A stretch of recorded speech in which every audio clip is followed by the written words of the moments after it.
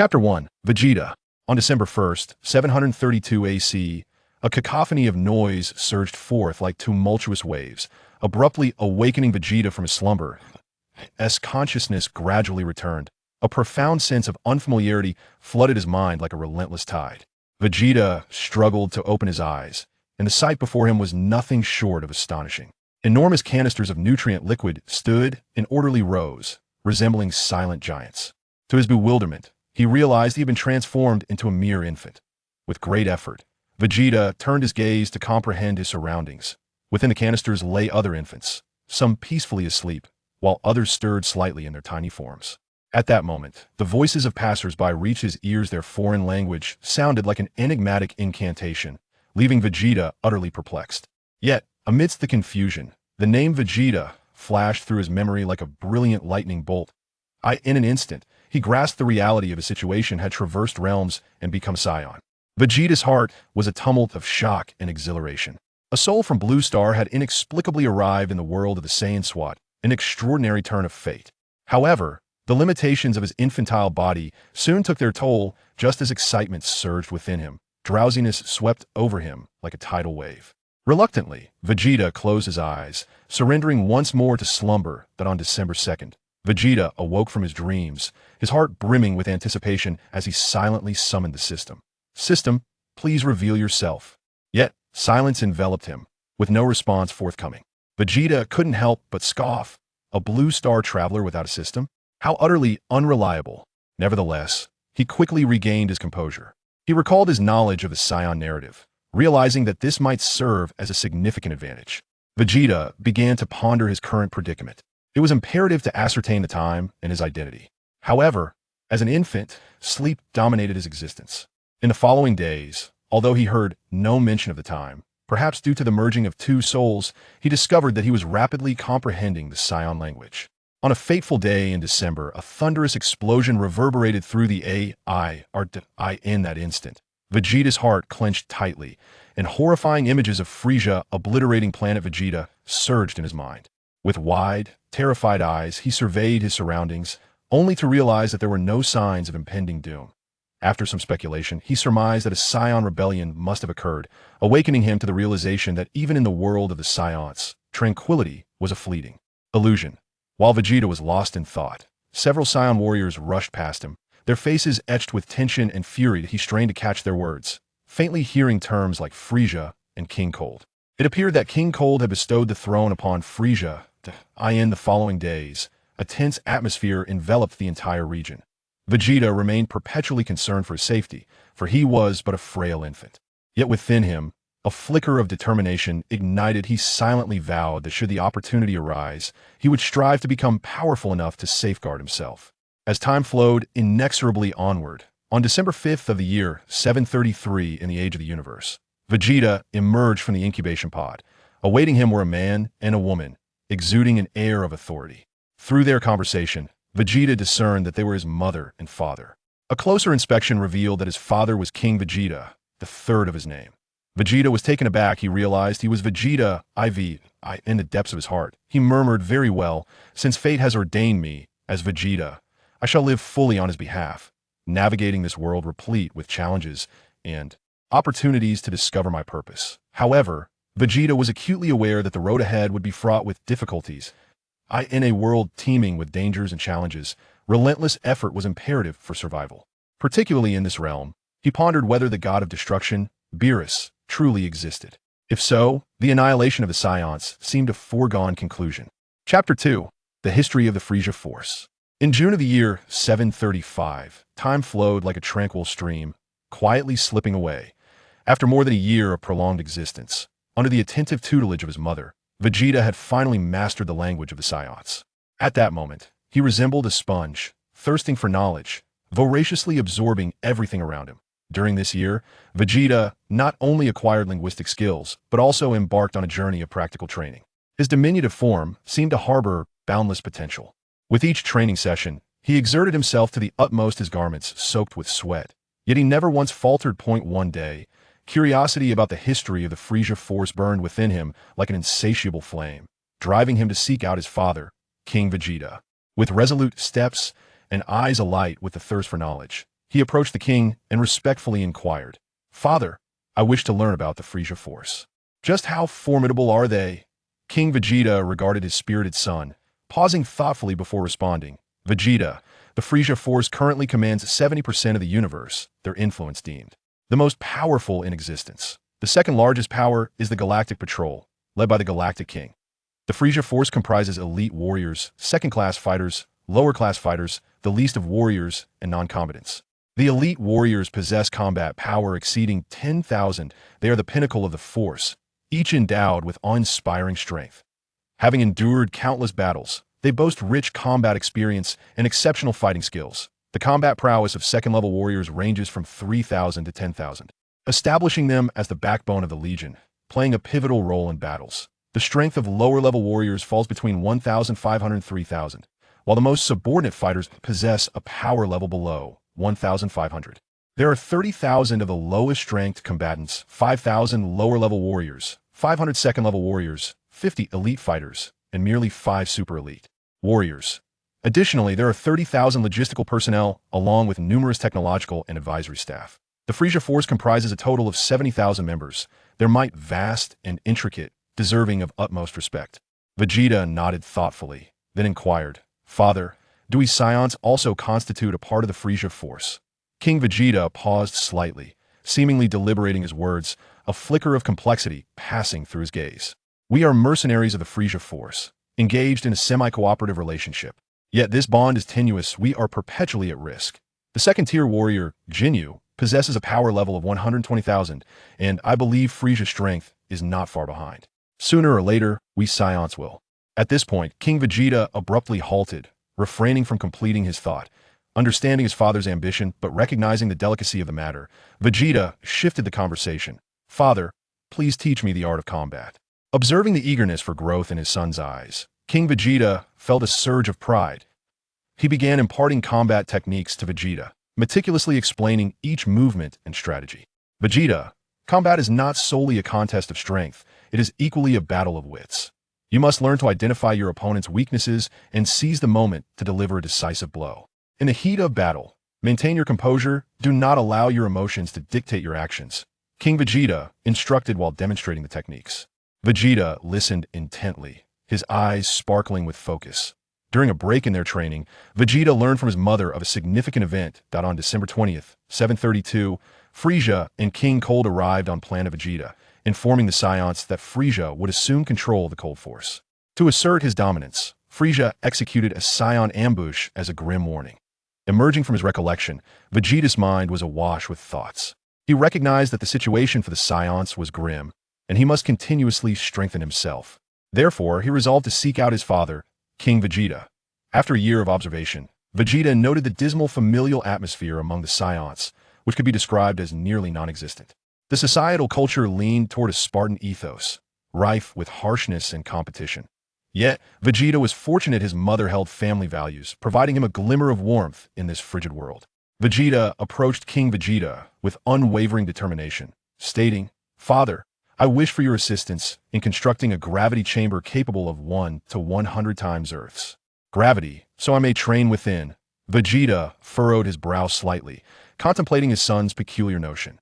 Nevertheless, he spoke calmly, "I shall arrange for it. However, you must diligently hone your combat skills.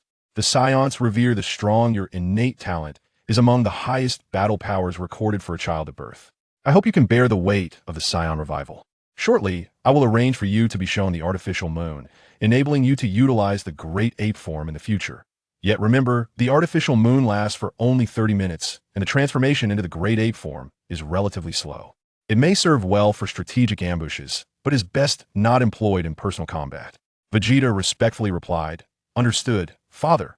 Subsequently, he absorbed his father's teachings on etiquette, strategy, tactics, and other essential aspects. Vegeta recognized that his journey was still lengthy, yet he brimmed with confidence. Chapter 3: Protons. On December 6th, 735 AD, planet Vegeta was shrouded in a solemn haze, as if obscured by the heavy veil of destiny. With resolute determination, Vegeta bid farewell to his mother. Eagerly, he scanned his surroundings, his heart brimming with anticipation for the appearance of King Vegeta. However, he was met only with a disheartening silence. Though a flicker of disappointment surged within him, he hesitated not for a moment, decisively boarding the Alpha spacecraft, racing towards the Frisia Force headquarters on Planet Cold.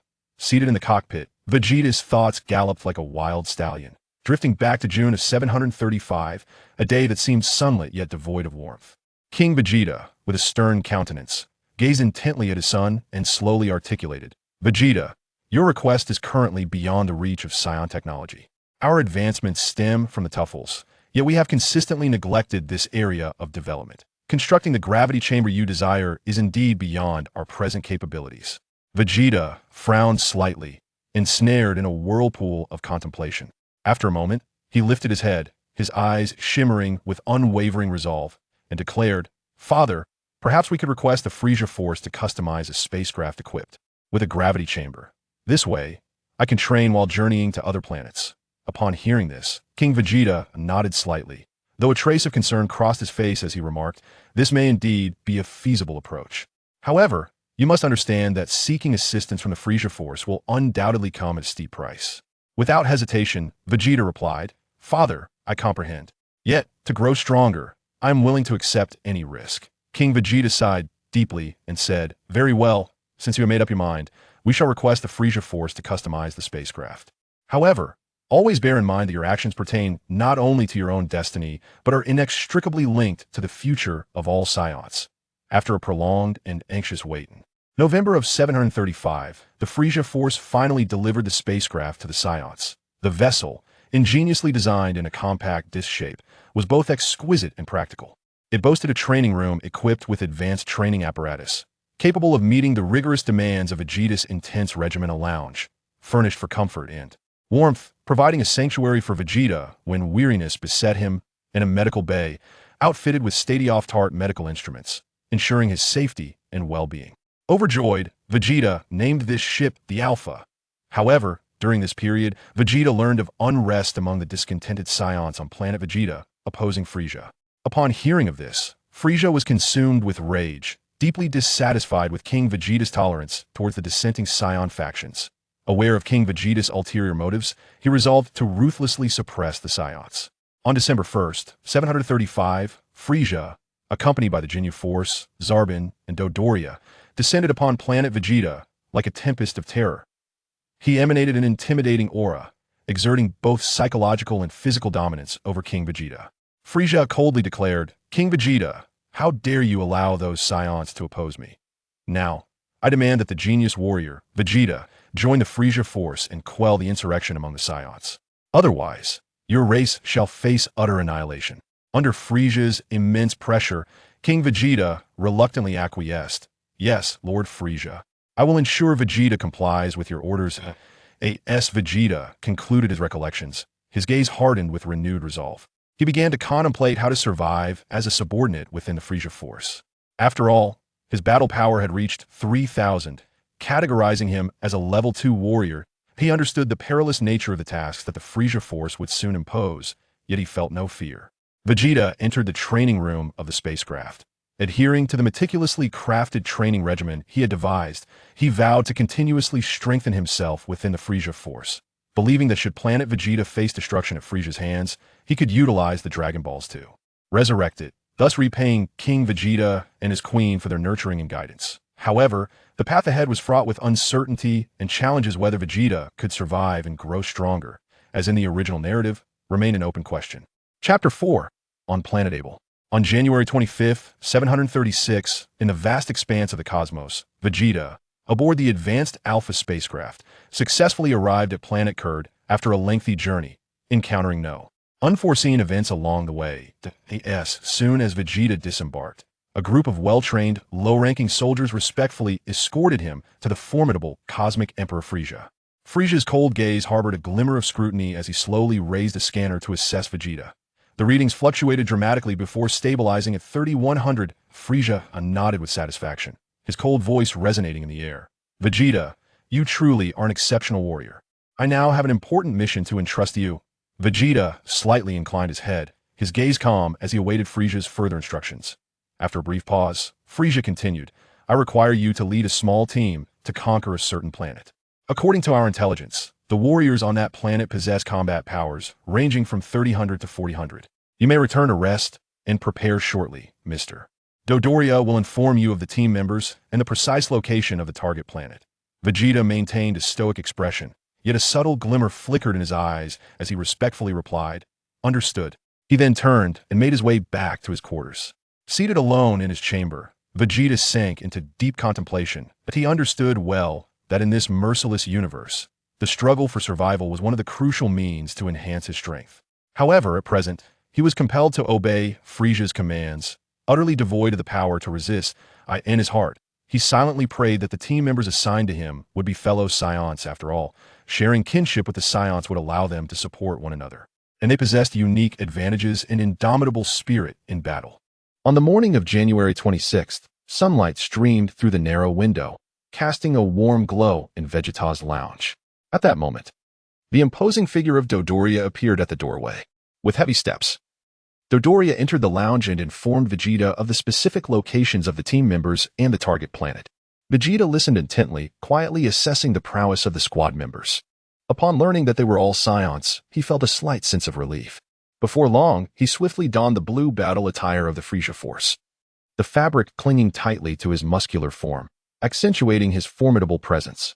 With resolute strides, he approached the rendezvous point to meet his team, utilizing his scouter. Vegeta gauged the combat abilities of his comrades. Naba, a robust Saiyan at the age of 24, possessed a combat power of 3,500 and was fervently eager for battle. Upon seeing Vegeta approach, excitement ignited in his eyes as he proclaimed, "Lord Vegeta, we shall undoubtedly follow you to victory." Tamek, aged 26, was agile and swift. Endowed with a calm demeanor and exceptional combat skills, boasting a power level of 3,800. He nodded slightly, indicating his determination to Vegeta. Polite, a 28-year-old with a stoic exterior, excelled in technological operations and had a combat power of 3,000. He stood silently to the side, his gaze reflecting intense focus. Lastly, Eggplant, at 33 years of age, was seasoned in battle with a formidable power level of 4,000. Vegeta ascended aboard the Alpha spacecraft, while Naba, Tamet, Polite, and Eggplant embarked on their respective Frisia battleships, collectively setting their course for the target planet, Abel. The anticipated duration of their voyage was a month. During this protracted journey, Vegeta meticulously crafted his training regimen. He resolved to dedicate 20 days to rigorous workouts within the gravity chamber, relentlessly pushing his limits to augment his combat prowess. As he sweated profusely in the gravity chamber, Vegeta contemplated that only through relentless self-improvement could he liberate himself from Frisia's dominion and achieve his true objectives. However, while Vegeta was engrossed in his training, the spacecraft encountered mysterious energy fluctuations that disrupted its systems. This formidable and enigmatic energy wave plunged the ship into chaos, compelling Vegeta and his companions to temporarily halt their training and devote their full attention to addressing this unforeseen crisis. After a tense period of diagnostics and repairs, they managed to stabilize the ship's systems. Yet, this incident illuminated the fact that their mission might be far more arduous than they had initially anticipated. In the time that remained, Vegeta opted to reduce the intensity of his workouts, striving to preserve ample time for rest and recuperation, thereby preparing himself for the imminent fierce battles. As the spacecraft gradually approached Abel, Vegeta and his team members readied themselves for combat. Their confidence was neither blind nor unfounded, but rather rooted in the combat capabilities and resolve inherent to Saiyans. Vegeta was imbued with determination, regardless of the obstacles that lay ahead. He was committed to fulfilling Frisia's directive, not solely for survival, but also in pursuit of a glimmer of hope amidst the harsh expanse of the cosmos. Nonetheless, he was acutely aware that this confrontation would spell disaster for the indigenous inhabitants of Abel, yet he found himself with no alternative, for even if he refrained from action, other combat units would inevitably arrive. He could only silently offer his apologies to the native people of this planet in his heart. Chapter 5. On the planet Abel on the night of February 24th, 736 in the age of the universe, amidst the vastness of space, several spacecraft descended upon the vicinity of Abel like phantoms. Following their plan, Vegeta, Naba, Tamet, Polite, and Eggplant successfully arrived at this enigmatic planet. With unparalleled finesse, they swiftly concealed their vessels in exceedingly obscure locations, seamlessly merging with the surrounding environment, leaving no trace, all in a bid to evade detection. Vegeta was the first to break the silence, his austere visage a tapestry of caution and authority. His voice resonated with a steady strength. Akin to a steadfast mountain, do not destroy the planet Able just yet. I shall ascertain the situation on that world. Frieza has not imposed a deadline. Vegeta was acutely aware of the paramount importance of this mission. As a prodigious young warrior among the Saiyans, he bore the significant responsibility of bringing glory to King Vegeta and the entire Saiyan race. Eggplant had long been familiar with Vegeta's reputation as a gifted young warrior. And coupled with his profound respect for King Vegeta, he readily acquiesced. We shall follow the directives of Lord Vegeta 4.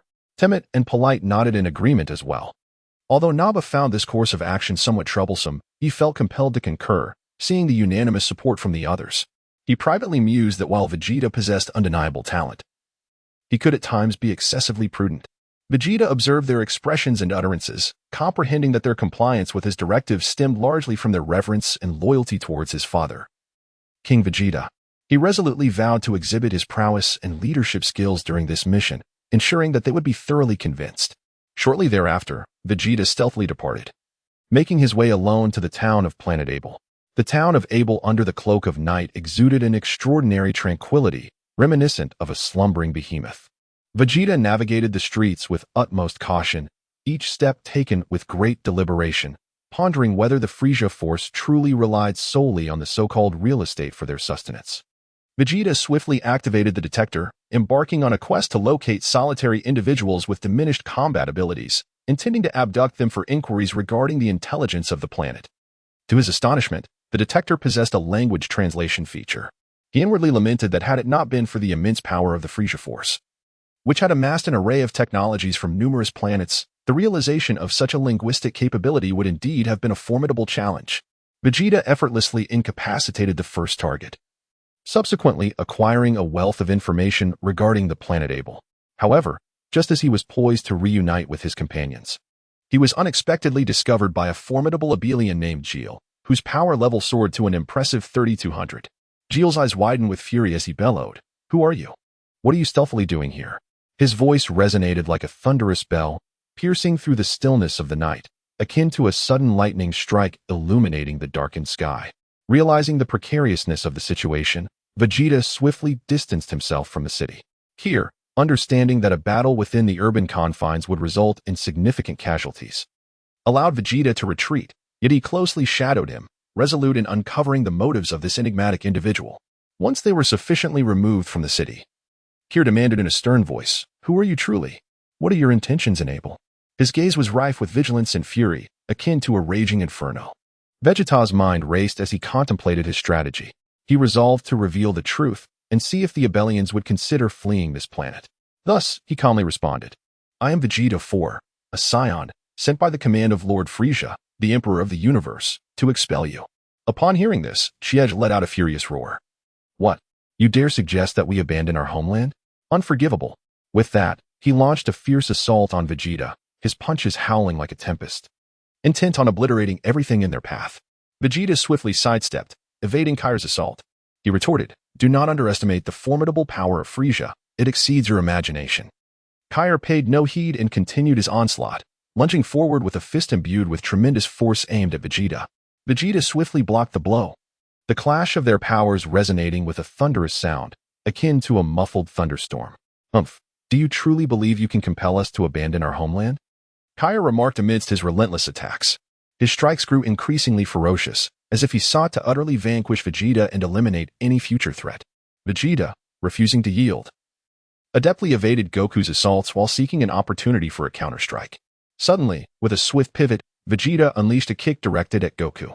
Goku, with remarkable reflexes, managed to block the attack with his arm, yet he was still forced back several paces. Once he regained his footing, Goku charged forward once more. His speed was astonishing, and in an instant, he stood before Vegeta. Caught off guard, Vegeta had no choice but to absorb the force of Goku's punch. The impact propelled Vegeta backward, a trickle of crimson escaping from the corner of his mouth. "It appears you are not as formidable as I had anticipated," Goku proclaimed with a sense of triumph. Vegeta wiped the blood from the corner of his mouth, his gaze revealing unwavering determination. He declared, "There are many Saiyans stronger than I. I advise you to flee this planet." In a moment of panic, Goku seized the opportunity to launch his attack. With remarkable speed, he delivered a punch to Goku's abdomen, causing him to double over in pain. Vegeta followed up with a powerful kick, sending Goku sprawling to the ground. However, Goku did not surrender easily. He swiftly rose to his feet and launched another assault on Vegeta. The two adversaries exchanged blows in a fierce clash, their battle escalating to a fevered intensity, akin to two ferocious beasts engaged in a life-and-death struggle. Vegeta discovered that GYL's resilience was formidable, making it exceedingly difficult to defeat him in a single blow. Consequently, he resolved to alter his strategy. Intentionally exposing a vulnerability, he lured GYL into launching an attack. GYL, indeed, fell for the ruse and unleashed a full-force assault on Vegeta. Seizing the opportunity, Vegeta swiftly dodged and delivered a powerful kick to GYL's back. GYL was once again sent crashing to the ground, this time sustaining significant injuries. Just as Vegeta prepared to distance himself from the scene, GYL suddenly erupted with a surge of immense power, rising to his feet once more. His eyes brimmed with an indomitable spirit and fury, as if he were determined to fight Vegeta to the bitter end. Vegeta was taken aback, for he had not anticipated that Gear possessed such formidable power. Once more, they engaged in a fierce battle, their strengths colliding with such intensity that the very air around them seemed to ignite. After an arduous confrontation, Vegeta ultimately succeeded in bringing Gear to the ground once more. This time, Gear lacked the strength to rise again. Seizing the opportunity, Vegeta swiftly distanced himself from the battlefield. After utilizing his scouter to confirm that no Abelites were in pursuit, he promptly returned to the concealed location where Eggplant and the others were hiding. Vegeta spoke with a somber expression, remarking, "The Abelites possess certain commendable qualities in battle. The technology on this planet is relatively advanced." However, he hesitated, as if contemplating a matter of profound significance. He then shifted the conversation, stating, "The full moon on this planet has long since passed. Under such unfavorable circumstances, we must resort to artificial full moons. Caution is imperative in our engagements here." Eggplant, observing Vegeta's prowess through the scanner, expressed deep admiration for his combat abilities. He respectfully declared, "Lord Vegeta 4, none of us possess the capability to create an artificial full moon. When the moment is right, you may utilize it immediately." Vegeta nodded slightly and declared, "Very well, we shall rest for a day, and tomorrow night we will commence our attack." His eyes revealed a blend of sorrow and determination. Nappa, Namek, and Polite eagerly rubbed their fists together, each yearning for battle. Chapter 6. Beneath the planet Abel on the morning of February 25, 736 AD. Within the grand palace of planet Abel, Gear, after hastily tending to his wounds, bore a countenance as heavy as lead. He lowered his gaze and spoke in a grave tone to King Abel, recounting the harrowing clash with the Saiyans from the previous day. "Your Majesty, the Saiyans possess immense power, particularly that one who appears as a mere child. His strength rivals my own. Moreover, he has informed me that our planet is under the scrutiny of Frisia." King Abel's brow furrowed in deep concern, his thoughts drifting back to the moment when Frisia's troops demanded the evacuation of their homeland, a demand he had resolutely rejected. Now, fully aware of the gravity of the impending crisis, he paced restlessly before his throne, like a caged beast in turmoil. After a moment of contemplation, he swiftly devised a dual strategy. With resolute eyes, he addressed Gear, saying, "Gear, you and Sitter are to lead the elite children and scientists aboard the advanced spaceship Hope to escape this planet, preserving the spark of our Abelian future." Gear was momentarily taken aback, but quickly nodded with determination. "Rest assured, Your Majesty, I shall not fail in my mission." King Abel then issued another command. "Furthermore, urgently assemble 15 elite warriors among our kin with combat power exceeding 3,000. We must exert all efforts to thwart the Saiyan incursion." As the night draped its mysterious veil over planet Abel, the air was thick with tension, palpable enough to be severed by a keen blade. Vegeta, Nappa, Namek, Polite, and Eggplant moved like leopards poised to pounce, their hearts aflame with the fervor and resolve of battle. They set forth silently, their scanners sharp as the keen eyes of a falcon, tools in their quest to locate the formidable warriors of Abel, as a brutal decapitation mission loomed ahead. Before long, Polite's scanner responded first, his voice laced with tension and tremor. "Lord Vegeta, Abel has 15 second-tier warriors concentrated together. It appears we must engage them head-on. I suggest we deploy the artificial moon early." Vegeta's gaze sharpened, as piercing as a cold star, and he decisively commanded, "I will activate it now. You all protect me." The others immediately complied, their focus unwavering as they remained alert to their surroundings, akin to a pack of vigilant wolves. Meanwhile, King Abel, Having detected 5 powerful energy signatures through his scanner, surmised they must belong to the Saiyans. Observing the positions displayed on the device, he resolved instantly. The Saiyans are currently stationary, and their location is right in the desolate zone. We shall set out at once. Vegeta swiftly crafted an artificial moon and gazed up at the resplendent full moon, his fighting spirit igniting like an unquenchable flame. At that moment, King Abel, accompanied by 15 second-tier warriors, surged forth like a tempest. In an instant, Vegeta transformed into his great ape form, his colossal figure resembling a moving mountain, exuding a formidable aura that made the earth tremble beneath him. Without hesitation, he launched a ferocious assault on the Abelians, his massive fists crashing down upon them with the force of a thundering hammer. King Abel was well aware of the Saiyans' ability to transform into great apes. Yet he noted with alarm that it was not a full moon at this time. Observing keenly, he soon discovered that the other Saiyans were also gradually shifting into their great ape forms. Realizing the dire situation, he turned to his warriors and commanded, "They are utilizing the artificial full moon to transform. We must prevent their metamorphosis." He immediately ordered the others to intercept the remaining 4 Saiyans' transformations while he feigned an attack on the transforming Vegeta, intending to seize the opportunity to obliterate the full moon.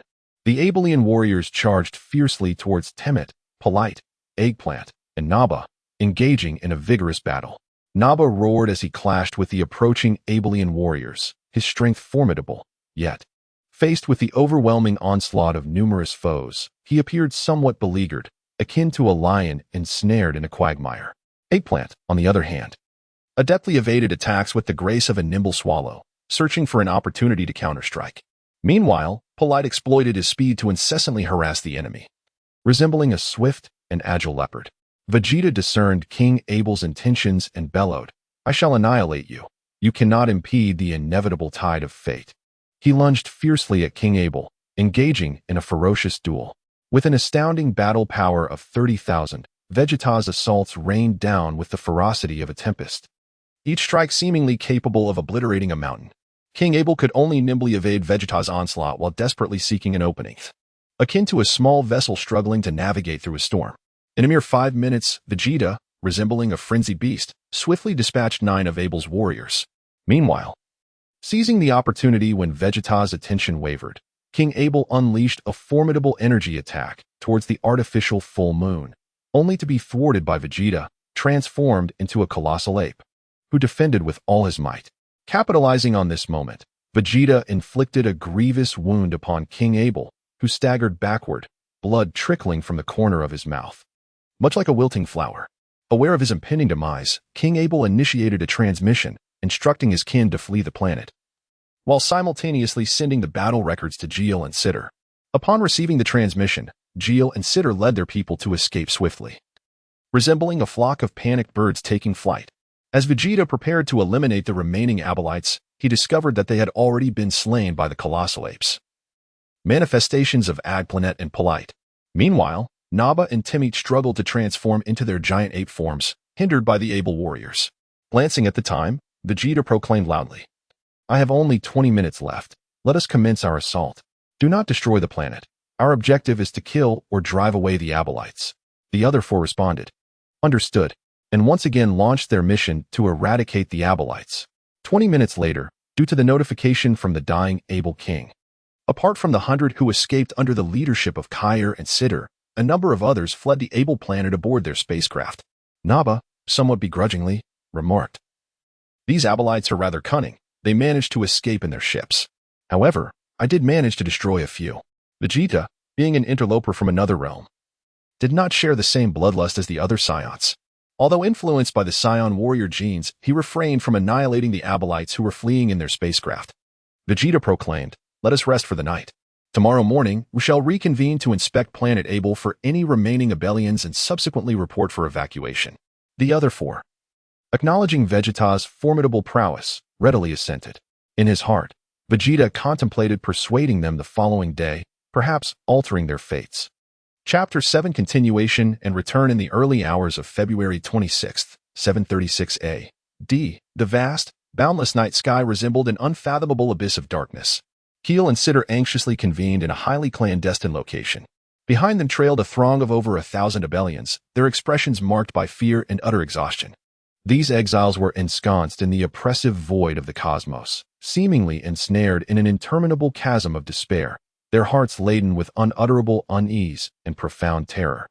Keel's visage was as cold as ice, yet his gaze emanated unwavering resolve and composed tranquility. He stood tall, akin to an indomitable stone pillar, and bellowed, "My kin, do not despair. Since the Frisia force covets our homeland, they shall not annihilate us entirely.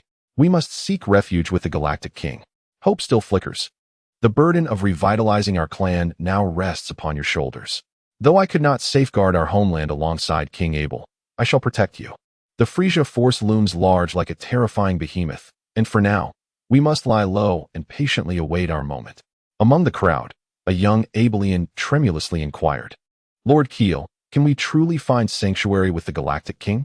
His eyes were filled with confusion and worry, desperately searching for a glimmer of light amid the encroaching darkness. Keel replied with steadfast conviction, "We must trust in the Galactic King's mercy and justice.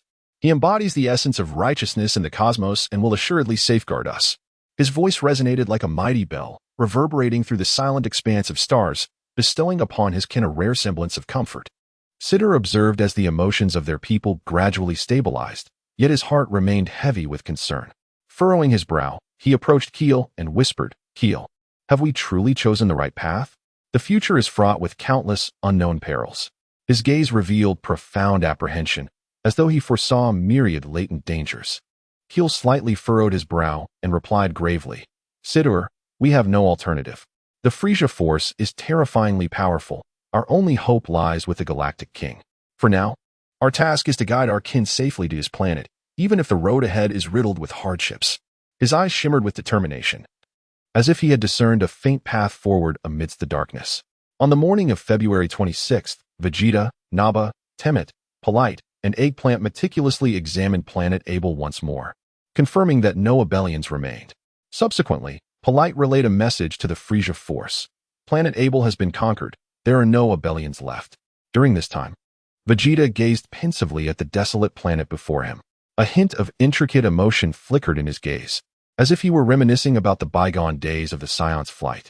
Naba furrowed his brow and remarked discontentedly, "Lord Vegeta, your heart seems excessively tender. These fugitives may very well become a significant nuisance for us in the future." Vegeta cast a cold glance at Naba and remarked, "Naba, we Saiyans have also experienced the plight of fleeing. We should empathize with their situation." Subsequently, Vegeta, Naba, Temet, Polite, and Eggplant began their journey back to the headquarters of the Frisia force on planet Kurt. They returned in their respective spaceships, leaving behind brilliant trails in the vast cosmos. On March 18th, 736 AE, after a long and perilous journey, Chiera and Sitter led the able people to the realm of the Galactic King, clad in resplendent attire. The Galactic King appeared as a noble sovereign, welcoming them with a warm smile. His towering presence exuded an air of authority, akin to an indomitable fortress, instilling a profound sense of security. The Galactic King spoke with a steady and commanding voice, "People of Abel, do not fear. You have arrived here, and I shall extend my assistance. I am aware of your tribulations. We have heard of the tyrannical actions of the Frisia force." Chiera stepped forward and respectfully expressed, "We are grateful for the kindness of the Galactic King. The able people will surely remember your grace." His eyes shimmered with gratitude and reverence, as if pledging his loyalty to the Galactic King. The Galactic King nodded slightly and replied, "I also hope the able people will join the Galactic Patrol to help maintain peace within the universe." A glimmer of anticipation shone in his gaze, as if he were concerned for the future of the cosmos.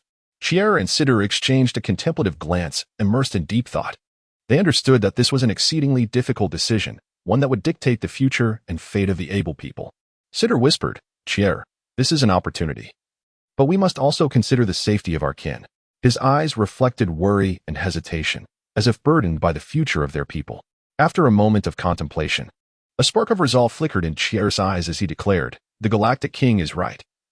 Only by growing stronger can we prevent the tragedy of Planet Abel from recurring and repay the Galactic King's aid. I have decided to join the Galactic Patrol." His gaze was filled with determination and courage, as if he were fighting tirelessly for the future of the able people. Sitter nodded in agreement, saying, "Very well. I will remain here to protect the safety of our kin. We must strive for the future of the able people." His eyes radiated steadfastness and loyalty, as if silently guarding the future of their race. Chapter 8. Chio-E at the end of March, 736 AE. In the profound depths of the boundless universe, Vegeta, Nappa, Timid, Polite, and Eggplant, each aboard their own spacecraft, soared like dazzling meteors, racing toward planet Kurd, the headquarters of the Frisia Force, amidst the brilliant starlight. Their figures shimmered in the dark, enigmatic cosmos, as if bearing the weight of an immense mission and boundless expectations. Vegeta, aboard the Alpha spaceship, embarked on a long and solitary journey.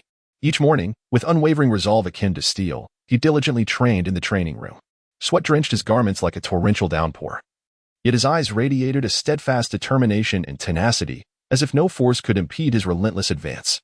During the remainder of his time, he either rested to recalibrate his state of being, gathering strength for the challenges ahead, or immersed himself in the vast information channels of the Frisia Force, striving to comprehensively uncover the myriad mysteries of the Dragon Ball universe. Vegeta conducted a profound analysis of the battle on the planet Abel. Firstly, there was a conspicuous absence of powerful energy waves during the confrontation, which undoubtedly constituted a critical weakness. Upon returning, it is imperative to dedicate oneself to their development in order to enhance one's offensive capabilities. Otherwise, one will inevitably find oneself in dire straits amid the perilous battles that lie ahead. Secondly, there exists a deficiency in practical combat experience, akin to a bomb poised to detonate at any moment. Upon returning, rigorous real combat training with Eggplant is essential to continually refine one's fighting skills. Only through such an endeavor can one hope to survive life and death confrontations. Lastly, the mastery of Ki application remains insufficient. Vegeta reminisced about the depiction of Ki in the original narrative, where it is portrayed as a vital life energy that resides within all living beings. This energy can be sensed, controlled, and harnessed, serving as the foundation for combat and the manifestation of extraordinary abilities. It enables energy assaults and enhances physical prowess, augmenting offensive power, stamina, speed, endurance, and defense. Drawing inspiration from the original tale of Master Roshi's training of Goku, Vegeta resolved to refine his mastery of Ki in advance, preparing himself thoroughly for the impending battles fraught with uncertainty and peril. On the morning of March 31st, Vegeta and his companions finally arrived at the planet Kuldur. Their spacecraft descended gently at the planet's port, amidst a scene bustling with urgency and tension. As they disembarked, a hint of fatigue adorned their faces. Yet their eyes betrayed a mixture of relief and vigilance, indicative of having accomplished their mission. After organizing their gear, they approached Dodoria with a sense of anxious anticipation to deliver a detailed report on their undertaking. Dodoria, towering and stern in demeanor, resembled an immovable mountain. He listened intently to Vegeta and his team's account, the atmosphere thick with tension. Upon hearing of their successful conquest of planet Abel, he nodded slightly, a mere gesture that seemed to illuminate a glimmer of hope for all present. Once the report concluded, Dodoria cleared his throat, his voice resonating like distant thunder. Vegeta, Nappa, Timma, Porrut, and Eggplant, your mission has been commendably executed. However, this is merely the beginning. You shall rest for a period, after which you will be under the guidance of the elite warrior, Chio-E. Tomorrow, you will meet with him. Vegeta, Nappa, Timite, Polite, and Eggplant responded in unison, yes. Vegeta pondered inwardly, surprised to learn that Chio-E's combat power exceeded 10,000. He resolved to closely observe Chio-E's abilities the following day and to discreetly gather information about him, as this individual could potentially become a formidable rival in the future. Amassing intelligence would certainly grant him an advantage in upcoming competitions. Polite leaned closer to Vegeta and whispered, Lord Vegeta, it is said that Chio-E possesses a combat power of 12,000. He is indeed one of the more promising and accomplished elite warriors. Vegeta inclined his head slightly and remarked, thank you for your reminder. Tomorrow, we shall proceed with caution and fulfill our duties within the Frisia Force. However, we must not rely entirely on others. We must continuously enhance our own strength, for we are Saiyans, and the glory and future of the Saiyans rest firmly in our hands. Nappa, Timid, Polite, and Eggplant responded affirmatively, their voices imbued with determination, deeply resonating with the essence of Saiyan culture. Chapter 9. Chio-E on the morning of April 1st, 736 in the Age of the Gods. The sun struggled to penetrate the thin clouds, casting its light upon the surface of planet Cooled. Yet, it seemed hindered by an invisible force, unable to disperse the palpable tension that hung in the air. Vegeta, Nappa, Timid, Polite, An eggplant advanced with resolute yet somewhat heavy steps along the path to meet Chioi. Each stride they took bore the weight of immense pressure, as though they were trudging along an uncertain road of fate. Upon reaching their destination, Vegeta's stern visage revealed no trace of fear. Instead, it exuded an air of haughty dominance. He unceremoniously initiated the greeting, his voice steady and powerful, infused with the characteristic pride of a Saiyan, as if to shatter the stifling atmosphere. "Greetings, Mr. Chioi. I am Vegeta, the prodigious warrior among the Saiyans. These individuals are Naba, timid, polite, and eggplant." As he introduced his companions, Vegeta's gaze remained fixed on Chioi, his eyes sharp as a hawk's, striving to glean vital information from the minutiae of Chioi's expressions. However, Chioi's contempt for the Saiyans stood like an impenetrable wall, evident and suffocating. He raised his chin slightly, a hint of disdain flickering in his eyes like a sharp blade, instantly piercing the hearts of Vegeta and his companions, especially when facing the so-called strongest, Vegeta 3. Chioi's indifference was palpable. After all, this so-called strongest warrior possessed a mere battle power of 10,000. Chioi mused internally. Saiyans, mere pawns at the mercy of Lord Frieza. They may possess some combat prowess, yet before me, they are utterly insignificant. With an attitude steeped in arrogance, Chioi coldly declared, "From this day forth, you may address me as captain. In the brief time ahead, I will be responsible for managing your lot. I shall convey the various directives issued by Lord Frieza, and my demands are quite simple. As long as you execute each command proficiently, that will suffice. Currently, our small squad has no immediate tasks to undertake. So during this period, you are free to arrange your time as you see fit. You may choose to rest, relax, or engage in routine training activities, among other options." Having spoken, Chioi turned away without a backward glance, his resolute silhouette seemingly proclaiming his disdain and disregard for the Saiyans. Only Vegeta and his companions stood in place, exchanging glances, their hearts awash with a tide of disappointment and anger. Witnessing this scene, the once hopeful Vegeta and his comrades felt a profound sense of disillusionment, even despair. Naba furrowed his brow and remarked with discontent, "This Chioi is exceedingly arrogant, completely disregarding us." His fists clenched slightly, an uncontrollable fury surging within him, as if it could erupt at any moment. Tamret echoed his sentiments. "Indeed, he seems to perceive us as weak. We Saiyans are not so easily trifled with." A defiant spark flickered in his eyes, embodying the stubbornness and resistance born from disdain. Polite expressed his concerns. "I wonder what kind of tasks we will face under his leadership. I hope they are not too arduous, otherwise we might find ourselves in a predicament." His brow was tightly knitted, anxiety filling his heart, as though he envisioned a future fraught with challenges and obstacles. Eggplanty reassured, "Everyone, do not fret too much. We must focus on our own strengths. Lord Vegeta will undoubtedly guide us through various challenges." His gaze was steadfast as he looked at Vegeta, imbued with trust yet tinged with a hint of apprehension. However, since there was indeed nothing to occupy their time, they could only comply with Chioi's directive to return to the lounge. Upon returning to the lounge, Vegeta did not squander his time idly like the others. He swiftly devised a rigorous and comprehensive training regimen for himself. Every morning, he immersed himself wholeheartedly in foundational physical training with weights. Sweat poured down like a torrential rain, soaking his garments, yet he remained undeterred, relentlessly persisting in his training. Each lift, each sprint, marked a step toward greater strength, every stride imbued with unwavering resolve and determination. In the afternoons, he engaged in fierce combat practice with the formidable Eggplanty. Vegeta aimed to continuously refine his combat skills and enhance his adaptability in unexpected situations, while also mastering the utilization of ki. He understood that in this perilous universe, only by relentlessly enhancing his prowess could he survive and realize his dreams. Chapter 10. Homecoming to Planet Vegeta, December 4th, 736 AC. The sun struggled to penetrate the atmosphere, as thin as gossamer, casting its faint yet hopeful rays upon the vast, seemingly endless expanse of Planet Vegeta. That subtle warmth, at once elusive and tangible, seemed poised to dissipate into nothingness, akin to a flickering candle in the wind, fragile and ethereal. At this moment, Vegeta sat quietly inside the Alpha spacecraft, his gaze profound as the limitless abyss of the cosmos, shrouded in mystery and allure. His thoughts inevitably drifted back to the long and challenging 8 months that had passed. The tapestry of memories unfurling in his mind, each image as vivid as a resplendent star. Vegeta narrowed his eyes slightly, vividly recalling the 2 missions to conquer planets. In those intense battles, he and his comrades worked in unison, like intricately linked gears, collectively fending off the enemy's frenzied assaults.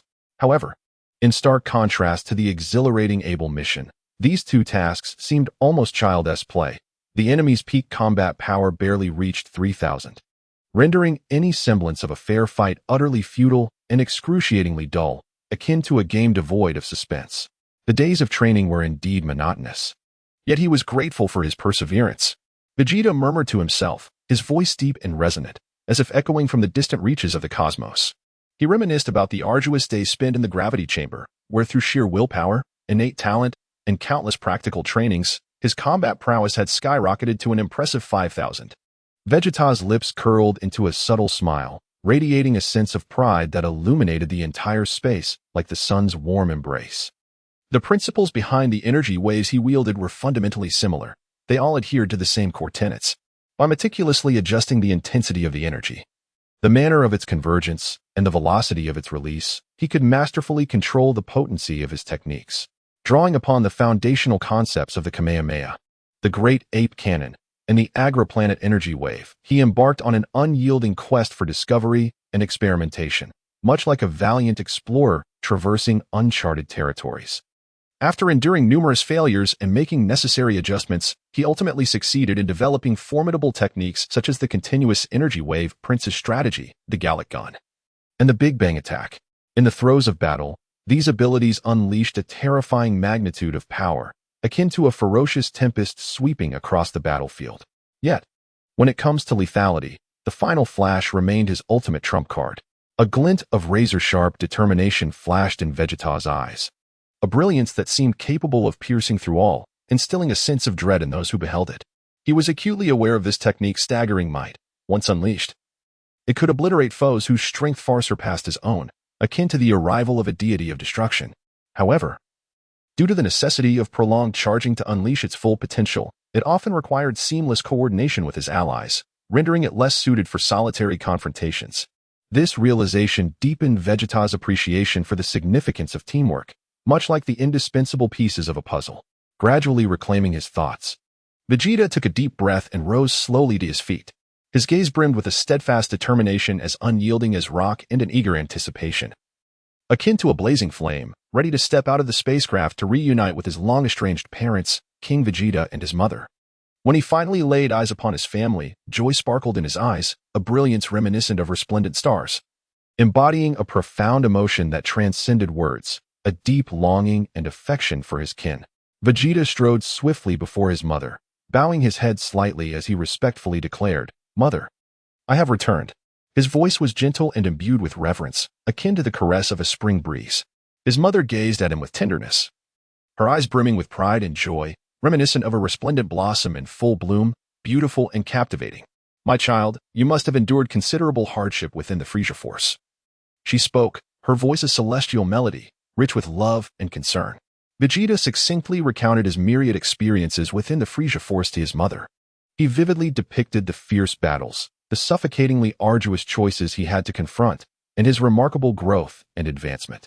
He conveyed to her that this brief holiday spanned merely 3 days, yet he would cherish this invaluable time, dedicating himself to his family, as one would safeguard the most precious of treasures.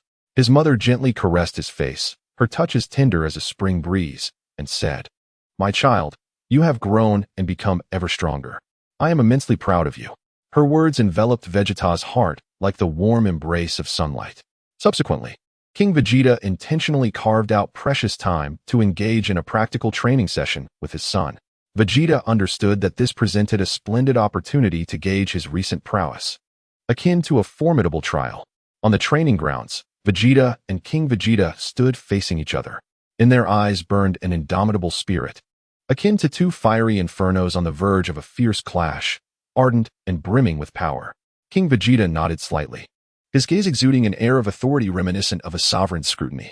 "Vegeta, let me witness your progress," he declared, his voice steady and powerful, brimming with anticipation. Vegeta's entire body was taut with muscle, and an immense surge of energy coursed within him, akin to a volcano on the brink of eruption, brimming with formidable strength. In an instant, he shot forth like a cannonball, racing with astonishing speed, his figure as swift as lightning, and in the blink of an eye, He had closed in on King Vegeta. Simultaneously, Vegeta unleashed a powerful right punch, imbued with the force of thunder and accompanied by a piercing whistle. Striking fiercely towards King Vegeta, this punch possessed an incredible ferocity, as if it sought to rend the very fabric of space, instilling a sense of dread in all who beheld it. In the face of such a ferocious assault, King Vegeta remained remarkably composed. A glimmer of cold light flickered in his profound gaze, reminiscent of the most brilliant star in the night sky.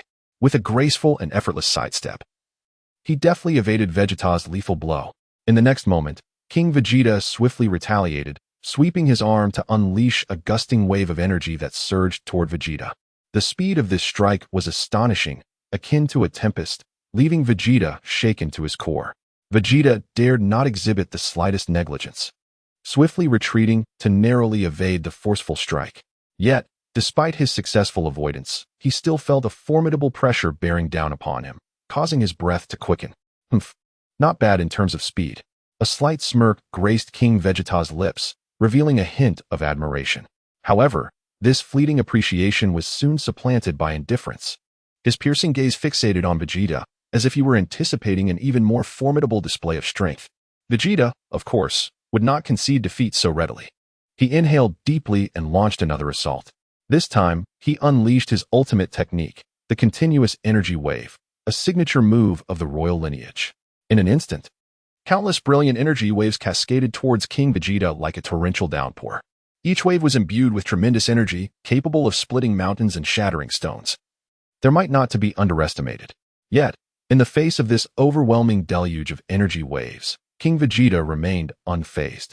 He gently raised both hands, and a transparent energy shield materialized before him. This shield resembled an impregnable fortress wall, repelling all incoming energy waves and preventing any harm from befalling him. Is this all you can muster? King Vegeta scoffed, his tone dripping with disdain and provocation. His piercing gaze was firmly fixed on Vegeta, as if to convey the message. If this is the extent of your power, then this battle will undoubtedly conclude without suspense. Vegeta's gaze turned icy as he began to gather energy, preparing to unleash the Gallic gun.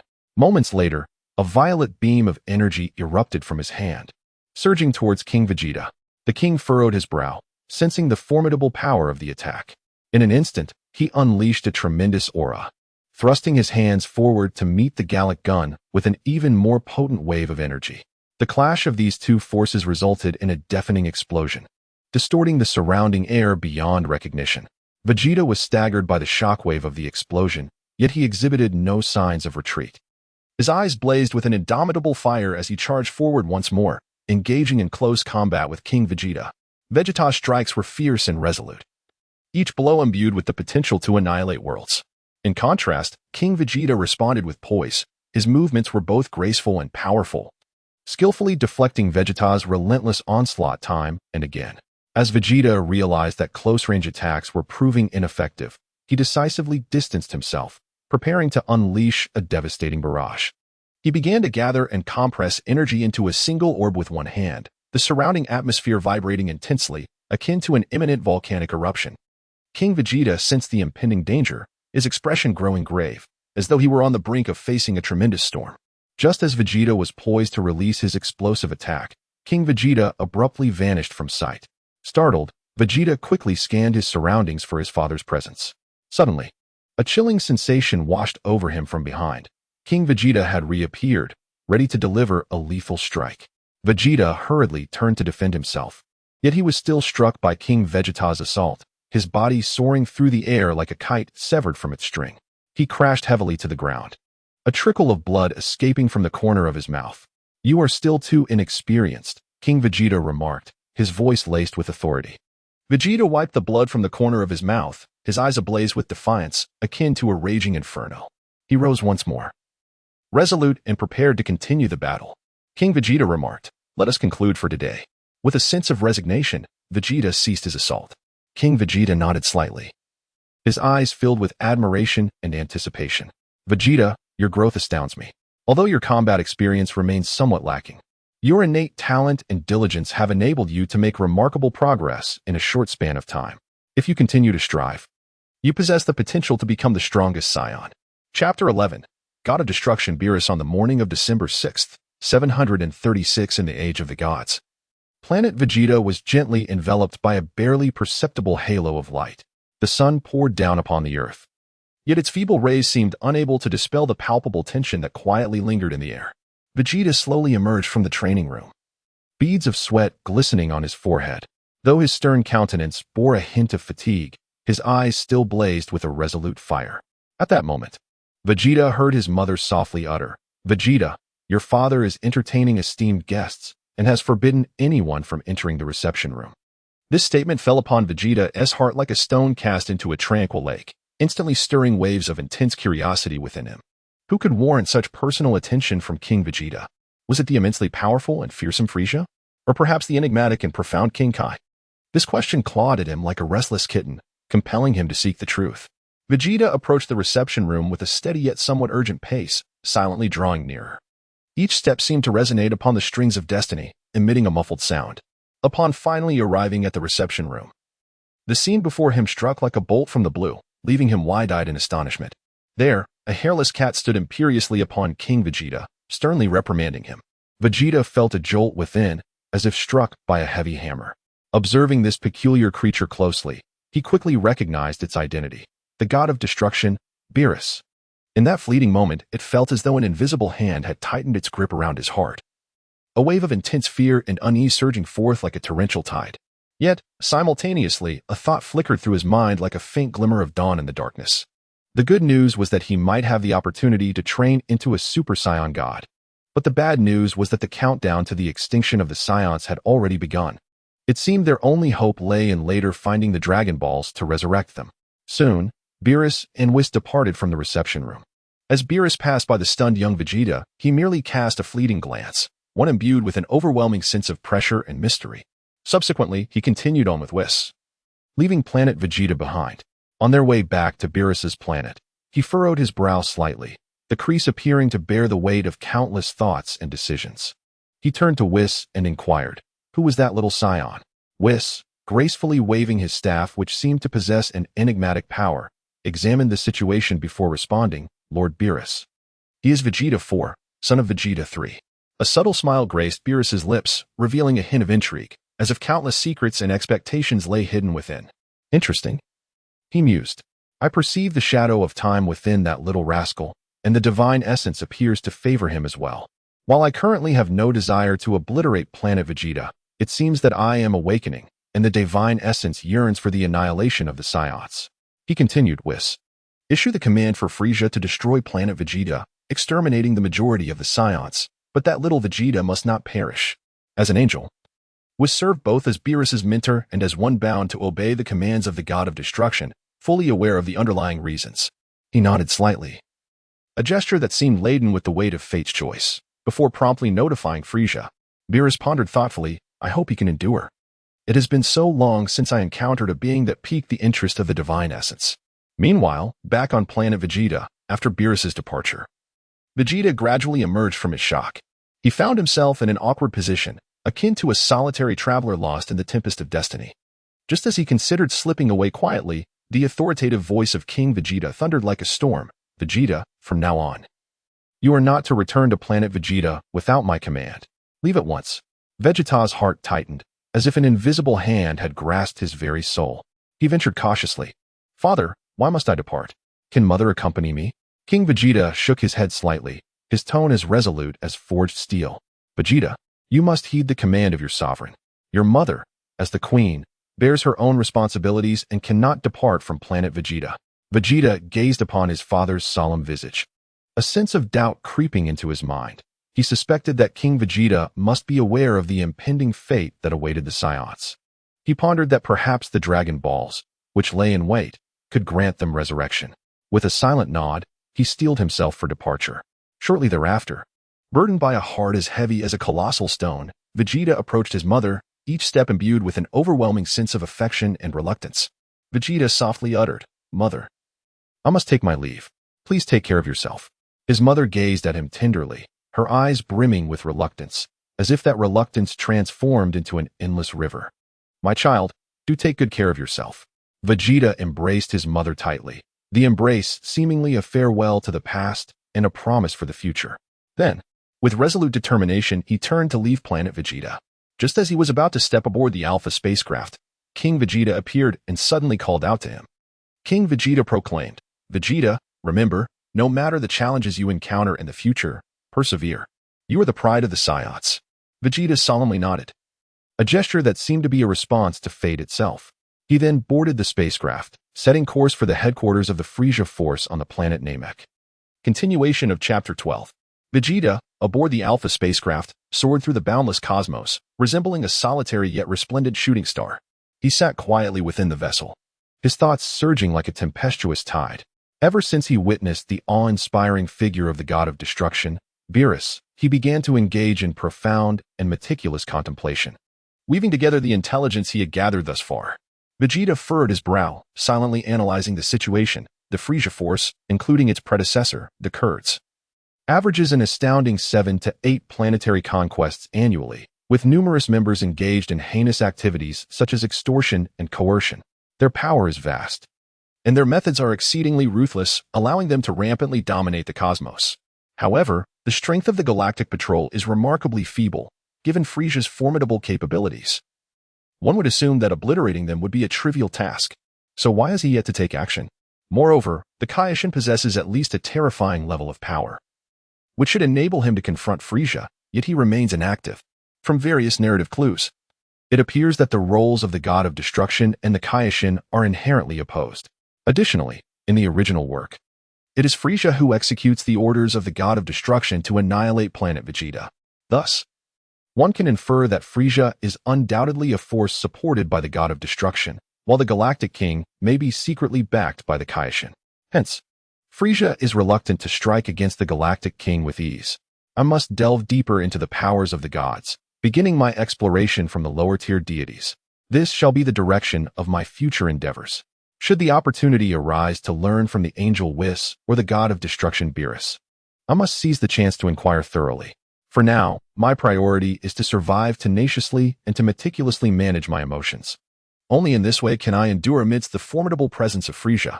King Vegeta watched with a heavy heart as his son, Vegeta 4, departed. Filled with a profound sense of nostalgia and deep concern, resolutely, he convened a meeting of the Saiyan elite. Within the spacious conference room, over 80 mid-tier warriors awaited the arrival of King Vegeta in solemn silence. King Vegeta entered the conference room with a steady and resolute stride, stating candidly, "Esteemed Saiyan warriors, since our people journeyed from our distant homeland to planet Vegeta, we have successfully averted the impending extinction of our race and have seen it flourish. Now, it is imperative that we subject our young ones to rigorous trials, thereby fortifying our Saiyan lineage once more. Shortly, I shall confer with Frieza to arrange suitable missions for the children. You must all be prepared." A Saiyan elite warrior stepped forward, proclaiming loudly, "Your Majesty, this decision is most sagacious. It is through relentless combat and growth that we can establish our place in this unforgiving universe." Another elite warrior quickly echoed, "Indeed, Your Majesty. Our children must hone their skills in fierce battles to become true Saiyan warriors." The remaining Saiyans nodded in agreement, unanimously endorsing King Vegeta's resolution. They understood that in a cosmos fraught with ceaseless challenges, the Saiyans must continually grow stronger to grasp any semblance of survival. Amidst this, Bardock found himself ensnared in profound contemplation. A sense of unease stirred within him as he pondered. What could have compelled King Vegeta to make such a decision? Is he truly prepared to confront Frieza head-on? Should we face defeat, would we still be able to safeguard a portion of our kin? It appears that it may be time for the newly born Kakarot to depart from planet Vegeta, along with Raditz. Bardock was filled with trepidation, acutely aware that this decision bore significant implications for the future of the Saiyan race. He thought to himself, "I cannot remain passive. I must strategize for the future of our children. Yet, I cannot overtly defy the king's orders. I must seek clandestine opportunities to facilitate their departure from planet Vegeta." In the depths of his mind, King Vegeta pondered, even if the god of destruction were to annihilate planet Vegeta in the future, as long as the children could be preserved, the Saiyans would still possess a glimmer of hope for survival. I must prepare meticulously for the continuation of our lineage. On the planet Kurd, within the resplendent and majestic palace, Frieza sat upon his magnificent throne, intently scrutinizing the information regarding his legions, racking his brain on how to further expand their might. His eyes gleamed with ambition and avarice, an insatiable yearning for immense profit consuming him. At that moment, The angel whiz appeared before him like a specter. Frieza promptly rose, expressing profound respect as he said, "Greetings, esteemed angel. What commands do you have for me?" Whis, with elegant grace, waved his staff and spoke slowly. "You have performed admirably. Lord Beerus holds you in high regard." However, during a meal with the Saiyans, Lord Beerus was greatly displeased and has decided to obliterate planet Vegeta, intending to eradicate the majority of Saiyans as a cautionary measure. Yet, there exists a rather intriguing 4-year-old Saiyan who has piqued Lord Beerus's curiosity, prompting the decision to spare his life. "I hope you will execute this task with diligence." Frieza nodded eagerly, affirming, "I shall fulfill this mission to perfection. Rest assured, Lord Beerus." He then added, "Esteemed angel, I have prepared some delectable delicacies for you to take back." Frieza inwardly mused. Fortuitously, my father and I aligned ourselves with the god of destruction. Otherwise, I too might have been eliminated for some unfathomable reason. As for the Saiyan child that Beerus wishes to preserve, it appears I must devise a clever strategy. This matter requires utmost caution, with no room for error. Soon, Whis returned to the realm of the god of destruction, carrying Frieza's offerings.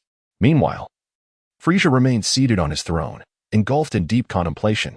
He understood clearly that the task assigned by Lord Beerus must be executed flawlessly. The consequences of failure would be dire. He resolved to seek counsel from his father, Kurd, for he was astute and cunning. Frieza contemplated. My father must possess a solution to this dilemma. I must confer with him swiftly to formulate a comprehensive plan. Chapter 13. The mission date, January 5th, 737. Age of the universe. The planet Kurd was shrouded in a tense and bustling atmosphere. Frieza sat regally upon his imposing throne, his gaze shimmering with a chilling calculation. At that moment, he received a request from King Vegeta III, seeking to allocate certain tasks for the Saiyan children. Frieza thought to himself, "Humph, just as my father anticipated. King Vegeta III has indeed come to plead with me. Although this man once saved the Saiyans and is undeniably clever, it is unfortunate that they have incurred the wrath of the god of destruction, Beerus. This is indeed a monumental predicament." Frieza narrowed his eyes slightly, his fingers drumming rhythmically against the armrest of his throne, producing a muted sound, as if the drumbeats of fate were resonating. Shortly thereafter, Dodoria and Zarbin hurriedly arrived. Frieza, with a stern demeanor, commanded, "You are to select tasks suitable for children aged 3 to 5, to be officially launched 10 years hence, accompanied by Saiyan toddlers of the same age. Remember, this matter must be handled with utmost caution. There can be no room for error." As Dodoria accepted the order, he murmured to himself, "This task must not falter, otherwise, we shall all face dire consequences." The weight of Lord Frieza's command loomed heavily. Yet finding tasks appropriate for young children was no simple endeavor. Zarbin nodded in agreement, his expression laden with concern as he remarked, "Indeed, we must exercise extreme care in our selection of tasks, ensuring they meet Lord Frieza's requirements while not arousing the suspicions of the Saiyans. This is, without a doubt, an exceptionally challenging predicament." In truth, after conferring with his father, Kurd, who possessed a cunning intellect, deduced that it was likely Vegeta IV who had captured the attention of the god of destruction. At that time, Vegeta IV was already on planet Vegeta. Yet the god of destruction had not made his intentions clear. Therefore, it was imperative to choose tasks suitable for Saiyan toddlers aged 3 to 5. This strategy would serve to confound the Saiyans while fulfilling the mission entrusted by Beerus. On January 16, 737 AD, Vegeta arrived at Kurd's planet aboard his spaceship. The atmosphere on Kurd's planet was suffused with tension as members of the Frieza force scurried about like busy ants, particularly among the Saiyans on Kurd's planet. There was an air of frantic activity, oblivious to the terrifying fate that awaited them. Vegeta descended from the spacecraft, observing the bustling crowd around him. A profound sense of unease swelling within his heart. He was acutely aware that he was merely a pawn within Frieza's army, one who could be ruthlessly sacrificed at any moment. Yet, he found himself powerless, for he lacked the strength to resist at this juncture. Vegeta pondered silently to himself, "I must swiftly enhance my strength to survive in this exceedingly brutal universe. However, for the time being, I can only obey Frieza's orders and carry out these distasteful tasks." Vegeta, with a sense of helplessness, reluctantly commenced tasks unrelated to combat, such as escorting and collecting protection fees. According to the memories of his past life, these actions undoubtedly constituted crimes. However, Vegeta had no choice but to persevere, as he was currently unable to resist. As the date turned to July 4th, 737, In the age of the universe, Vegeta, along with Naba, Temek, Polite, Agplanty, and Raditz, gathered with over 40 Saiyan warriors, preparing to undertake the formidable mission of seizing the planet Stejuzuri. Each warrior bore an expression of utmost seriousness. According to intelligence from the Frisia Force, the Stejuzuri possessed merely 22nd-class warriors, while the Saiyan contingent boasted 32nd-class and 10 lower-class warriors. On paper, the Saiyans appeared to hold the advantage. Vegeta gazed at the assembly, his expression grave as he declared, "Although the intelligence indicates our advantage, we must remain vigilant during the battle. Stabutsuri's Ryudo may possess unknown trump cards. We must ensure that everyone returns alive.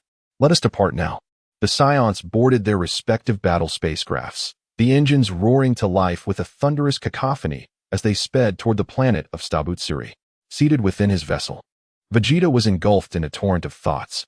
He understood that this confrontation was merely a fleeting episode in his protracted career of combat. Yet it was not to be underestimated. As the spacecraft approached, the silhouette of Stabutsuri gradually came into focus. An exhilarating and intense battle was on the brink of unfolding. And what awaited the Saiyans was either the glory of victory or the uncertainty of adversity, an outcome that remained shrouded in mystery. Chapter 14. The mission on Stabutsuri on the planet Kurd. Within the palace, Dodoria stood respectfully before Frisia, holding a dossier in his hands. With a steady tone, he announced, "My lord, this is the data regarding the Saiyan children assigned to the mission." Frisia accepted the document, his gaze piercing as he scrutinized its contents. A flicker of profound contemplation danced in his eyes when he discovered that all eligible Saiyan children had already embarked on their tasks. With the vast majority stationed on planet Vegeta, Frisia spoke slowly, "Dodoria, Mr. Sabo, we shall discreetly make our way to planet Vegeta. It is imperative that we keep our intentions concealed. This matter must be handled with utmost caution. We cannot allow anyone to suspect our movements." Dodoria promptly replied with respect, "Rest assured, my lord, we will proceed with the utmost care." Sabo solemnly nodded in agreement, stating, "Indeed, my lord. We shall exert every effort to ensure the mission's success without inciting any unnecessary complications." Both Dodoria and Sabo were acutely aware of the significant implications of this mission, recognizing that even the slightest misstep could yield catastrophic consequences, potentially culminating in their ruin. On the planet Vegeta, Bardock keenly observed that the vast majority of Saiyans had returned to their homeworld. Given the current atmosphere of intense tension, an overwhelming sense of dread filled his heart. Bardock was acutely aware that at this pivotal moment, fraught with peril, he must seek a means of survival for his son. Standing at the spacecraft launch site alongside Jain, he watched as their 3-year-old son Kakarot slowly departed Vegeta aboard a ship. Their eyes brimmed with reluctance and worry, an ineffable complexity of emotions enveloping them. Yet, they understood that this was for Kakarot's future. Bardock silently prayed for his son's safety on that distant planet. Jain, tears streaming down her face, tightly grasped Bardock's hand and tremulously uttered, "Bardock, our child will be all right, won't he?" Bardock gently reassured her, "Do not worry, Jain, Kakarot will thrive." As he gazed at the receding spacecraft, a tumult of indescribable emotions surged within him. The road ahead was laden with uncertainty and challenges, and he could not foresee what awaited them.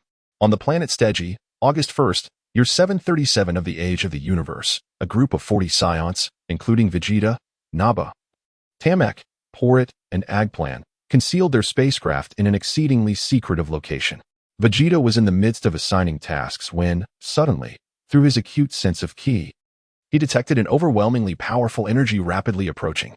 A profound sense of unease surged within him, for he understood that they were about to confront an exceedingly formidable challenge. Vegeta exclaimed loudly, "An adversary more powerful than myself is en route. I am prepared to utilize the artificial moon. Agplanet, you must transform into your Great Ape form. We shall provide cover for you, or else we shall all perish on this planet." Agplanet, taken aback, replied, "Surely not. The intelligence from Frisia's army is usually quite accurate. How could this situation arise?" Polite, in a state of urgency, remarked, "I have detected over 50 enemies approaching rapidly with advanced sensors. We must act swiftly." Without a moment's hesitation, Vegeta immediately commenced the creation of an artificial moon. In an atmosphere so tense it felt suffocating, time seemed to stretch interminably. At last, the artificial moon was completed, and King Stetsuji, leading the Stetsujians, surged onto the battlefield like a relentless tide. Vegeta, with unwavering resolve, proclaimed emphatically, Execute according to the original plan. No sooner had his words left his lips than he surged forward like an arrow released from its bow, launching himself at King Sturguri, whose combat prowess soared to an astounding 6,000, igniting a breathtakingly fierce battle. In close pursuit, 2 additional second-class Saiyan warriors followed him, dedicating themselves to providing unwavering support. Yet, the might of King Sturguri was nothing short of terrifying.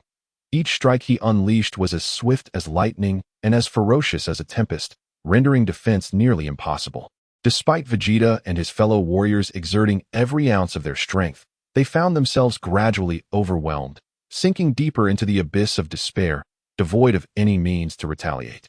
Vegeta, agile and nimble, deftly evaded the onslaught of King Zedrus, whose attacks came like a tempest. Meanwhile, he anxiously searched for an opportunity to turn the tide of battle, his eyes gleaming with unwavering determination, showing no sign of retreat. The 2 Saiyan warriors fought tirelessly alongside Vegeta, launching relentless assaults in an attempt to disrupt King Zedrus's focus. A cold, disdainful smile curled upon Zedrus's lips as he derided, "Humph. You pitiful Saiyans think you can annihilate our planet? How utterly delusional." Accompanying his words, his attacks grew increasingly ferocious, crashing down upon Vegeta and his allies like a torrential wave. Before long, the bodies of Vegeta and the 2 Saiyan warriors bore ghastly, bloodied wounds. One of the warriors shouted, "Lord Vegeta, be careful," while another resolutely declared, "We cannot falter." At that moment, Zedrus's soldiers surged forth like a relentless tide, ferociously clashing with the other Saiyans, plunging them into a heart-stopping, life-and-death struggle. These Saiyans, possessing extraordinary skills and fearless spirits, gradually found themselves overwhelmed by the fierce assault of the Zedrus forces. The enemy's onslaught was relentless, akin to a violent storm, leaving the Saiyans increasingly beleaguered, with casualties mounting rapidly. Yet, the Saiyans were not consumed by fear.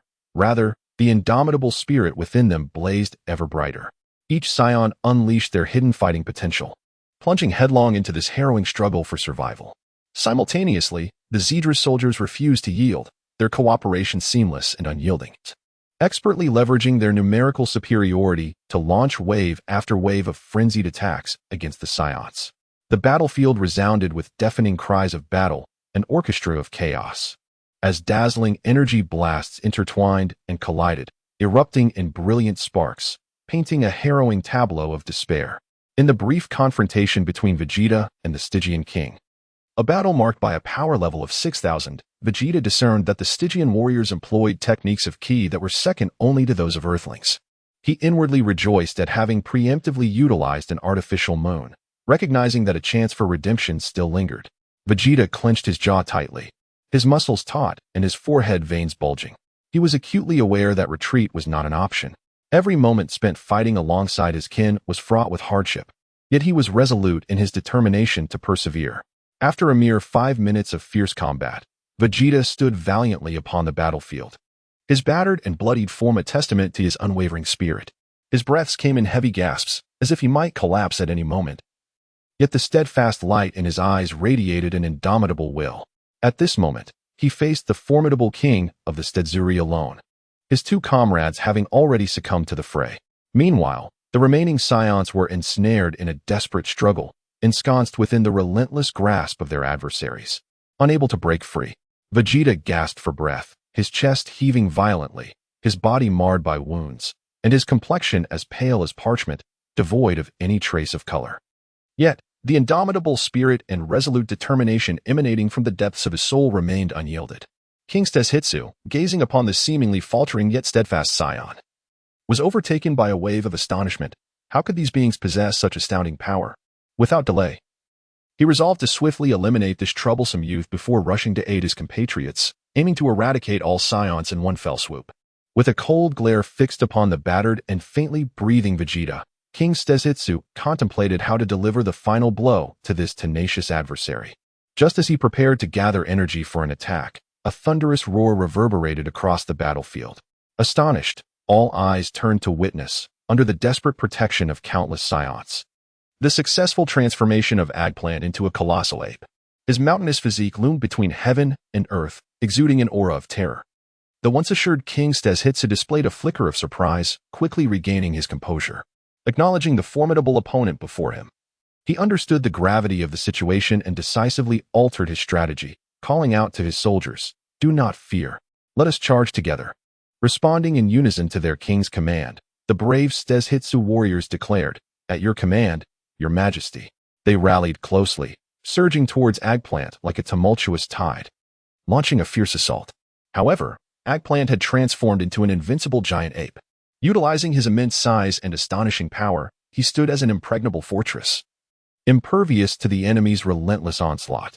Each punch and kick he delivered carried the force of thunder, effortlessly shattering the defenses of the Stezhitsu warriors. The battlefield was a cacophony of flesh and screams, a scene of utter devastation. Wherever Eggplant tread, chaos ensued, with bodies strewn across the ground. The once mighty king Stezhitsu tragically fell in this brutal conflict, becoming yet another soul claimed beneath Eggplant's feet. Meanwhile, Vegeta received urgent medical attention aboard the Alpha ship, while Nappa and Raditz, their injuries less severe, stood vigilant nearby. Nappa gazed mournfully at the bloody battlefield, lamenting, "This battle has been truly brutal. We have lost too many of our kin." Raditz nodded in agreement, adding, "Fortuitously, Lord Vegeta had prepared us. Otherwise, we might have perished here."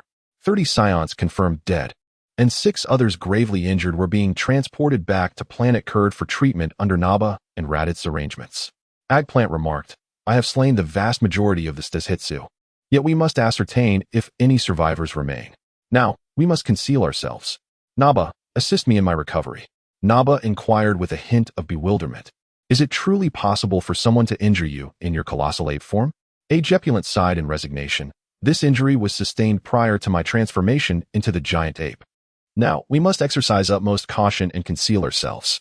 Chapter 15. The destruction of Planet Vegeta. Time rewinds to July 25th, 737 in the Age of the Gods. Deep within the boundless expanse of the cosmos, a mysterious and formidable spacecraft lurked like a beast in the shadows, advancing silently. Within the vessel, Frieza, Zarbon, and Dodoria each displayed distinct expressions. Frieza languidly reclined in his chair, carelessly gazing through the viewport at the infinite darkness of space, punctuated by the brilliance of distant stars. His demeanor exuded a chilling indifference and arrogance, as if the entirety of the universe lay within his grasp. Frieza slightly tilted his head and, with a seemingly nonchalant remark, addressed Zarbon and Dodoria, "The Saiyans have persistently harbored rebellious intentions against me. It appears their annihilation is inevitable. It is regrettable, however, for those who served me on Planet Vegeta." His tone was as tranquil as a placid lake, as though discussing a matter of little consequence. Yet, his words bore an undercurrent of immense authority and ruthlessness. Dodoria, frowning, responded, "My lord, these Saiyans are indeed restless and should have been dealt with long ago. Nevertheless, the loss of our personnel is truly lamentable." Zarbon slightly bowed, respectfully proclaiming, "Your wisdom is unmatched, my lord. The Saiyans' ambitions will inevitably pose significant challenges for us. Thus, addressing them now is essential for the stability of the universe." Subsequently, Frieza slowly rose from his seat and strode out of the spacecraft, floating amidst the vastness of space. He gently closed his eyes, commencing the gathering of his energy.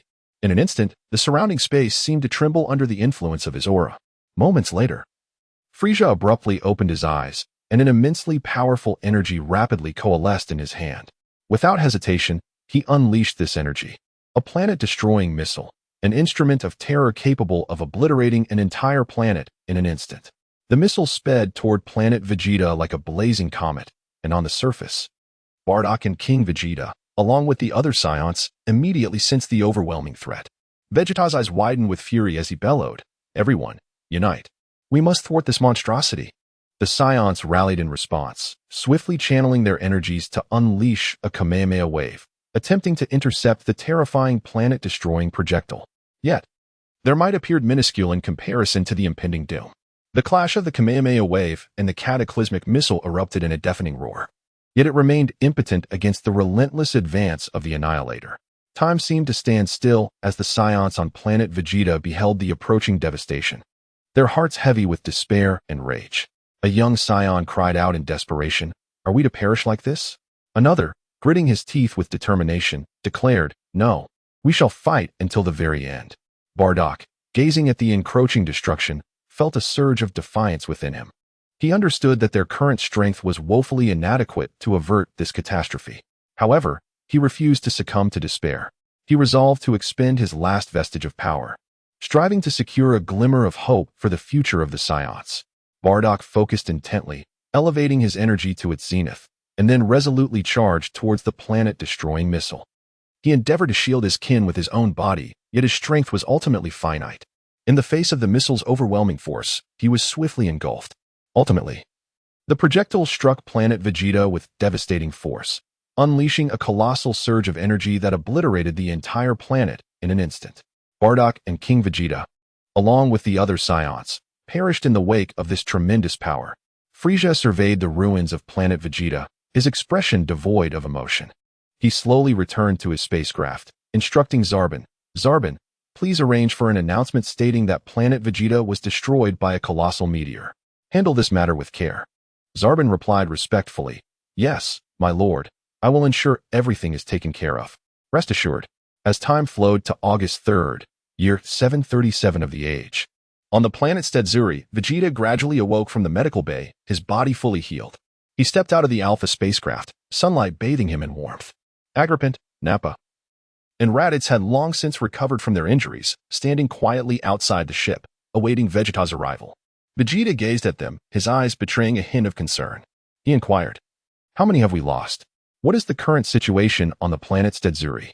Agplanet, with a grave expression, responded, "Your Highness, we have currently lost 30 individuals, and 6 of our injured kin have been arranged to return to Kurd.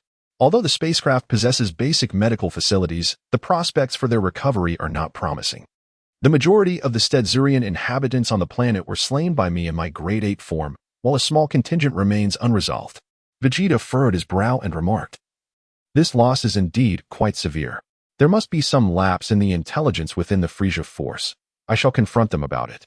Rest assured, regarding our fallen kin, I will also request compensation. As for those Stedzurians, they have likely already fled. We shall conduct further reconnaissance shortly." Eggplant regarded Vegeta with a sense of solace, recognizing the prince's growth.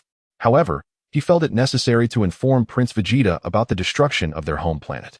After a moment of hesitation, he said, "Your Highness, we received a message from the Frieza force yesterday informing us that our homeland, planet Vegeta, has been obliterated by a colossal meteorite. It appears that during the night on planet Vegeta, no reconnaissance was conducted, which led to the demise of its inhabitants." Upon hearing this news, Vegeta was momentarily taken aback. He had not anticipated that this day would ultimately arrive. At this moment, he had ample reason to suspect that this mission was yet another ploy by Frieza to orchestrate their downfall. However, having evaded his grasp, he surmised that Frieza would likely cease his pursuit of the remaining Saiyans. With unwavering resolve, he declared, "I shall lead my kin through this current crisis. Rest assured. Besides us, there are other survivors of our race." Vegeta then proclaimed, "I shall unleash my full power. You may utilize your detectors to assess it." Upon uttering these words, he closed his eyes and began to concentrate his energy. Gradually, a faint aura enveloped his body, emanating from his formidable strength. After a brief moment, Vegeta suddenly opened his eyes, and a tremendous force erupted from within him. Agupulent and the others sensed Vegeta's overwhelming energy and promptly commenced their measurements. Agupulent, astonished, exclaimed, 11,000, Your Highness."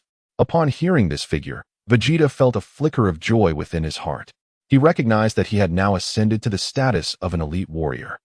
Furthermore, with the addition of various energy waves, his combat power would undoubtedly continue to rise. Vegeta gazed at Eggplanty, Nappa, and Raditz and proclaimed, "You may rest here. I have stumbled upon something intriguing." With that, Vegeta turned and departed, leaving the group in a state of bewilderment. Chapter 16, The God of the Stetsuji. Vegeta, through the accumulation of energy, inadvertently discerned the presence of an individual on this planet with a combat power of 5,000, who was sensing him through their own energy. This astonishing revelation struck him like a colossal stone cast into a tranquil lake, instantly stirring profound curiosity and acute vigilance within his heart. He narrowed his eyes slightly, and a piercing glint, sharp as a blade, emanated from his gaze, as if capable of piercing through all veils of obscurity. Vegeta unleashed his instant transmission, racing like a brilliant flash of lightning towards the direction he sensed. The fierce winds howled past his ears, emitting a cacophony of roars. as if narrating the mysteries and dangers of the universe. His thoughts swirled like a rapidly spinning vortex, tumultuous and restless. Who could it be that dared to remain on this planet, recently scarred by a brutal battle? As he drew closer, his bewilderment deepened, enveloping his mind in layers of mist. At last, Vegeta arrived at the temple. This temple stood with solemn grandeur, emanating an ancient and mysterious aura, as if it were the most enigmatic entity in the cosmos. Towering stone pillars appeared poised to pierce the heavens, their imposing forms instilling a sense of awe. The walls were etched with inscrutable runes, resembling ancient codes, seemingly recounting timeless tales, awaiting a worthy soul to decipher them. Standing at the entrance of the temple, Vegeta demanded loudly, "Who are you? Why do you not depart?" After a brief pause, a deep and distant voice resonated. "I am the god of the Stygian realm, Ruination. How could I abandon the homeland that nurtured me?" Vegeta was momentarily taken aback, pondering to himself. No wonder that survive.Embarking wields such formidable key techniques. It is evident that a deity guides him from behind. However, he swiftly regained his composure and spoke with unwavering conviction. "I advise you to depart promptly. Frieza will never abandon his target planet, and even a god cannot impede his relentless pursuit." The god of survive.Embarking, Ruination, gradually emerged. His towering figure exuding majesty akin to a magnificent mountain, inspiring awe in those who beheld him. His gaze reflected an extraordinary tranquility and composure, as if nothing in the world could disturb the serenity of his heart. Clad in a pristine robe as white as snow, and with long hair flowing in the breeze, he resembled an ethereal being descended from the heavens, radiating an aura of transcendent grace. "You are entirely unlike the Saiyans I am familiar with. I have been chosen by her to become the god of survive.Embarking, and I shall honor my decision.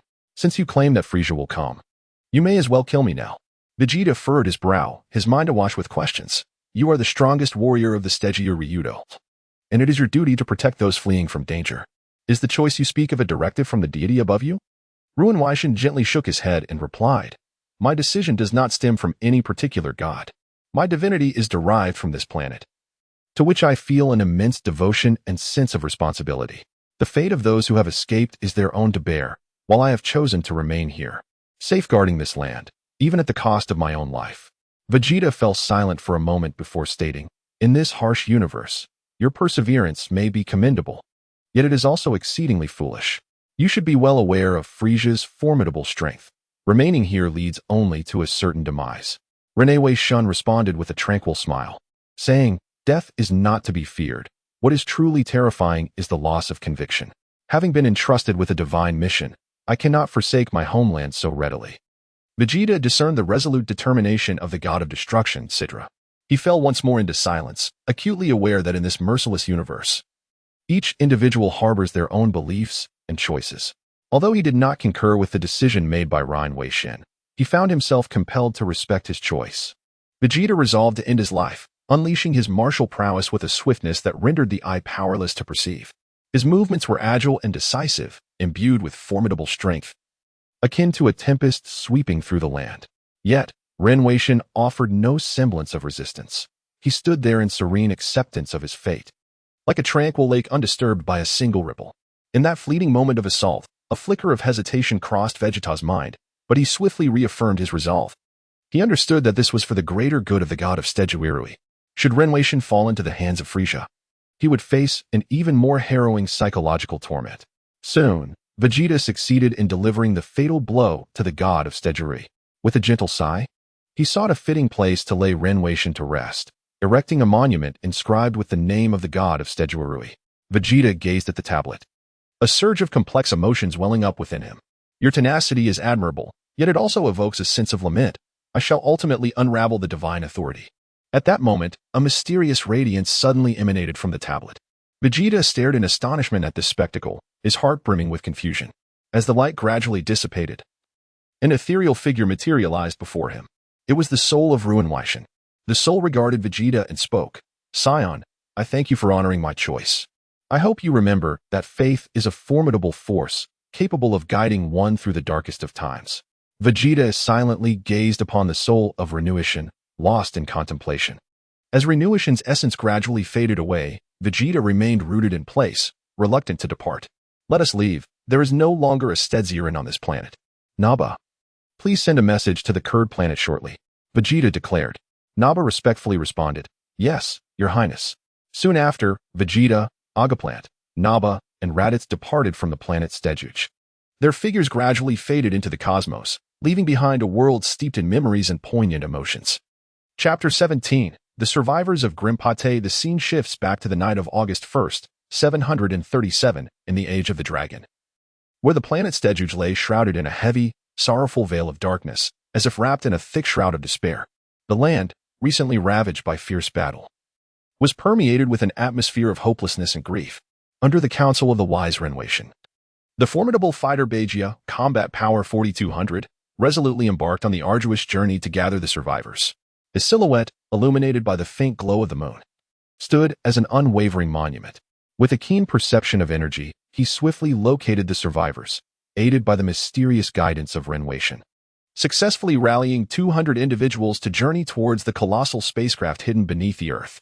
As Vegeta busily organized the survivors, he called out loudly, "Everyone, hurry. We must leave this perilous place at once."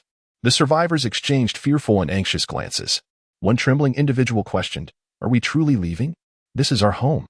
With eyes ablaze like a fierce flame, Vegeta asserted, "We have no choice. Frisia's forces may strike again at any moment. For our survival, we must seek new hope." Under Vegeta's leadership, the group arrived at the great vessel hidden underground. Gazing at the massive ship, Vegeta was overwhelmed by a profound sense of duty. He turned to the survivors and proclaimed, "Do not be afraid. Together, we shall depart and seek a new homeland. Have faith, the future will undoubtedly be brighter. Divine One, you must accompany us to seek refuge with the Galactic King. We cannot do without you. They are lost and need your guidance," Vegeta implored, his voice tinged with desperation.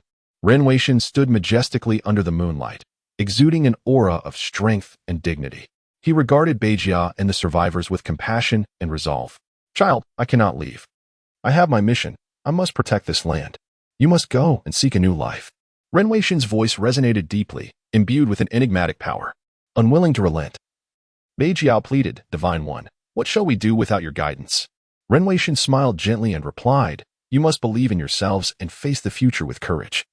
I shall bestow upon you some strength. The protection of our kin rests upon your shoulders." With those words, Renwation raised his hands, and a soft radiance enveloped the survivors in an ethereal glow. They felt a warm force surging within them, gradually dissipating the fears and anxieties that had plagued their hearts. Buddha Nishishuren clenched his fists tightly, sensing the vibrant energy coursing through his body, his heart brimming with confidence. "Divine One, we shall safeguard our kin and not betray your expectations," he proclaimed solemnly. Rue Nuishin nodded in agreement and said, "Go forth, children. May you journey safely." Buddha Nishishuren led the 200 survivors aboard the spacecraft, which ascended gently, heading towards the galactic star planet. Standing by the window of the ship, he gazed at the receding Stardust III planet, his heart heavy with sorrow and indignation towards the Frisia forces. He silently vowed to ensure his people would live in peace, dreaming of the day they could return to their homeland and exact vengeance upon Frisia. On September 1st, 737 AD, after a long and arduous journey, Vegeta, Agplanet, Naba, and Raditz finally arrived at the Kurd planet. A hint of fatigue flickered in Vegeta's eyes, yet more prominently was the unwavering glimmer of steel-like determination. Vegeta first sought out the medical personnel, inquiring about the condition of the Saiyans who had returned from the planet Stezu. Upon learning that only Grimpat had survived, a wave of sorrow surged within him, engulfing him like a chilling tide. Silently, he approached Grimpat's side, gazing at his wounded kin, his heart heavy with remorse. "Do not be disheartened, my prince," Grimpat weakly uttered. Vegeta gently grasped Grimpat's hand and replied, "You must focus on your recovery. I shall continue to lead the Saiyans and strive for our future." Vegeta informed Grimpat that their comrades had been laid to rest on the planet Stedris, and their sacrifices would not be forgotten. Soon after, Frisia summoned Vegeta to the palace. Vegeta composed himself, akin to a warrior poised to enter the battlefield, and resolutely stepped into the palace. Frisia sat upon a lofty throne, his gaze imbued with an air of authority that seemed capable of freezing one in place. "Vegeta, I must first convey some unfortunate news. Your home planet has been obliterated by a colossal meteor." Frisia's voice was calm and detached, reminiscent of an emotionless machine. A pang of anguish struck Vegeta's heart, yet he endeavored to suppress his emotions, ensuring not a hint of turmoil surfaced. "Your Majesty, I am already aware of this news. Rest assured, I will console my people. Frieza inclined his head slightly, continuing, the surviving Saiyans may join the Frieza force as official soldiers. Furthermore, regarding the mission on Stedris, I will impose severe penalties on the intelligence department and will provide generous compensation to the surviving Saiyans. Your combat power exceeds 10,000. You may become an elite warrior. And from now on, the fate of the Saiyans will rest in your hands. Vegeta initially composed himself, then respectfully stated, I am deeply grateful for your Majesty's arrangements. I shall also reassure my people. May I inquire how many of our kin are currently engaged in their tasks? Frieza could sense Vegeta's emotional restraint and felt a twinge of surprise. Was this growth a result of the recent events? However, considering that Vegeta was only 5 years old, yet had already surpassed a power level of 10,000, his potential for future development was indeed promising. Additionally, taking into account the directive issued by the God of Destruction, Beerus, Frieza informed Vegeta, aside from the 5 of you, the remainder consists of 95 children aged between 3 to 5 years. However, the commencement of their tasks is scheduled for 10 years hence. Vegeta fell silent for a moment before responding, I shall adhere to the king's arrangements. Frieza regarded Vegeta and said, Vegeta, you must perform admirably. Do not let me down. Vegeta resolutely declared, Your Majesty, rest assured, I shall not betray your expectations. After leaving the palace, Vegeta was engulfed in a myriad of thoughts. On a certain day in October of the year 737 of the age of the universe, the angel Whis quietly descended upon the planet of Kurd. His figure appeared before Frieza like a phantom, silently manifesting in front of him. Upon seeing Whis, Frieza promptly rose to greet him, his eyes filled with reverence. What brings you here, esteemed angel? Frieza's voice carried a hint of awe. Whis smiled gently and replied, I have come to assess the situation, Frieza. Frieza respectfully responded. In answer to your inquiry, esteemed angel, there are 100 remaining Saiyans. He then submitted the information regarding the surviving Saiyans that he had meticulously prepared. After reviewing the information provided by Frieza, Whis discovered that Vegeta was still alive. He nodded slightly, commending, Well done, Frieza. Frieza humbly replied, It is my duty, esteemed angel. Whis pondered for a moment and remarked, Frieza, the Saiyans are a formidable race. You must leverage their strengths wisely while also being cautious in controlling their power to prevent unnecessary troubles. Frieza promptly nodded in agreement, assuring, Rest assured, esteemed angel. I shall handle it with care. Whis then took the delicacies offered by Frieza and quietly departed, returning to the realm of the God of Destruction. Frieza watched Whis's retreating figure, feeling a sense of relief wash over him. Chapter 18 In the year 749 of the Age of the Universe. On a certain day in September, the 17-year-old Vegeta stepped out of the training room on the planet Kurd, the headquarters of Frieza's army. He stood tall and resolute. Reminiscent of a straight arrow, his eyes exuding determination and confidence as if they could pierce through any obstacle in the world. The powerful aura surrounding him seemed to cause the very air to quiver slightly. At this moment, Vegeta's battle power had astonishingly reached a staggering 20,000. However, to avoid unnecessary complications, he deliberately controlled his energy, outwardly displaying only a battle power of 18,000. After all, Chiu-Yi had become his rival, likely harboring discontent due to the fact that he had once been Chiu-Yi's subordinate before surpassing him. Vegeta pondered silently within, recognizing that amidst the treacherous and calculating Frieza force, one must perpetually maintain a heightened vigilance. A moment's carelessness could lead to an irretrievable abyss. Over the past 12 years, Vegeta had remained resolutely tight-lipped with Eggplant, Greenpat, Naba, and Raditz, neither imparting the techniques of energy control nor revealing the grim truth of the destruction of planet Vegeta. Instead, he subjected them to grueling training within the gravity chamber, incessantly pushing their limits to enhance their combat prowess and survival capabilities. Vegeta had even arranged for custom battle spacecraft modeled after the Alpha spaceship, significantly improving their medical support. Through years of relentless effort, Eggplant's combat power reached 8,000, while Greenhat attained a strength of 7,500 and Naba steadily advanced to 5,500. However, Raditz's growth in combat power was excruciatingly slow, languishing at a mere 1,500. Vegeta sometimes finds himself pondering whether, had events unfolded differently, Raditz might have escaped the fate of being vanquished by Piccolo and Goku. This fleeting thought crosses his mind, stirring a tinge of concern within his heart. He is acutely aware that Raditz's prowess in combat is not particularly remarkable. Yet, as a member of his lineage. He cannot abandon Raditz, and is compelled to ensure his training is rigorous. Vegeta suddenly recalled that this year marked the time when Goku embarked on his adventurous quest for the Dragon Balls. If memory serves him right, Goku's combat power at this juncture should stand at a mere 10.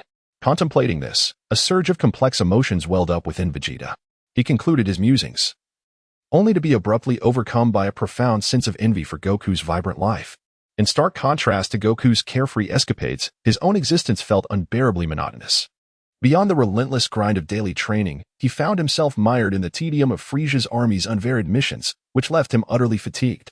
At present, the conquest of planets was almost child's play for the Saiyan squad, leaving Vegeta with no choice but to hone his combat skills solely through the control of his energy.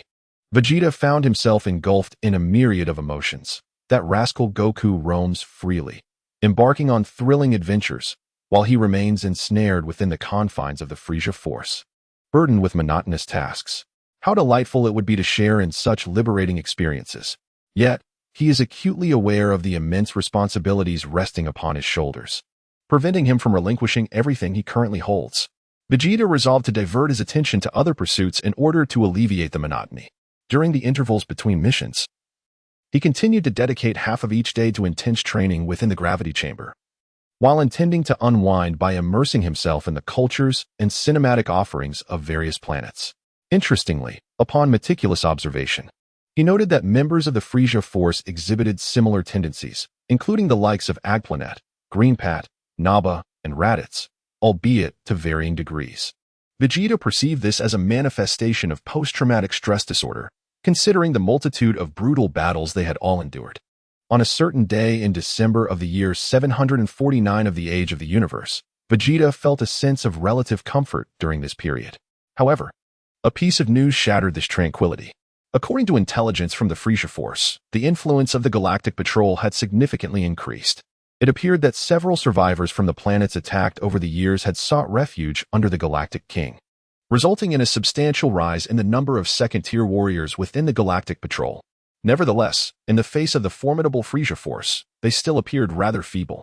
An internal member of the Legion proposed a campaign to eliminate the Galactic Patrol, but this suggestion was met with Frisia's outright refusal. Vegeta became increasingly convinced of his hypothesis. Undoubtedly, the Galactic King had the backing of the Supreme Kai. Gazing into the distance, his heart brimmed with anticipation. He yearned for the arrival of the year 761, when he could finally conclude his tenure with the Frisia force and embark on the pursuit of the life he truly desired. Vegeta silently pondered to himself, by that time, I shall surely rid myself of all this and seek the freedom that rightfully belongs to me. Concerning the 95 compatriots who had executed the Saiyan mission, Vegeta harbored two hypotheses. One possibility was that they may have fallen victim to the local warriors. The other, akin to the Bull and Son Goku, was that they had embraced the culture of the planet for various reasons and led lives of tranquility. It was likely that Frisia entertained similar speculations, which explained his reluctance to inquire further. Vegeta resolved that he could only reach out to them and search for those lost kin after vanquishing Frisia. Chapter 19. The Assault on Fisk on September 1st, 761, in the year of the Age of Peace, on the planet Kurd, the headquarters of Frisia's army. Vegeta emerged from the training room with measured, yet powerful strides. His stature was as imposing as a towering mountain, exuding an air of authority that inspired reverence. With a resolute countenance, his gaze radiated determination and confidence, as if possessing an indomitable force capable of penetrating any obstacle in existence. At that moment, Vegeta's externally displayed combat power was quantified at 20,000. However, in truth, his power had silently ascended to an impressive 30,000. Vegeta was acutely aware that within the treacherous realm of the Frisia force, every action must be executed with utmost caution. Despite having attained an astonishing level of power, he understood that even the slightest misstep could lead him into perilous circumstances. Therefore, he resolved to visit a bar, hoping to glean further intelligence and insights through interactions with other warriors. As he made his way to the bar, Vegeta pondered silently. Within this faction, anyone could potentially be an adversary. Only by maintaining constant vigilance could he ensure his survival. He repeatedly reminded himself never to let his guard down, for the consequences of such negligence could be dire. At last, Vegeta arrived at the entrance of the bar. Taking a deep breath and steadying his mindset, he pushed the door open and stepped inside. The bar was thick with smoke and filled with a cacophony of voices as various warriors engaged in drinking and conversation, creating a lively atmosphere. Vegeta settled into a corner, ordered a drink, and began to scrutinize his surroundings with keen attention. At that moment, Kaiatsu approached him, wearing a facade of feigned respect, and said, "Vegeta, Lord Frieza summons you." Vegeta, with a discerning gaze, immediately perceived Qiu Yi's intentions. He understood that Qiu Yi's feigned compliments were merely a facade, masking an inner turmoil filled with jealousy and discontent towards him due to his superior combat prowess. With a subtle tilt of his chin, Vegeta replied nonchalantly, "Very well, I shall make my way there shortly." Meanwhile, Qiu Yi inwardly scoffed, "Humph, that Vegeta, always so arrogant. Yet, his strength is undeniably formidable. I must devise a means to outsmart him. When the opportunity arises, I shall ensure he recognizes my true capabilities." Vegeta ambled towards the imposing palace, his mind swirling with myriad thoughts. Frieza has summoned me unexpectedly. There must be a matter of great significance at hand. I wonder if it is a formidable new task or an unforeseen circumstance. I sincerely hope it is not overly daunting. Frieza, that enigmatic being, possesses a mind as intricate and unfathomable as a labyrinth. As he stepped into the palace, Frieza's authoritative figure came into view, seated regally upon his throne. Frieza's gaze conveyed an acknowledgement of Vegeta, though beneath this recognition seemed to lurk deeper machinations. He spoke slowly. "Vegeta, your prowess has advanced remarkably. I have faith that your combat capabilities will continue to flourish. I have a mission for you and your Saiyan squad. Eliminate the Fiskins on the planet Fiska, located in the southern galaxy. Intelligence suggests that the Fiskins harbor an elite warrior, making this task quite suitable for your Saiyan team. Depart tomorrow. For detailed intelligence on the planet Fiska, consult Mr. Sabo." Frieza regarded Vegeta, the corners of his mouth curving ever so slightly, revealing a barely perceptible smile. He was acutely aware of Vegeta's formidable strength. This task should pose little challenge for him. Vegeta respectfully bowed his head and replied, "As you command, my lord." However, his heart was rife with doubts and concerns. Given the presence of elite warriors on planet Fisk, it was certain that numerous second-tier fighters would also exist, presenting an immense challenge for Eggplant and his companions. Shortly thereafter, Vegeta sought out Sabos to request intelligence regarding planet Fisk. As he walked, he meticulously reviewed the information, pondering deeply. This mission indeed posed significant pressure for Saiyans who refrained from utilizing their great ape forms. Suddenly, he recalled that it was precisely due to this mission that, in the original narrative, Vegeta and his allies had to enlist Raditz to locate Goku. Vegeta pondered, "If that is indeed the case, then I shall send Raditz to seek out Son Goku. The era of Frieza is nearing its end. Even if I cannot vanquish Frieza on Namek, Goku undoubtedly can. For he is the protagonist, blessed with the halo of destiny." With this thought, Vegeta's spirits lifted slightly. At this moment, after years of arduous training, Eggplant's battle power had reached 9,500. Grinpat's battle power stood at 8,500, while Naba's was 6,000. Although Raditz's power had seen some increase, it was still only 2,000. Should Raditz fall in battle, the only recourse would be to use the Dragon Balls to resurrect him. Vegeta once again encountered Eggplant, Grinpat, Naba, and Raditz at the bar, where they were indulging in libations. Eggplant was the first to notice Vegeta. He promptly set down his glass, rose to his feet, and greeted him with utmost respect, saying, "Your Highness, you are the last to arrive." Grinpat, Naba, and Raditz followed suit, placing their drinks aside to acknowledge Vegeta with salutation. Vegeta furrowed his brow and spoke solemnly, "There is a mission. Refrain from indulging in alcohol. Shortly, come to my room, and I shall inform you." With that, Vegeta turned and departed, followed promptly by Eggplant, Grinat, Naba, and Raditz, who hastily trailed in his wake. The sound of Vegeta's footsteps echoed through the silent corridor, accompanied by four individuals whose faces bore a hint of tension and anticipation. They understood that this mission must be of utmost significance, otherwise Vegeta would not have personally sought them out. Upon reaching Vegeta's chamber, they found the door already ajar. Vegeta sat upon his chair, observing the four individuals who entered. His gaze conveyed a profound sense of resolve and determination. Taking a deep breath, he solemnly addressed Eggplant, Grinpate, Naba, and Raditz, stating, "The planet we are destined for is Fisk. It is home to an elite warrior with a combat power of 16,000, accompanied by 100 second-tier fighters. Our small team faces considerable pressure. My strategy is to deploy an artificial moon for reconnaissance upon our arrival at Fisk. However, it would be prudent to also carry smoke grenades for cover. Without resorting to the great ape form, the burden on you will indeed be substantial. Grimpat furrowed his brow, contemplating for a moment before replying. Your Highness, this plan is indeed feasible, but we must also ensure we are thoroughly prepared for any eventuality. He understood that while the prince's scheme was sound, they must equip themselves adequately to confront such formidable adversaries. Grimpat reflected, the prince's proposal holds merit. Yet the opponents we face are not to be underestimated. We must make all necessary preparations to guarantee the success of our mission and avoid any repeat of the debacle akin to the Stedzi Rue incident. Agopulent then added, Indeed. Your Highness, we cannot afford to be complacent. He thought to himself, this mission is arduous. I must exert every effort to ensure its success. Vegeta's gaze was piercing as he looked at everyone, then spoke. Raditz, you need not partake in this mission. Upon hearing these words, Raditz felt a tightening in his chest. Yet he respectfully bowed his head and inquired, Why? Vegeta's lips curled into a slight smile as he replied, Because you have an even more significant task ahead of you.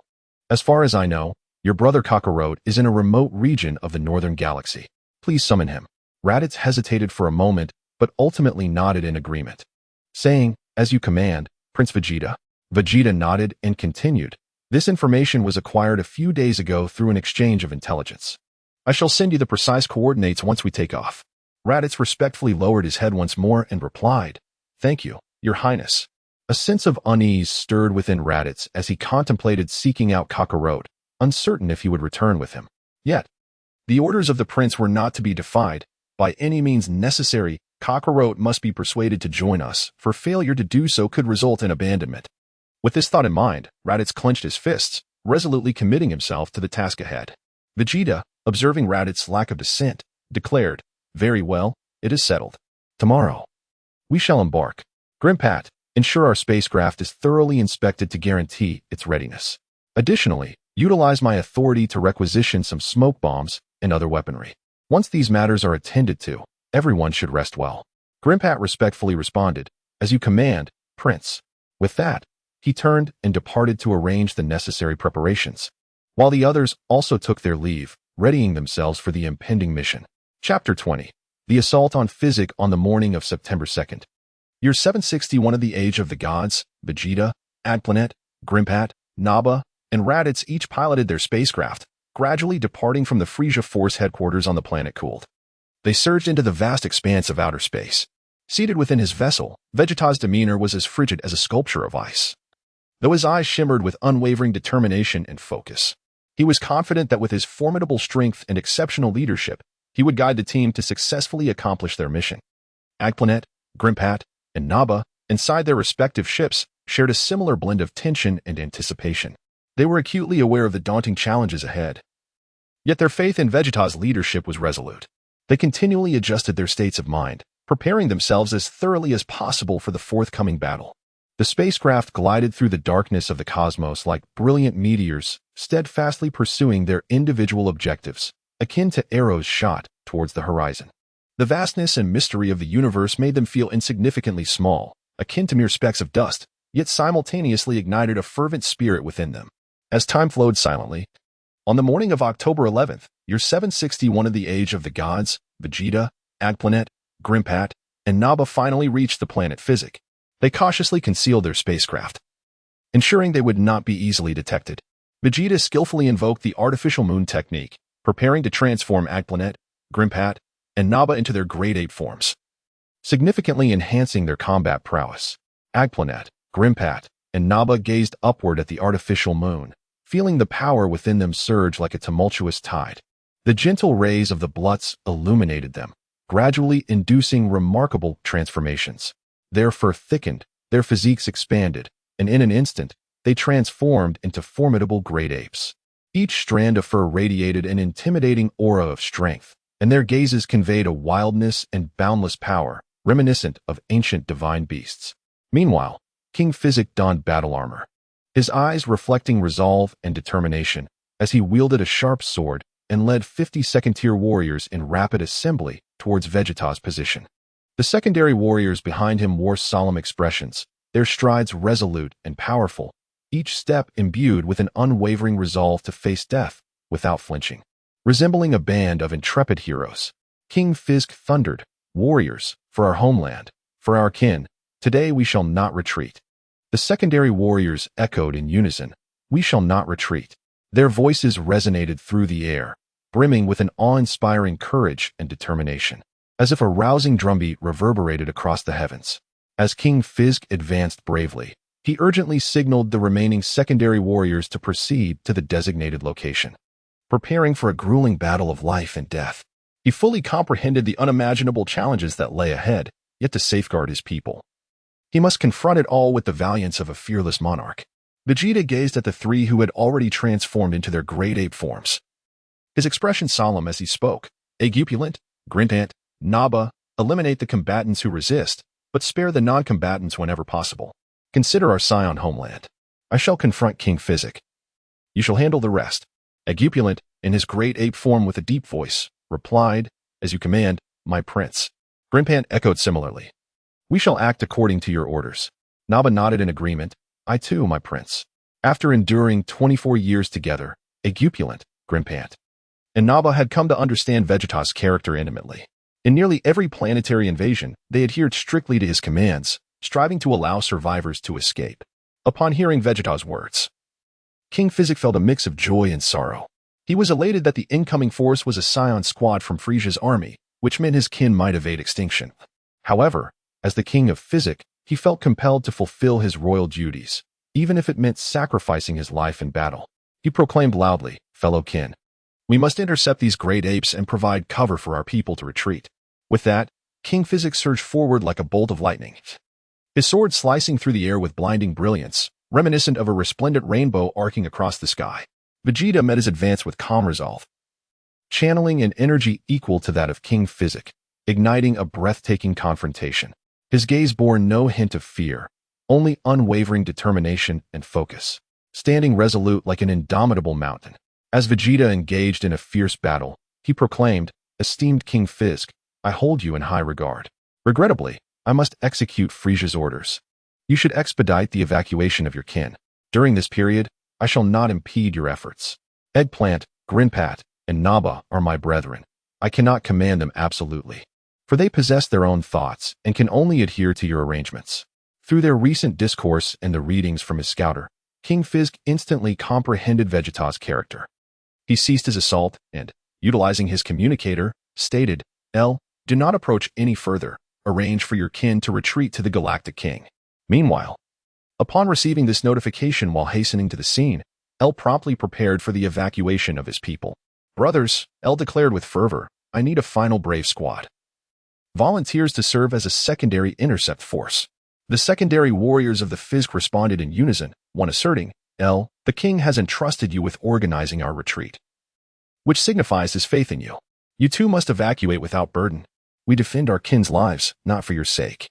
Deeply moved, L replied, "Very well, brothers. We must strive to buy time for our kin."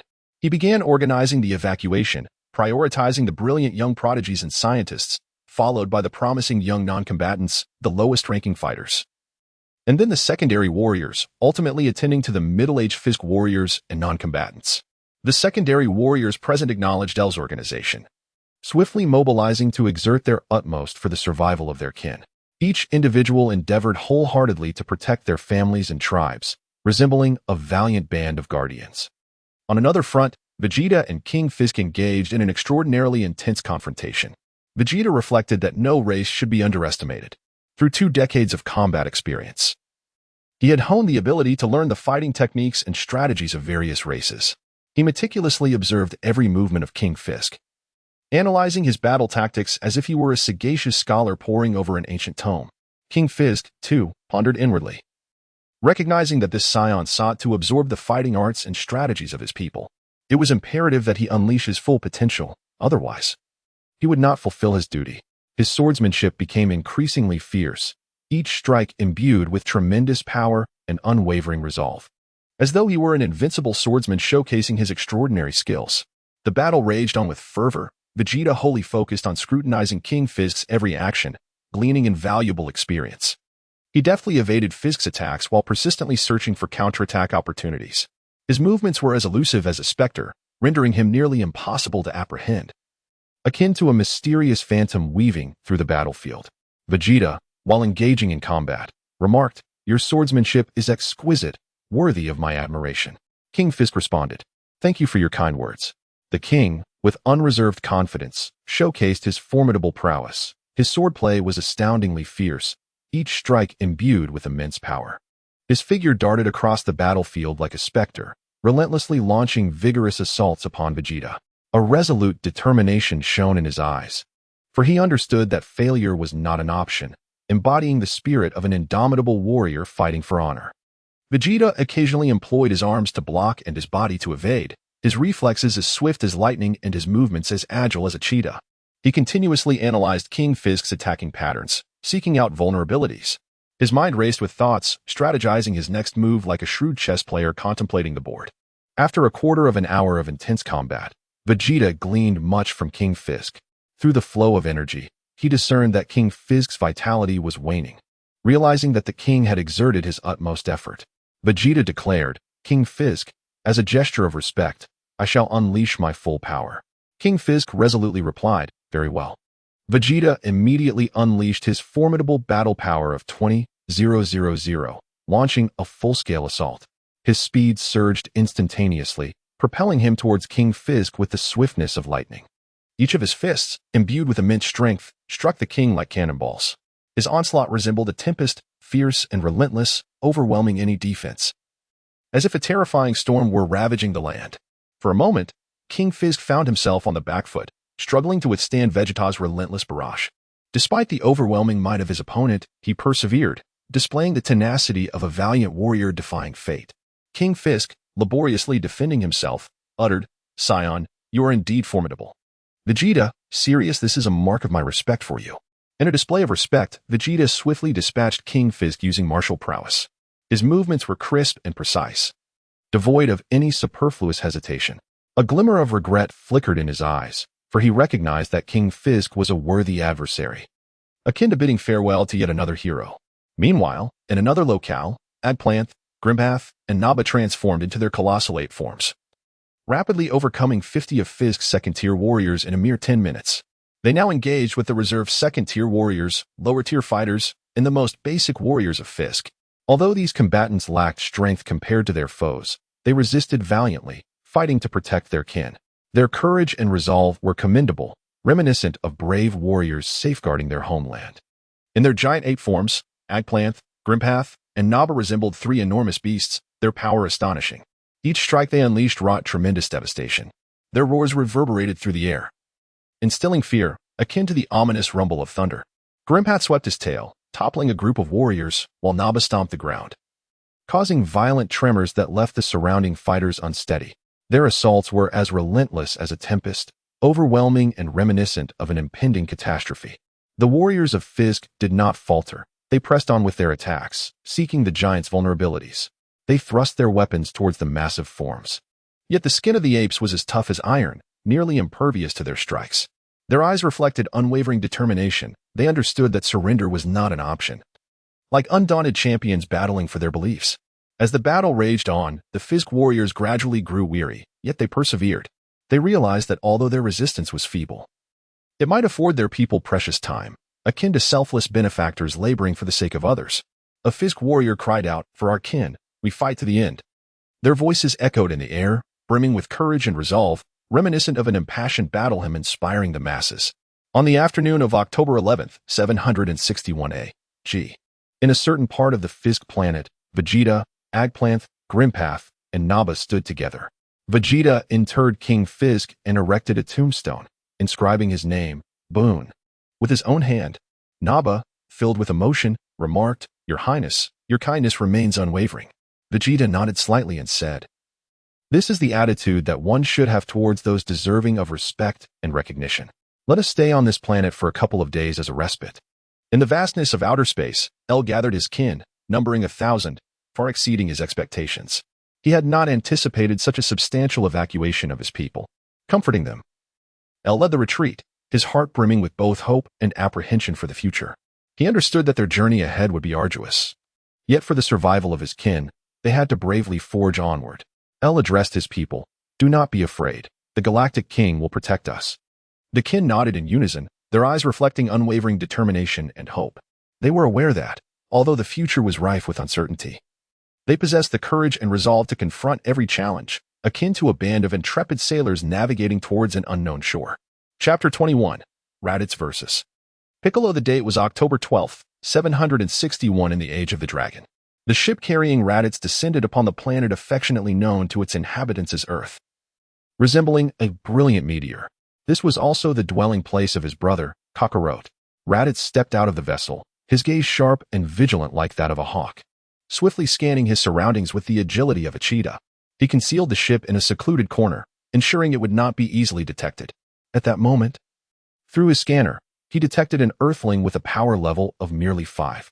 To safeguard the ship's crucial location, Raditz acted without hesitation. A razor-sharp energy blast swiftly struck, eliminating the Earthling in an instant. Furrowing his brow, Raditz felt enveloped in a thick fog of confusion. Why were there still so many survivors on this planet? What was Kakarot up to? Upon activating the scanner once more, he was astounded to discover that there were indeed a staggering 6 billion survivors on Earth. His thoughts drifted back to the past. This mission should have been completed 14 years prior, yet Kakarot had failed to fulfill it. Kakarot, you must not disappoint me. I must persuade you. Otherwise, not only will you be forsaken by Prince Vegeta, but Earth will also face a cleansing operation by the Frieza Force. From a divine perspective, Raditz had fallen into a profound misconception. He mistakenly believed that his brother Kakarot was executing the task of cleansing Earth, when in reality, Kakarot, Goku, had been sent to Earth by Bardock to seek refuge.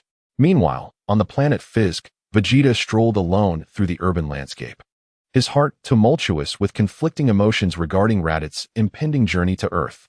For over 2 decades, they have acted in unison. To claim that there are no emotions involved would be an outright falsehood. On one hand, he yearns for Raditz to return with Son Goku, thereby augmenting their strength and providing a significant advantage for future battles. On the other hand, he secretly hopes that Raditz perishes on Earth, utilizing Goku's power to vanquish Frieza, thereby testing the formidable god of destruction, Beerus, lurking in the shadows. Should Beerus pursue the matter, Goku could be conveniently sacrificed as a scapegoat. Vegeta resolves to contemplate whether Raditz has devised a plan to bring back Goku, in order to formulate an appropriate counter-strategy. Yet, deep within his heart, a barely perceptible sentiment persists, wishing for Raditz not to meet his demise on Earth. Upon Earth, Raditz, using his scouter, is the first to detect an individual with a power level of 322 nearby. A surge of speculation arises within him. This person is likely Kakarot, prompting him to investigate further. He swiftly employs the instant transmission technique, racing like a bolt of lightning towards that direction. Raditz soon locates the individual, and to his astonishment, finds that this person is a Namekian. A rapid realization dawns upon him. It must be the presence of the Namekian that has prevented Kakarot from executing his mission to cleanse the Earth. A fierce intent to kill surges within him, and he resolves to eliminate this Namekian. Piccolo, sensing the immense power of the approaching individual, is overwhelmed by a profound sense of impending doom, as if a tempest is about to break. Piccolo, cautiously, who are you to dare challenge a warrior of the demon race? Raditz offers no reply, resembling a ferocious beast as he lunges towards Piccolo like a bolt of lightning. He swings his fist, imbued with formidable strength, aimed directly at Piccolo, the force of his punch howling through the air as if it could tear it asunder. Piccolo hastily sidesteps, the fist narrowly grazing his body, the sheer pressure causing a stinging sensation against his skin. Daring not to exhibit any slackness, Piccolo quickly unleashes an energy wave, hurtling straight towards Raditz. Raditz merely smirks with disdain, effortlessly sidestepping the attack. He then charges once more, delivering a powerful kick aimed at Piccolo. Piccolo hastily crosses his arms to defend. Yet Raditz's might is overwhelming. The kick sends him flying backward, crashing heavily to the ground and stirring up a cloud of dust. Piccolo, internally, this guy is incredibly strong. I must summon all my strength and fight with all my might.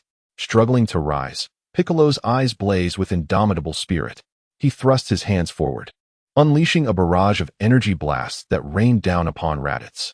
Raditz remains unfazed, deftly maneuvering his hands to swat away the incoming energy spheres. The deflected blasts erupt around them, generating clouds of smoke and shock waves. With a fierce roar, Raditz flashes forward once more, delivering another thunderous punch. Piccolo exerts every ounce of strength to withstand the blow, yet he finds himself forced to retreat repeatedly. Blood spills from the corner of his mouth, his body marred with wounds. Yet, Piccolo exhibited no sign of retreat. He gritted his teeth, once more summoning his strength, poised to unleash a more formidable assault. Raditz, with an air of disdain, declared, "You are no match for me. Surrender to your fate." Piccolo, with a fierce shout, retorted, "If you wish to kill me, it shall not be so simple." Just as Raditz prepared to deliver a lethal blow to Piccolo, his scouter emitted a sudden alert. Someone with a battle power of 344 was approaching. Convinced that this individual was Kakarot, Raditz cast a glance at the battered Piccolo, temporarily abandoning his intention to kill him, and utilized his flight technique to soar towards the approaching presence. Meanwhile, within the temple, the deity was breathing heavily, having just exerted divine power to disrupt Raditz's thoughts, compelling him to forego his attack on Piccolo.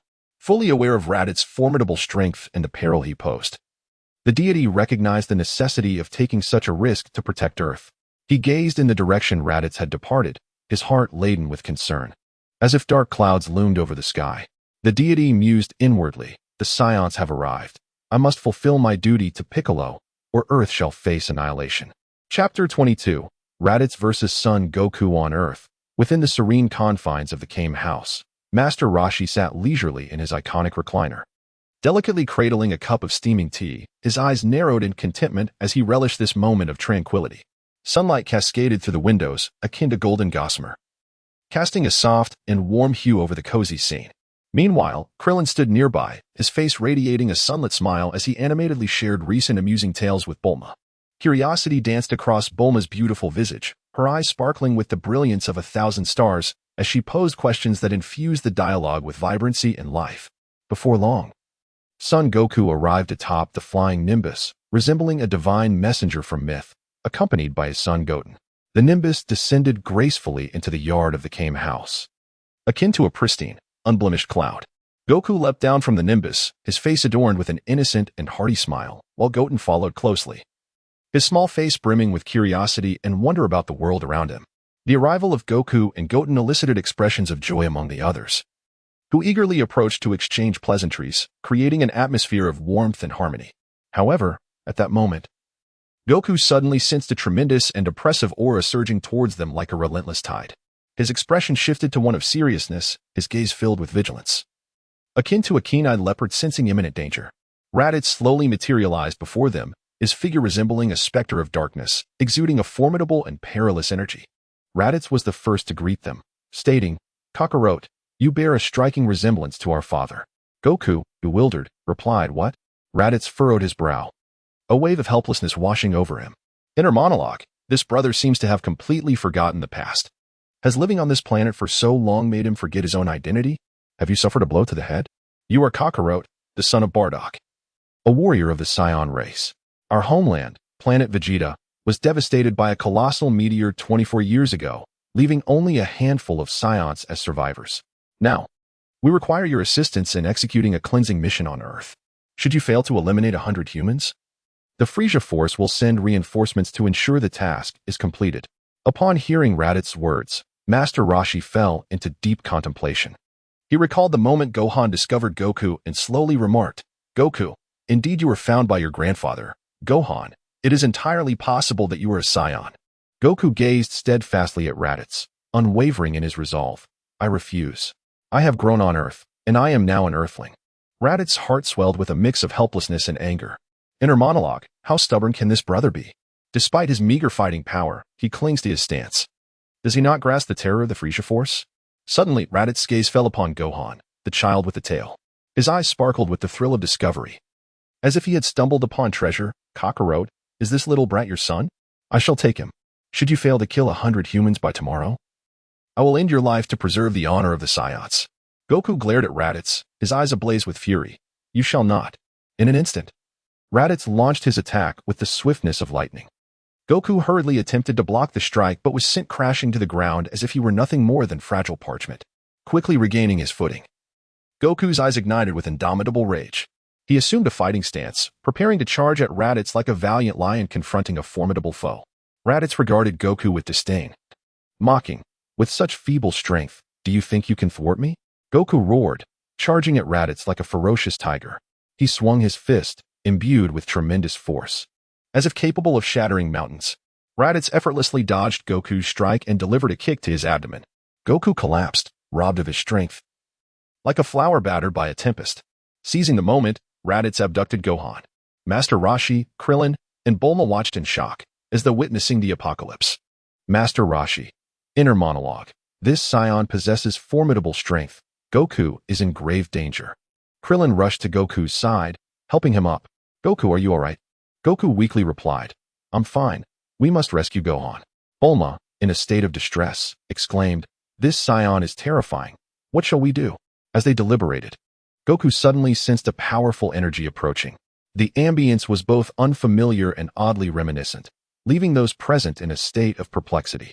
An unsettling feeling surged within their hearts, as they pondered whether the source of this aura was friend or foe. Meanwhile, the scene shifts back to the moment when Piccolo was vanquished by Raditz, the Namekian deity. Enveloped in a grave demeanor reminiscent of a stormy sky, communicated through his unique abilities, the visitor is a Saiyan, possessing formidable combat strength. Saiyans are the backbone of Frisia's army, having annihilated countless planets. Piccolo's eyes widened in shock, as if struck by a bolt of lightning. How do you know this? He inquired. The deity sighed softly and replied, It was the King Kai who informed me. He advised me to lead the promising Earthlings away from this planet. However, I place my faith in you. I shall bestow a portion of my power upon you.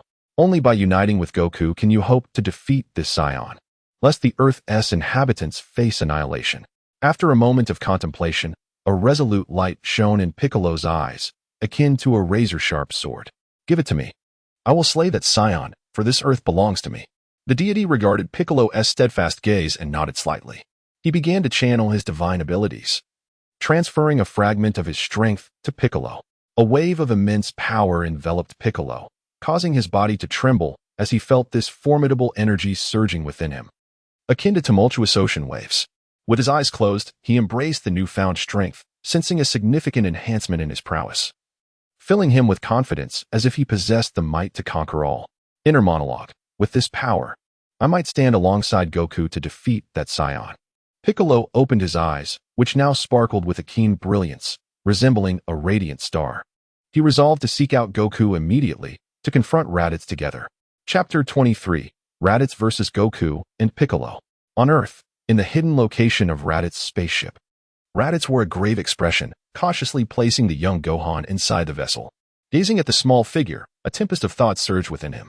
Raditz pondered, I hope Kakarot will reconsider, otherwise, when Frisia's army returns to obliterate Earth, Kakarot will surely face death, tarnishing the honor of the Saiyans. With this thought, he shook his head slightly, forcibly suppressing the tumultuous thoughts, and began preparing sustenance. He then closed his eyes to meditate, quietly awaiting Kakarot's decision.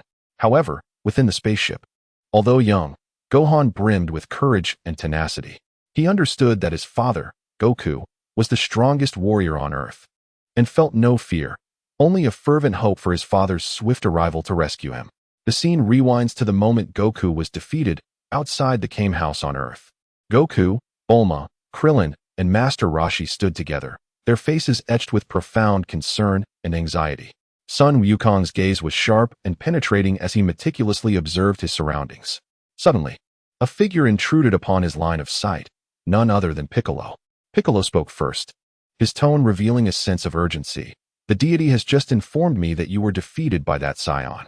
Sun Wukong nodded slightly, his expression grave and resolute as steel, responding in a low voice. Indeed, I require your assistance, Piccolo. The Saiyan has come to cleanse the Earth. Together, we shall surely prevail against him. Moreover, the tail is the Saiyan's weakness. If we seize it, we can conquer him. Piccolo raised his chin slightly, a hint of pride flickering across his visage as he declared, The Earth shall be mine to conquer. I agree to your plan, Sun Wukong.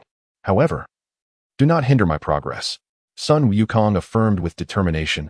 Very well, let us proceed at once. Krillin, his face etched with concern, implored, Wukong, please exercise caution. Bulma's voice trembled with anxiety as she echoed, Yes, that Saiyan is truly fearsome. Master Roshi stroked his beard, his countenance exceedingly serious as he admonished, Remember, the battle is not merely a clash of strength, but a test of wit and courage. as Piccolo soared through the air using his flight technique. Sun Wukong rode on his Nimbus cloud. The two contemplated their forthcoming strategies amidst their flight. Breaking the silence, Piccolo remarked, "This Saiyan cannot sense ki, which is one of the conditions for our victory. We shall coordinate our efforts."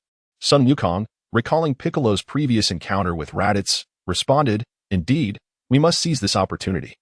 During their flight, Sun Wukong reminisced about his battle with Raditz, filled with resentment and indignation. He silently vowed to protect his family this time. Piccolo, his demeanor as cold as ice, understood the formidable nature of this confrontation, yet he possessed unwavering resolve. Through their sense of ki, Piccolo and Sun Wukong finally approached Raditz. Raditz spoke first, his voice laced with coldness and authority. "Kakarot, you dare come without the corpses of the Earthlings? It seems I must eliminate you to uphold the honor of the Saiyans." Sun Wukong and Piccolo shed their burdens, focusing their energies in preparation for a fierce battle. Piccolo proclaimed loudly, "I have come to avenge the earlier conflict." Sun Wukong asserted with conviction, "I was raised on Earth, and I will not permit you to kill indiscriminately." Raditz scoffed derisively, "You think you can stop me with your meager strength?" His scouter registered Piccolo's combat power at 700 and Sun Wukong's at 416, leaving him astonished. He pondered how it was possible for their powers to rise so swiftly. Could the scouter be malfunctioning? Nonetheless, he knew he could not afford to be complacent and prepared for battle.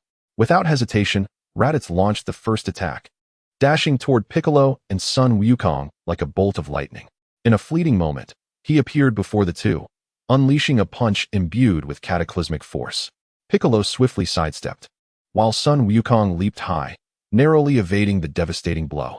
Raditz's fist struck the ground with a thunderous roar, creating a massive crater beneath him.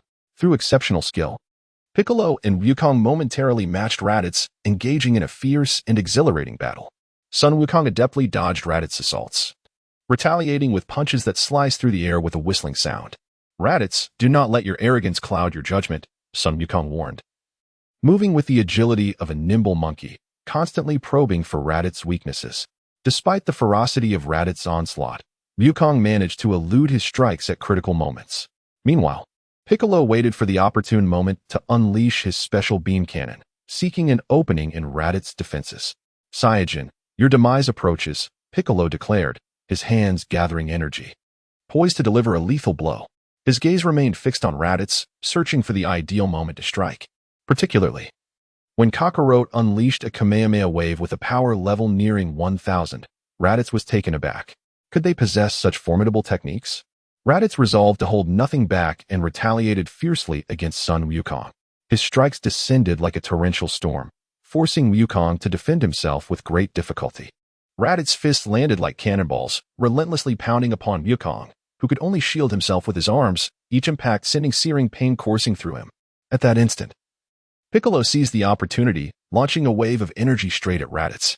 Raditz deftly evaded, but the blast struck the ground behind him, sending dust swirling into the air. Wukong capitalized on the moment, rolling towards Piccolo, and the two stood back to back, vigilantly observing Raditz. "Piccolo, we must coordinate our efforts," Sun Wukong whispered. "I am aware," Piccolo replied. Raditz roared and charged once more, prompting Wukong and Piccolo to split, evading Raditz's attacks from opposite sides. Suddenly, Wukong accelerated towards Raditz's flank, swinging his fist with intent. Raditz reacted with lightning speed, raising his arm to block Wukong's strike. Yet, Piccolo also launched his own assault, a powerful energy wave shooting from his hand directly at Raditz. Raditz quickly attempted to dodge, but the energy wave grazed his shoulder, inflicting a minor wound. "Do you truly believe this will be enough to vanquish me?" Raditz glared at them, his fury palpable. However, Piccolo's energy wave failed to inflict substantial damage, igniting a sense of urgency within him. How could this adversary be so formidable? Piccolo gathered his energy once more, preparing to unleash a more powerful blast. Wukong, with his left arm injured and his body battered, found himself unable to fight effectively. Sensing Wukong's vulnerability, Raditz turned his attention to Piccolo, launching a rapid succession of punches that struck with the speed of lightning, leaving Piccolo scrambling to evade. Raditz's velocity was overwhelming, and Piccolo could do little but continuously dodge. Each evasion left Piccolo feeling immensely fatigued, as he understood he could not continue to dodge indefinitely. Raditz taunted, "Do you really think you can challenge me?" At that moment, Raditz' scouter unexpectedly registered a surge in battle power emanating from the spacecraft. Raditz thought it impossible. The young boy inside had a power level of merely 1. Suddenly, the spacecraft exploded, and as Raditz prepared to intercept the incoming attack, he felt his tail unexpectedly grasped by Piccolo's hand. In a panic, Raditz unleashed a ki blast to sever Piccolo's grip, only to be met by a furious Gohan, who launched a martial arts assault with a power level of 1500. Gohan charged at Raditz like a swift cheetah, his fists raining down upon Raditz with astounding speed, leaving Raditz no time to react. Gohan shouted, "You can no longer harm my father." Caught off guard, Raditz sustained a minor injury. Grabbing Gohan in an attempt to retaliate, he was suddenly seized by Goku, who, having regained consciousness, firmly grasped Raditz's tail with one hand.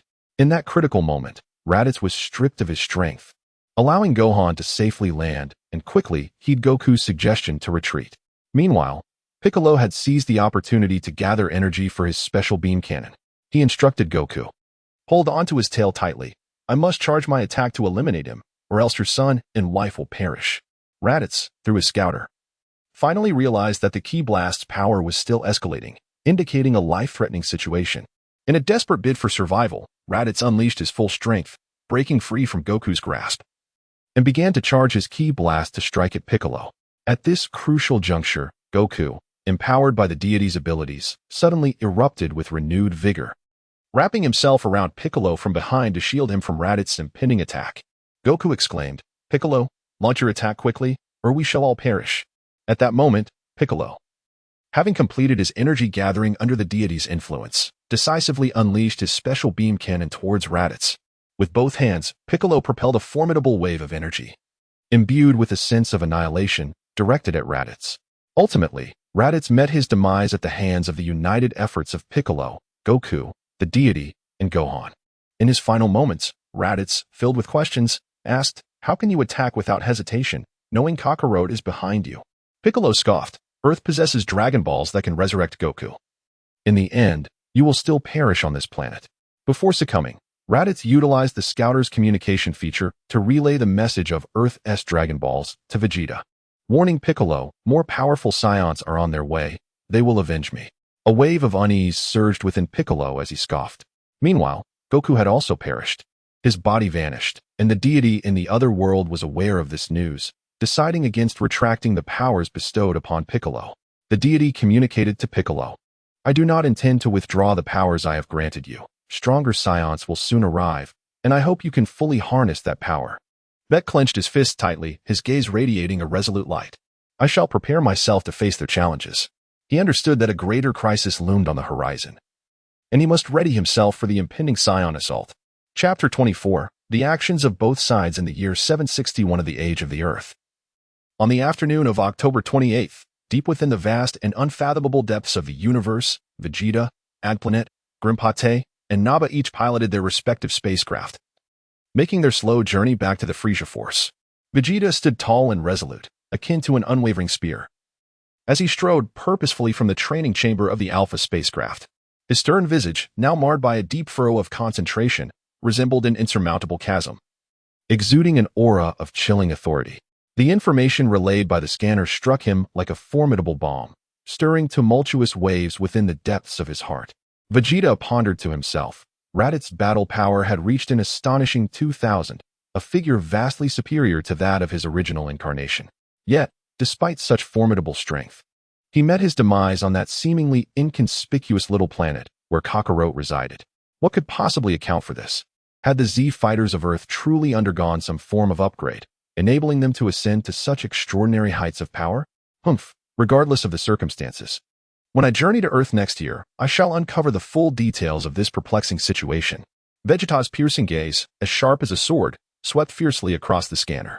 Subsequently, through the communication device of the detector, he addressed Eggporant, Grimpant, and Naba with an undeniable and commanding tone. "Raditz has met his demise on Kakarot's planet. We must allocate time next year to journey there and avenge Raditz. As for the matter of the Dragon Balls, we must conduct a thorough verification." Eggporant respectfully replied, "Your Highness, is it truly possible for the Dragon Balls to grant resurrection?" Vegeta unceremoniously interrupted him, his voice tinged with an icy, ruthless tone. "Verification is necessary. After all, We are merely hearing rumors of the possibility of resurrecting Kakarot, and the specifics remain entirely unknown. Do not be too quick to trust unverified information. We Saiyans have always relied on our formidable strength, yet if the Dragon Balls possess such miraculous properties, it would not be unwise to make use of them. Eggplant felt a shiver run through him, and quickly replied, "Yes, Your Highness. I merely believe that if the Dragon Balls truly hold such extraordinary power, it could indeed present us with an unparalleled opportunity. Perhaps it could further solidify our position among the cosmos." Granat interjected, "Your Highness. It is astonishing that such a remote planet harbors an individual capable of slaying Raditz. Should we not request intelligence from the Frisia Force for a thorough investigation?" Vegeta scoffed disdainfully and declared with an air of authority, "There is no need. However, when the time comes, you may learn the local fighting or combat techniques. After all, the weaker races either strive to advance their technology or devote themselves entirely to martial arts. We Saiyans pride ourselves on our strength and shall conquer that planet with our own power, unveiling its shrouded mysteries." Nappa remained silent, yet his eyes betrayed a resolute determination. As he silently vowed, "No matter the challenges that lie ahead, I shall follow Prince Vegeta and fight for the glory of the Saiyans." Time reverted back to October 12th, 761 in the Age of Earth. Piccolo and Goku had just emerged from a harrowing and perilous battle, successfully vanquishing Raditz. Bulma, Krillin, Master Roshi, Yamcha, Tien, and Kaiatsu rushed anxiously to the battlefield. Piccolo's expression was grave, akin to a sky heavy with dark clouds, standing silently like a steadfast mountain, awaiting the arrival of his companions.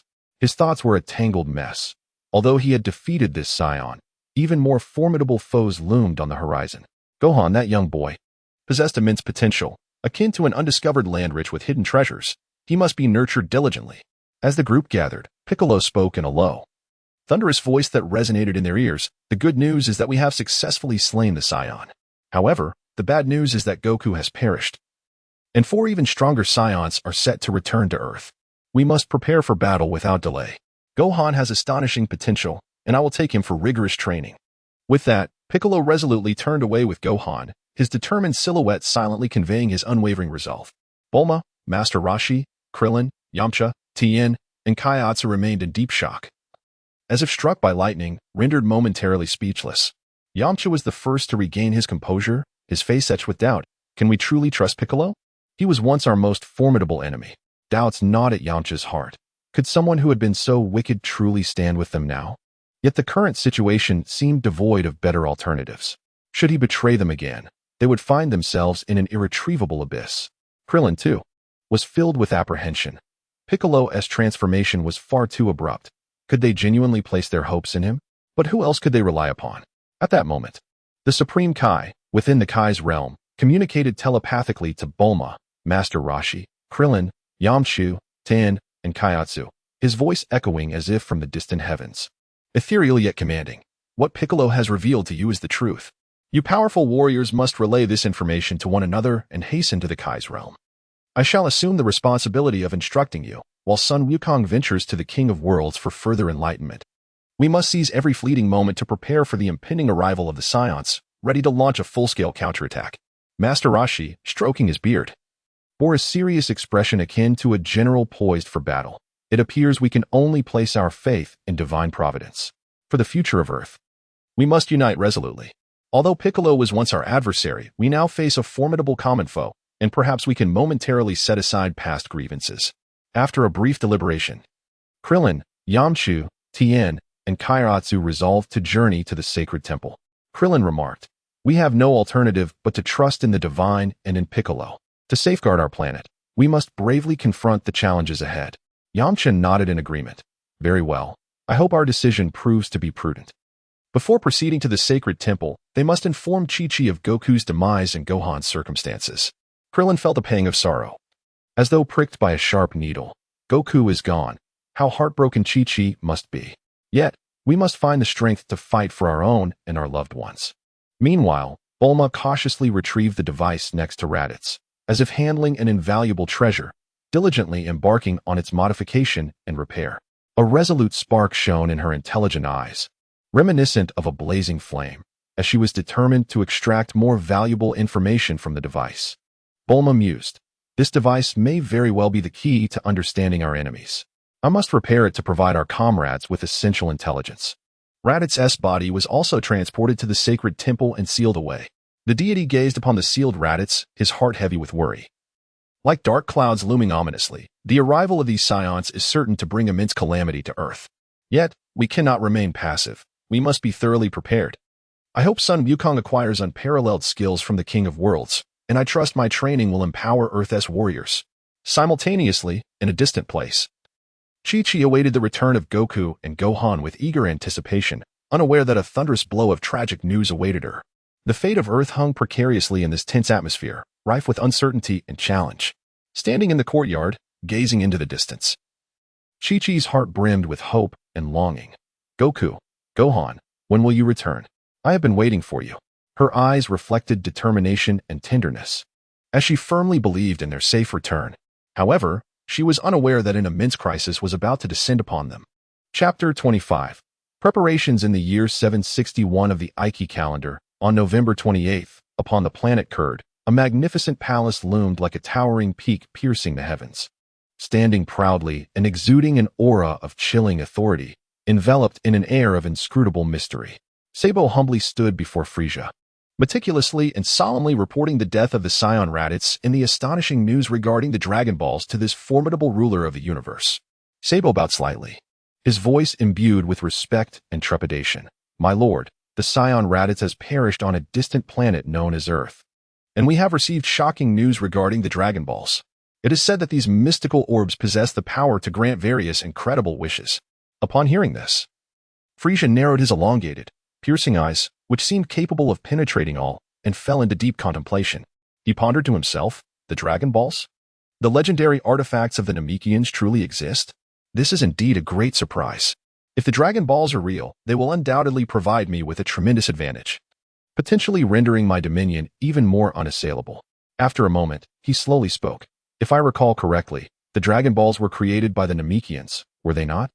I had thought it merely a fanciful legend, yet it appears to be real. Humph. Let us send Vegeta to that Earth to investigate and ascertain the truth. I shall arrange a suitable mission for him near Earth next year. Dodoria quickly interjected with flattery. Your wisdom is unmatched, my lord.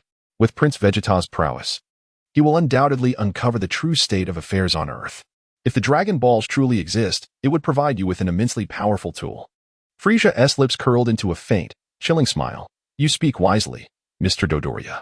On Earth, within the sacred temple, the Supreme Kai bore an expression as solemn as a general poised for battle, dignified and authoritative. He was acutely aware of the impending crisis, colossal in magnitude, akin to a tempest about to sweep through. A single misstep could lead Earth into an abyss of despair. The only path to survival lay in hastening the warriors of Earth to grow stronger. Thus, he commenced rigorous training for Krillin, Yamchu, Tien, and Dend. With resolute expressions, Krillin and the others diligently trained under the Supreme Kai's guidance. Sweat cascaded down like a waterfall, soaking their garments, yet their eyes held no hint of retreat, only unwavering determination and indomitable spirit. As Yamcha trained vigorously, he mused inwardly, if even King Piccolo can stand alongside us, what reason do we have not to give our all? We must become stronger before the Saiyans strike again, or we shall face irrevocable doom. Tien gritted his teeth, resolutely thinking, I must protect them. I cannot allow those Saiyans to succeed. The dumplings silently cheered for everyone, their hearts brimming with anticipation. They must become stronger. They can surely overcome the enemy. In the wilderness, Piccolo commenced an arduous training regimen with Gohan. He imposed rigorous demands upon Gohan, relentlessly unearthing his potential, akin to excavating a hidden mine of boundless treasures. Concurrently, Piccolo engaged in intense training himself, fully aware that he must grow stronger to survive the impending battle. Observing Gohan's diligent efforts, Piccolo mused, this young lad possesses immense potential. With proper guidance, he shall undoubtedly become a formidable force against the Saiyans. Though weary, Gohan's gaze radiated determination. I must grow stronger to safeguard my mother. I cannot allow those villains to harm my family and friends. Within the opulent mansion of the Western capital, the laboratory buzzed with activity. Bulma was wholly absorbed in her task of deciphering, repairing, and enhancing the detector. Her eyes were focused and resolute, her tools dancing in her hands like a musician performing a stirring symphony, each motion imbued with rhythm and strength. Bulma understood that this detector might be the key to understanding their adversary, She needed to complete her work swiftly. Meanwhile, Goku was sprinting along Snake Way, each step filled with unwavering resolve. His singular thought was to reach King Kai as quickly as possible, acquire powerful skills, and then return to Earth to protect his loved ones, safeguarding the peace and tranquility of the planet. On the planet Kurd, home to the Saiyans, Vegeta, Nappa, and their comrades began their daily training regimen. In the morning, they sweated profusely within the training room, engaging in high-intensity workouts. The afternoons were reserved for their personal time. Chapter 26. Departure to Earth Date. Year 762. October 1st. The colossal palace on Kurd resembled a foreboding fortress, exuding an aura of chilling majesty and inscrutable mystery. The cosmic overlord Frieza sat upon his ornate yet cold throne, his gaze revealing an elusive glimmer, as if he could perceive all things in the universe, yet leaving one perplexed about his true intentions. Frieza summoned Vegeta and spoke slowly. Vegeta, there is a mission that requires your team to execute a tax collection task on Yardrat. Vegeta slightly bowed his head and respectfully replied, as you command, my lord. He then turned and departed from the palace, his figure standing tall and resolute, each stride exuding power. However, within his heart, tumultuous waves churned like a raging sea. It seemed that Frieza was aware of the Dragon Balls. Was he attempting to test the veracity of the information through me? Or was he indirectly conveying intelligence to Bulma on Earth via the communicator? Humph. Regardless of his ulterior motives, Frieza, your reign is on the brink of annihilation. The countdown to your demise has already commenced.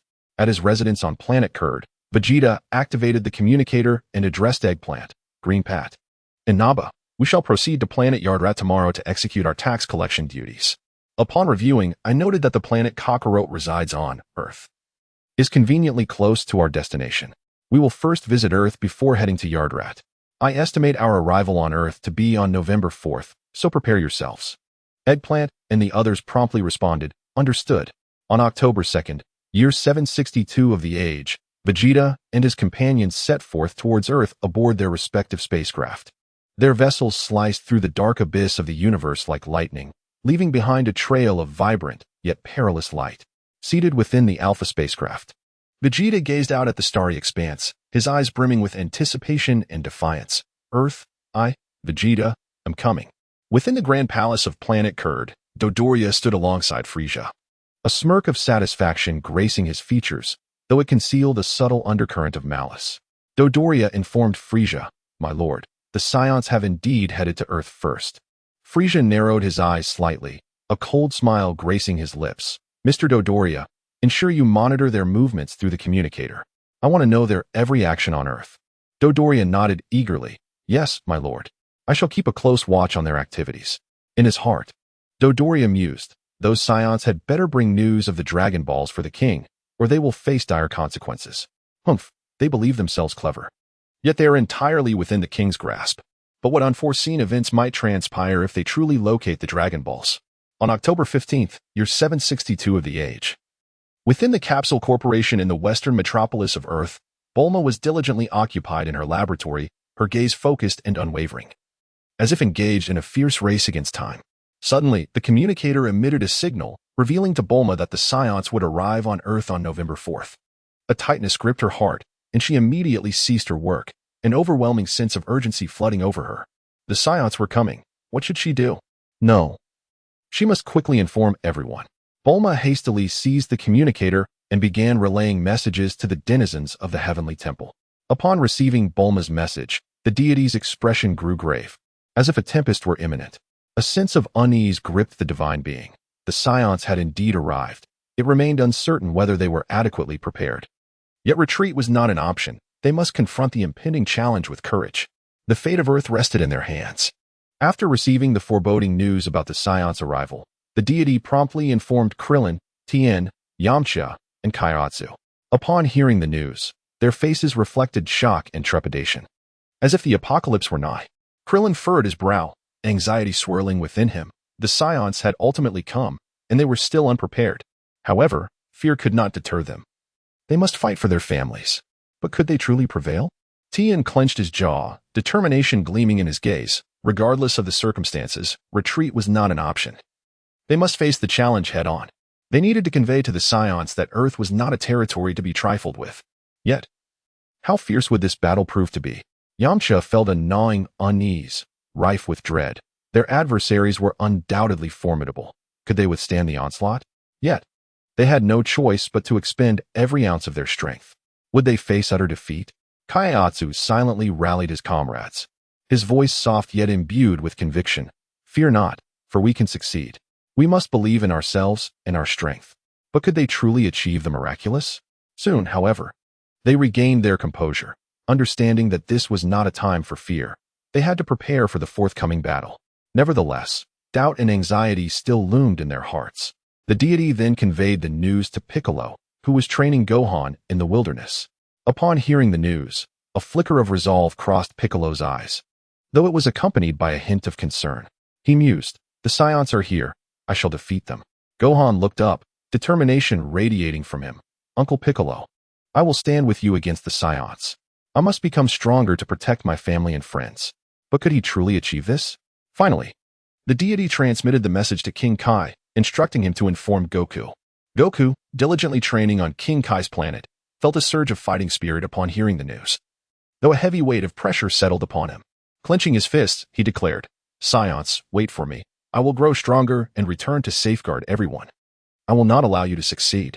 Chapter 27, The Saiyan Assault Date, November 1st, 762 A.D.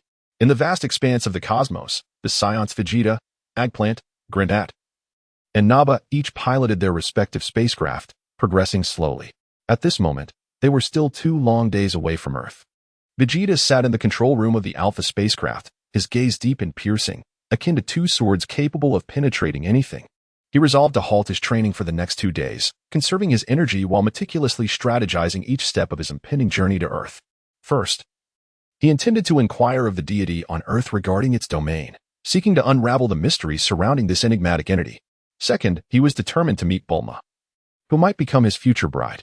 Furthermore, he planned for Eggplant, Granat, and Naba to train on Earth, simultaneously seizing the opportunity to convey the power of the Dragon Balls to Frieza, luring him to planet Namek. Subsequently, he aimed to eliminate Piccolo according to his plan, thereby compelling the Z fighters to follow him to Namek. Finally, he would engage in a decisive battle with Kakarot. As for the specifics of traveling to Namek, those considerations would be made post-battle. With a combat power of 31,000, Vegeta was confident that Kakarot could not possibly rival him. His heart brimmed with self-assurance and dominance. In other spacecraft, Eggplant, Granat, and Naba were lost in their own thoughts.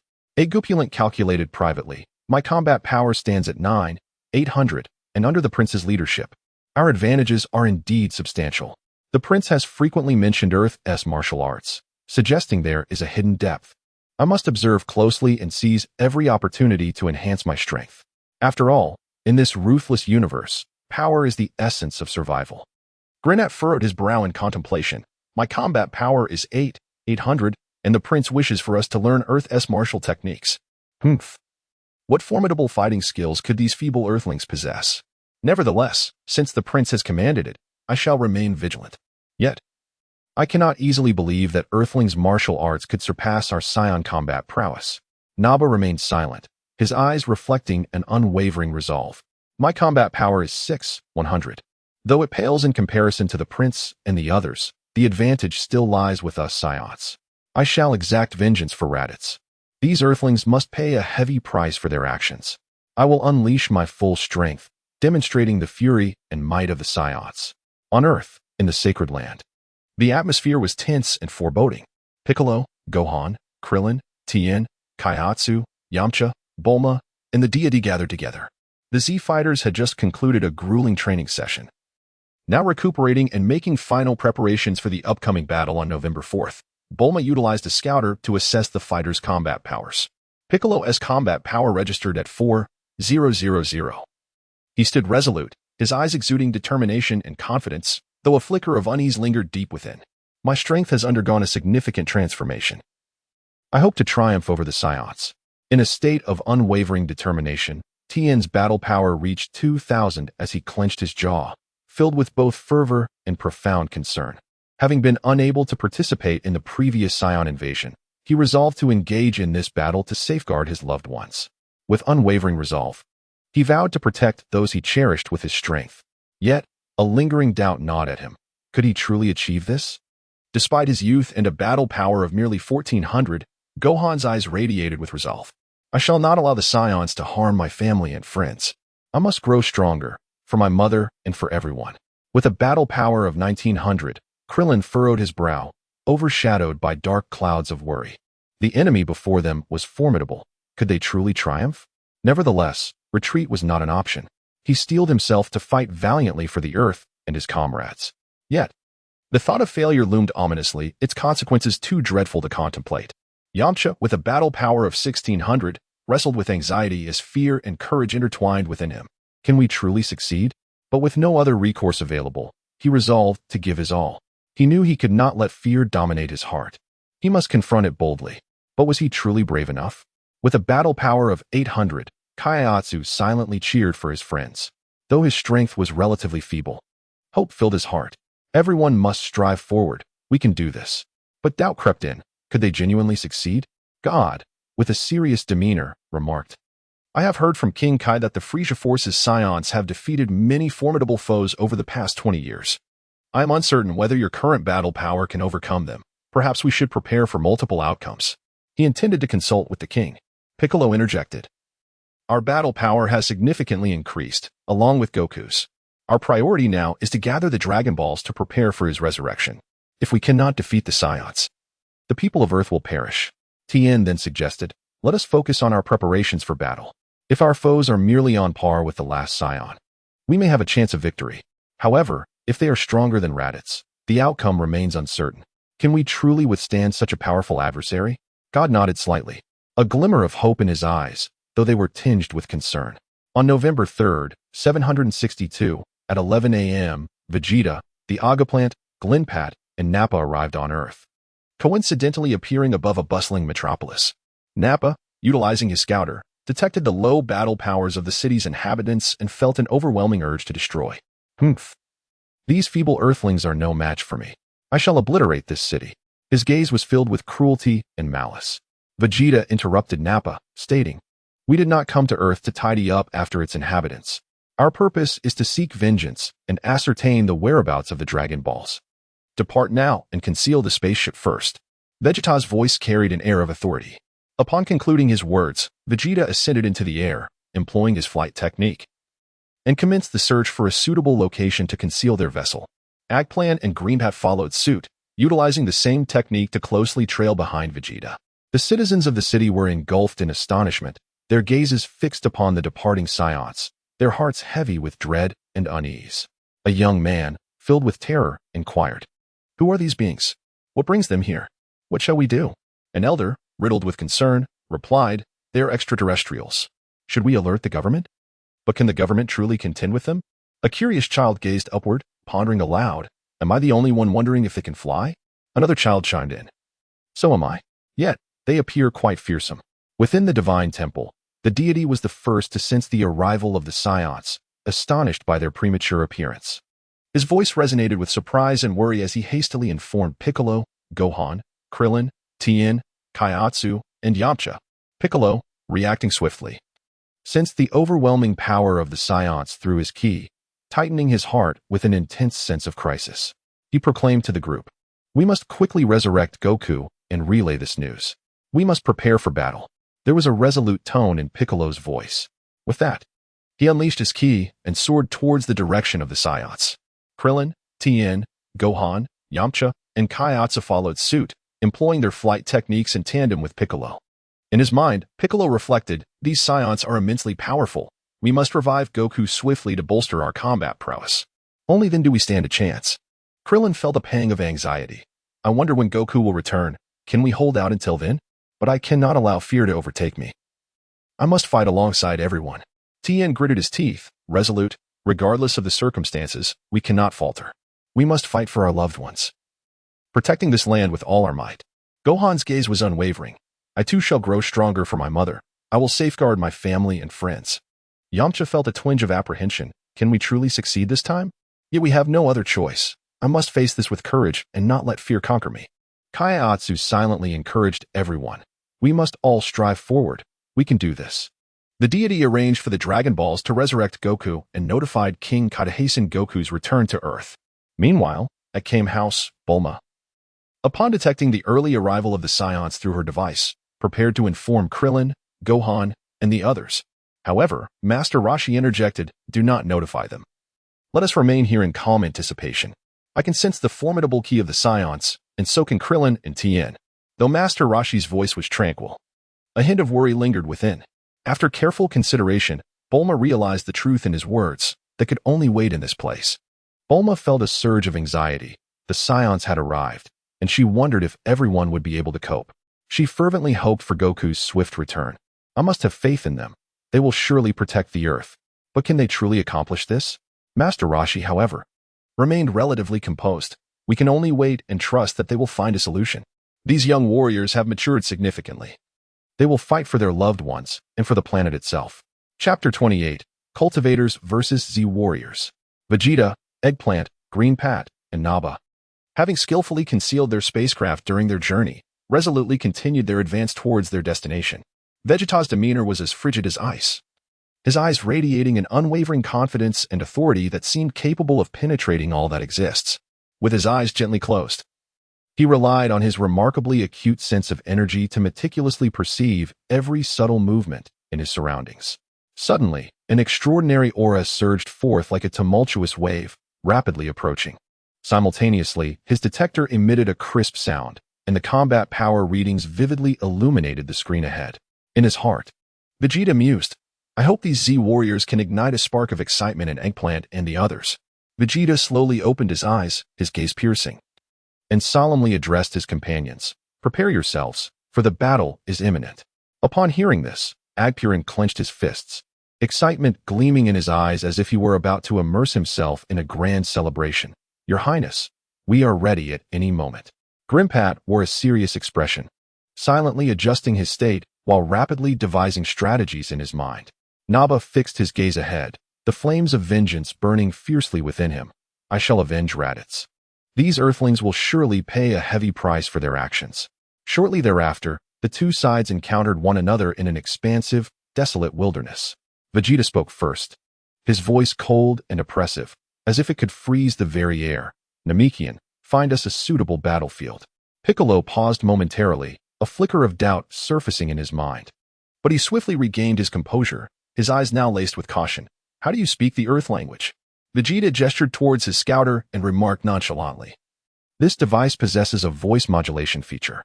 I hope you will allow me to engage in a thrilling battle with my kin. By the way, did you eliminate Raditz?" Piccolo furrowed his brow, a glimmer of wariness flickering in his gaze. "Indeed, I did. Are you implying that I am also an extraterrestrial?"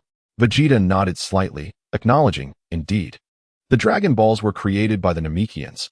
I had thought it was merely a myth, yet it turns out to be true." Both the deity of the sacred realm and Piccolo were profoundly astonished, as they had never fathomed that they were, in fact, extraterrestrial beings. The divine entity contemplated silently. "So my lineage is so intricate. No wonder I am such a unique presence on Earth."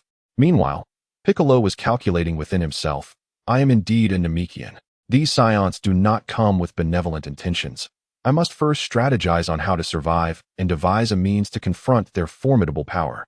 In this desolate wilderness on Earth, Piccolo meticulously selected the battlefield. The terrain was expansive, devoid of excessive obstacles, making it exceptionally suitable for combat. Vegeta stood there, his gaze revealing a hint of anticipation, as if awaiting the commencement of an extraordinary performance. "Utilize the artificial beings to ascertain whether these Earthlings are worthy. You should also observe and learn their combat techniques." Nappa promptly complied with Vegeta's directive, initiating the cultivation of the artificial beings. Before long, 6 diminutive figures, exuding an aura of formidable strength, manifested upon the battlefield.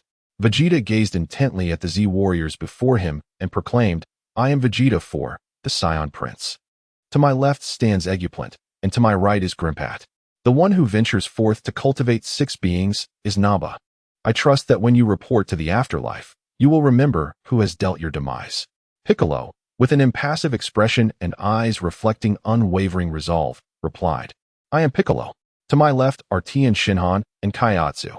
To my right are Gohan, Krillin, and Yamcha. I hope you will not fall before us.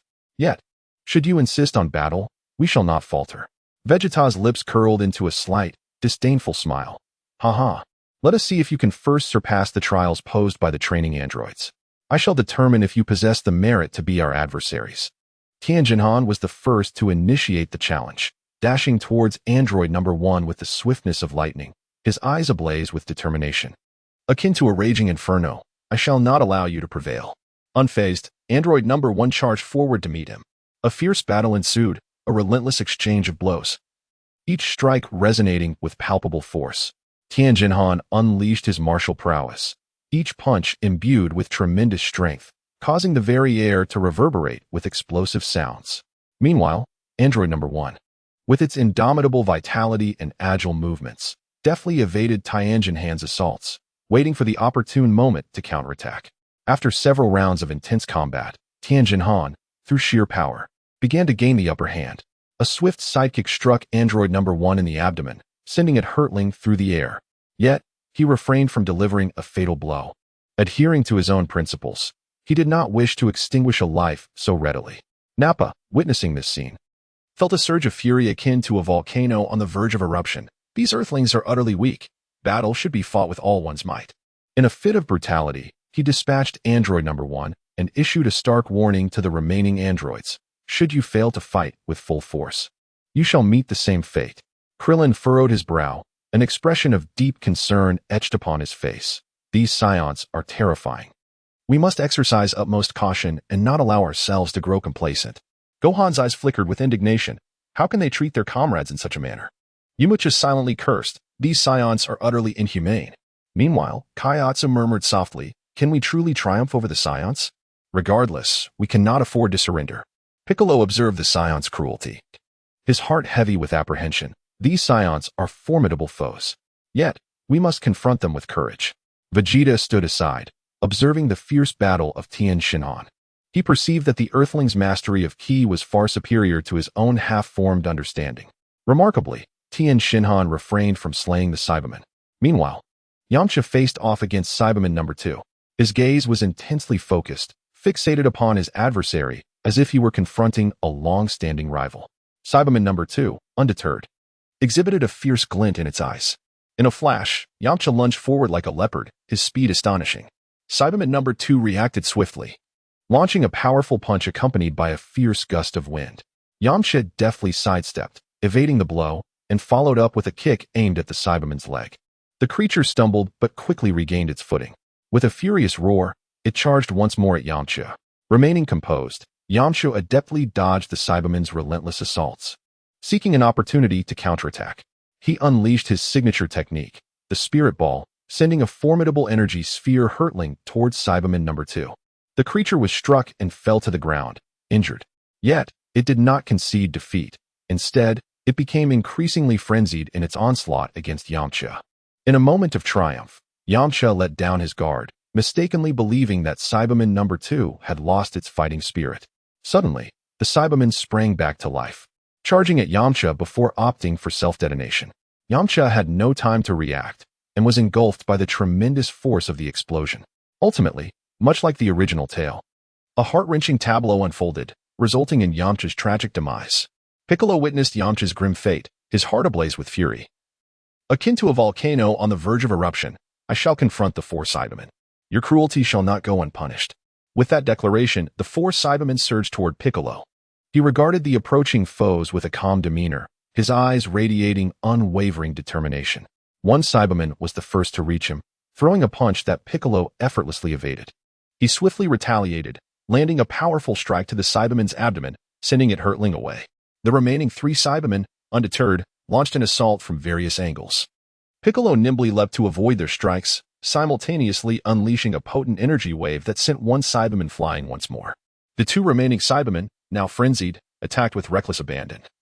But Piccolo remained undaunted. He skillfully wielded his strength, engaging in a fierce close-quarters confrontation with the 2 adversaries.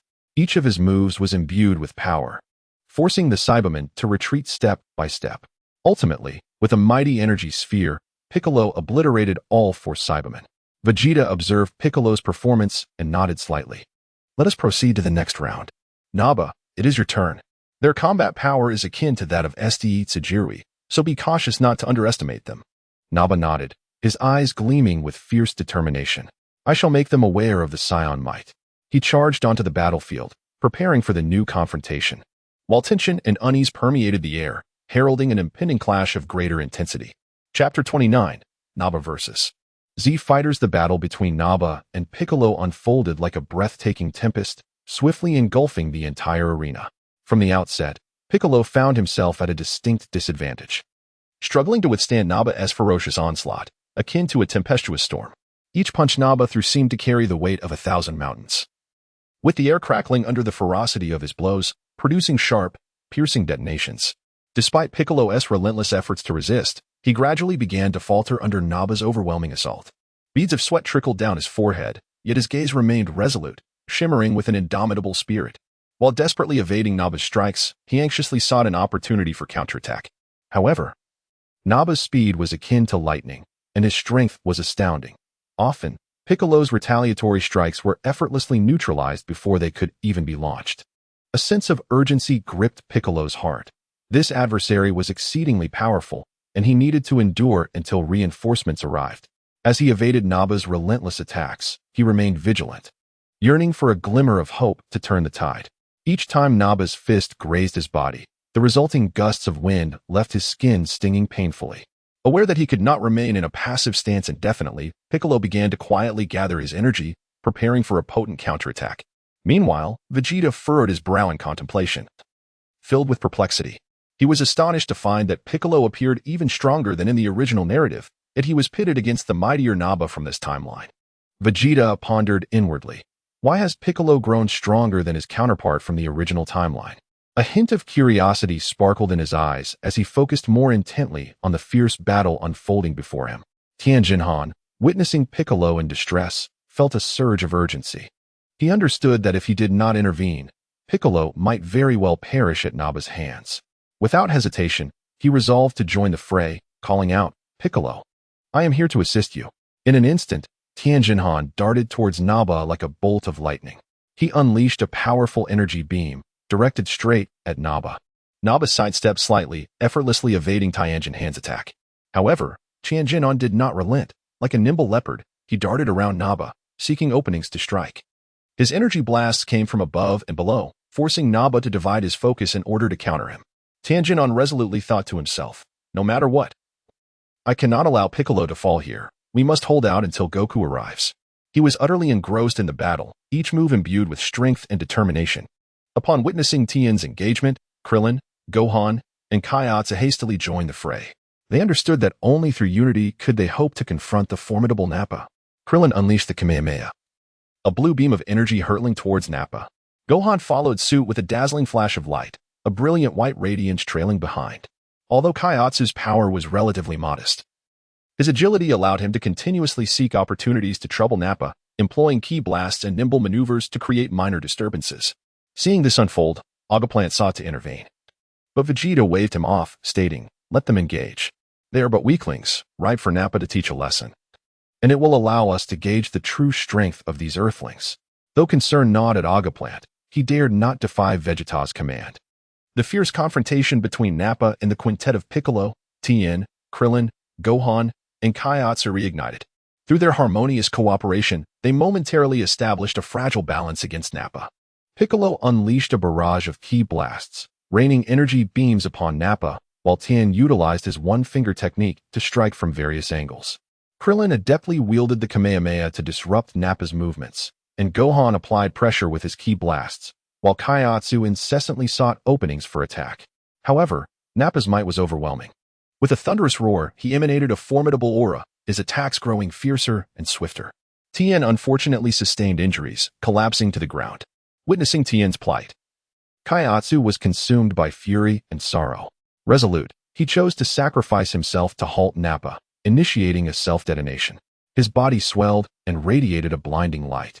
Yet, his explosion inflicted little harm upon Nappa, merely grazing him with minor wounds. Kaiatsu's heart was resolute. For Tien and his companions, he feared not death. In that decisive moment, he felt no trepidation. Gazing at the wounded Tien and his comrades, he was filled with both sorrow and determination. He recognized his power was insignificant, yet he hoped his sacrifice would buy time for his friends. Enraged by Kaiatsu's demise, Gohan erupted with a battle power exceeding 3,000. Fueled by his momentary fury, he disrupted Nappa's offensive rhythm. Gohan's onslaught crashed upon Nappa like a tempest, momentarily throwing him into disarray. Seizing the opportunity, Piccolo, Tien, and Krillin launched a counterattack. Piccolo unleashed a fierce energy ball, while Tien fired a colossal ki beam directly at Nappa. Krillin executed a ki blade strike aimed at Nappa. United, they pressed their assault. However, heeding Vegeta's counsel, Nappa deployed a defensive barrier, successfully thwarting their combined efforts. Gohan's heart blazed with indignation. He vowed to avenge Kaiotsu. Gohan's fury significantly augmented his power, and his strikes descended upon Nappa like a frenzied tempest, exerting unprecedented pressure upon him. Ignoring all else, Gohan charged at Nappa, each punch and kick imbued with intense murderous intent. The fierce battle ensued between Nappa, Piccolo, Krillin, Gohan, and Tien. During the clash, Nappa seized the opportunity to slay Tien and severely injure Piccolo. Nappa's speed was astonishing and his strength immense, leaving Piccolo and Tien unable to evade. Sensing the dire situation, Krillin unleashed the solar flare, momentarily blinding Nappa. A blinding light engulfed Nappa, rendering him sightless. Witnessing Piccolo's grievous injuries reignited the flames of rage within Gohan. He finally erupted once more, his battle power soaring to 5,000, launching a frenzied counterattack against the blinded Nappa. Gohan's blows fell upon Nappa like a torrential storm, leaving Nappa with minor injuries. Krillin felt a mix of joy and concern. He hoped to endure until Goku's arrival. After utilizing the solar flare, Krillin was both relieved to have momentarily subdued Nappa and troubled by his comrades' injuries and the uncertain outcome of the battle. Observing the unfolding chaos, Eggplanter feared Nappa might be slain and interrupted Gohan and Krillin's assault with a powerful ki blast. The force of Eggplanter's attack forced Gohan and Krillin to stagger backward. Once Nappa regained his composure, he first struck Krillin, rendering him temporarily incapable of fighting. Subsequently, Nappa launched a fierce counteroffensive against Gohan. As Gohan's rage began to wane, his battle prowess diminished, and he gradually found himself in a precarious position. Seizing the moment, Nappa unleashed a ki blast at the wounded Gohan. In a desperate act, Piccolo, despite his serious injuries, dashed in front of Gohan to shield him. His sole thought was to ensure Gohan's survival. Without hesitation, Piccolo stood firm against Nappa's onslaught. Fully aware that he might pay the ultimate price with his life, yet he harbored no regrets. Piccolo formed a resolute barrier with his own body for Gohan. However, the ki blast did not strike Piccolo. Instead, it was intercepted by Vegeta. Nappa was taken aback, exclaiming, "Why, Your Highness?" Vegeta coldly responded, "This individual is of value. The Dragon Balls were created by the Namekians. Slaying him would only render the Dragon Balls inoperable." Vegeta addressed Piccolo, requesting, "Speak to me of the Dragon Ball's capabilities, and it would be most prudent to bestow them upon us." Gritting his teeth, Piccolo replied, "The Dragon Balls have already resurrected Son Goku, whom you refer to as Kakarot. He is en route and will undoubtedly vanquish you." Vegeta squinted slightly, inquiring, "Kakarot? How long until his arrival?" Piccolo responded, "Half an hour." Vegeta nodded. "Then we shall wait for half an hour." Nappa said eagerly, "Your Highness, I." Vegeta cast a stern gaze upon Nappa, demanding, "Are you questioning my judgment?" He continued, "Had it not been for my timely warning and the intervention of Eggplant, you would have perished twice in the recent skirmish." In response, Piccolo was taken aback by Vegeta's formidable power. A sense of dread enveloped him as he pondered whether Goku would be able to triumph over Vegeta upon his arrival. Silently, he found himself praying that Goku would reach them within the next half hour. Meanwhile, Goku was en route, hastening to the scene. What fate awaits this fierce conflict? Chapter 30. A truce for 30 minutes. Vegeta spoke sternly to Eggplant. "Eggplant, ensure that you keep a vigilant watch over Nappa and Greenpat. It is imperative that you strictly adhere to the orders I have just issued. I shall step out for a moment." Eggplant's expression shifted, and he quickly responded with respect. "As you command, Prince." Meanwhile, Piccolo stood nearby, filled with curiosity as he gazed at Vegeta's departing figure, pondering to himself, where could this Saiyan prince be heading? His hurried departure must signify a matter of great importance. But what could it possibly be that compels him to leave in such haste? Vegeta unleashed his technique, soaring through the skies like a bolt of lightning, racing towards the direction of the energy he sensed.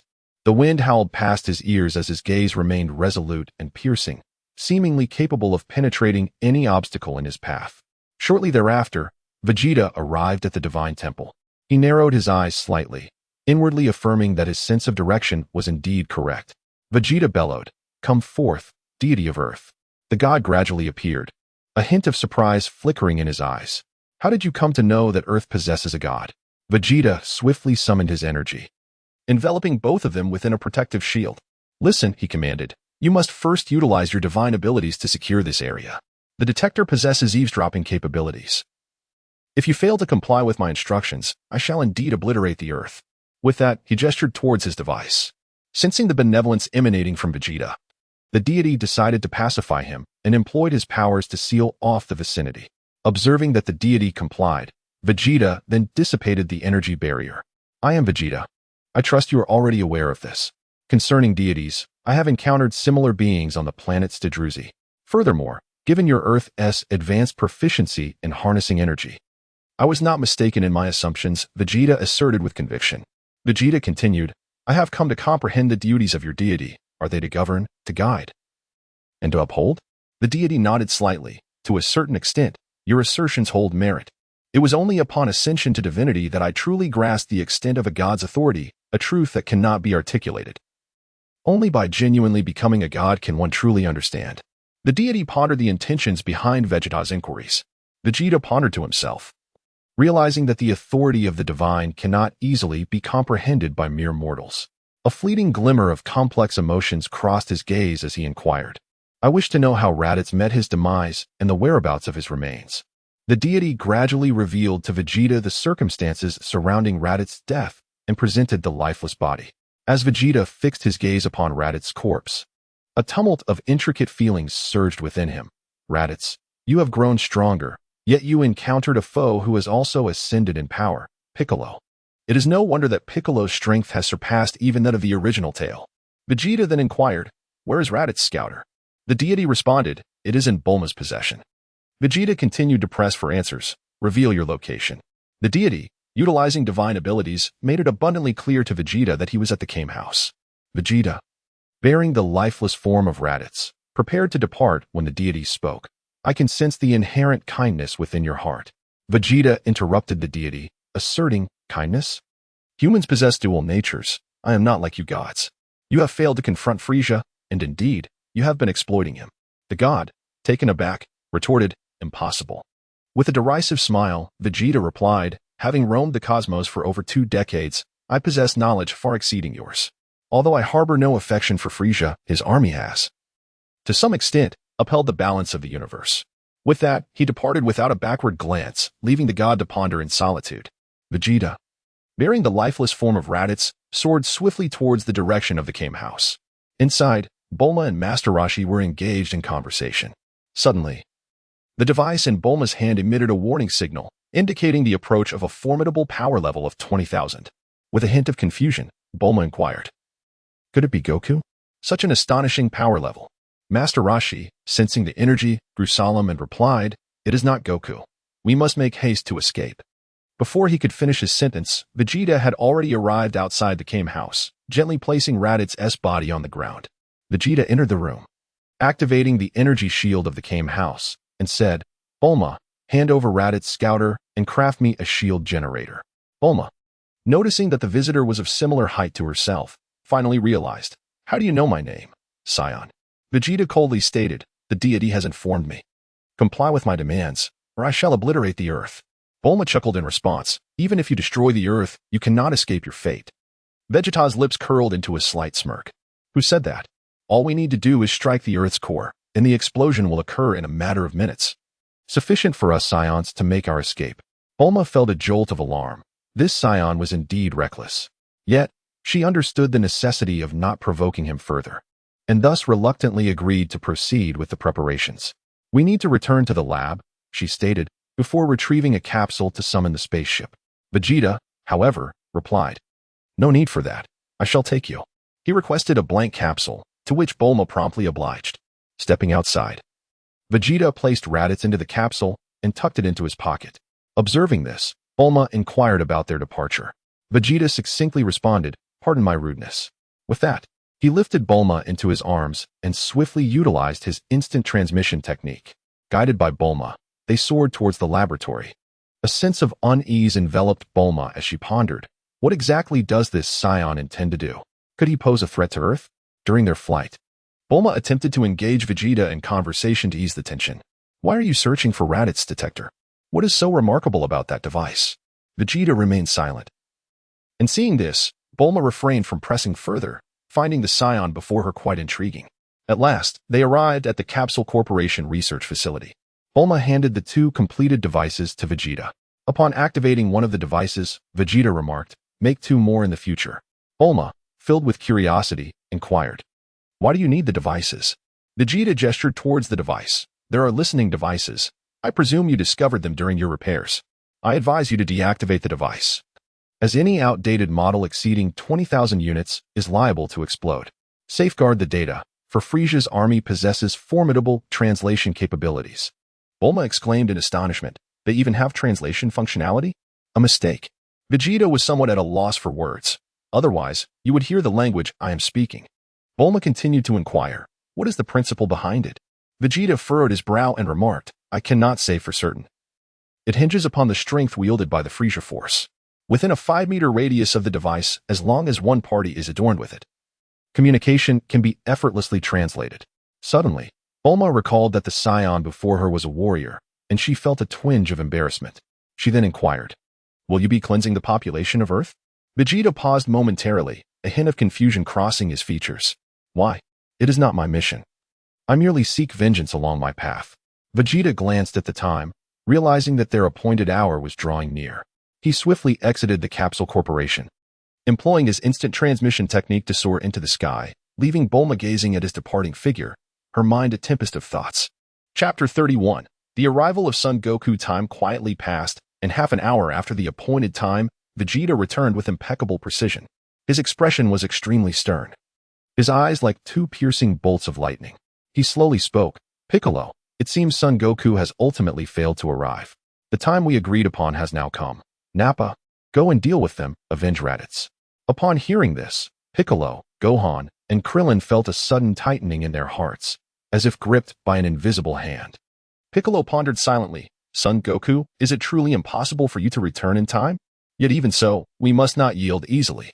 Gohan bit his lip, resolutely thinking, "I must not be afraid." Krillin clenched his fists tightly, his eyes filled with determination. "We must hold our ground." They immediately entered a state of readiness for battle, their gazes brimming with resolve and unwavering spirit, as if ignited by an indomitable flame. Nappa launched the first assault like a bolt of lightning, his speed almost imperceptible, a mere blur flashing past. In an instant, he was before Gohan, delivering a punch that seemed to carry the weight of mountains, capable of shattering stone. Gohan hurriedly sidestepped, simultaneously unleashing his special beam cannon, a dazzling white light shooting forth like a sword aimed at Nappa. Nappa deftly evaded, then spun like a whirlwind towards Krillin.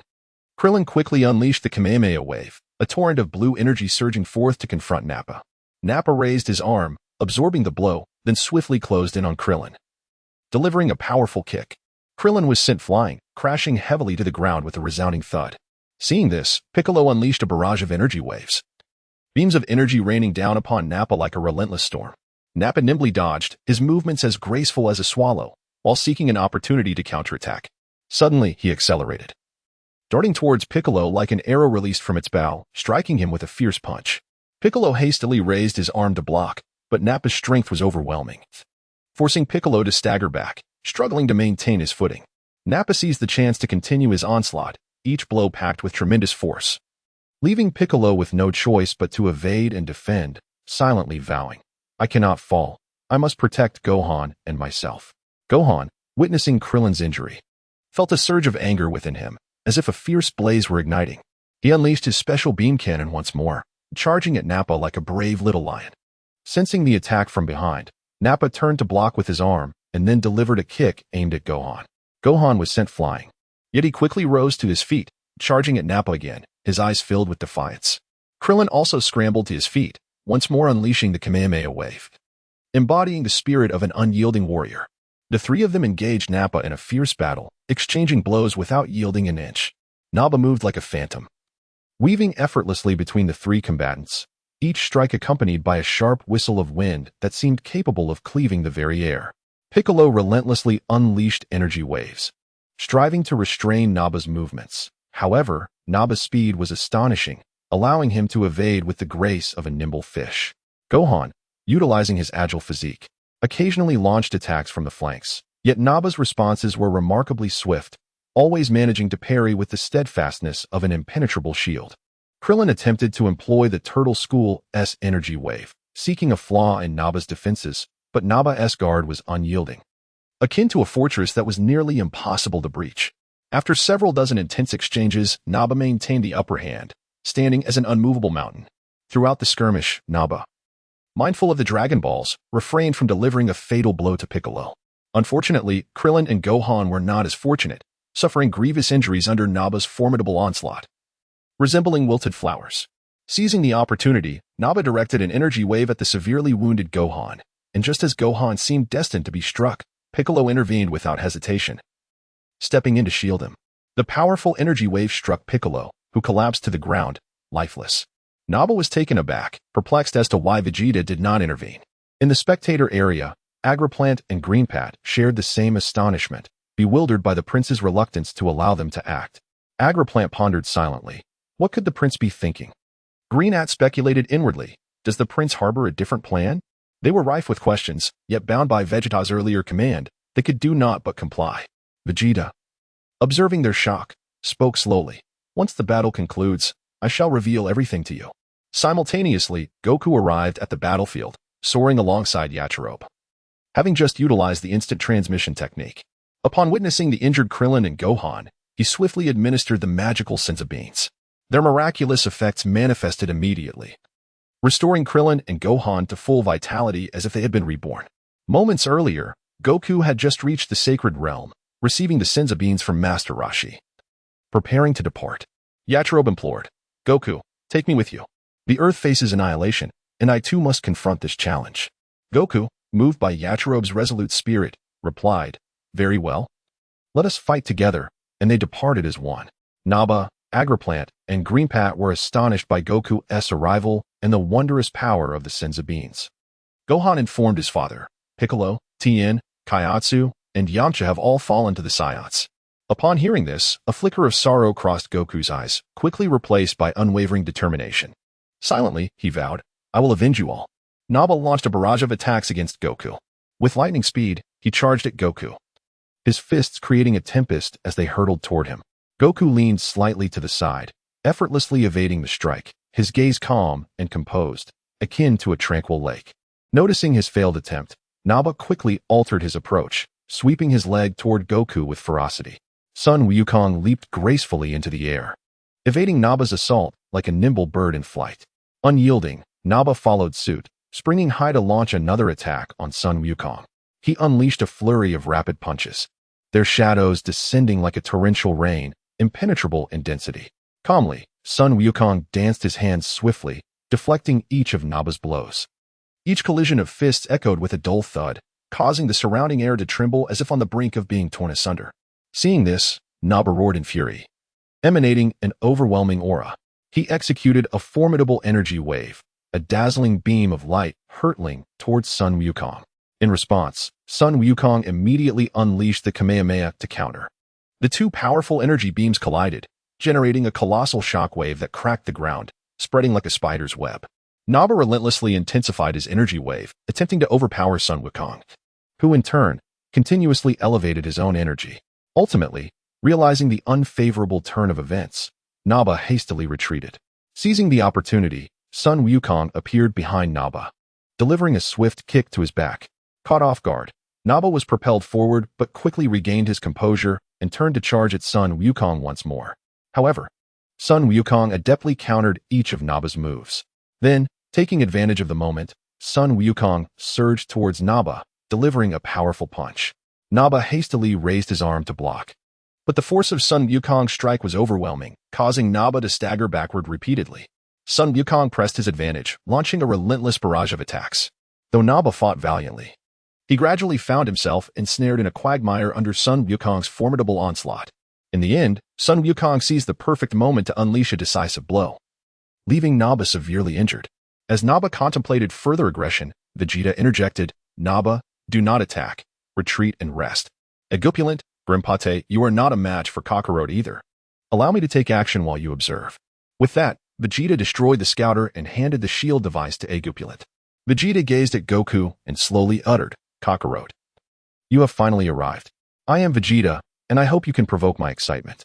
Sensing the immense power emanating from Vegeta, Goku, undaunted, looked steadfastly at him and declared, Vegeta, I have mastered formidable skills under the tutelage of King Kai. You and your companions stand no chance against me. Depart from this planet with your entourage.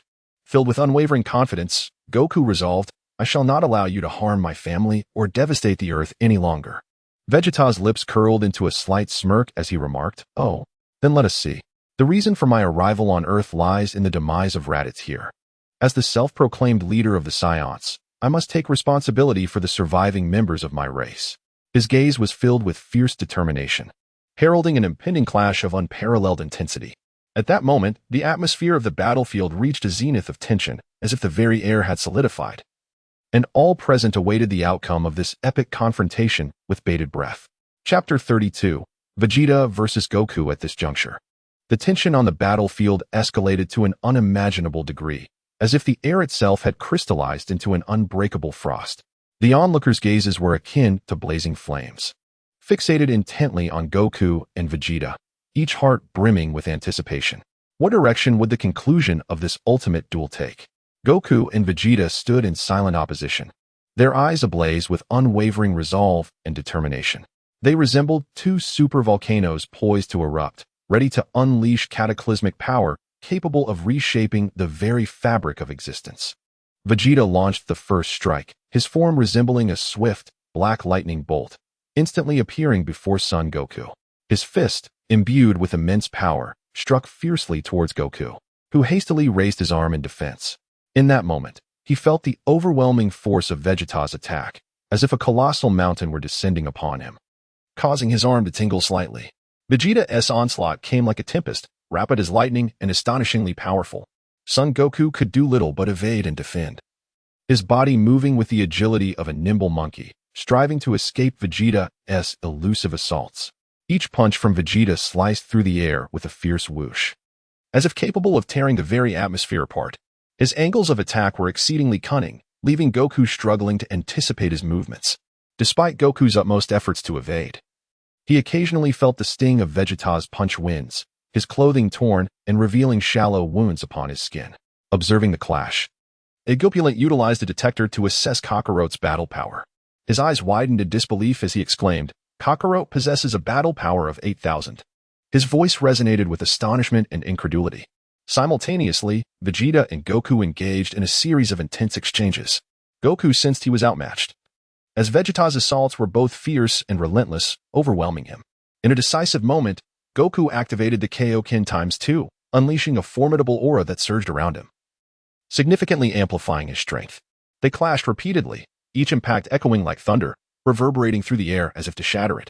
With the Kaioken ×2, Goku experienced a marked enhancement in both speed and power. He took the initiative, launching a flurry of punches towards Vegeta. However, Vegeta effortlessly dodged Goku's strikes and swiftly retaliated. His fist struck like cannonballs, crashing down upon Goku. Once more, Goku raised his arm to block, yet this time he was forced back several paces from the sheer force. Meanwhile, Grinpad observed the battle in awe, exclaiming, Kakarot's battle power has reached 16,000. Only our prince can contend with such might. His gaze was filled with reverence. In the midst of his struggle against Goku's Kaioken ×2, Vegeta gleaned invaluable insights from Goku's combat style and techniques, which illuminated his understanding. He swiftly integrated these newfound strategies into his own attacks, rendering them sharper and more effective. Vegeta began to emulate some of Goku's movements and techniques, rendering his attacks increasingly agile and unpredictable. Goku also noticed the transformation in Vegeta, feeling a quiet astonishment within. He was acutely aware that Vegeta was a formidable adversary, not only possessing immense strength but also an exceptional capacity for learning. Sensing Vegeta's power and aptitude for mastery, Goku contemplated resolutely, I must persevere, otherwise my family and friends may once again fall victim to those Saiyans. His gaze was filled with unwavering determination and resolve. Vegeta declared, Kakarot, unleash your full power. In your current state, you are no match for me. His voice brimmed with confidence. Goku activated his Kaioken times 3, instantly elevating his battle power to 24,000. In that moment, the scouters worn by Eggplant, Grinpat, and Naba exploded. Naba, astonished, exclaimed, "Kakarot's battle power has surpassed 20,000. How infuriating! We are equipped with outdated scouters." His face betrayed a mixture of anger and helplessness.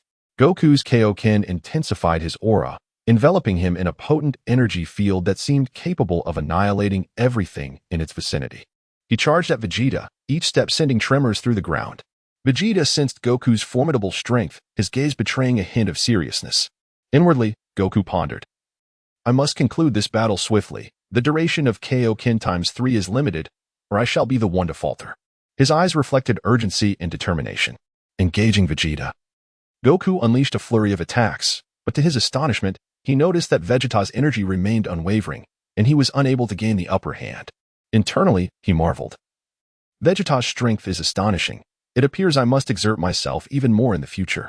Throughout the clash, Goku sought weaknesses in Vegeta's defenses, employing various techniques to breach his guard. Yet, Vegeta's defense was impenetrable, leaving Goku struggling to land a hit. Vegeta, too, retaliated fiercely, his strikes forcing Goku to remain on the defensive. Observing from the sidelines, Gohan asked Krillin, "Uncle Krillin, can Dad achieve victory?" His eyes were filled with concern and hope. Krillin reassured him, "He will, Gohan," his voice radiating confidence and encouragement, though internally he mused, "Goku, do you have any hidden cards? You have yet to seize the advantage." Eggplant, captivated by the battle, remarked, "Prince Vegeta possesses immense strength, maintaining parity with Kakarot." His eyes shone with admiration and reverence. On the battlefield, Goku resolved to take the risk of employing Kaioken times 4, as the spirit bomb was ill-suited for the current confrontation. His eyes shimmered with resolve and determination. He recognized this as a gamble, yet he had no other options. As Goku unleashed Kaioken times 4, his aura became even more terrifying, surrounding him with a fierce, blazing flame that deterred any who dared approach. Vegeta, surprised to witness Goku's Kaioken times 4, sensed that his opponent's energy now surpassed his own. He thought to himself, "Kakarot is utilizing Kaioken times 4. He cannot maintain this for long. I must hold on." Aware of the drawbacks of Kaioken, Vegeta unleashed his full strength, engaging Goku in a fierce battle. During the fray, Vegeta unleashed his Gallic Gun, a powerful beam of energy aimed directly at Goku. In response, Goku hastily summoned the Kamehameha to defend himself. Two formidable energies collided, generating a tremendous shockwave that fractured the surrounding ground. Vegeta pondered within himself, "This Kakarot proves to be remarkably tenacious. Indeed, the power of the quadruple Kaioken is formidable. Yet, I, Vegeta, shall not concede so easily." Meanwhile, Son Goku contemplated, "I must withstand. I cannot allow him to succeed. For the sake of my family and friends, I must emerge victorious." Vegeta found himself at a disadvantage against Bu, seizing the opportunity to flee. However, he was swiftly detected by Goku, who bellowed in fury, "You think you can escape?" Goku then unleashed a fierce counterattack. In a matter of moments, empowered by the quadruple Kaioken and his exceptional combat skills, Goku gained the upper hand in several rounds of battle against Vegeta, inflicting severe injuries upon him. Goku's onslaught descended upon Vegeta like a tempest, relentless and overwhelming. Despite Vegeta's earnest attempts to defend himself, he was continuously forced back by Goku's overwhelming strength. Numerous wounds appeared upon his body, with blood flowing incessantly. Vegeta's heart brimmed with resentment. How could he, the prince of all Saiyans, be driven to such a desperate state?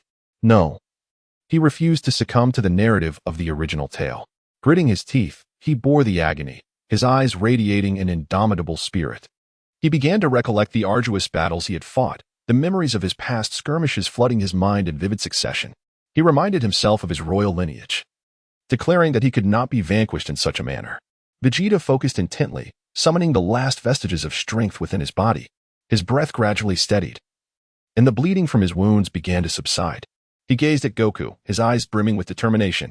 Goku too sensed the transformation in Vegeta. He understood that Vegeta would not yield easily. He prepared himself to confront Vegeta's final counterattack. Vegeta suddenly unleashed a formidable aura, executing an endless expansion. Countless beams of energy materialized around his body, slicing through the air like sharp blades, aimed directly at Goku.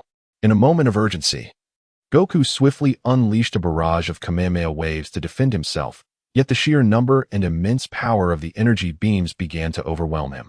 Just as Goku found himself in dire straits, Gohan's voice rang out, "Daddy, you can do it." This heartfelt encouragement warmed Goku's spirit, rekindling his courage to withstand Vegeta's relentless assault.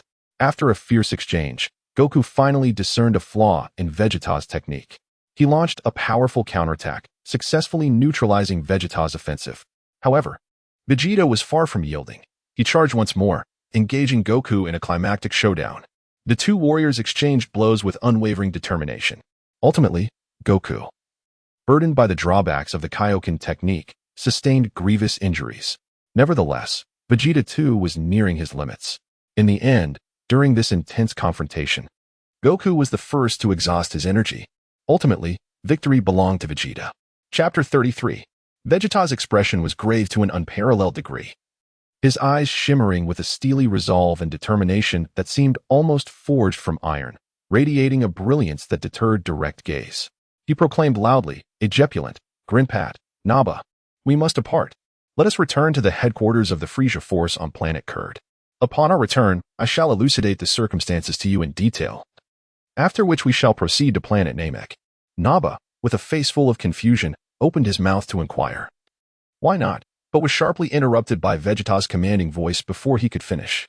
Vegeta's brow furrowed tightly, resembling a twisted rope. His tone as unyielding as an indestructible rock. "Do not question my decisions. Obey my orders." Upon uttering these words, he surged forward like an arrow released from its bow, racing towards the concealed location of the spaceship. Eggplant, Grinat, and Naba exchanged helpless glances, resigned to follow closely behind, their hearts weighed down like a sky shrouded in dense, oppressive clouds. During their flight, a flicker of indelible pain and fury flashed in Vegeta's eyes, reminiscent of a fierce volcano poised to erupt at any moment. He spoke slowly, his voice imbued with sorrow and resolve. "I have obtained highly credible intelligence indicating that our planet, Vegeta, was annihilated by that demon Frieza himself. To satiate his insatiable ambition and greed, he ruthlessly shattered our homeland into fragments. By the time we return to planet Cooled, Frieza will undoubtedly have gleaned information from our activities on Earth, and he is surely en route to that accursed Namek. That Namek will be Frieza's grave. I have devised a plan to vanquish him. However, you need not accompany me. Seek refuge on other planets, and I shall find you when the time comes." Vegeta pondered inwardly, "As the Prince of the Saiyans, I am entitled to seek vengeance against Frieza. It would be prudent for them to refrain from participating in this perilous battle, for their strength pales in comparison to that of Frieza." Upon hearing this, Eggplant was suddenly engulfed by a fierce anger, as intense as a raging inferno. He clenched his fist so tightly that his knuckles turned slightly white, and he proclaimed loudly, "I too shall go. I shall avenge my fallen family." Vegeta slightly shook his head and spoke earnestly, "Eggplant, heed my command.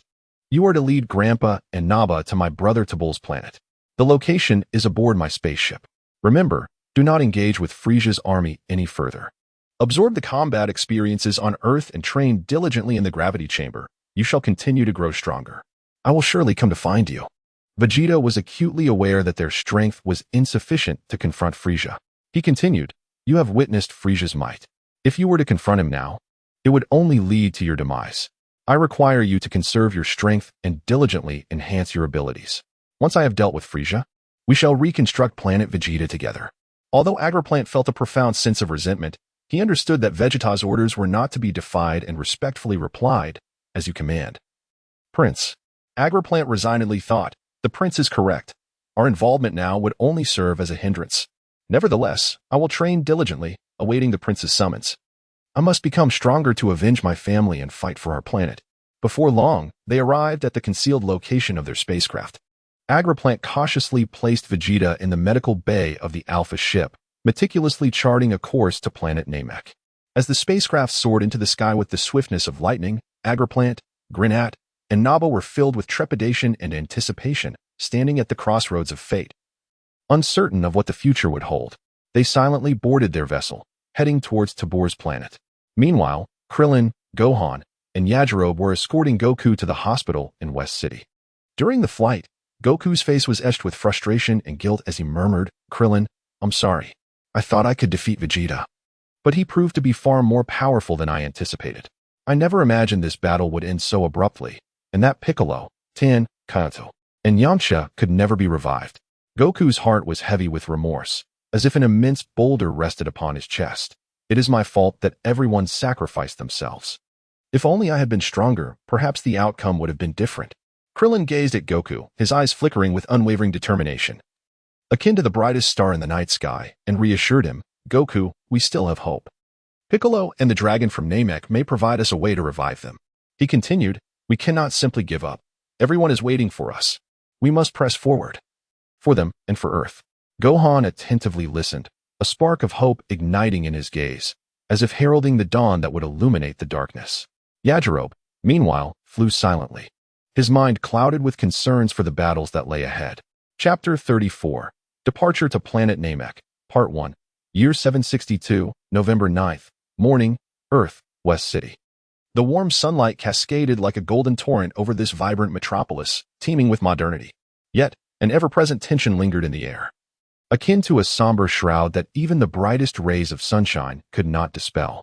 After enduring a protracted and arduous 5-day struggle, Bulma finally succeeded in modifying the spaceship for the dragon to come to Earth. Her eyes were bloodshot, resembling a desiccated river of crimson, while her hair lay in disarray as if ravaged by a tempest, presenting an image of utter exhaustion. Yet, within her bright gaze flickered a spark of excitement and pride, akin to the most brilliant stars in the night sky. In her heart, she mused, at last, it is accomplished.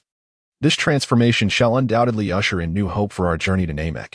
Perhaps it will even unveil the mysteries of an alien civilization. Bulma, wholly absorbed, meticulously compared the translation data from the detector with the information gleaned from the ship of the deities, analyzing and organizing each word with fervor. Every character seemed to embody a cryptic enigma, and she immersed herself passionately, leaving no detail overlooked. After countless attempts and adjustments, she finally succeeded in translating the language of Namek. This achievement served as a crucial asset for their impending adventure. She felt a surge of exhilaration with this translation.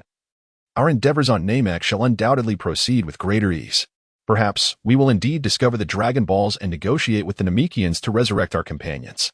Bulma, along with Gohan and Krillin, hurried to West City Hospital to visit Goku. Her steps were brisk, as if pursued by a gale, her expression filled with concern and urgency, as though she were on the verge of igniting. Upon entering the ward, she eagerly addressed Goku.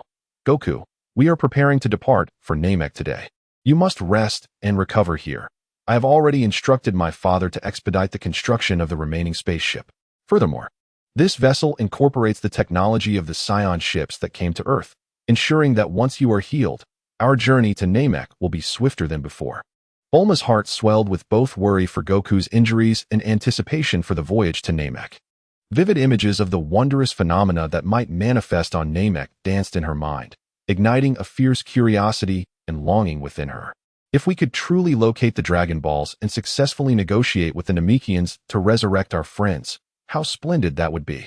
She contemplated this fervently, her eyes betraying an unwavering resolve. Goku lay on the hospital bed, his complexion as pale as parchment, yet his gaze remained resolute and luminous, like two eternal flames. He furrowed his brow slightly and spoke slowly. Bulma, Vegeta will undoubtedly want to accompany us to Namek. Have Uncle assist in constructing a gravity chamber, ideally with a strength multiplier of 100.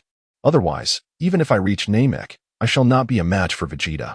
Goku's heart brimmed with guilt and frustration. Reflecting on his battles with Vegeta, he felt engulfed in a profound despondency, as if ensnared in an abyss of despair. However, he understood that to protect his family and friends, he must grow stronger. He silently vowed, once I recover, I shall train diligently in the gravity chamber and become more formidable. I cannot allow everyone to be disappointed again. Bulma listened intently to Goku's words, nodding slightly in response. All right, Goku.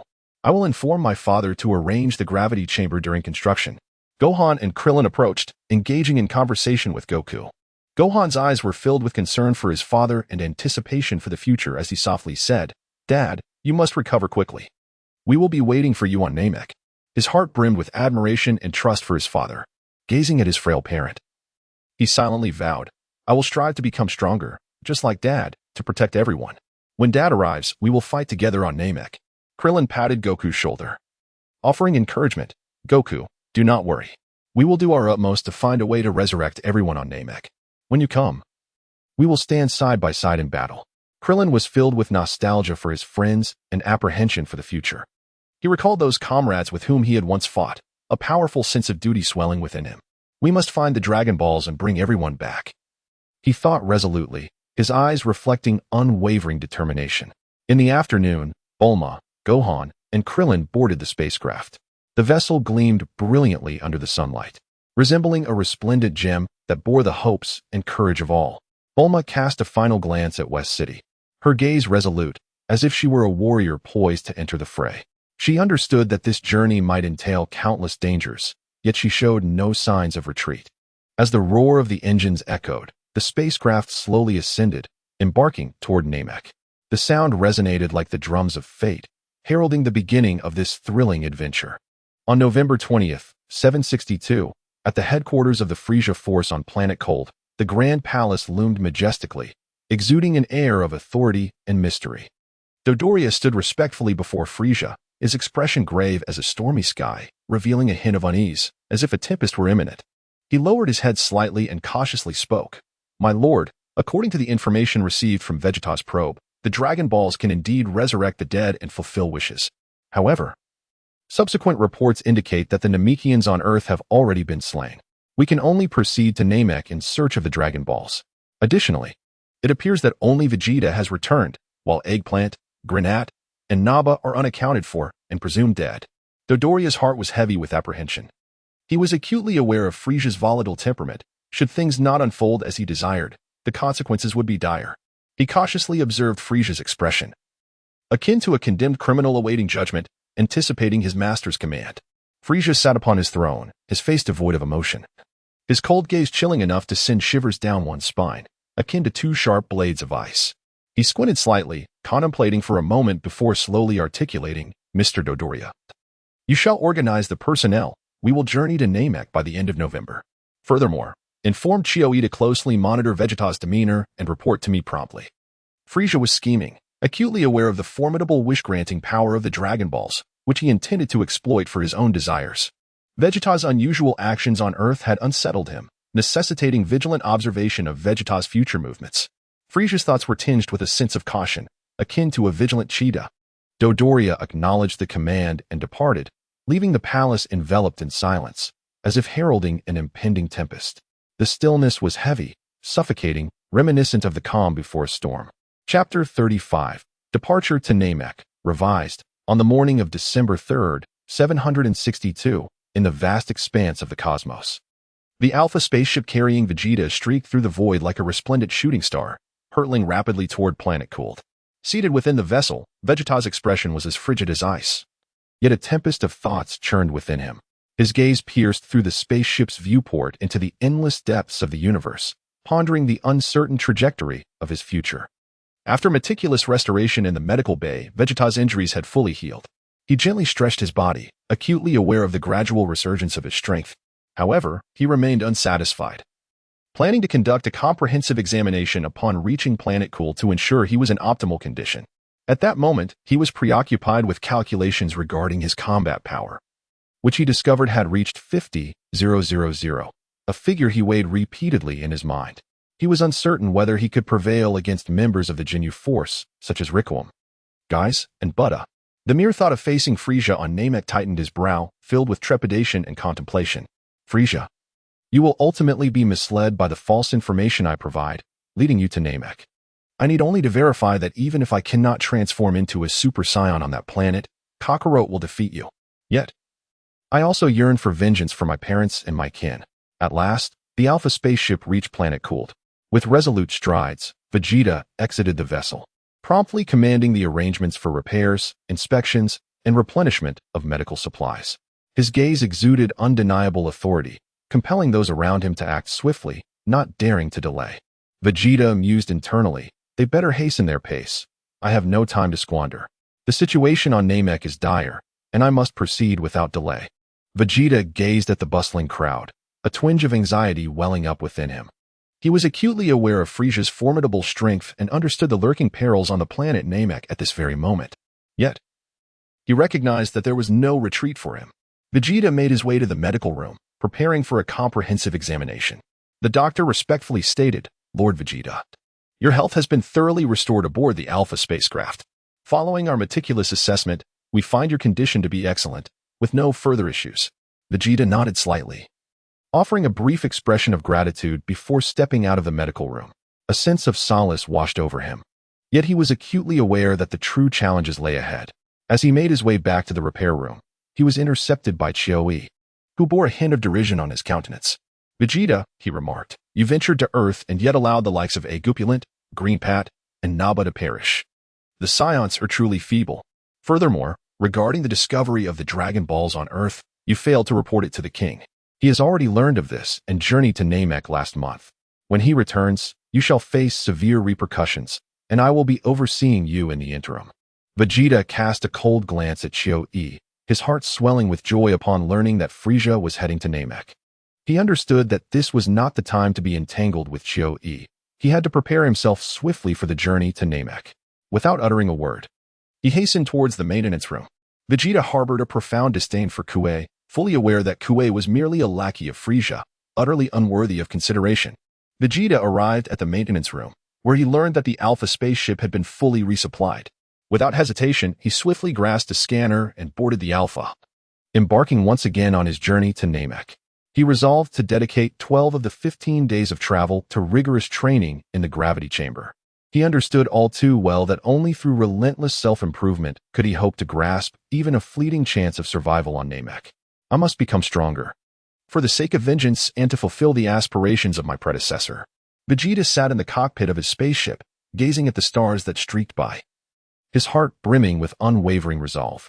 He understood that his destiny lay on planet Namek, and he must exert every effort to realize his plan for vengeance. Chioe observed Vegeta's silhouette, seething with anger. How arrogant this Vegeta was. Once the king returned, he would have a reckoning. He was further informed by his subordinates that Vegeta had already departed from planet Kurd, and considering the king's orders, Chioe embarked on his spaceship to pursue Vegeta, embellishing the narrative of Vegeta's transgressions along the way. Vegeta, you cannot escape. I will ensure the king is aware of your treachery. Chioe reveled in his own cunning, envisioning the accolades he would soon receive before Frieza. As he navigated the spaceship, he continuously devised schemes to ensnare Vegeta. Knowing that a stellar performance before Frieza would earn him greater rewards and power, he flew while meticulously tracking Vegeta's ship, patiently awaiting the opportune moment. On the morning of December 9, 762 AD, in West City on Earth, at Bulma's residence, Sun Wukong had recuperated from his injuries and emerged from the hospital, his gaze filled with determination and resolve. Prepared with senzu beans, he boarded the newly constructed spaceship, ready to embark for planet Namek. Sun Wukong contemplated his strength, fully aware of Vegeta's might, and recognized that he must persistently strive to surpass him. He mused inwardly, Vegeta, you are formidable, but I shall not be defeated. I must grow stronger on planet Namek to overcome you. Standing on the deck of the spaceship, he gazed into the vast sky ahead, filled with anticipations for the future. He understood the dangers that awaited him on planet Namek, yet he felt no fear, for he possessed a courageous heart and steadfast conviction. As Sun Wukong explored the spaceship, familiarizing himself with its environment, he ventured into the gravity chamber, his spirit ignited with ambition. I will train diligently here to enhance my strength.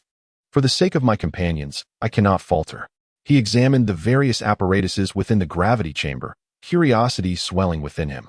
Aware that this chamber was crucial for amplifying his power, he resolved to seize the opportunity to grow stronger. In the gravity chamber, he devised a rigorous training regimen, planning to engage in strict training every day except for the final day of rest, aiming to surpass Vegeta as soon as possible. Sun Wukong recognized that this battle was not solely for himself, but for the comrades with whom he had fought alongside. He intended to bring hope to everyone on planet Namek. Sun Wukong activated the gravity chamber and commenced his training, his body gradually acclimating to the 1 to 100 times normal gravity. He relentlessly pushed his limits, sweat soaking his clothes. In the gravity chamber, Sun Wukong persevered through arduous training, each challenge inflicting immense pain upon him, yet he never wavered. He understood that only through enduring hardship could he emerge stronger. In his heart, there resided a singular conviction. For the sake of his comrades and the Earth, he must grow stronger.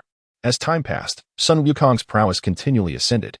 His body gradually acclimated to the environment of the gravity chamber, and his combat abilities flourished. Yet, he understood that this was merely a fraction of what was required. Relentless effort was essential to contend with Vegeta on the planet Namek. Throughout his training, Sun Wukong persistently contemplated his battle strategies.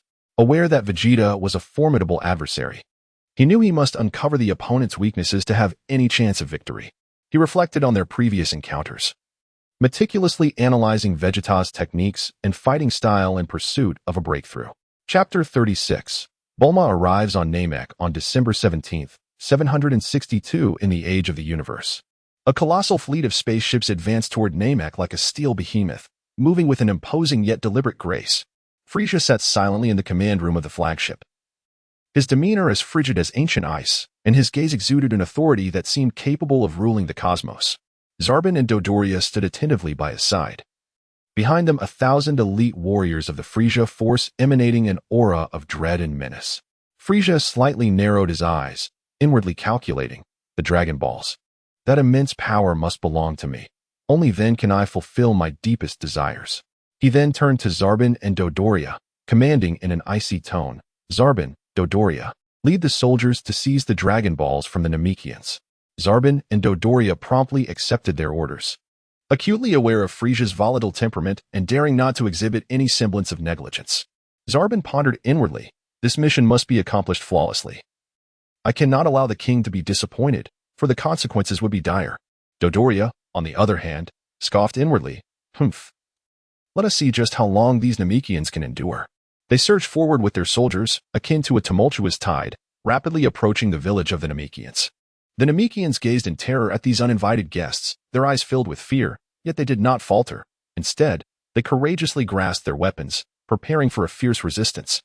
An elder Namekian clutched his weapon tightly, filled with unwavering resolve. We must not allow them to take the Dragon Balls. They represent our hope. And we shall defend our homeland, even at the cost of our lives. The younger Namekians rallied in response, their eyes radiating fearless courage. Yes, we shall protect our home and never yield to evil forces. In an instant, battle erupted, though the Namekians fought valiantly. Their attacks appeared feeble in the face of Zarbin and Dodoria's overwhelming strength. Sabo darted through the Namekians like a specter, his speed rendering him almost elusive. Each strike he delivered was imbued with formidable force, sending the Namekians hurtling away with great impact. A sense of triumph swelled within him. These Namekians were utterly vulnerable, their resistance proving to be a futile endeavor. Meanwhile, Dodoria, with his robust physique and immense power, rampaged unabashedly. The Namekian weapons merely grazed his body, akin to a mere tickle, failing to inflict any tangible harm. He laughed heartily, exclaiming, "Ha! You feeble creatures dare to resist? How utterly foolish!" Yet, the Namekians did not relent. They swiftly formed a battle formation, coordinating their attacks with precision.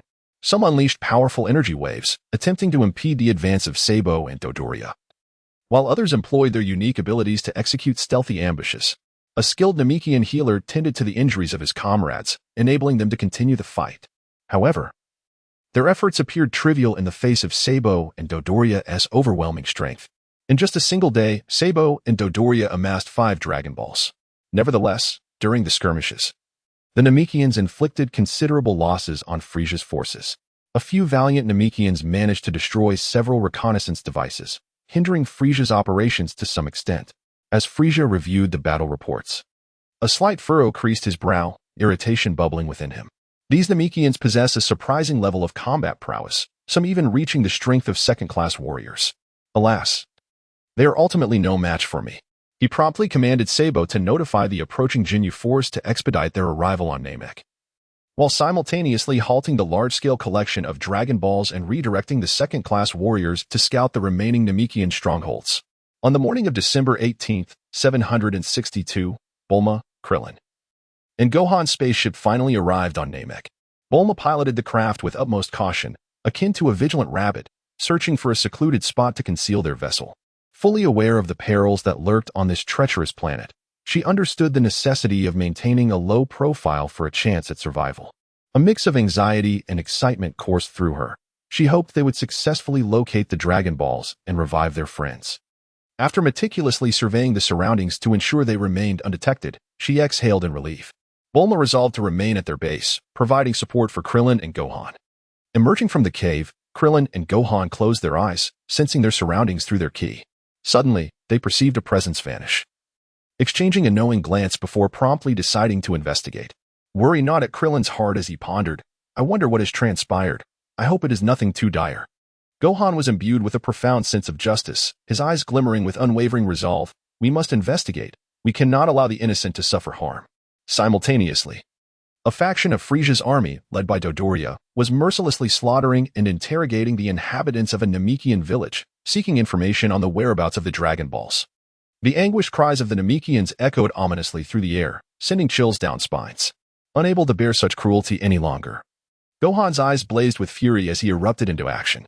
He thought to himself, these villains must not be allowed to continue their malevolence. Like a bolt of lightning, he charged towards the soldiers of Frisia's army. With astonishing speed, he reached one of the soldiers in an instant, swinging his fist with immense power, sending the soldier hurtling away. Witnessing this, Krillin immediately executed the solar flare, blinding the enemy with a brilliant flash. He contemplated, we must not allow them to discover our position. Following this, he unleashed a ki blast, deftly destroying Frisia's army scanner, preventing them from locating their whereabouts. Krillin and Gohan, accompanied by Dandy, swiftly ascended towards Bulma's stronghold using their flight technique. Anxiety and concern filled their hearts as they remained vigilant, wary of being detected by Frisia's men. Shortly thereafter, they arrived at the stronghold. Bulma hurriedly equipped Krillin and Gohan with the translators she had brought, then engaged in conversation with Dandy. Through the translators, they learned that these individuals belonged to Frisia's army and were after the Dragon Balls. After conferring with Bulma and Gohan, Krillin resolved to head towards the Grand Elder of the Namekians to seek assistance, while Bulma and Gohan would remain at the stronghold, awaiting their return. A sense of unease crept into Bulma's heart. You must be cautious. I will wait here for your safe return. Krillin nodded. We will be back as soon as possible. Chapter 37, Vegeta vs. Kaiatsu, revised, on the morning of December 18th, 762, shortly after Bulma and her companions arrived on planet Namek. Two dazzling streaks of light shot across the sky like falling meteors. Vegeta piloted his spaceship, the Alpha, resembling a stealthy leopard lurking in the shadows, meticulously searching for a concealed refuge. He was acutely aware that on this perilous planet, one must exercise the utmost caution. Eventually, he discovered a secluded valley in a remote area, where he securely hid his vessel. Vegeta swiftly donned the scouter, initiating a clandestine eavesdropping on Frisia's movements. His gaze was imbued with vigilance and calculation as he silently contemplated, Frisia, your demise is nigh. Concurrently, he attuned himself to the energy signatures of Krillin, Bulma, and Gohan, anxiously awaiting their arrival. In this moment, he harbored a duality of anticipation. He recognized that they could potentially serve as formidable allies in the impending battle. Yet, a lingering sense of trepidation gnawed at him, for these individuals could equally emerge as formidable adversaries in his quest for the Dragon Balls. However, before he could sense Bulma and the others, he detected the relentless pursuit of Kaiatsu behind him. His brow furrowed slightly, an immediate surge of irritation swelling within him. That Kaiatsu was akin to an insufferable fly, incessantly buzzing around me. Today, I shall decisively eliminate him. Simultaneously, Kaiatsu hastily reported to Frisia that Vegeta had also arrived on Namek, while he had just reached the planet himself. A glimmer of smugness crossed his face. As he reveled in his thoughts, this time, I shall capture Vegeta and earn great merit before Lord Frisia. In doing so, I will secure greater rewards and power. I will make Vegeta acutely aware of the dire consequences of opposing me. He schemed quietly, convinced that capturing Vegeta would enable him to curry favor with Frisia, while simultaneously exacting a fierce revenge on the Saiyan prince. Unbeknownst to Vegeta, Kaiatsu seized the opportunity to launch a surprise attack with a ki blast. A fierce determination flickered in his eyes, as he resolved that this ambush must inflict significant damage upon Vegeta. The formidable ki blast surged forth like a torrential wave, hurtling towards Vegeta with ferocity. Meanwhile, Vegeta, with his keen sensitivity to energy, detected Kaiatsu's ki blast just before it struck. As the attack neared, he swiftly activated a protective barrier for defense. The powerful ki blast collided with the barrier, producing a resounding thunderous roar. Though the protective shield trembled slightly, it ultimately succeeded in withstanding Kaiatsu's onslaught. Vegeta sneered inwardly. Chio-E, is this all the prowess you possess? Today, you shall not leave here alive. Amidst the swirling smoke, Vegeta unleashed a formidable power exceeding 24,000, launching a rapid assault on Chio-E. His speed was akin to lightning, and in an instant, he appeared before Chio-E. With a fist raised, imbued with a terrifying strength, he struck down upon Qiu. In a desperate attempt to defend himself, Qiu raised his arms. Yet the force of Vegeta was overwhelmingly potent, forcing him to stagger back repeatedly, as Qiu struggled to regain his balance. A blend of shock and fury filled his heart.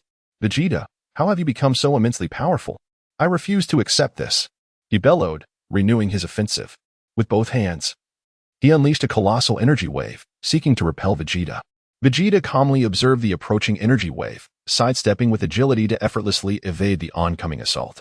Subsequently, he surged towards Qiu with remarkable speed, and as he neared his opponent, he launched a powerful kick aimed at Qiu's abdomen. The force of the strike sent Qiu hurtling backward, crashing heavily to the ground. Struggling to rise, Qiu tasted blood at the corner of his mouth. Aware of his inferiority to Vegeta, he was nonetheless consumed by a fierce determination. Vegeta, I shall not let you escape unscathed. He launched another offensive, this time employing his most formidable technique. A tremendous aura emanated from his body as he gathered a colossal energy sphere in his hands. Vegeta regarded Qiu's actions with a hint of disdain. Qiu, you are merely flailing in your last moments. He patiently awaited Qiu to launch an assault. Poised to retaliate at the opportune moment, Qiu propelled the energy sphere towards Vegeta, the orb hurtling forth with the devastating force to annihilate all in its path. As the energy sphere was about to strike him, Vegeta effortlessly waved his hand, redirecting the energy ball towards the sky with a ki blast. Qiu was astonished by Vegeta's effortless counterattack, and in that moment, Vegeta appeared like a specter behind Qiu. Raising his fist and delivering a powerful blow to Qiu's head. Caught off guard, Qiu was struck by Vegeta and fell to the ground with a resounding crash. Vegeta decisively employed martial arts to eliminate Qiu. In his gaze, there was not a trace of compassion. He showed no mercy towards this foe who had persistently tormented him. Qiu, this fate is of your own making. Yet, Vegeta was acutely aware that vanquishing Qiu was merely the beginning. Greater challenges loomed ahead. Vegeta was acutely aware that the recent battle had obliterated the majority of the outdated scanners worn by Frieza's army. However, he was certain that newer models still existed. He resolved to suppress his energy and make his way to a nearby Namekian village, pondering quietly whether this village might possess the Dragon Balls. Returning to the moment when Vegeta unleashed a battle power of 24,000 against Kuei, the soldiers of Frieza's army, equipped with antiquated scanners, were met with explosive devastation from Vegeta's overwhelming strength. Panic ensued among the soldiers as they fled in all directions. Only Zebon and Frieza's scanner, being of the newer variety, remained unaffected. Zebon, astonished by the readings on his device, murmured to himself, Vegeta's power has indeed reached 24,000. Kuei stands no chance against him. A sense of foreboding filled him. This Vegeta is growing increasingly formidable. If he is not captured swiftly, he could pose significant trouble for the king. He understood that he must locate Dodoria as soon as possible to apprehend Vegeta together. Frieza, on the other hand, exhibited a calm demeanor. Narrowing his eyes slightly as he remarked, Saiyans inherently possess the ability to amplify their battle power when near death. Given that he had already achieved 20,000 in the previous battle, it is not surprising that he now registers at 24,000. Kuei is a fool. You and Dodoria must go after Vegeta. I wish to know the reasons behind his blatant rebellion against me. Zebon replied, as you command, my king, and then set off to find Dodoria. His mind brimming with caution, fully aware that Vegeta was a formidable adversary, and this mission would not be easily accomplished. Vegeta, you shall not escape. Meanwhile, on North Kai's planet, the deceased Piccolo, Tien Shinhan, Kaiatsu, and Yamcha had also arrived at the Kai's domain. The realm was imbued with an air of mystery and tranquility. Piccolo surveyed the unfamiliar surroundings with curiosity, contemplating, is this really the Kai's planet? I hope to gain immense power here to become stronger once again. Yet, he recognized that the training would be arduous, requiring tremendous effort on his part. Tien remarked, this place feels extraordinary. Kaiatsu concurred, indeed. I wonder what kind of training awaits us. Though he felt a degree of anxiety, he was also filled with resolve. Yamcha gazed around with eager anticipation, knowing that this was his final opportunity to seize and enhance his strength. The Kai observed them, his expression turning serious as he proclaimed, from this moment forth, I shall subject you to rigorous training. Though you have perished, here lies your chance to grow stronger. Piccolo and the others nodded, their eyes reflecting unwavering determination. We will train diligently and become stronger. Chapter 38. Vegeta vs. Zaban, Dodoria. Vegeta executed the instant transmission technique, slicing through the sky like a bolt of black lightning. His speed astonishing beyond measure. His gaze was resolute, his heart set on a singular objective, to obtain the Dragon Balls and thus extend Frieza's wish time. Amidst the perilous landscape of Namek, Vegeta understood that each step he took was akin to treading on thin ice. Frieza, your reign is destined for an end. He vowed silently within himself. Shortly thereafter, Vegeta arrived at a Namekian village. He stood there quietly, his vigilant eyes scanning the surroundings with the acuity of a hawk, leaving no hint of potential danger unexamined. Utilizing the translator function of his device, Vegeta solemnly announced to the Namekians, the Frieza force has arrived, mercilessly slaughtering numerous Namekians and acquiring 5 Dragon Balls. Based on my knowledge of Frieza, the Namekians may soon face catastrophic peril. I implore you to entrust 1 Dragon Ball to my care. I possess the capability to confront Frieza. The Namekian elder slowly emerged, his eyes filled with caution. Why should I place my trust in you? Your Saiyan kin are likewise agents of Frieza's forces. Vegeta slightly lifted his chin, his gaze radiating an intense confidence. You are capable of sensing energy, and thus should be able to perceive that my combat prowess far exceeds yours. Should I choose to forcefully seize what I desire, you would be powerless to stop me. Moreover, I harbor a profound enmity towards Frieza, though the specific reasons for this animosity are not for me to disclose. This device possesses both translation and eavesdropping capabilities. Vegeta pondered inwardly. It would be wise for these Namekians to recognize their position and willingly hand over the Dragon Balls to me. Of course, a peaceful resolution would be preferable. However, I am not averse to employing more forceful measures if necessary. The Namekian elder fell into deep contemplation, meticulously sensing Vegeta's energy. After a moment of deliberation, the elder quickly acquiesced to Vegeta's demands. Very well, I shall grant your request. He understood that failing to surrender the Dragon Balls to Vegeta could expose the Namekians to even greater peril. Simultaneously, he hoped that Vegeta would confront Frieza and safeguard the Namekian people. Upon acquiring the Dragon Balls, Vegeta, before his departure, advised the Namekian elder, I suggest you find a suitable hiding place. Most of Frieza's forces have had their scouters destroyed. As long as you manage your ki, you should evade detection. Having spoken, Vegeta stealthily departed, ensuring the Dragon Balls were securely concealed. During his journey, he encountered 5 second-class warriors from Frieza's army nearby. Without a moment's hesitation, he acted decisively. Vegeta's speed was akin to a bolt of lightning as he surged towards the first second-class warrior. Before the warrior could respond, Vegeta struck him with a single punch, sending him hurtling to the ground with a heavy thud. The remaining warriors, witnessing this, promptly launched their attacks against Vegeta. Vegeta, however, remained unusually composed. With a swift sidestep, he effortlessly evaded an attack from one warrior and then launched a powerful kick at another. The warrior was sent flying, crashing hard to the ground. Vegeta continued his onslaught, unleashing a formidable energy wave from his hands that simultaneously repelled 2 warriors. The last warrior attempted to flee, but Vegeta would not permit such an escape. In an instant, he appeared behind him, delivering a decisive punch that brought him to the ground, subsequently eliminating all 5 warriors. Meanwhile, Krillin, accompanied by Dandy, arrived at the location of the elder. Krillin's face was etched with tension and anticipation, fully aware that this meeting might determine their fate. He recounted to the elder the reasons for their arrival on Namek. The elder confirmed his story through a process of memory reading. A glimmer of wisdom and depth shone in the elder's eyes as he spoke slowly. If Piccolo and the Guardian could fuse on Earth, they could defeat the Saiyans. Krillin's heart stirred as he recalled the battles on Earth. Thereafter, the elder began to unlock Krillin's potential. With his eyes closed, Krillin felt the elder's immense power coursing through his body. He trembled slightly, as if undergoing a profound transformation.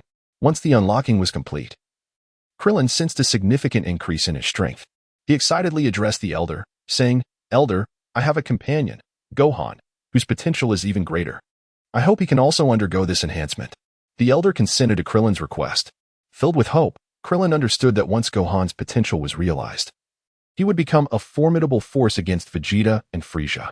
Meanwhile, Zarbin, utilizing his scouter, located the returning Dodoria, whose face displayed a hint of annoyance.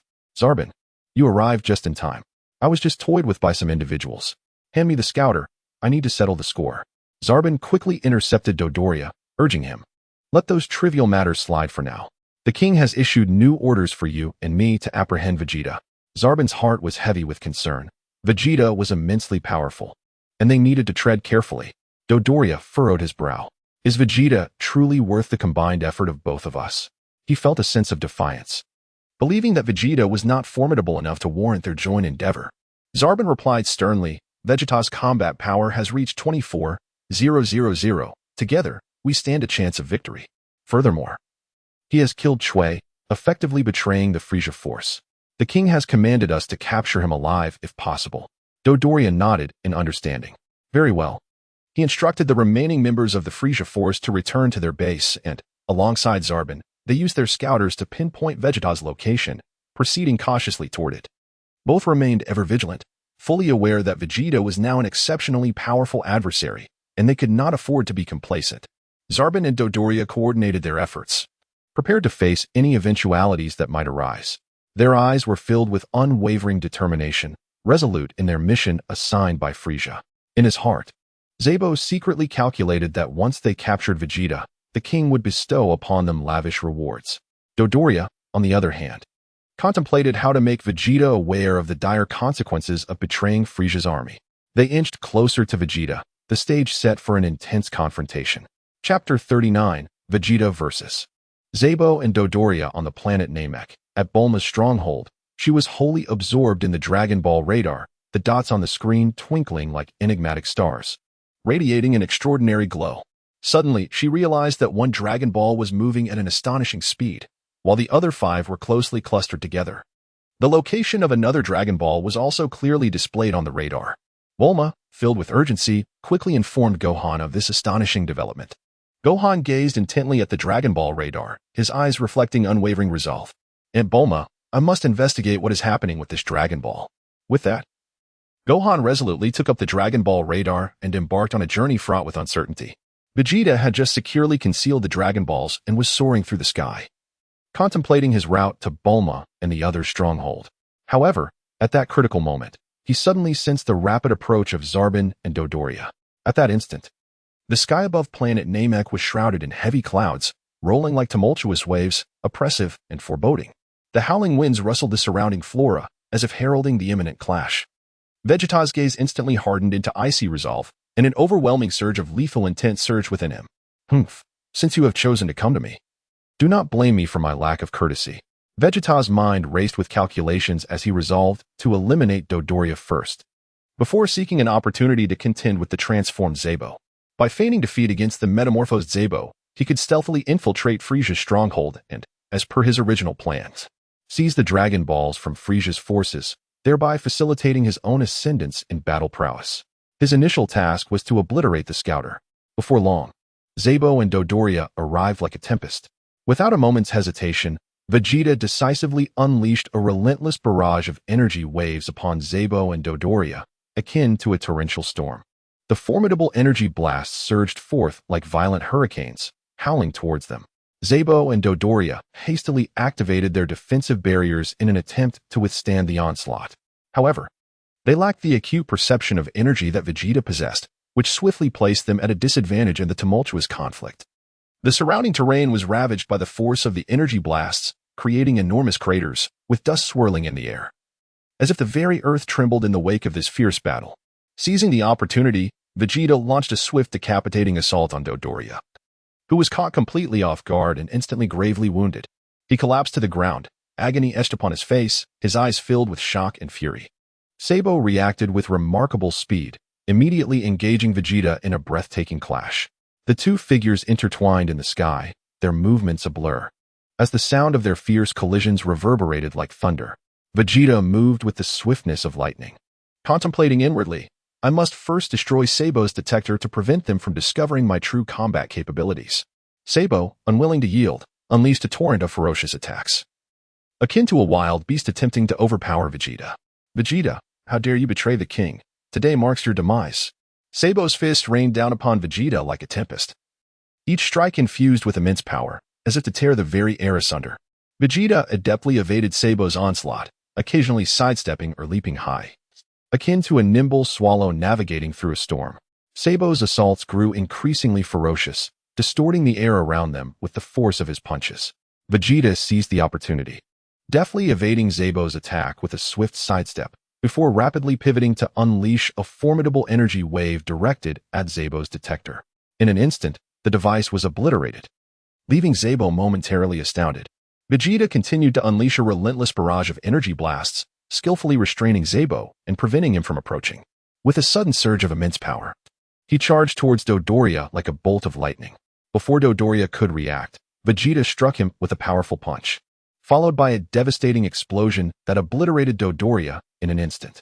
Zebo, taken aback by Vegeta's formidable strength, realized he could no longer afford to underestimate him. How infuriating, Vegeta! You have betrayed Lord Frieza. Zebo resolutely decided to transform into his second stage. His physique began to undergo a remarkable transformation, muscles swelling rapidly as his strength escalated. At that moment, the clouds in the sky grew increasingly ominous, as if they were about to descend and envelop everything in a heavy sense of oppression. Vegeta gazed at Zebo, his eyes devoid of any trace of fear. The Dragon Balls of Namek lie in my possession, securely concealed. You shall not lay your hands on them. Vegeta contemplated quietly. Once he completes his transformation, I shall feign defeat after a few rounds of combat. Seeking an opportunity to infiltrate Frieza's stronghold, Sabo, consumed by fury, unleashed a frenzied assault on Vegeta after achieving his transformation. His speed and strength had been significantly amplified, and each strike carried an overwhelming destructive force, reminiscent of cataclysmic devastation. Sabo charged towards Vegeta like a ferocious beast, his fists a blur of motion that dazzled the eyes. In contrast, Vegeta adeptly moderated his energy, responding to Sabo's attacks with calm composure. He occasionally sidestepped, at times using his arms to deflect blows, seemingly in peril yet impeccably neutralizing Sabo's onslaught. The very ground beneath them trembled incessantly, as if unable to withstand such immense power. Sabo swung a mighty fist, imbued with surging force, aimed directly at Vegeta. Reacting swiftly, Vegeta evaded, the punch's gale grazing his cheek, leaving a sting upon his skin. Sabo followed with a sweeping kick, but Vegeta leapt gracefully, executing a flip in midair and landing securely nearby. With a roar, Sabo launched a relentless barrage of strikes, each punch generating a fierce wind, as if capable of shattering mountains.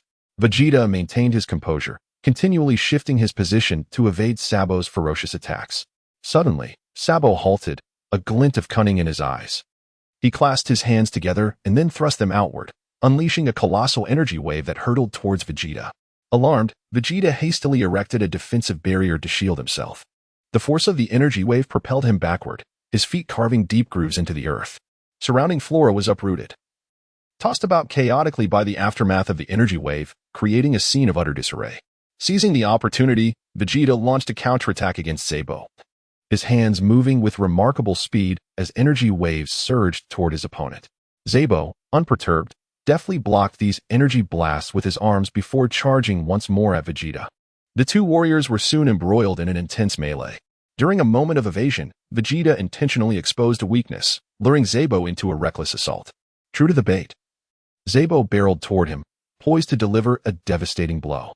However, at the critical moment, Vegeta unleashed a surge of formidable energy, narrowly evading Zebo's attack and swiftly retaliating.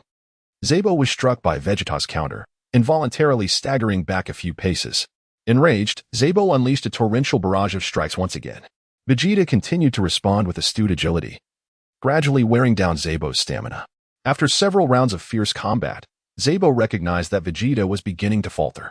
Seizing the opportunity, Zebo concentrated his energy and unleashed an immensely powerful wave aimed directly at Vegeta. In a calculated maneuver, Vegeta pretended to be unable to evade, allowing Zebo's energy wave to hit him, leaving him gravely injured on the ground. As he lay there, blood trickling from the corner of his mouth, the dark clouds above seemed to lament the outcome of this fierce confrontation. Gazing at the wounded Vegeta, Zebo could not help but feel a swell of triumph. Vegeta, you have ultimately fallen at my hands. Though injured, Vegeta's gaze remained unwavering, his mind racing with plans for his next move. After the battle, Zebo carried the wounded Vegeta back to Frieza's base.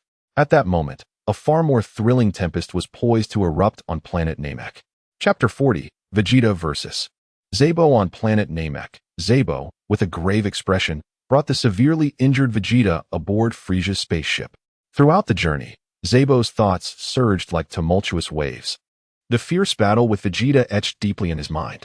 The Saiyans' formidable power and cunning strategy left Zabo both awed and uneasy.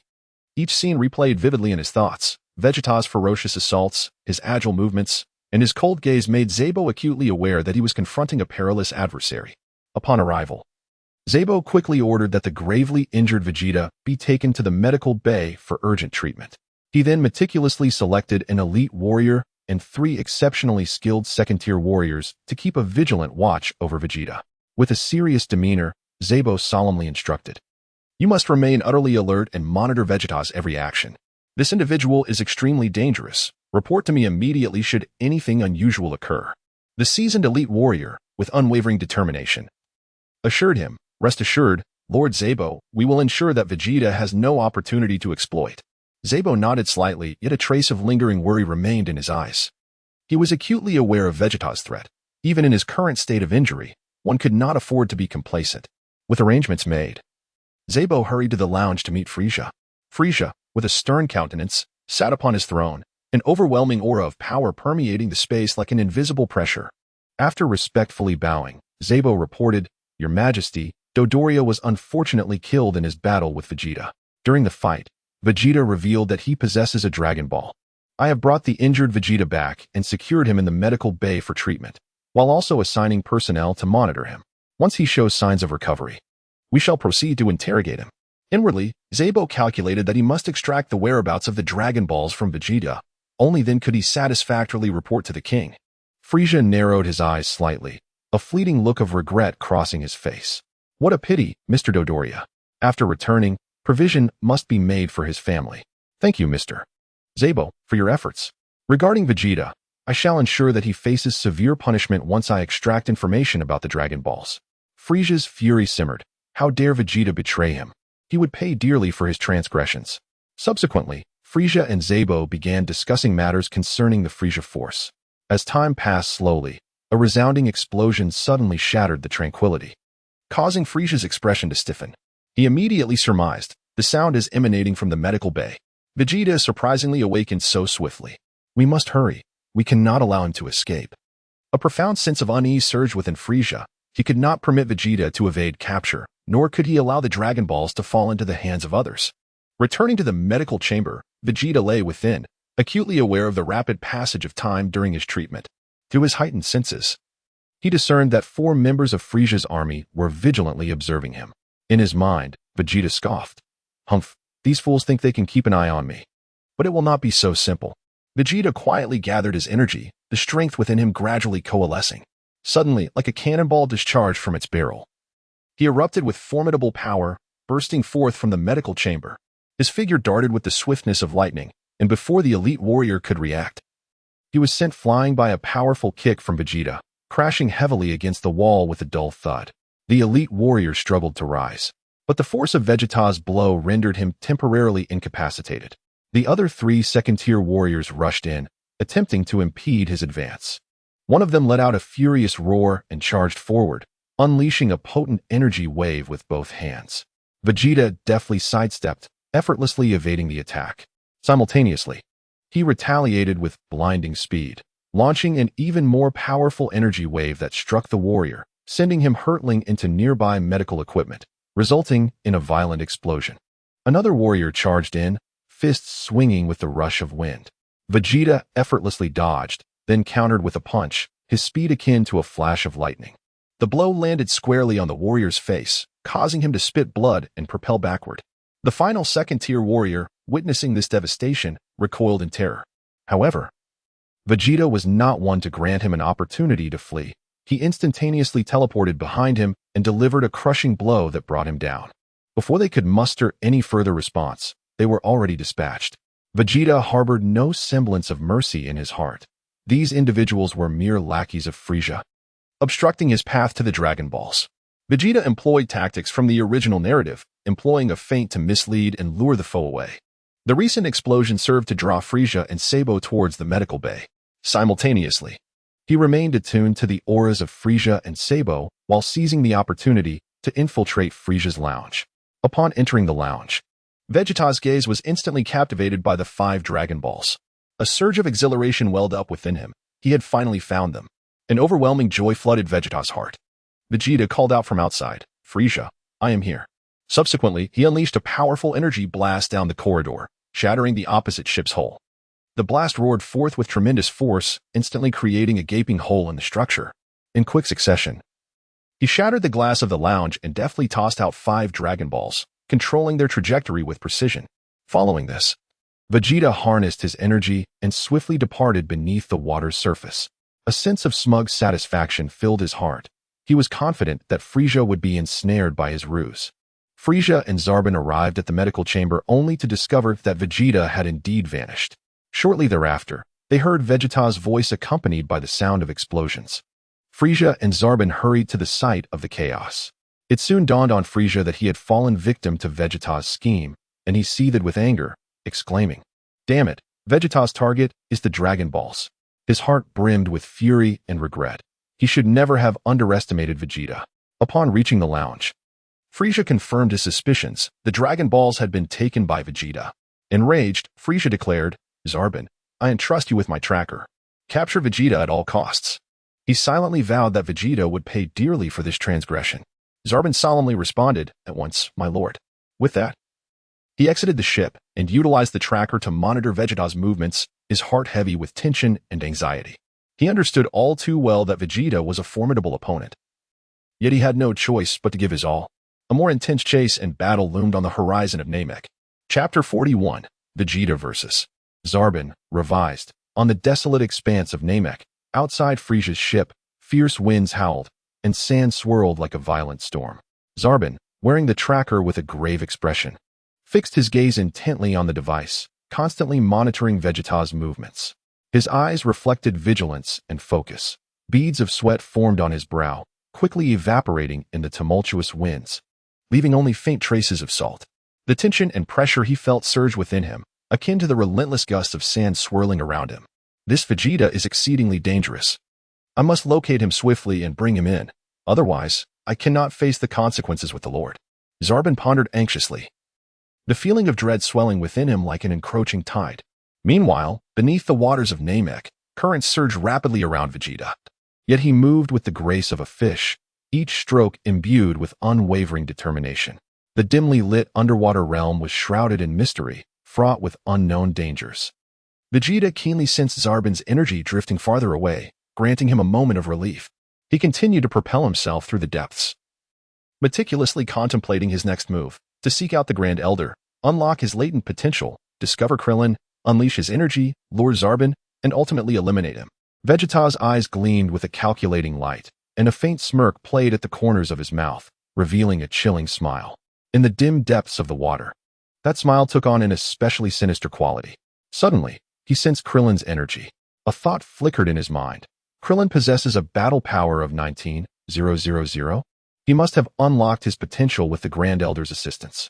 If I too could obtain such enhancement from the Grand Elder, my battle power would surely soar to 1,000,000, bringing me one step closer to becoming a Super Saiyan. Moreover, I have noticed that Krillin carries a Dragon Ball, which could also lure Zarbon into the fray for an easy resolution. With this in mind, Vegeta unhesitatingly employed his instant transmission, swiftly pursuing Krillin. His figure darted through the water like a bolt of black lightning, vanishing in the vast aquatic expanse. As he burst forth from the surface, sunlight cascaded upon him. Yet it could not warm his cold heart. Simultaneously, the sky grew ominous, as if a storm were on the horizon. Zarbon, detecting Vegeta's battle power through his scouter, felt a surge of intense unease. How can Vegeta be moving so quickly again? I must apprehend him at once, or my own situation will become dire. He immediately activated his instant transmission, his form slicing through the sky like a streak of lightning. The howling winds around him seemed to urge him to hasten his pace. He silently vowed to capture Vegeta and report back to Lord Frieza, for failure would spell a grim fate for him. His eyes were filled with determination, as if he were already prepared for a life-or-death confrontation with Vegeta. Meanwhile, Gohan, amidst a desolate valley, utilized the Dragon Radar to locate the Dragon Ball hidden by Vegeta. His heart swelling with joy. After confirming the direction on the radar, he began to use instant transmission to return to Bulma's base. His eyes sparkled with anticipation, yearning to fulfill their wishes as soon as possible. I must hasten to bring back the Dragon Ball so that everyone's desires can be realized. Gohan's heart brimmed with hope, his figure darting through the sky like a free little bird. The gentle winds of the valley stirred up a swirl of dust. Krillin, filled with exuberance, arrived at Bulma's base with the Dragon Ball. The camp was modest, surrounded by rugged mountain peaks. His face radiated joy as he eagerly anticipated sharing the news about the Grand Elder from planet Namek with Bulma. Bulma, you have no idea. The Grand Elder is truly remarkable. He helped me unlock my potential, and my battle power has surged tremendously. Krillin excitedly recounted, his eyes shimmering with enthusiasm. With such newfound strength, coupled with Gohan's potential enhancement, our chances against Frieza and his forces have significantly improved. His heart was brimming with confidence, as if victory was already within reach. Just then, Vegeta appeared like an imposing mountain, abruptly interrupting Krillin's words. Miss Bulma, Krillin, it has been a while. His voice was cold and steady, sending shivers down the spine. The air around him seemed to freeze in his presence. Krillin's eyes widened in shock, his face a canvas of disbelief. Vegeta, how did you find me? His heart raced with confusion and unease. How could this man have discovered his whereabouts? Had he been tracking him all along? His body involuntarily tensed, poised to counter any attack from Vegeta. Bulma, equally astonished, gazed at Vegeta and exclaimed, he is indeed Vegeta. The surrounding peaks stood in silent witness, as if they were bearing testimony to the impending crisis. At that moment, Sabo arrived without a word, launching a surprise assault on Vegeta. A formidable energy surged forth, sweeping towards Vegeta like a tempest. Sabo's eyes were filled with lethal intent, his fist brimming with immense power, as if capable of obliterating anything in their path. The fierce winds roared around them, sending dust and debris swirling into the air.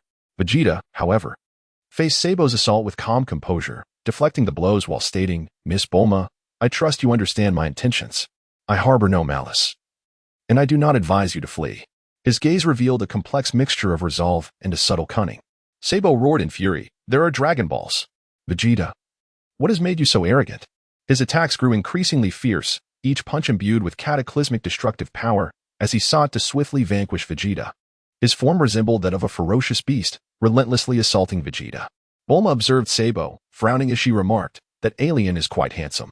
Her words conveyed a hint of infatuation. Though the situation was perilous, there was no denying the extraterrestrial's striking appearance. Krillin hastily interjected, this is not the time for such discussions.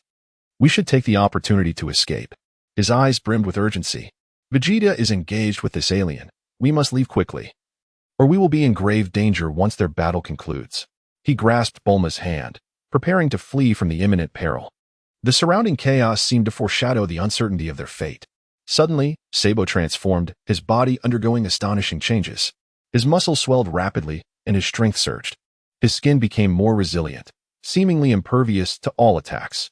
He swiftly engaged Vegeta, each blow delivering cataclysmic force, intent on eliminating Vegeta and then dispatching the other two to obtain the Dragon Balls. His onslaught came like a tempest, overwhelming and bewildering. Bulma, gazing at the transformed Sabo, disdainfully remarked, he looks so ugly now. Her words betrayed a sense of revulsion. Just moments ago, he had seemed handsome, but now he had become grotesque. Vegeta remained composed in the face of the transformed Sabo's onslaught. His figure darted with the swiftness of lightning, effortlessly evading Sabo's strikes. Each of his movements was impeccably timed, as if he possessed the foresight to predict Sabo's attack trajectory. Do you truly believe that this transformation can defeat me? Such naivety, he scoffed, seizing the opportunity. Vegeta obliterated Sabo's detector, which erupted in a violent explosion, scattering debris in all directions. He then launched a relentless assault on Sabo. A powerful energy wave surged towards Sabo like a tempest, leaving him overwhelmed and astonished. Vegeta has become astonishingly strong. I must find a way to escape and inform the king. His eyes were filled with terror. Vegeta sensed the movement of Krillin and Bulma, instantly abandoning his leisurely demeanor and without hesitation unleashing his full power.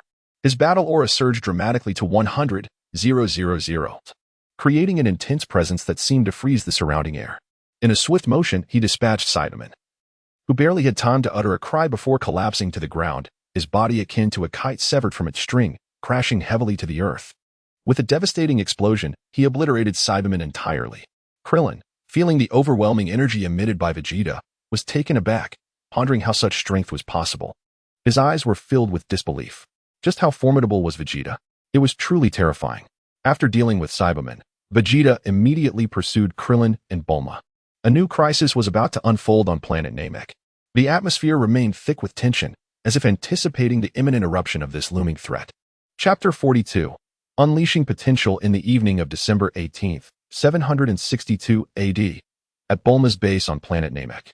The night enveloped the area like a heavy and mysterious black curtain, seemingly concealing all secrets within its depths. A gentle breeze occasionally swept through, rustling the surrounding flora and producing a soft, whispering sound, akin to enigmatic murmurs echoing in one's ears. Vegeta, Bulma, Gohan, and Krillin sat together around a modest campsite, sharing a meal, with 7 Dragon Balls from Namek placed beside them. The Dragon Balls emitted a faint, mysterious glow, pulsating rhythmically as if whispering ancient and enigmatic tales, subtly hinting at the tumultuous events that lay ahead. Bulma's thoughts began to drift, recalling the thrilling and harrowing scenes from not long ago. It turned out that after defeating Zarbin, Vegeta, like a bolt of black lightning, had swiftly caught up with Krillin and Bulma at an astonishing speed. His towering figure exuded an overwhelming aura that sent shivers down one's spine, resembling an immense and unyielding mountain standing resolute in the serene yet suffocating night. Vegeta's voice was cold and steady. We will unite against Frieza. Krillin, you must sense the formidable power of Frieza as well. You may take the Dragon Balls. The ones we retrieved from Frieza are now in our possession. The Ginyu Force has yet to arrive, and with Frieza's army lacking any scouters, the balance of advantage now tips in our favor. Krillin furrowed his brow, questioning, can we trust you? After all, you once invaded Earth. His gaze was filled with wariness and skepticism, piercing like sharp arrows aimed directly at Vegeta. Inwardly, Krillin pondered. This Vegeta was once our adversary, and now he seeks collaboration. Can we truly place our trust in him? Vegeta slightly lifted his chin and retorted, invasion? You shall neither believe nor obtain the Dragon Balls, nor fulfill your wishes. If I am not mistaken, Gohan has ventured out to retrieve the Dragon Balls I have concealed, and you possess tools to detect them.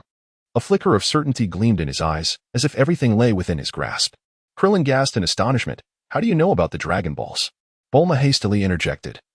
Krillin, do not say anything.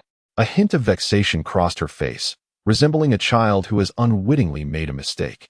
Bulma thought to herself, that foolish Krillin has divulged our secret to Vegeta. This Saiyan is far too astute. We must tread carefully.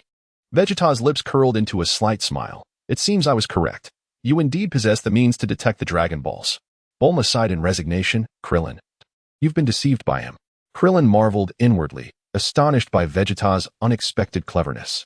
He muttered to himself, this Vegeta is truly formidable. However, he does have a point. Vegeta then stated, once Gohan returns, utilize your tools to search for the Dragon Balls that I discarded. You may prioritize your wishes with the Dragon Balls as well. Vegeta was the first to shatter the tranquility, stating, you have all perceived my intentions. I have entrusted the Dragon Balls to you. Tomorrow, we shall venture to the Grand Elder of Namek to attain potential enhancement to confront Frieza. Bulma, having concluded her reverie, began to pay heed to Vegeta's words and then inquired, what is your wish? Curiosity swelled within her heart as she yearned to uncover what desires lay hidden within this aloof Saiyan. At that moment, a gentle breeze wafted through, as if it too awaited Vegeta's response. The wind, akin to an inquisitive observer, quietly listened to their exchange. A flicker of complex emotion passed through Vegeta's eyes, the resurrection of the Saiyans on planet Vegeta, including Raditz. Krillin interjected, can we use the Dragon Balls tomorrow? Vegeta stated solemnly, it is not permissible. The moment the Dragon Balls are utilized, Frieza will be alerted, and he will swiftly descend upon us. Once he learns that the wish has been squandered, he will annihilate planet Namek without hesitation, leaving us with no escape. Only the inevitability of death. Bulma's eyes widened in disbelief. Destroy planet Namek? Wouldn't he perish as well? That seems implausible. A wave of dread washed over Bulma as she struggled to fathom the devastation of planet Namek. The fear enveloped her like a chilling tide, gradually surging within her heart. The surrounding night seemed to grow heavier with the weight of his words, as if the darkness itself sought to engulf them mercilessly. Vegeta narrowed his eyes slightly. Frieza can survive alone in the vastness of outer space. Bulma gasped in disbelief. How terrifying this is. Vegeta resolutely declared, we are merely waiting now for Gohan and I to unlock our potential, and for Kakarot, whom you refer to as Goku, to arrive and vanquish the Ginyu Force. Following that, we shall confront Frieza in a decisive battle. On the morning of December 19th, 762 in the age of the universe, sunlight bathed the surface of planet Namek. The warm rays cascaded like a golden veil, gently enveloping this land steeped in mystery, yet. The warmth could not alleviate the tension and unease that loomed in the hearts of those present. Vegeta, Krillin, and Gohan, bearing the Dragon Balls, soared through the skies employing the instant transmission technique towards the location of the Grand Elder of the Namekians. Their figures traced a resolute path across the heavens, imbued with determination and hope, though they remained unaware of the trials that awaited them. The wind whistled past them, as if cheering them on while simultaneously cautioning them of the impending unknown perils. Within the confines of the dwelling, Krillin recounted the events involving Vegeta in meticulous detail to the others. The Grand Elder sat in serene silence, his aged visage radiating a profound wisdom, as if he could perceive the very essence of existence. In this ancient chamber, the Grand Elder's voice resonated deeply and powerfully. I understand. Your name is Vegeta, is it not? I can sense the duality within your heart, both malevolence and benevolence. While I cannot fully comprehend it, I can perceive your goodwill. I will endeavor to fulfill your request. Vegeta nodded slightly, stating that he would first focus on unlocking the potential of himself and Gohan, and that matters concerning wishes could be addressed after the battle. Vegeta's heart brimmed with anticipation, a fervent flame illuminating the resoluteness in his gaze. The Grand Elder spoke slowly. Though I may not survive to witness the aftermath of the battle, your aspirations shall be fulfilled by those who follow in your stead. Vegeta replied succinctly, very well. The Grand Elder began to invest time in gradually unlocking the latent potential of both Vegeta and Gohan. He closed his eyes, focusing intently, as an enigmatic force emanated from his being, enveloping Vegeta. They stood in quietude, absorbing the magnitude of this formidable energy, their hearts brimming with anticipation and trepidation. The entire chamber was suffused with a solemn atmosphere, as if time itself had momentarily come to a standstill. Sunlight streamed through the windows, bestowing a sacred hue upon the mysterious ritual, yet behind this sanctity lay an abyss of the unknown. Chapter 43, The Ginyu Force, Revised, Date, December 19th, 762 A.D. Afternoon, planet Namek, near the Grand Elder's village. The scorching sun poured down with relentless intensity, however, upon touching the enigmatic soil of Namek. It seemed to be mercilessly devoured of its warmth by an inscrutable force. The tense ambience loomed like heavy, dark clouds, pressing down upon the land, making it nearly impossible to breathe freely. A howling wind swept through, rustling the surrounding flora, the sound akin to a mournful whisper foretelling the impending tempest. Vegeta stood proudly with his arms crossed, exuding an air of defiance. In his cold, resolute gaze, a glimmer of calculation flickered occasionally. He pondered inwardly. His current battle power had reached an impressive 1 million, nearing its limit. Should he manage to exploit a flaw, he could ascend to 3 million. Thus approaching the Saiyan pinnacle, he slightly raised his chin. Not far away, Gohan's youthful visage bore an expression of unwavering determination. He fixated intently on Vegeta, resolutely contemplating the necessity of growing stronger, to obtain the Dragon Balls to resurrect Piccolo and the others, as well as to protect the oppressed Namekians from Frisia's tyranny. At that moment, although his battle power was merely 14,000, his indomitable courage blazed like an unquenchable fire, capable of incinerating all darkness in the world. The fierce wind occasionally lifted Gohan's clothing, yet it could not sway his stance, which was as steadfast as rock. Vegeta once again sought out the Grand Elder, his voice laced with urgency as he inquired, Grand Elder, I wish to know if there exists a healing Namekian. I am in dire need of a swift enhancement to my strength. The Grand Elder let out a soft sigh, a sound that seemed to traverse the vast expanse of time, imbued with a profound sense of weariness. He spoke slowly, my child dandy, Vegeta, what is it that you truly wish to accomplish? Vegeta replied without hesitation, by the brink of death, one can transcend the limits of a Saiyan. The Grand Elder fell into a profound contemplation, and in that moment, the very air around them seemed to freeze. He was uncertain whether Vegeta would prove to be a blessing or a curse for the universe. But he understood that his imperative was to prevent the Namekians from descending into extinction. Vegeta sought out Gohan and Dandy to share his thoughts. Gohan retorted, with your power being so formidable now, are you still unable to defeat Frisia? Vegeta's expression was grave, resembling a sky shrouded in ominous clouds. He spoke slowly. It is impossible. He possesses at least one transformation ability. Subsequently, leveraging Gohan's injuries and Din's healing, Vegeta successfully attained the pinnacle of Saiyan combat power, reaching 3 million. However, beneath this formidable strength, he was overwhelmed by a profound sense of foreboding. Even if he underwent near-death healing once more, his combat prowess would not increase further. On the night of December 19th, 762 AD, at Frisia's stronghold on Namek, the darkness enveloped the perilous planet like an impenetrable ink. The wind howled fiercely across the wasteland, reminiscent of a demon's wrathful roar. Frisia sat upon his opulent throne, his demeanor as dark as a storm cloud, as if moisture might drip from his countenance. He squinted slightly, a sense of unease creeping through him like wild grass spreading uncontrollably. Why had Zabon not returned with information? The image of Vegeta's arrogant face involuntarily surfaced in his mind, igniting a wave of intense anxiety. He speculated that Zabon had likely been slain by Vegeta. With this thought, Frisia clenched his fists in fury, his teeth gritted in resentment toward Vegeta. That detestable Vegeta, indeed favored by the god of destruction, had now provoked my wrath. And I shall ensure he pays a heavy price for it. His anger surged uncontrollably, and at that moment, he could only place his hopes on the Ginyu Force. Without a scouter, I cannot locate Vegeta and the others.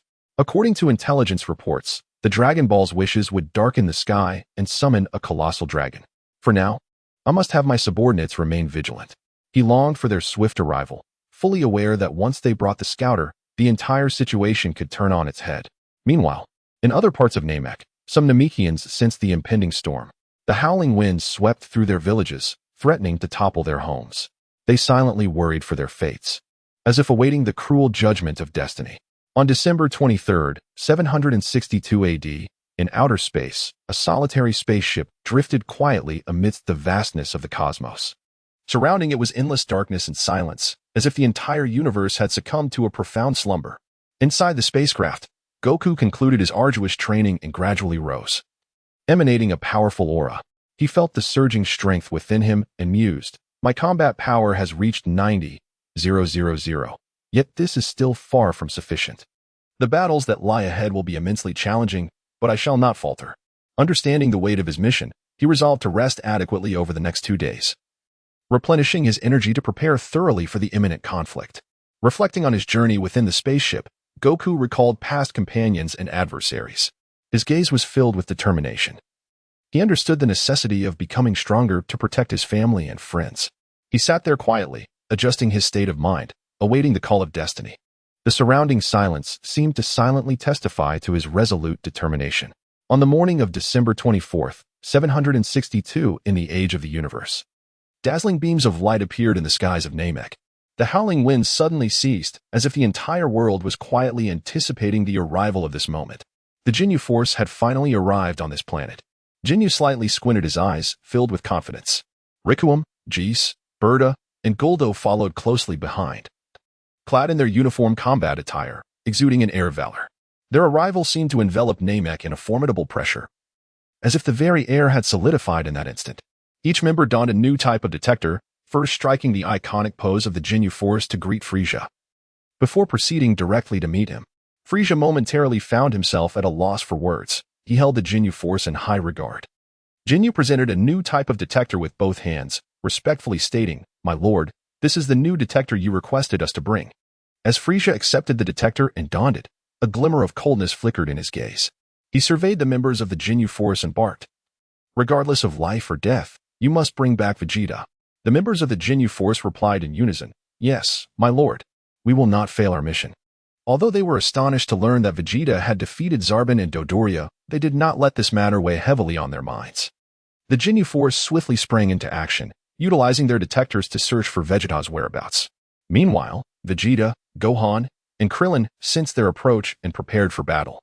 An exhilarating clash was about to unfold, as the winds howled once more, seemingly heralding the epic confrontation with a stirring battle hymn. Chapter 44, vs. the Ginyu Force.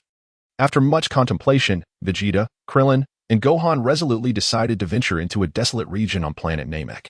This barren expanse was devoid of life, with not a single blade of grass to be seen, and swirling sands danced in the air, creating an atmosphere reminiscent of a corner of the world long forgotten. Yet, this very place was destined to become the battleground for their impending, heart-pounding clash. Vegeta mused to himself, "Here, we can engage the Ginyu Force without hesitation. Ensuring that innocent lives remain unscathed, we must not allow them to thwart our plans." Krillin and Gohan scanned their surroundings with heightened vigilance, drawing closely together, prepared for any unforeseen circumstances that might arise. At that moment, Ginyu, Rikuum, Jis, Berta, and Guldo appeared in this desolate area like phantoms. Their presence radiated an overwhelming aura, seemingly capable of subduing everything around them. The Jinyu Force showcased their unique and imposing entrance, exuding both authority and confidence, as if proclaiming their invincibility to the entire universe. Requiem, towering like a colossal edifice, emanated an oppressive force that was almost suffocating. His thunderous voice boomed. "Is that not Vegeta? I have heard that you betrayed the king and even killed Zaban and Dodoria. Have you come to meet your demise? Or do you wish for me to slay you myself?"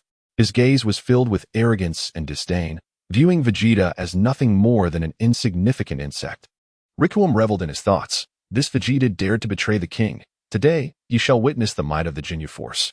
Vegeta's eyes glimmered with a chilling intensity as he calmly retorted, "It is you who shall meet your death." No sooner had he spoken than Vegeta, like a fierce and relentless leopard, launched the first strike. In his mind, Guldo's psychic abilities had always instilled a deep-seated fear, particularly his terrifying power to halt time. Thus, Vegeta resolved to take the initiative, charging towards Guldo with blinding speed. Initially, Guldo dismissed Vegeta's assault, regarding him with contempt, thinking to himself, "You believe you can harm me?" However, Vegeta's velocity far exceeded his expectations. In an instant, Vegeta stood before Guldo, his fist striking with the force of a cannonball, imbued with devastating power. Guldo, caught off guard, desperately attempted to evade, but it was too late. Vegeta's fist collided forcefully with Guldo's chest, sending him hurtling through the air, tracing an arc before crashing violently to the ground. Blood gushed from Guldo's mouth as he fell, collapsing into a pool of crimson. Vegeta unhesitatingly gathered his energy once more, unleashing a formidable beam of energy that shot towards Guldo like a bolt of lightning. Guldo gazed at the energy beam in terror, his eyes filled with despair. In that moment of hopelessness, Guldo ultimately lost his life. Vegeta let out a cold snort, declaring, "Guldo, your extraordinary abilities shall never see the light of day again." Observing this, Butter roared in fury. Just now, Vegeta unleashed a battle power of 90,000. "Let us unite and avenge Guldo." Without hesitation, Butter, Geese, and Ribrian launched a relentless and ferocious assault upon Vegeta. Each of their strikes bore an unimaginable force, as if capable of obliterating everything in their path. Butter, consumed by rage, proclaimed, "Vegeta, how dare you slay Guldo? We shall not let you escape unscathed." Geese and Ribrian shared menacing glances, channeling their full might in their relentless attack against Vegeta. Vegeta faced the relentless assault of the three adversaries with unwavering courage. He deftly evaded Bat's punches and Geese's kicks, all the while astutely seeking opportunities to counterattack. Riku's strikes were the most ferocious, each blow imbued with a formidable energy capable of obliterating all in its path. Vegeta sidestepped one of Riku's punches and swiftly retaliated with a kick aimed at Riku's abdomen. Riku winced in pain and stumbled back a few steps. Seizing the moment, Bat launched an attack from behind, but Vegeta, sensing the imminent danger, immediately pivoted to defend himself. Bat's fist met with Vegeta's guard, and at that instant, Jis charged forward, compelling Vegeta to evade once more. As the trio's onslaught intensified, Vegeta resolved to harness his energy, engaging them with effortless finesse, as if he were toying with them. He occasionally uttered taunting remarks. "Is this truly the extent of your abilities?" Vegeta's voice was frigid and laced with scorn, while Jinyu was utterly astonished by Vegeta's rapid growth. From an initial combat power of 20,000 to an impressive 90,000, Vegeta had ascended to become the third most formidable member of the Frieza Force. Jinyu resolved to observe the situation, planning to strike when Berta, Geese, and Requiem found themselves at a disadvantage. He contemplated to himself that Vegeta's swift evolution was not to be underestimated. At that moment, Vegeta continued to engage in combat with Berta, Requiem, and Geese, skillfully maneuvering through their attacks.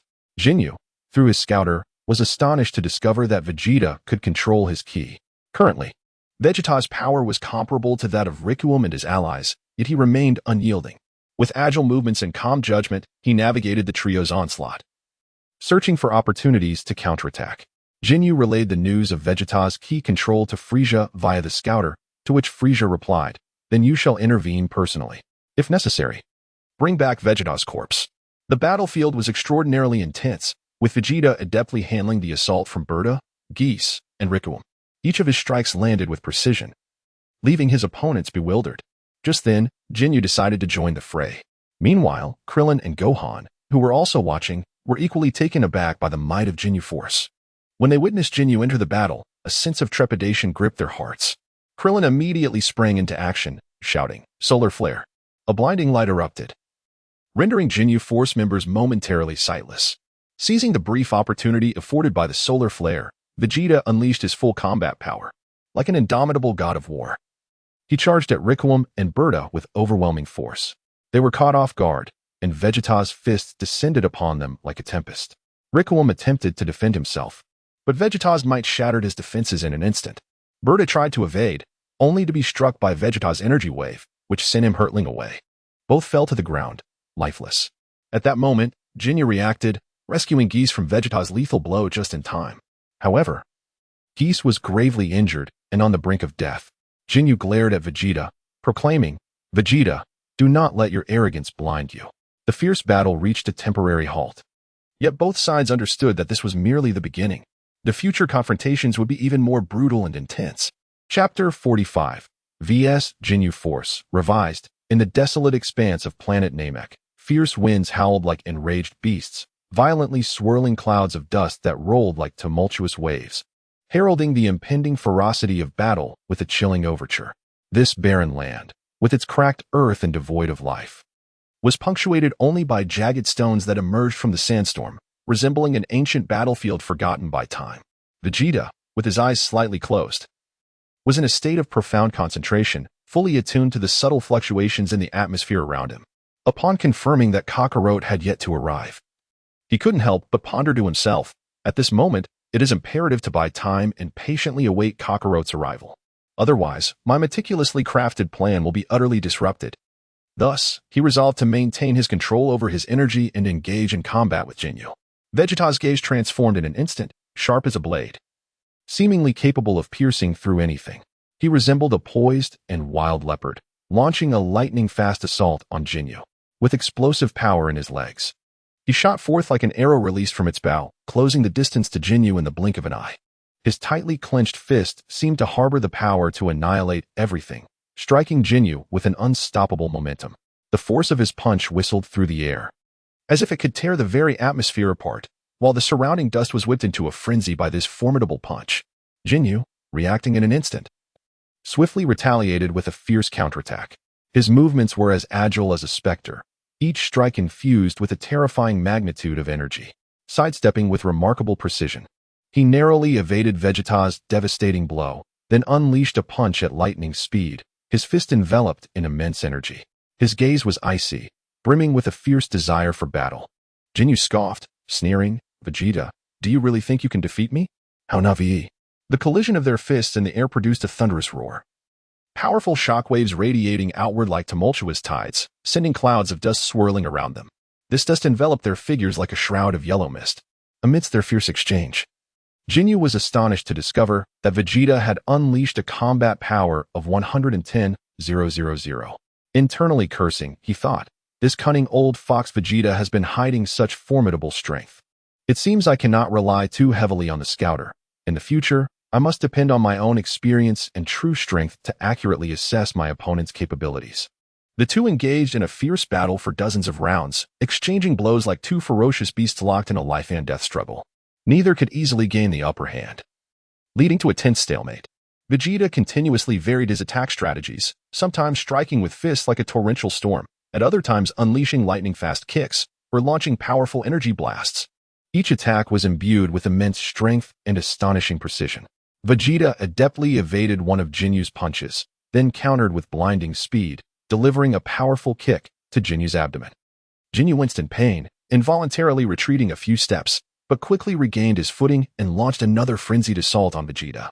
The desolate ground trembled beneath their fierce confrontation, fissures appearing in the earth. Ginyu, not to be outdone, moved with the agility of a wraith, evading Vegeta's strikes while keenly searching for opportunities to counterattack. His eyes sharp as a hawk's. Each intense clash sent tremors through the ground, as if a violent earthquake were occurring. Ginyu unleashed a mighty energy wave, which Vegeta narrowly dodged. The energy wave struck the ground, raising clouds of dust that obscured the sky. Seizing the moment, Ginyu surged forward like a flash of lightning, once again throwing a punch brimming with power. Vegeta hastily defended himself, Yet the overwhelming power of Jinyu compelled him to retreat several steps. Observing the intense and precarious battle from the sidelines, Krillin gradually comprehended Vegeta's true intentions. He turned to Gohan and declared, "Gohan, we must join the fray. I fear Vegeta cannot endure much longer."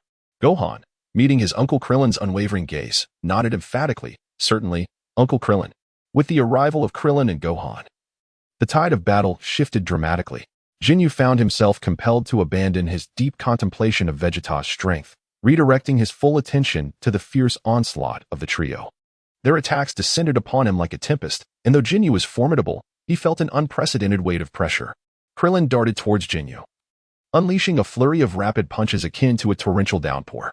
His movements were so agile they dazzled the eye, each strike imbued with resolute conviction. Krillin's fists fell upon Jinyu like raindrops, forcing him to divide his focus. Gohan, refusing to be outdone, launched a Kamehameha wave, accurately striking Jinyu from a distance. The impact momentarily halted Jinyu, who roared in fury, his energy surging with a ferocity that seemed capable of obliterating everything in his vicinity. Jinyu, flailing to defend himself, appeared increasingly frantic.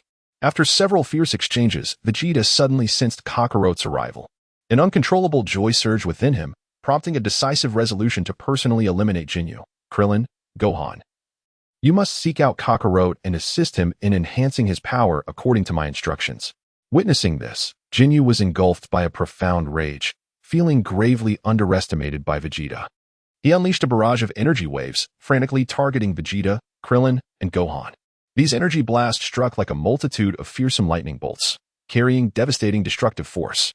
However, Vegeta remained undaunted, his gaze as resolute as steel.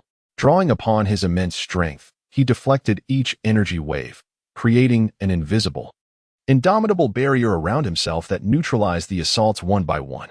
Vegeta gathered energy in one hand, unleashing a formidable energy wave that collided violently with Jinyu's energy attack, producing a thunderous explosion that seemed capable of shattering the very fabric of the world. The intense shockwave sent sand and debris swirling through the air, resembling a fearsome sandstorm. Observing this, Krillin and Gohan swiftly employed their flight technique to escape the chaos, fully aware that their current mission was to locate Kakarot and, following Vegeta's guidance, assist him in augmenting his strength. Vegeta engaged in yet another fierce battle with Jinyu, during which he sensed the presence of Kakarot, Krillin, and Gohan nearby. Realizing that the moment had arrived, Vegeta unleashed his full potential without a moment's hesitation. His aura surged, becoming overwhelmingly powerful, as if it sought to engulf everything in its vicinity. Like a ferocious beast unleashed, he charged at Jinyu with breathtaking speed, striking with unparalleled ferocity. Vegeta's speed was so astonishing that it rendered him nearly invisible, as he instantaneously appeared before Jinyu. His fist, imbued with a terrifying power capable of annihilating all, struck Jinyu with tremendous force. Jinyu was utterly unprepared and was mercilessly struck by Vegeta's formidable strength. Vegeta's assault was akin to a thunderous bolt, swiftly overwhelming Jinyu and denying him the opportunity to employ his body-switching technique. Jinyu was sent sprawling through the air, crashing heavily to the ground, rendered incapable of continuing the battle. Vegeta unhesitatingly unleashed a wave of energy, eliminating Jinyu without a second thought. A sigh of relief washed over him as he privately mused. Finally, this nuisance is dealt with. Now, let us see if Kakarot can also reach the limits of a Saiyan. Chapter 46. The planet Namek sprawled endlessly, its desolation palpable. Violent winds howled, sweeping through the air and raising clouds of dust that seemed to narrate the ancient tales of this enigmatic land. Goku slowly emerged from the spacecraft, his eyes partially closed and his expression focused to an extreme degree, as if everything around him had succumbed to a peculiar state of stillness under his awareness. The atmosphere itself appeared to be entranced by his concentration, enveloped in an extraordinary tranquility, while time seemed to momentarily decelerate. Before long, Goku was the first to sense the auras of Krillin and Gohan. He opened his eyes, surprise flickering within them, brief yet bright like a shooting star against the night sky. He murmured to himself, "Krillin and Gohan's energies have grown immensely. It seems they have indeed made significant progress on this planet Namek. And Vegeta's power is even more formidable. This fellow is truly a worthy adversary." At that moment, the sky above Namek loomed dark and foreboding, as if a violent storm could erupt at any moment. The barren landscape, punctuated by jagged rocks, added a touch of desolation to the land. Gohan and Krillin soon arrived at Goku's location. Krillin's face radiated excitement. his eyes sparkling as if he had glimpsed a blazing fire of hope.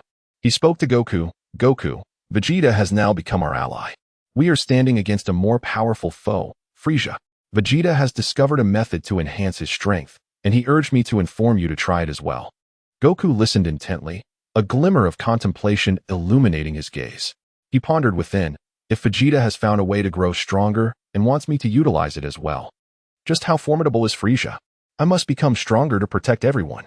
Nodding, Goku contemplated for a moment before responding, Krillin, let us go to the Grand Elder. I have heard from King Kai that Frieza is both powerful and malevolent. You should use the Dragon Balls to resurrect our comrades, while I will simultaneously work on unlocking my potential. His tone was resolute, brimming with determination, as if he were making an unyielding vow in this desolate world. Gohan, a hint of worry in his voice, asked, Dad, can we really defeat Frieza?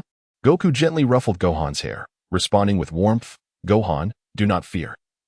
As long as we unite our efforts, we will surely find a way to overcome him. With that, Goku, Krillin, and Gohan swiftly employed their flight techniques, soaring toward the Grand Elder. Their figures streaked across the sky like three brilliant meteors, filled with hope and fearless courage as they ventured into the unknown ahead. The wind howled in their ears, as if cheering for their bravery, the sound akin to the resounding drums of war, spurring them forward with valor. In Frieza's domain, the atmosphere was stifling, nearly suffocating. Through his scouter, he discovered that Jinyu had also perished at the hands of Vegeta. His countenance darkened, reminiscent of a tempestuous sky before a storm, with darkness enveloping everything. Frieza growled in fury, Vegeta, you dare thwart my plans. I shall rend you to pieces. A surge of profound rage welled within him, akin to tumultuous waves crashing against the shores of his heart. Determined to personally eliminate Vegeta, he rose, radiating an immense aura, as if capable of effortlessly crushing all in his vicinity. He departed from Frieza's stronghold on Namek, soaring towards Vegeta. His figure was ghostly, moving with an incredible swiftness, like a lightning bolt streaking across the sky, vanishing in an instant. Meanwhile, Goku, Krillin, and Gohan arrived at the Elder Namekian's abode. The ancient architecture exuded an aura of mystery, surrounded by a serene and solemn atmosphere. Goku gazed at the Elder, his eyes filled with resolve and anticipation. His heart brimmed with a yearning for strength and a fierce desire to protect his family. He spoke earnestly, Elder, I seek to unlock my potential, for I must confront Frieza. I am eager to engage with the strong and safeguard my loved ones. Please assist me. The Elder regarded Goku with quiet contemplation, sensing the sincerity and goodness within him. He nodded slightly, silently admiring the young man's courage and determination. The Elder spoke slowly, Young one, your bravery and resolve are commendable. I shall grant your request, but unlocking your potential is no trivial endeavor. Prepare yourself mentally. He turned to inform his kin to evacuate the area, lest they be caught in the ensuing conflict. He pondered, this young man may be the hope of our Namekian people. I hope he succeeds in combating Frieza and protecting my kin, and perhaps in doing so, he can restrain Vegeta as well. Goku began the process of unlocking his potential, closing his eyes and focusing his mind. A powerful force surged from within him, his aura steadily intensifying. He could sense a wondrous transformation occurring within his body, as every cell seemed to joyously rejoice. After a period of time, Goku's strength reached 900,000. Simultaneously, Krillin, Gohan, and Din were making wishes with the Dragon Balls. On King Kai's planet, Piccolo communicated instantaneously with Krillin and Gohan through King Kai's skill. If I am revived, so too will be the gods. And we can use the Dragon Balls on Earth to resurrect Tien, Kaiatsu, and Yamcha. Krillin, somewhat perplexed, inquired, Piccolo, will this truly work? Piccolo affirmed resolutely, trust me. This is our best course of action. Ultimately, Krillin conveyed his wish to Din, who in turn communicated it to the eternal dragon Purunga in the Namekian language. The dragon granted the wish, and Piccolo materialized on the Namekian planet. As he surveyed his surroundings, a myriad of emotions surged within him. He understood that this battle would be exceedingly arduous, yet he was resolute in his determination to fight for his kin. Meanwhile, the Grand Elder, having repeatedly tapped into his latent potential, found his body rendered exceedingly frail. He felt the gradual ebbing of his life force, yet his heart bore no trace of regret. Gazing upon Goku and the others, he weakly uttered, I hope you succeed in protecting my people. Gohan and Krillin looked upon the Grand Elder's lifeless form, their hearts heavy with sorrow and reverence. That sorrow enveloped them like a pervasive mist, shrouding their spirits. Chapter 47. Vegeta vs. Frieza, revised, on the Namekian planet. The timeline rewinds to the tense moment when Frieza was en route to Vegeta's location. The wild winds howled mercilessly across the desolate terrain. Swirling dust clouds danced like a frenzy of mad dancers, fervently heralding the imminent onset of a breathtaking battle. Frieza, resembling a spectral shadow, sliced through the sky with astonishing speed, hurtling towards Vegeta with the swiftness of a tempest. The desolation of the Namekian landscape heightened the atmosphere of tension and impending doom. In an instant, Frieza arrived at Vegeta's domain. His towering and imposing figure exuded a chillingly formidable aura, instilling fear merely by his presence. The surrounding dust momentarily faltered, seemingly subdued by his overwhelming energy. Frieza coldly fixed his gaze upon Vegeta and slowly spoke. I am genuinely curious as to why you chose to betray me. Have I not treated you remnants of the Saiyan race rather well? Vegeta resolutely straightened his posture, his gaze emanating an unwavering determination as he spoke in a deep tone. I have come to understand the truth of the matter, including the genuine circumstances surrounding the destruction of planet Vegeta. Frieza narrowed his eyes slightly, a hint of surprise flickering across his face. Oh, Vegeta, you truly know? Vegeta continued. God, there exists no conflict of interest between the Frieza force and the Saiyans. You would not annihilate the Saiyans without just cause. Frieza, fully aware that Vegeta was oblivious to the command issued by the god of destruction and mistakenly believed it to be the divine will, fell silent for a moment before responding. I respect your choice, Vegeta. May I inquire whether one can genuinely wield control over one's ki at will? Vegeta slightly lifted his chin, a surge of intense pride swelling within him as he declared, Indeed, this is what I have learned on Earth. It seems that the races with lesser combat prowess either gravitate towards technology or exhibit a more refined mastery of energy manipulation. Frieza nodded in acknowledgement and remarked, It appears, Vegeta, that you have indeed acquired a wealth of knowledge during your time on the front lines. I stand corrected. In a gesture to underscore Vegeta's significance, Frieza resolved to transform into his ultimate form. With a powerful surge of energy, Frieza's physique underwent a remarkable transformation, his aura intensifying to a terrifying degree, as if he could effortlessly obliterate everything in his vicinity. At that moment, even the raging winds seemed to be swayed by his formidable power, becoming increasingly tempestuous. Vegeta could distinctly sense the formidable power of Frieza, and a flicker of hesitation crossed his mind, questioning whether he should persist in challenging this formidable foe. However, he swiftly dispelled the tumultuous thoughts within him, resolutely affirming, In gratitude for the gift of life bestowed upon me by my parents, I shall not falter. I must fight for the dignity of the Saiyan race. Thus, he launched his assault without a moment's hesitation. Vegeta, like a bolt of lightning, surged towards Frieza, his fist imbued with formidable energy as he struck with ferocity.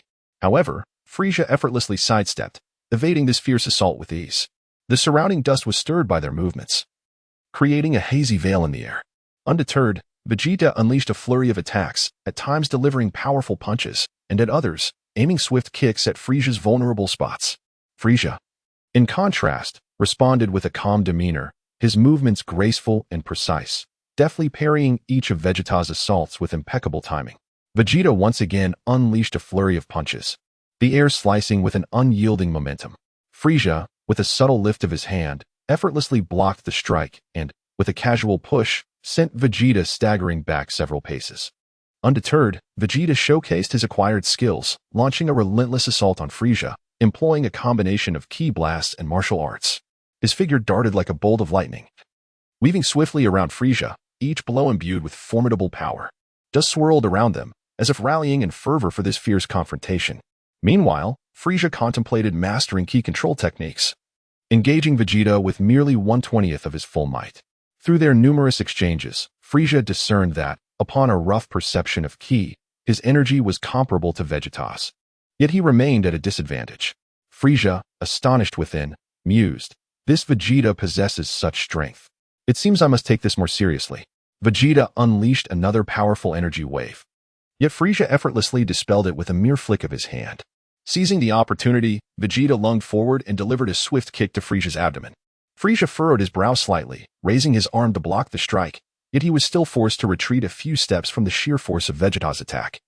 At that moment, the winds intensified, whipping up clouds of dust that seemed poised to engulf the two combatants entirely. A fierce determination surged within Vegeta. He understood that surrender was not an option. He launched a series of relentless assaults, each strike faster and more powerful than the last. Frieza, now fully engaged, shifted from defense to offense, his attacks pouring forth like a torrential storm, each blow infused with immense strength. Vegeta struggled to withstand the onslaught, his body gradually succumbing to a myriad of wounds. Frieza unleashed a formidable energy blast, prompting Vegeta to hurriedly evade to the side. The energy wave struck the ground, sending a plume of dust into the air. Seizing the moment, Vegeta retaliated with another energy wave, only to have it effortlessly neutralized by Frieza. Vegeta let out a furious roar and charged once more at Frieza, his fist descending like a meteor upon his foe. Frieza, with a mocking smile, effortlessly blocked the strike and retaliated with a swift blow that sent Vegeta hurtling through the air. Spiraling through several rotations, Vegeta eventually landed firmly on the ground. He wiped the blood from the corner of his mouth, his eyes still brimming with indomitable spirit. As Frieza continued to manipulate the energy levels, Vegeta found himself increasingly at a disadvantage. With a powerful voice, he proclaimed, "Frieza, this technique is a charged attack, specifically crafted for you. Do you dare to face it?" The corners of Frieza's mouth curled upward, his heart swelling with confidence as he coldly retorted, "Humph, Vegeta, do you truly believe this will defeat me? Come then," he commanded. "I am ready." Vegeta began to gather his energy, channeling every ounce of his strength into this singular technique. The air around him seemed to be drawn into his might, forming an imposing energy field. He unleashed the final flash, a dazzling beam of light that shot forth like a meteor towards Frieza. Although the final flash did not inflict harm upon Frieza, it nonetheless left him astounded. In his heart, he silently admired Vegeta's courage, strength, and intellect. This Vegeta was indeed not to be underestimated. Alas, Frieza, having gleaned much from Vegeta, resolved to eliminate him. With that decision, he launched an attack. In an instant, he appeared before Vegeta, unleashing a powerful energy beam. Vegeta, caught off guard, was struck by the energy blast and gravely injured. He collapsed to the ground, blood spilling from his mouth, yet his eyes remained filled with an indomitable fighting spirit. Just as Frieza intended to seize the moment to finish Vegeta off, he suddenly noticed the sky darkening and glimpsed the distant Shenron. Frieza pondered, what is that? Could it be the legendary dragon? Observing the wounded Vegeta and the distant dragon, he sensed that the energy there was not particularly formidable, prompting him to revert his transformation and swiftly fly towards Shenron. Frieza calculated, it would be prudent to fulfill my wish first, and then return to deal with the severely injured Vegeta. Chapter 48, vs Frieza Part 1, on Namek. The howling wind swept across the desolate landscape, swirling dust in the air like layers of heavy drapery, as if to shroud the entire planet in an endless pallor. Frieza and his cohorts darted towards the location of the dragon like a bolt of lightning. However, upon arrival, Frieza was astonished to discover that the Dragon Balls had vanished without a trace. This unexpected turn of events ignited his fury like a volcano on the brink of eruption, surging to its peak in an instant. His expression darkened to the point where it seemed as if water could drip from it, resembling the ominous skies before a tempest. Cursed be this deceit! Frieza roared in rage, his voice echoing across the barren land, intertwining with the howling winds, sending chills down the spine of all who heard. His gaze was filled with murderous intent, casting suspicion upon everyone who had come to Namek, including Vegeta. Frieza was consumed with fury. Who dares to mock me with such audacity? I shall ensure they pay a heavy price. Clenching his fists tightly, his formidable energy caused the surrounding dust to rise and swirl violently, forming vortices in the dim sky. Meanwhile, Goku sensed with astonishment that Vegeta's energy was plummeting, nearly extinguished, while another, even more powerful presence was also waning, though still formidable. Frowning, Goku quickly deduced that Frieza must be engaged in battle with Vegeta. And the extent of Frieza's strength was such that he could effortlessly overpower Vegeta. Goku's heart sank with concern. Vegeta had been gravely injured. Frieza truly was a terrifying opponent. One must first rescue Vegeta to preserve our fighting strength. Gohan anxiously gazed at Goku, his voice trembling as he inquired, "Father, what should we do?" At that moment, the fierce winds howled, tousling Gohan's hair. Goku's gaze turned resolute as he handed a Senzu bean to Gohan, calmly instructing, "Gohan, this is a Senzu bean. Go and save Vegeta, but remember to avoid any aura that resembles Frieza's. Be swift, Vegeta's energy is dwindling rapidly." Although Gohan's heart brimmed with fear, he summoned his courage and replied, "Father, I will surely take the Senzu bean to save Vegeta." With that, Gohan swiftly turned and soared toward the direction of the Senzu bean at the utmost speed. Along the way, he cautiously evaded potential dangers, his heart pounding like a drum, beads of sweat forming on his brow. The wind howled in his ears, urging him to hasten his pace. Next, Goku turned to Krillin with a serious demeanor, saying, "Krillin, please injure me. Din will heal me shortly. Frisia's energy is approaching." Krillin hesitated, responding, "Goku, is that really necessary? I feel reluctant." Goku firmly asserted, "Krillin, there is no time for hesitation. We must prepare to confront Frisia." Although Krillin felt a pang of reluctance, he complied with Goku's request and struck him. Without hesitation, Krillin unleashed an energy blast that injured Goku. Immediately, Din rushed to heal him. With hands radiating a soft glow, Din enveloped Goku's wound, which visibly healed at an astonishing rate. Frisia sensed the fleeing Namekians through their energy signatures, a sinister smile creeping across his face, as terrifying as a demon's. "What a fortuitous encounter!" he exclaimed, darting toward the panicked Namekians with remarkable speed. The winds roared behind him, as if cheering on his cruelty. Frisia swiftly selected a couple of Namekians as his targets, his movements strikingly quick, effortlessly dispatching them. Their blood erupted forth, staining the ground, while fear spread through the air like a plague. Frisia's figure flickered like a specter as he unleashed a powerful energy wave, striking down two Namekians who scarcely had time to utter a scream before collapsing lifelessly to the ground. The dust was now tainted crimson, and the air was thick with the stench of blood. Yet, Nail bravely stepped forward to confront Frisia. His eyes radiated determination and defiance, exuding immense power. Nail roared as he charged at Frisia, each strike infused with a resolute spirit. In his heart, Nail resolved, "I cannot allow Frisia to continue harming my kin." Like an enraged lion, Nail surged toward Frisia, his fists imbued with formidable strength. However, Frisia lacked the patience to toy with him. He merely regarded Naru coldly, as if he were an insignificant ant. Frisia swiftly launched his assault, striking with a speed and force that Naru could not withstand, instantly inflicting injury upon him. In a flash, Frisia appeared before Naru, and with a gentle wave of his hand, unleashed a powerful energy wave that struck Naru. In agony, Naru collapsed to the ground, grievously wounded, blood spilling from his lips. Yet, he steadfastly glared at Frisia, his eyes brimming with hatred and fury, as if he could slay the demon with his gaze alone. Observing the injured Naru, Frisia scoffed, "You are utterly deluded." He then continued his interrogation, "Tell me, can the Dragon Ball still be used? Otherwise, you shall share their fate."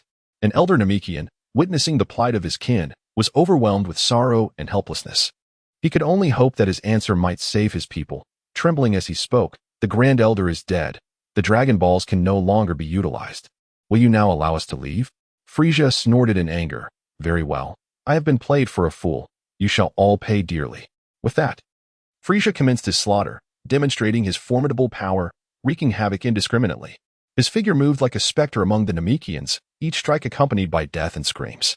Simultaneously, he utilized the communication function of his scouter to issue orders to the members of his base on planet Namek, commanding them to annihilate all life on the planet.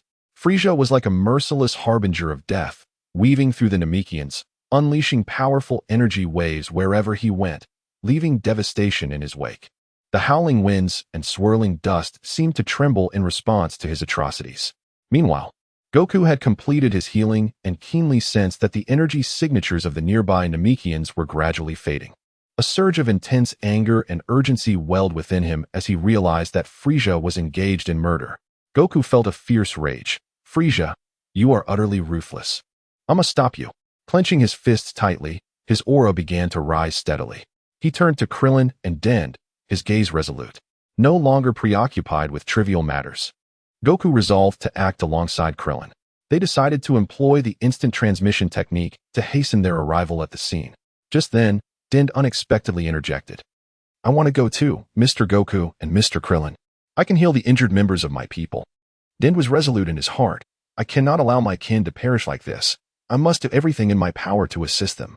Seeing the determination in Dend's eyes, Goku hesitated no longer. He understood the urgency of the situation and the necessity for swift action. Thus, he set forth with Krillin and Dend on their journey to the battlefield.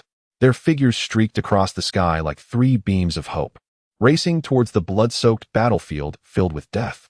Chapter 49, vs. Frisia, revised. On the war-torn planet Namek, the howling winds roared like a furious dragon, swirling dust and debris in the air, as if lamenting the brutality of this fierce battle. Goku, Krillin, and Dandy swiftly arrived, employing their flight techniques with the speed of shooting stars, only to be met with a scene of utter devastation. The surviving Namekians were few and far between, each bearing grievous wounds. Some lay in pools of their own blood, struggling to breathe as if engaged in a desperate struggle against death.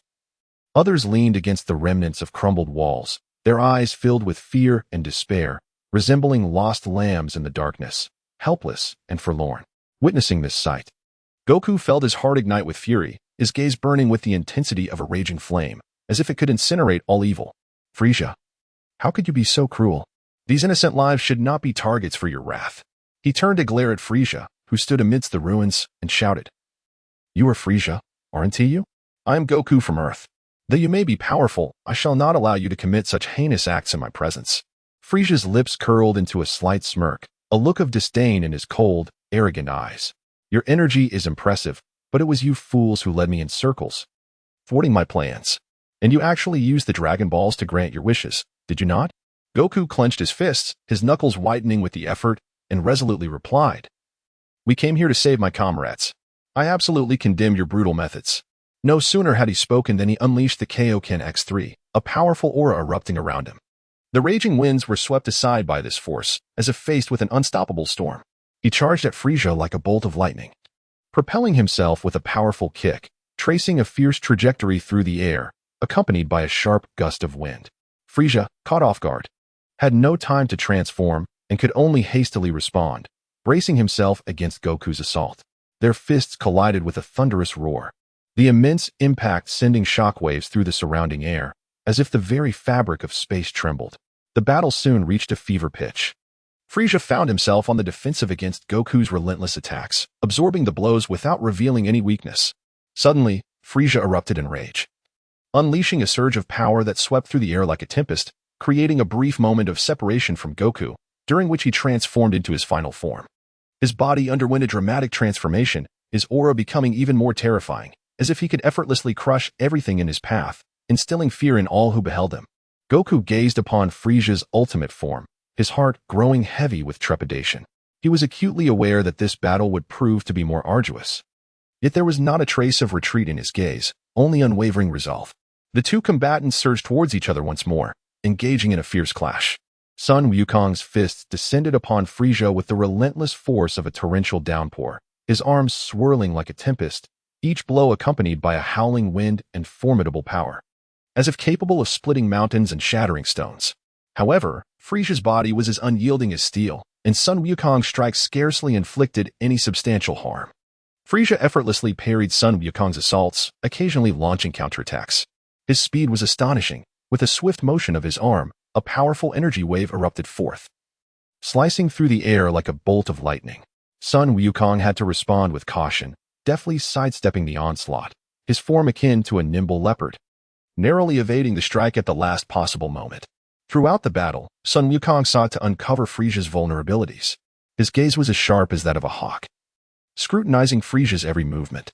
Observing this, Frieza thrust his hands forward, unleashing a formidable energy wave.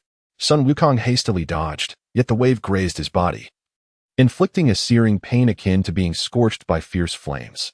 He understood that he could no longer remain passive. He had to take the initiative. Once again, Sun Wukong unleashed the Kaioken technique at 4 times his normal strength, charging towards Frieza.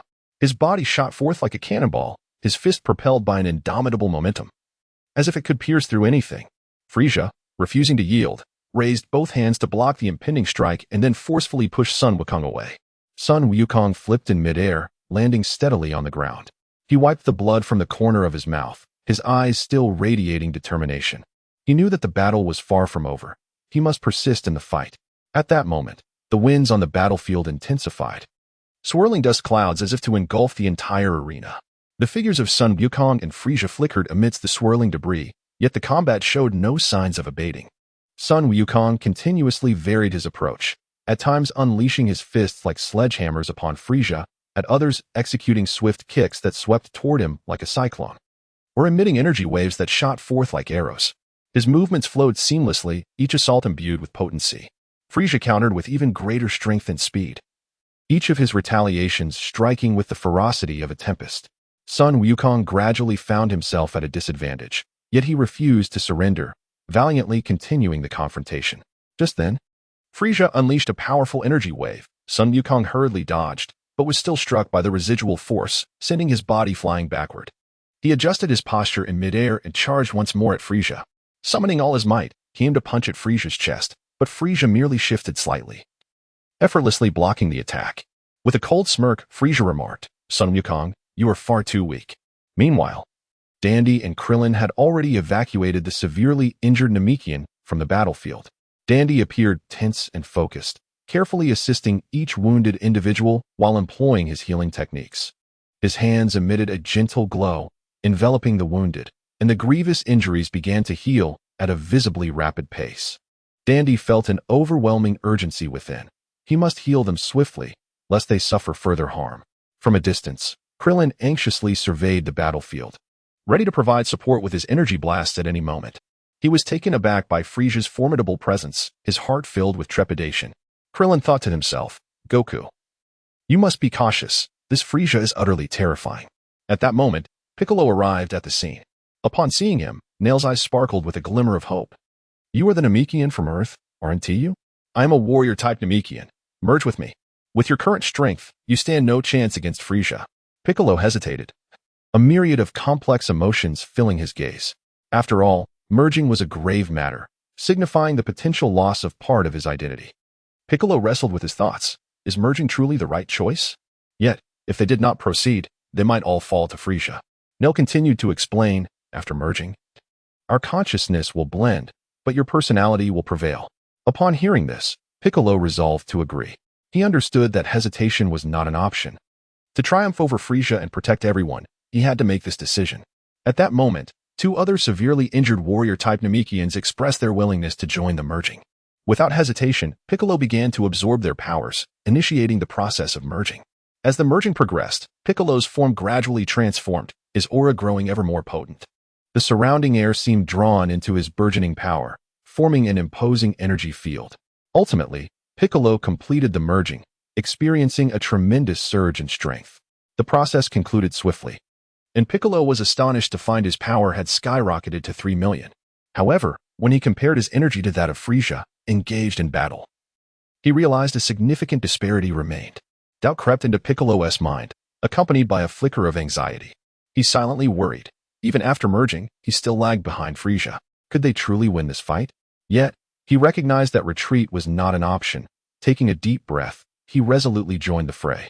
Meanwhile, Gohan flew cautiously, deftly avoiding any potential traces of Frieza's energy. His heart raced, beads of sweat forming on his brow. The fierce wind howled around him, as if urging him to hasten. He fixated on the horizon, heading toward Vegeta's location.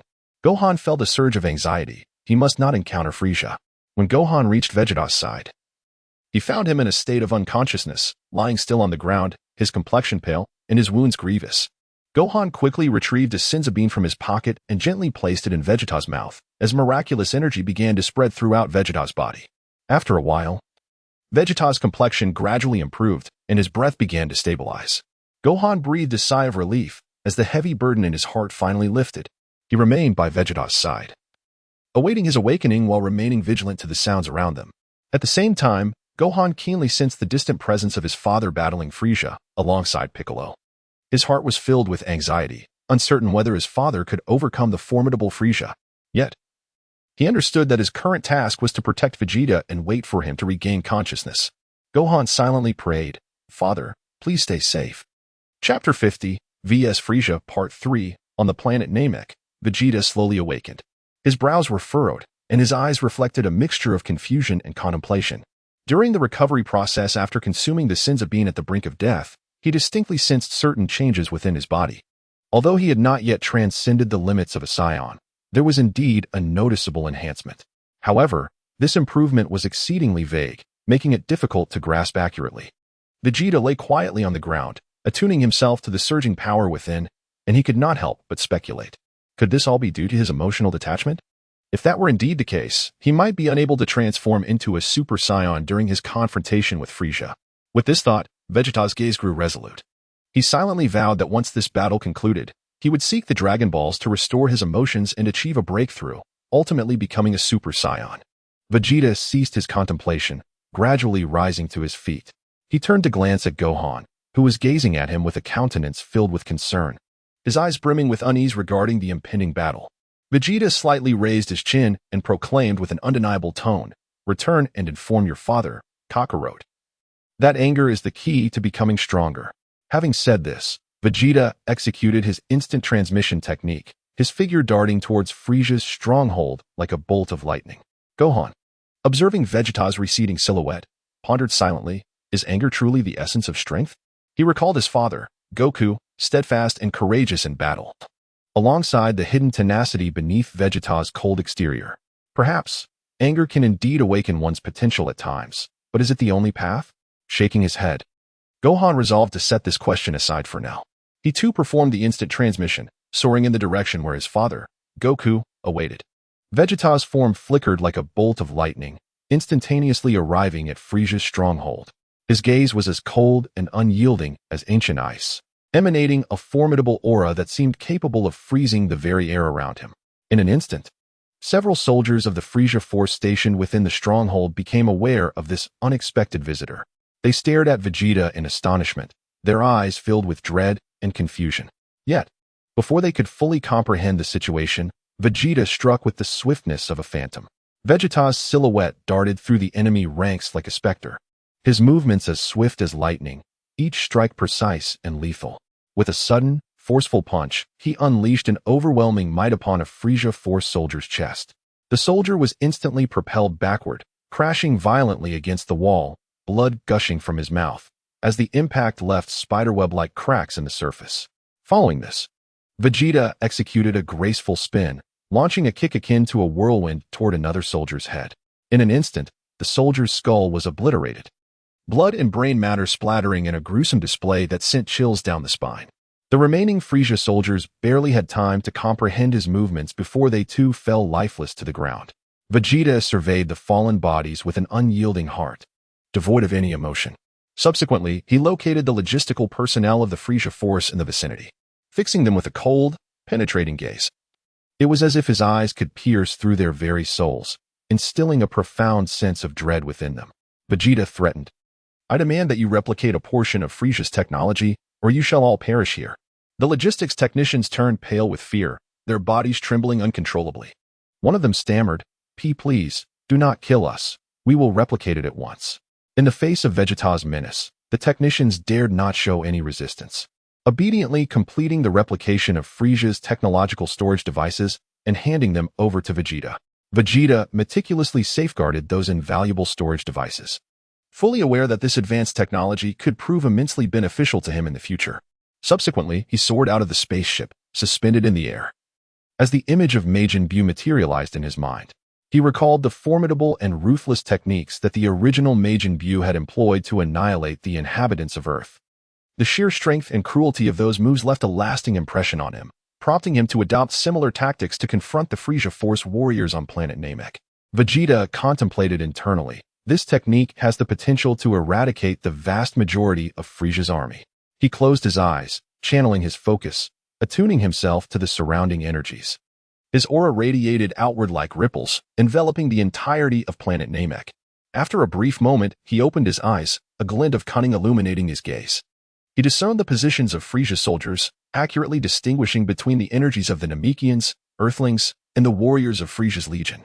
Vegeta inhaled deeply, then unleashed a surge of energy, employing his assault rain technique to launch an attack. Countless energy spheres cascaded like raindrops toward the Frieza Force warriors on the planet Namek, each orb radiating a dazzling brilliance and formidable power. The energy spheres screamed through the air, emitting a piercing sound. The Frieza Force warriors had no time to evade, and were struck instantaneously. Some attempted to shield themselves with barriers, but their defenses crumbled effortlessly before the overwhelming force of the energy spheres, shattering in an instant. With cries of anguish echoing, the warriors of the Frieza Force collapsed lifelessly to the ground. Their bodies were obliterated by the onslaught of energy, blood and debris scattering in all directions. Vegeta observed the carnage with an unfeeling gaze, devoid of any compassion. Soon, through his sensory perception, he utilized this technique to eliminate the vast majority of Frieza Force warriors on Namek. He nodded in satisfaction, secretly marveling at his current ability to unleash a combat power exceeding 3 million, albeit for a brief duration, akin to a short-lived explosive buff. However, just as Vegeta prepared to depart, A wounded yet undeterred Frieza Force warrior suddenly struggled to rise, brandishing his weapon in an attempt to launch a surprise attack on Vegeta. Instantly aware, Vegeta spun around, a glint of murderous intent flashing in his eyes. Vegeta let out a disdainful snort, remarking on the foolishness of his opponent. With a mere flick of his hand, a wave of energy surged forth, obliterating the warrior in an instant. The unfortunate fighter was reduced to ashes under the relentless force of the energy wave. At that moment, Vegeta's gaze shifted to the logistical personnel of Frieza below the spaceship. A flicker of complex emotion crossed his eyes as he pondered. After all, they are merely support staff who have fulfilled my demands. Thus, I shall spare their lives. Vegeta swiftly employed the instant transmission technique, propelling himself towards the battleground where Goku clashed with Frieza. Chapter 51. The Encounter with Frieza, 4th Revision. The scene reverted to the fierce battlefield where Son Goku and Piccolo engaged in a tumultuous struggle against Frieza. The air was filled with a tempest that howled like a frenzied beast, and swirling sands danced chaotically, as if the entire world had been ensnared in a vortex of pandemonium. Son Goku stood tall and imposing, radiating an intimidating aura of immense strength. His gaze was resolute and fervent, as if the burning spirit within him could ignite the very air around. Each top muscle exemplified an unparalleled beauty of power. He crouched slightly, fists clenched tightly, resembling a fierce leopard poised to strike, ready to unleash a lethal blow upon his adversary. Piccolo, with a grave expression, stood nearby. His eyes like sharp blades fixed intently on Frieza, ever prepared to assist Goku at a critical juncture. At this moment, Goku unleashed the 20-fold Kaioken. Each punch resembling a meteor streaking across the sky, accompanied by a deafening rush of wind, crashing down upon Frieza with overwhelming force. Frieza effortlessly raised an arm. Seemingly nonchalant as he deflected Goku's assault, a smirk of disdain gracing his lips as he languidly remarked, "You are the strongest opponent I have encountered thus far, even surpassing Vegeta from earlier. If you wish, you may join my Frieza Force. I can offer you boundless wealth and unparalleled power." A glimmer of anticipation flickered in Frieza's eyes as he contemplated. This Son Goku possesses extraordinary strength. If I can wield him, my forces shall be bolstered, and my dominion will be even more secure. However, without hesitation, Goku retorted, "Our aspirations diverge, and we cannot collaborate. My pursuit lies in battling formidable foes and safeguarding my companions and family, while you are solely fixated on destruction and conquest." Goku's voice resonated with certainty and strength. His gaze unwavering, akin to an immovable mountain. He unleashed a powerful punch, the force of which sliced through the air as if tearing it apart. The punch sped towards Frieza with incredible velocity, infused with formidable power. Frieza slightly shifted his body, effortlessly evading the strike, then retaliated with a powerful energy wave directed at Goku. Goku swiftly leapt to evade, executing a mid-air turn to strike at Frieza once more. Frieza smiled subtly, a hint of admiration gleaming in his eyes. "Well done, you possess great spirit. In that case, I shall exert my full strength to demonstrate my respect for you." With that, Frieza unleashed an astonishing battle power of 60 million, a tremendous aura erupting like a raging storm, scattering the surrounding sand. His body trembled slightly as a suffocating wave of energy surged forth, crashing towards Goku and Piccolo. Goku immediately sensed the overwhelming pressure, gritting his teeth, his eyes revealing an unyielding resolve akin to forged steel. He swiftly adjusted his posture, crossing his hands before him, bracing himself to confront Frieza's lethal strike. As the energy wave surged forth, Goku exerted every ounce of his strength to withstand it, yet the overwhelming force still propelled him through the air. His body tumbled like a fallen leaf caught in a tempest. Goku struggled to regain his balance, but ultimately crashed heavily against a distant rock. The impact shattered the stone into fragments, and he expelled a copious amount of blood, gravely injured. Seeing Goku hurled away, Piccolo immediately rushed forward, unleashing a barrage of energy waves against Frieza. Frieza merely scoffed, effortlessly dispersing Piccolo's attacks with a casual wave of his hand. Unyielding, Piccolo intensified his onslaught. But all his efforts were effortlessly neutralized by Frieza. He too was caught in the backlash of Frieza's counterattack, hastily conjuring a defensive barrier. He found it futile against the immense force, his body tracing an arc through the air before crashing to the ground, blood spilling from his lips. Frieza gazed at the two vanquished warriors, a sense of triumph swelling within him. Allow me to demonstrate my true might." In the distance, Krillin, witnessing this scene, was filled with shock and dread. He understood all too well that if he did not intervene, both Goku and Piccolo could face dire consequences. Without hesitation, Krillin unleashed the solar flare, the blinding light temporarily rendering Frieza sightless. He wasted no time, swiftly flying towards Goku and Piccolo, his face etched with urgency, tightly clutching the last two Senzu beans. Upon reaching their side, Krillin carefully administered the Senzu beans to them. As Goku and Piccolo consumed the beans, their bodies began to heal at an astonishing rate. Their wounds closed visibly, and strength gradually returned to them. Goku stirred slightly, feeling the resurgence of power coursing through him, while Piccolo rose to his feet, determination gleaming in his eyes. Krillin silently prayed, "Goku, Piccolo, you must recover quickly." At that moment, Frieza began to recover from the effects of the solar flare, his gaze ablaze with fury, poised to strike once more. Just then, Gohan arrived on the scene. Seeing his father and Piccolo injured filled him with rage and concern. He clenched his fists tightly, his eyes reflecting unwavering resolve. In that instant, Goku, Piccolo, Krillin, Din, Gohan, and Frieza all sensed the immense energy emanating from a distance. Vegeta had unleashed a formidable power, executing a technique that swiftly decimated the vast majority of Frieza's army. Frieza, taken aback, pondered to himself, Vegeta has regained his strength. Now, Goku and that Namekian are also restored. It seems one among them possesses a healing ability. I must observe closely and identify this individual to eliminate them. As this thought crossed his mind, Frieza's gaze sharpened, and he began to meticulously observe the movements of Goku and his companions, seeking to identify the individual with regenerative abilities. At that moment, Goku suddenly sensed a formidable killing intent emanating from Frieza. He instantly recognized that Frieza had detected his presence and was poised to launch an assault. Although Goku had achieved an astonishing battle power of 3 million through the brink of death and the consumption of a Senzu bean, unease gnawed at him. He was acutely aware that even with the 20-fold Kaioken, defeating Frieza was not guaranteed, for the technique could not be sustained for long. In the face of such a formidable adversary, Goku understood the necessity of remaining vigilant. He must be prepared at all times to counter Frieza's onslaught.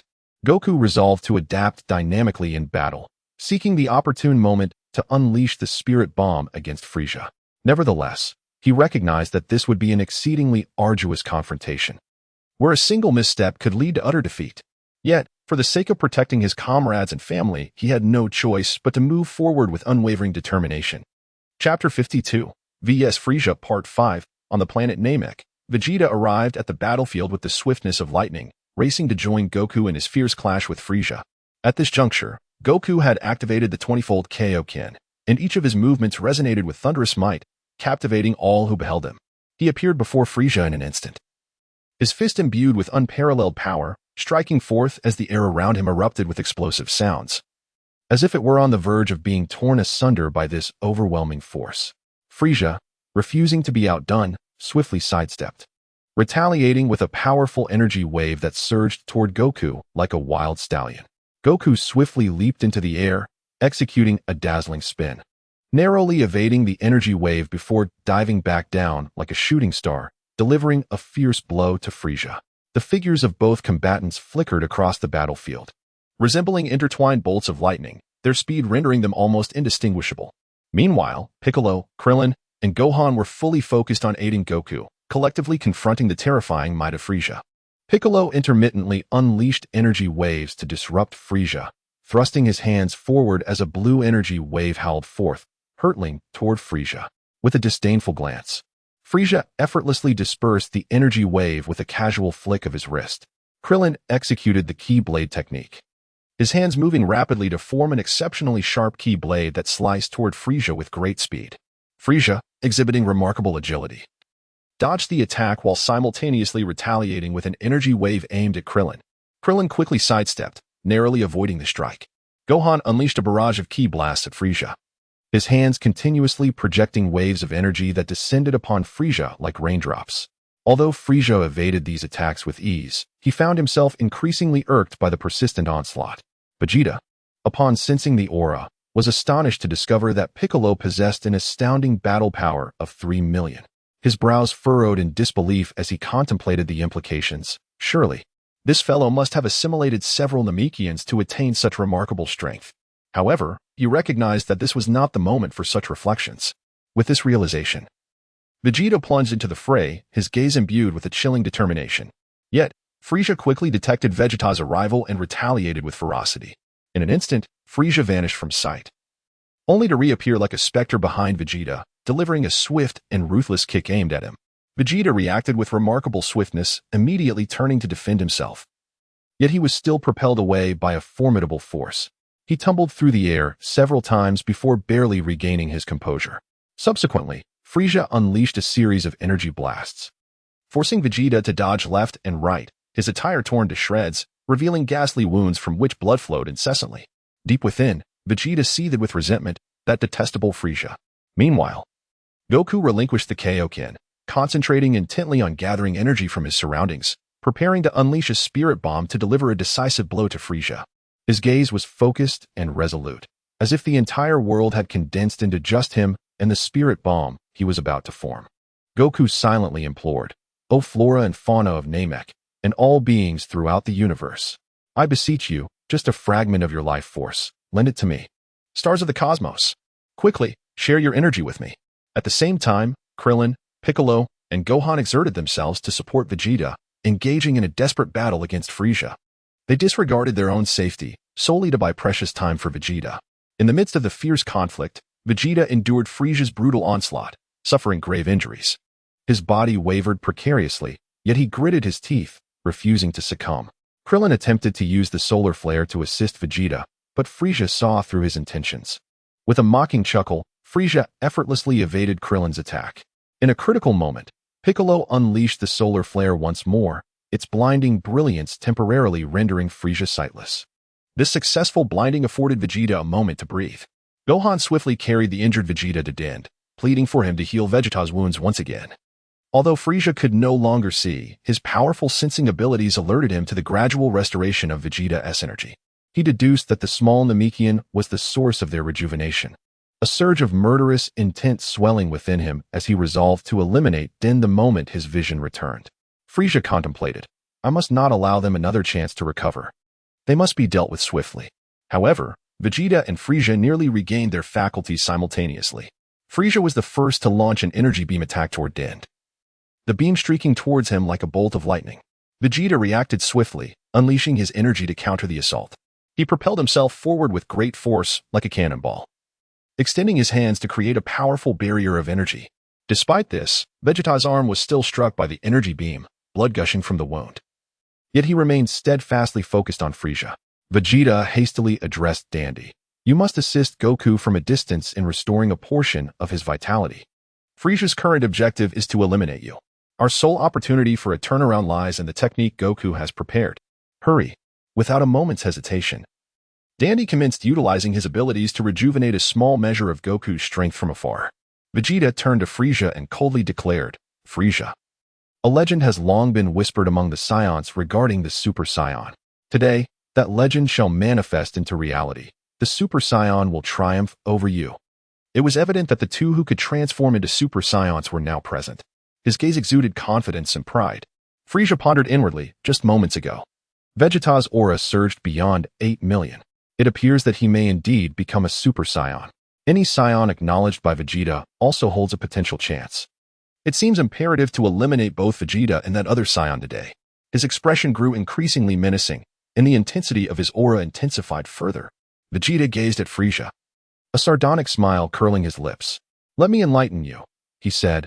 "The warrior you just faced is none other than Kakarot, the Saiyan who was raised on Earth, Son Goku." Upon hearing this, Frieza's eyes widened, his expression morphing into one of disbelief. He could scarcely fathom that the very talent he sought to recruit was also a Saiyan. With a disdainful snort, Frieza retorted, "Enough of this idle chatter, Vegeta. You two Saiyans will ultimately meet your demise at my hands." No sooner had he spoken than an overwhelming aura emanated from Frieza, intensifying the atmosphere around him. As his breath grew heavier, the air seemed to warp under the weight of his burgeoning power. A palpable energy radiated from his form, sending shivers down the spine. In a flash, Frieza launched himself at Vegeta, unleashing a barrage of formidable energy blasts. Vegeta hastily raised his defenses, yet he was swiftly struck by Frieza's assault, his body hurtling backward to crash against a massive boulder. In a subsequent attack, Frieza dealt another brutal blow to Vegeta, injuring him further while simultaneously extinguishing Dandy's life. Piccolo, Gohan, and Krillin were taken completely off guard by Frieza's sudden onslaught, unable to react in time. They watched in horror as Dandy fell, and Vegeta was grievously wounded. their hearts swelling with anguish and fury. Krillin and Gohan summoned every ounce of their strength, unleashing powerful energy waves. Frieza effortlessly evaded their assaults, yet Piccolo, Krillin, and Gohan remained undeterred, relentlessly pressing their attack.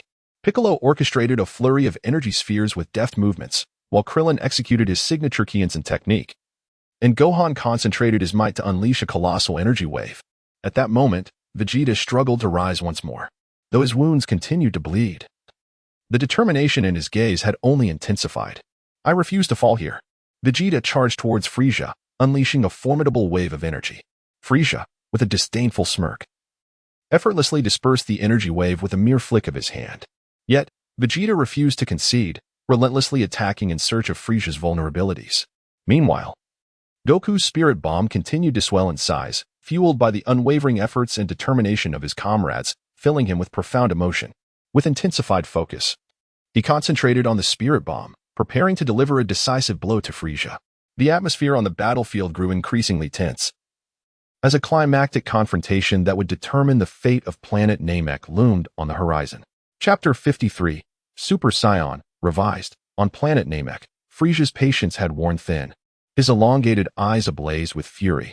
The consecutive assaults from Piccolo, Krillin, Gohan, and Vegeta appeared to him as foolish insects, recklessly challenging his authority. "You pitiful fools are merely seeking your own demise." Frieza snorted with indignation, resolutely deciding to take action to conclude this exasperating battle. He slowly closed his eyes, channeling an overwhelming aura that was suffocating in its intensity. The air around him twisted under the weight of this terrifying presence, as a tempest roared and sand swirled chaotically. Moments later, Frieza abruptly opened his eyes, and a dazzling beam of energy shot forth from his hand, aimed directly at Piccolo, Krillin, Gohan, and Vegeta. As danger approached, Piccolo instinctively thrust his hands forward, conjuring a green energy shield that materialized instantaneously. His gaze was focused and resolute, beads of sweat forming on his forehead. However, when the energy beam collided violently with the shield, Piccolo felt an immense force crashing upon him, propelling his body backward.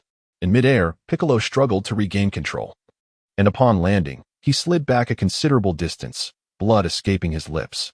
"Damn it, Frieza is far too powerful," he thought, filled with reluctance, but steadfastly staring at Frieza, silently preparing to seek another opportunity for retaliation.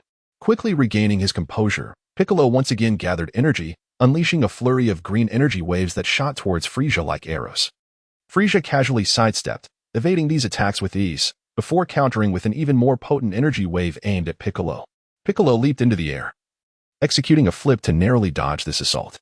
Krillin, like a flash of lightning, swiftly maneuvered to the side, his body moving with the agility of a sleek cheetah as he retreated to safety.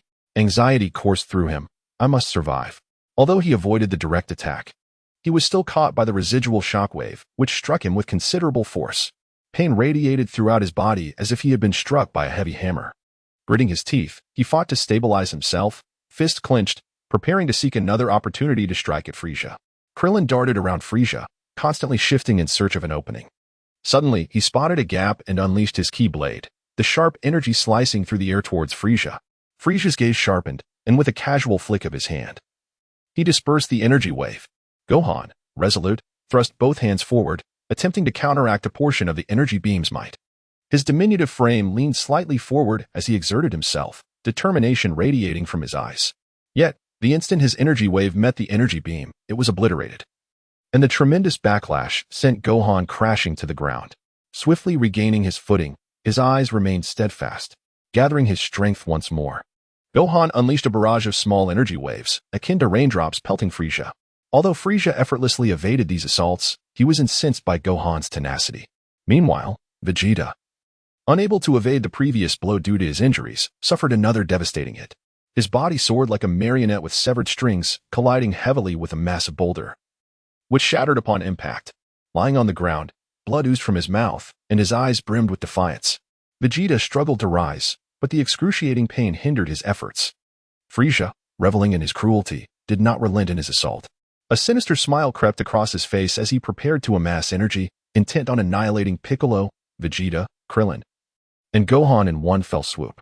His hands began to coalesce power once again, energy swirling around him, forming a colossal energy sphere.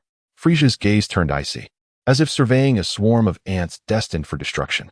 At that moment, however, he sensed an immense aura nearby.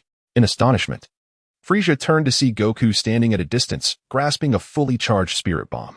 Goku's eyes burned with determination, emanating a formidable presence. The spirit bomb radiated with a blinding luminescence, resembling a miniature sun. Goku silently vowed to defeat Frieza for everyone's sake. With a powerful heave, he hurled the spirit bomb towards Frieza, imbued with tremendous force. Goku's arm swept through the air, and the spirit bomb traced a graceful arc, its speed rendering it nearly untraceable. Frieza, alarmed, fixed his gaze on the approaching attack and instinctively summoned all his strength to defend against it. Shock coursed through him. This Goku possessed astonishing power. An imposing energy shield enveloped him, a desperate attempt to withstand the spirit bomb's onslaught. Frieza raised his hands high, the energy shield expanding continuously. Upon collision with the spirit bomb, a thunderous explosion ensued, enveloping the area in a shroud of smoke. The ground trembled under the immense force, and surrounding rocks and trees were obliterated in an instant. Goku, Piccolo, Krillin, and Gohan watched anxiously through the haze, their hearts filled with anticipation. Goku, slightly out of breath, wore a weary smile. At last, would it all come to an end? He pondered. Piccolo, struggling to rise, felt a sense of relief wash over him. Wiping the blood from the corner of his mouth, he endeavored to straighten his posture. Gohan, bursting with excitement, leaped into the air, rejoicing in their impending victory. Excellent. We are certain to prevail. Son Gohan swung his fist, his face radiant with joy. Yet, unbeknownst to them, Frieza had not truly perished. As the smoke gradually dissipated, Frieza's grotesque figure re-emerged before their eyes. Though his form appeared somewhat battered, his gaze remained rife with ferocity and malice. Seizing the opportunity, Frieza launched an energy beam towards Piccolo and Krillin. With a swift motion of his hands, a powerful beam shot forth, aimed directly at them. While Piccolo adeptly evaded, he still sustained grievous injuries. He leapt into the air, twisting to avoid the energy beam, yet was still struck by the residual shockwave, sending him hurtling backwards. Collapsing to the ground, he gasped in agony, blood streaming from numerous wounds. I cannot fall. There are those who rely on my protection, Piccolo resolved steadfastly within. Unfortunately, Krillin was far less fortunate. Lacking the necessary speed to evade the energy beam, he was struck, rendering his body rigid before crashing to the earth. His eyes widened in shock, filled with a profound sense of regret and despair. Forgive me, everyone. Guilt overwhelmed Krillin's heart. Witnessing this, an enraged Son Goku felt his fury reach its zenith. His eyes bore the weight of wrath and sorrow, and the power within him began to surge. His hair defied gravity, and his aura swelled like tumultuous ocean waves. Frieza, how dare you slay Krillin? I shall not let you escape unscathed. Goku roared. And in that moment, he transcended the limits of his normal Saiyan form, transforming into the legendary Super Saiyan. His hair turned golden and stood erect, his gaze sharp as a blade, emanating an overwhelming aura.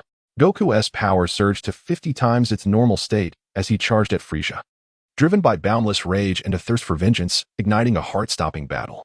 Chapter 54, Defeating Frieza, revised. On Namek, Frieza, with his acute sensitivity to energy, distinctly sensed the chillingly formidable presence of the Saiyan before him. This overwhelming force weighed heavily upon his heart, stirring within him a profound discomfort. Yet, fortunately, he still possessed the final trump card of his full power, granting him a semblance of confidence amidst his unease. Nevertheless, he maintained his ultimate form, radiating a terrifying aura as he unleashed a relentless barrage against Super Saiyan Goku. Frieza moved like a phantom, his hands swirling like a tempest, continuously firing powerful energy beams. Each dazzling ray shot towards Goku like a gleaming sword, tearing through the air with a shrill whistle. Frieza's heart brimmed with rage and frustration as he seethed. How could the Saiyan become so formidable? I am the sovereign of the universe. I cannot be defeated here. His gaze exuded ferocity and determination, each beam of energy imbued with his boundless wrath. The energy beams howled through the air, carving deep gorges into the ground, as if the very earth trembled beneath their might. Frieza continuously shifted positions, launching assaults from various angles with lightning speed, leaving onlookers bewildered. Attempting to overwhelm Goku, he would leap high into the air, diving down from above to unleash lethal beams. At other times, he darted across the ground like a specter, encircling Goku in search of vulnerabilities. Goku, however, remained resolute, facing Frieza's onslaught with unwavering composure. He would sidestep with the agility of a cheetah, effortlessly evading the incoming beams. At times, he would block with his arms, the collisions resonating with a dull thud, reminiscent of steel clashing. Each movement was imbued with strength and grace. In his heart, Goku harbored a singular thought: to vanquish Frieza and avenge Krillin. As a beam of energy hurtled towards him, Goku sprang into the air, executing a graceful roll. Akin to a nimble bird, effortlessly dodging the attack. He then surged towards Frieza, delivering a punch imbued with tremendous force, the air vibrating with a thunderous crack. As if a storm had erupted, Frieza hastily raised his hand to defend, but Goku's power was overwhelming, forcing him to stagger backward. Frieza's eyes widened in fury as he unleashed a barrage of energy beams, raining down upon Goku like a torrential storm. Simultaneously, as Goku defended against Frieza's relentless assault, he shouted to Gohan, urging, "Gohan, quickly take the severely injured Piccolo and Vegeta away from here. Head to Bulma, board the spaceship, and escape Namek, returning to Earth." Goku's voice was filled with urgency. He wished to shield his son and companions from further peril. Hearing his father's call, Gohan was flooded with anxiety and reluctance. He observed the fierce battle, hesitating momentarily before responding, "Father." His voice trembled, torn between his desire to stay by his father's side and the understanding that his father's decision was for their safety. "Please, be careful," Gohan silently prayed.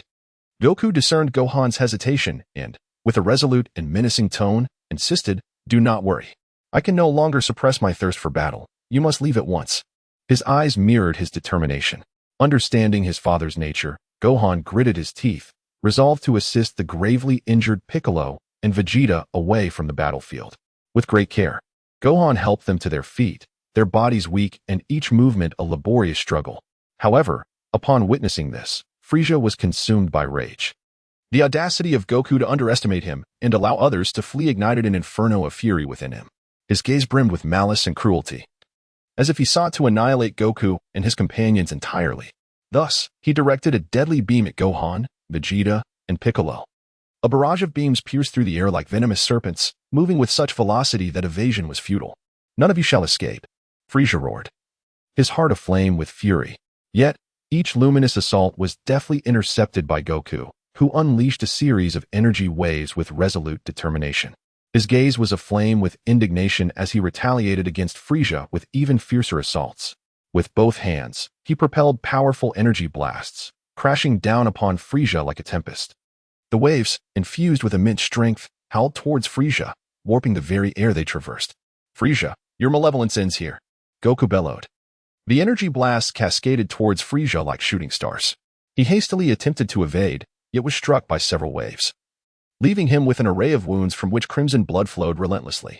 His visage contorted into a more sinister expression, madness flickering in his eyes. After numerous rounds of intense combat, the tide of battle between Goku and Frieza began to sway decidedly in Goku's favor.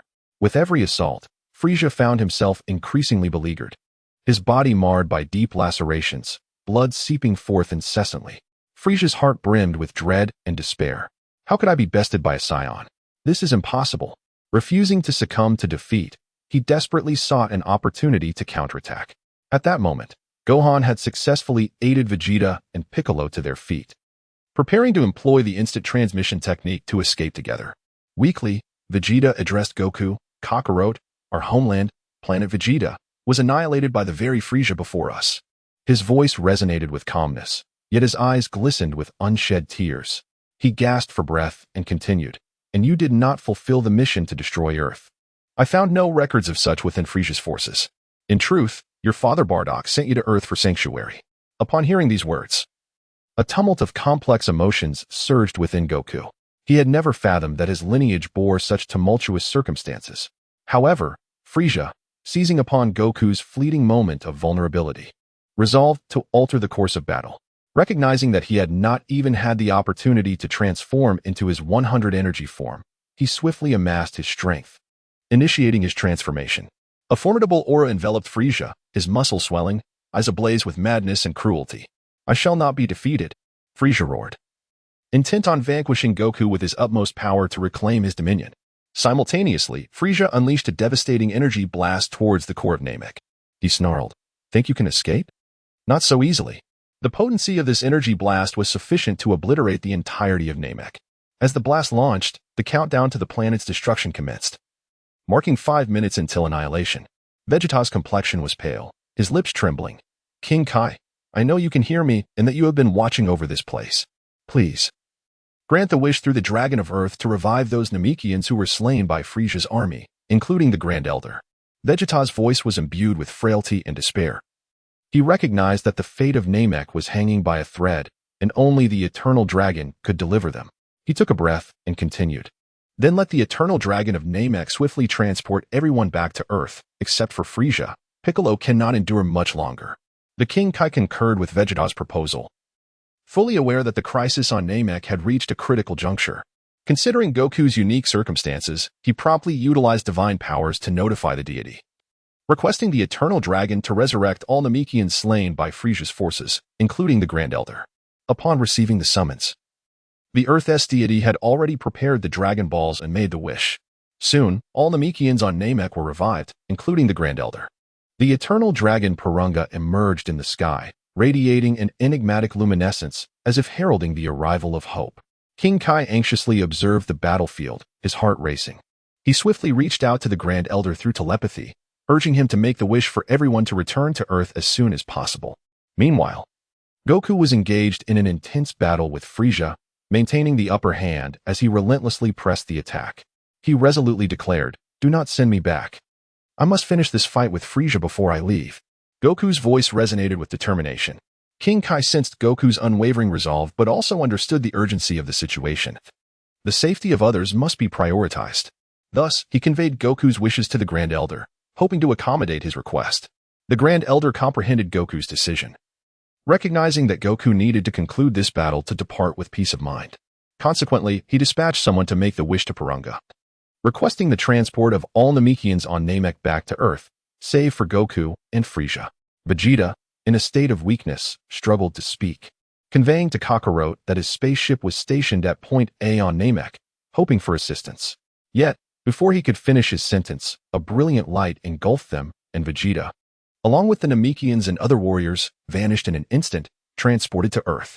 With the fulfillment of their wishes, the inhabitants of Namek began to flee their impending doom, while Son Goku remained behind, engaged in his final duel with Frisia. Chapter 55. Defeating Frisia. At this moment, Namek was spiraling into destruction with only 3 minutes remaining on the countdown. Time seemed to have been ensnared in a spell of paralysis, entirely frozen. The tense atmosphere weighed heavily upon the planet like a dense, suffocating cloud, rendering it nearly impossible to breathe. Son Goku stood as an invincible warrior, showcasing the unparalleled strength of a Super Saiyan. His golden hair danced wildly in the tempest, resembling flames of brilliant gold, radiating an awe-inspiring light. His gaze exuded a steadfast resolve and fearless determination, as if no force in existence could hinder his relentless advance. Every movement he made was imbued with cataclysmic power, capable of obliterating everything in its path. He exerted absolute dominance over Frisia, who was at full power with 100 energy, akin to a towering mountain overlooking insignificant hills. Goku's form darted across the battlefield like a flash of lightning, each motion generating a ferocious whirlwind that swept through everything around him. As he unleashed a punch, the sheer force produced an ear-splitting thunderclap, causing the very sky to tremble in fear of his might. Despite Frisia's desperate attempts to evade Goku's onslaught, he appeared utterly powerless and diminutive in the face of such overwhelming strength. Gritting his teeth, he was consumed by resentment and fury. Much like a beast trapped in a corner, relentlessly searching for an opportunity to retaliate. Frisia pondered to himself, how could this Saiyan be so formidable? I am the sovereign of the universe. I cannot be defeated here. With my immeasurable power and vast army, ruling countless planets, how can I be bested by a mere Saiyan? His heart was a tumult of shock, anger, and fear. While he exerted every effort to dodge Goku's attacks, his mind raced to devise a counter-strategy, anxiety burning within him like an inferno. However, Frisia's failure to achieve his objectives plunged him into a state of intense rage. His eyes blazed with furious flames, as if he intended to reduce Goku to ashes. He stretched out his arms, fervently gathering energy and channeling it into a colossal energy sphere aimed at Son Goku. The atmospheric bomb, imbued with a terrifying and colossal energy, howled towards Son Wukong. As it passed, the ground was carved into deep ravines by the forceful gusts, as if the very earth trembled and lamented in response to his fury. Son Wukong, gazing at the approaching atmospheric bomb, felt a surge of determination. He swiftly sidestepped and unleashed a ki wave, propelling the bomb into the cosmos, followed by a violent explosion. Immediately, he surged forward, appearing before Frieza in an instant, delivering a powerful punch. Frieza hastily raised his hand to block, yet the magnitude of Sun Wukong's strength was overwhelming, sending him hurtling backward to crash against a massive boulder, which shattered into countless fragments. As Frieza rose, his eyes burned with rage, and he launched a barrage of ki blasts once more. Sun Wukong, agile and nimble, evaded them with graceful leaps, deft sidesteps, and agile rolls, each movement perfectly timed to dodge the incoming attacks. Witnessing the ineffectiveness of his assault, Frieza's fury intensified, akin to a volcano on the brink of eruption. Recalling the Kienzan technique he had once witnessed from Krillin, he adapted its principles, unleashing a series of cutting discs imbued with tracking capabilities. These discs gleamed with a chilling light, resembling razor-sharp blades, as they hurtled towards Sun Wukong. Twirling in the air, they emitted a piercing whistle, seemingly heralding the arrival of death for Sun Wukong. "Ha! Saiyan, let's see how you evade this." "I refuse to believe you can remain this fortunate," Frieza spat venomously, his heart brimming with rage, resentment, and despair. However, in his extreme fury, compounded by his lack of speed in his final form, his movements became sluggish and his reactions dulled. Meanwhile, Sun Wukong continued to evade the cutting discs with ease, leaping, sidestepping, and rolling, each maneuver flawlessly avoiding the deadly assault. The discs, unable to match Sun Wukong's swiftness, missed their mark entirely. With a calm demeanor, Sun Wukong thought to himself, "Frieza, your attacks have become futile." Confidence and composure filled his heart, as if he had seized control of the entire battle.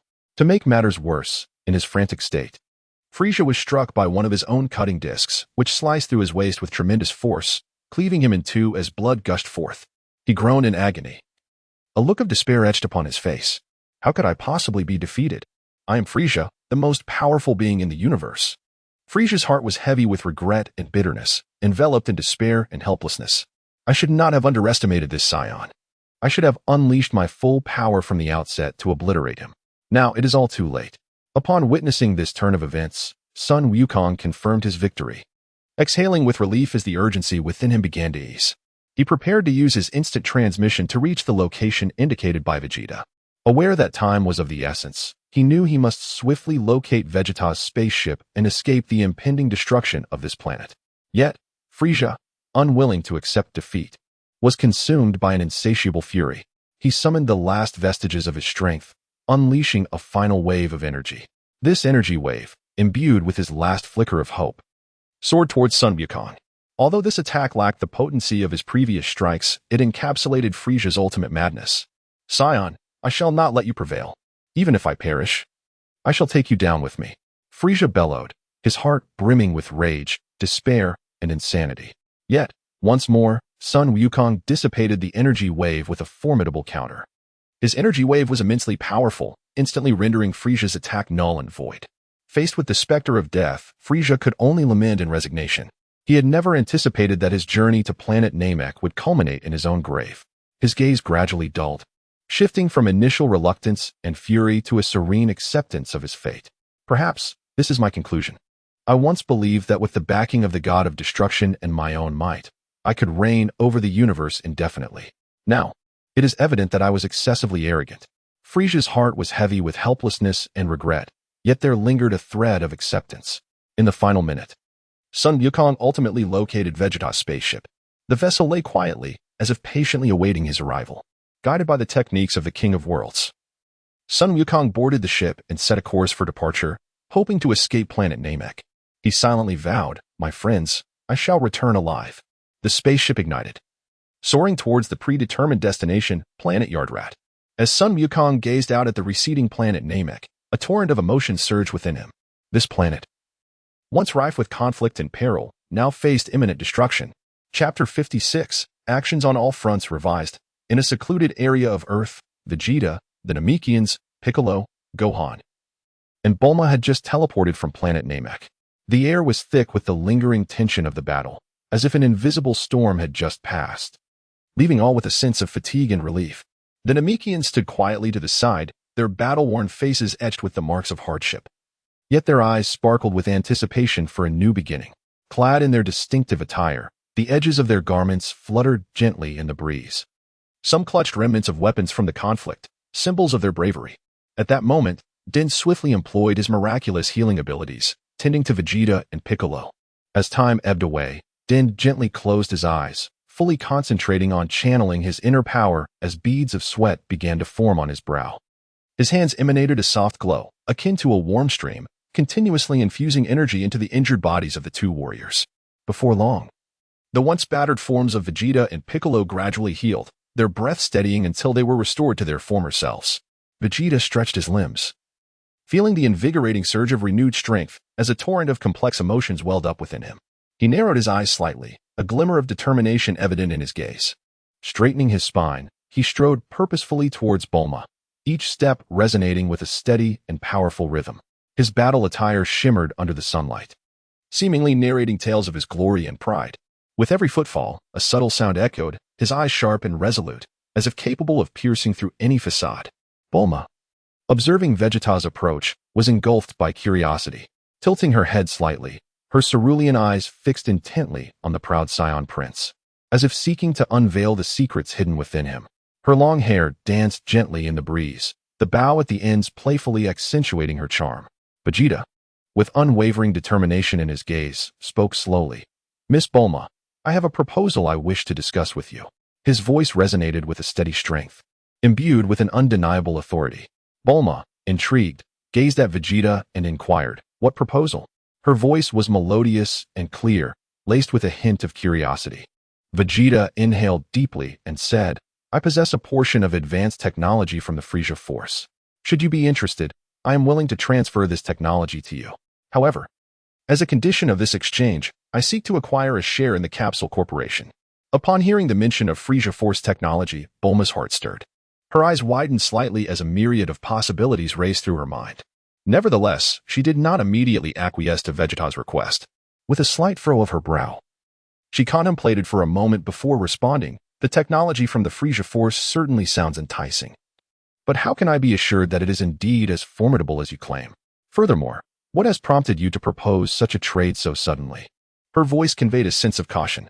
Vegeta calmly articulated, "Following our battle with the Frieza Force, their power has been significantly diminished, and I have completely severed ties with them.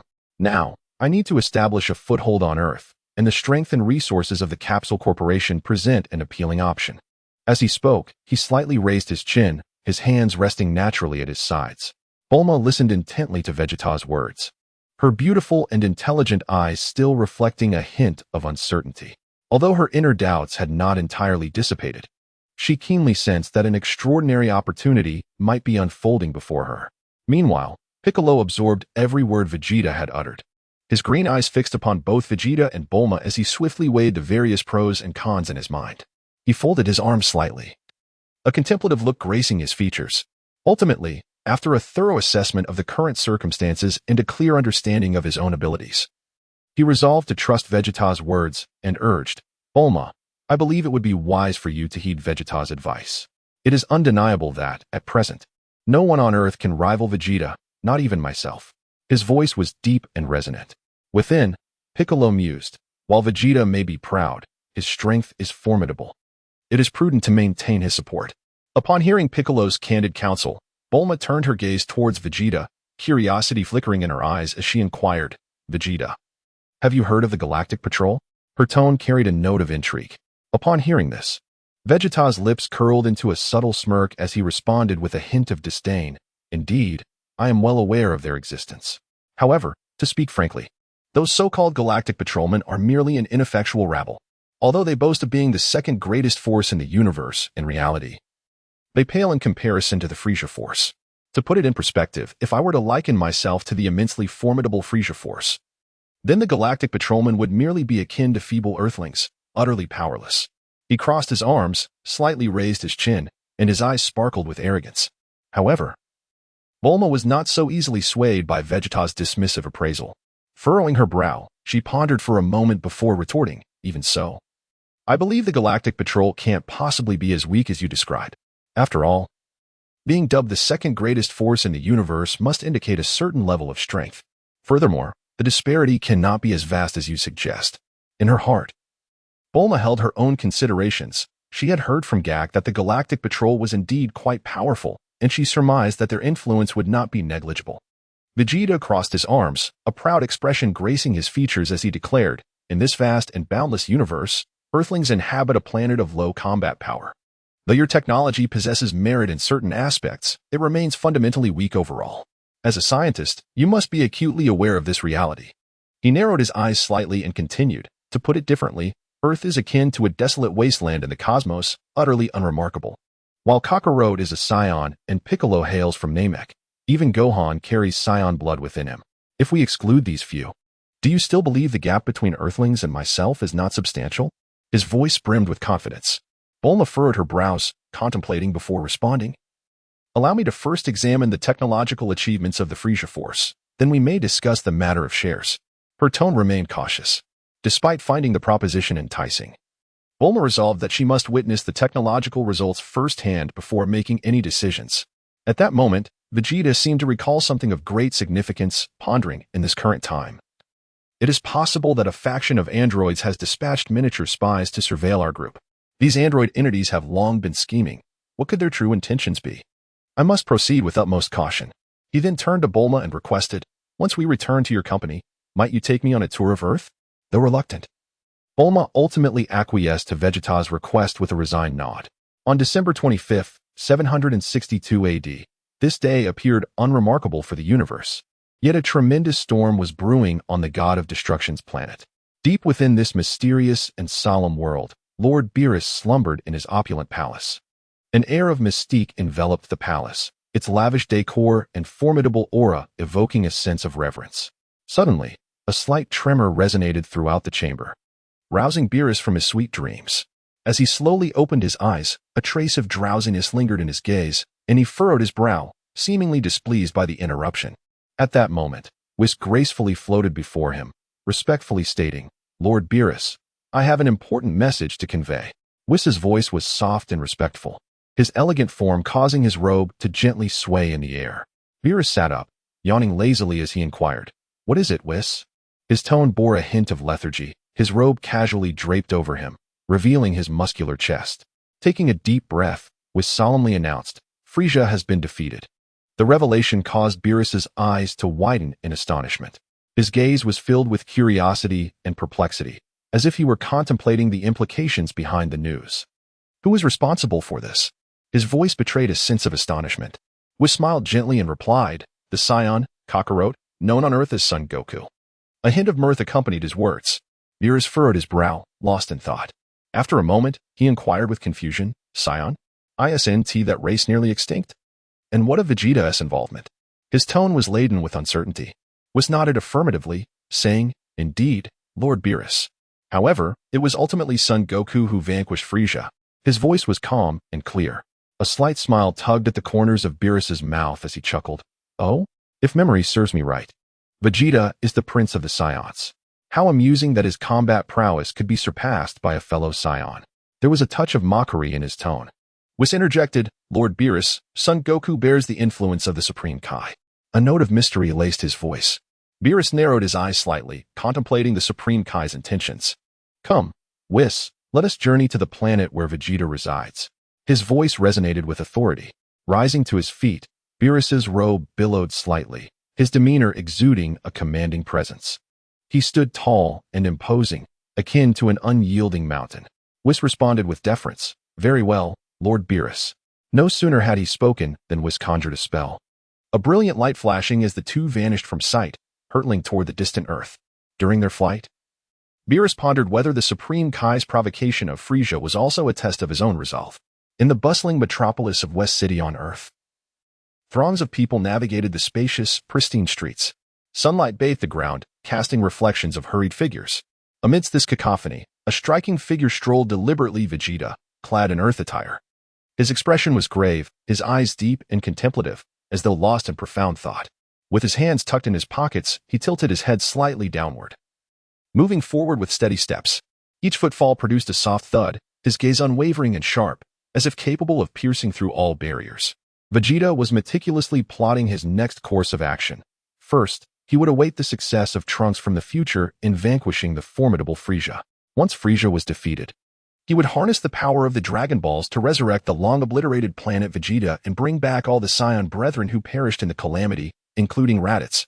After accomplishing this, Vegeta resolved to personally confront and eliminate the semi-perfect Cell, testing whether he could alter the course of history. However, he was confident in his ability to transform into a Super Saiyan. He envisioned making a wish upon the Dragon Balls to enrich his emotional realm, using intense external stimuli to facilitate his transformation. Unbeknownst to him, at that very moment, the god of destruction, Beerus, was hurtling towards Earth with astonishing speed. In the vast expanse of the cosmos, the god of destruction Beerus and the angel Whis appeared like two radiant streaks of light, momentarily slicing through the void before quietly descending upon the Earth. They settled in a tranquil forest, seemingly forgotten by time. Towering trees stood majestically, their lush canopies forming a verdant ceiling as sunlight filtered through the leaves, casting dreamlike patches of light upon the ground. A gentle breeze rustled the leaves, whispering the enigmatic tales of the universe. Clad in a resplendent robe intricately embroidered with ancient runes and mysterious purple threads, Beerus exuded an aura of formidable power.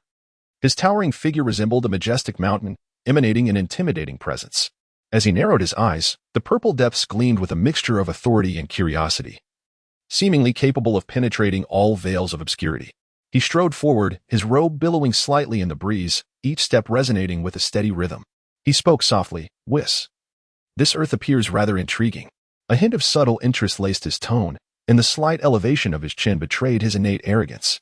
Whis, adorned in a robe as white as snow, bordered with golden threads that shimmered softly under the sunlight, resembled a celestial being emerged from a canvas. His gaze was clear and wise.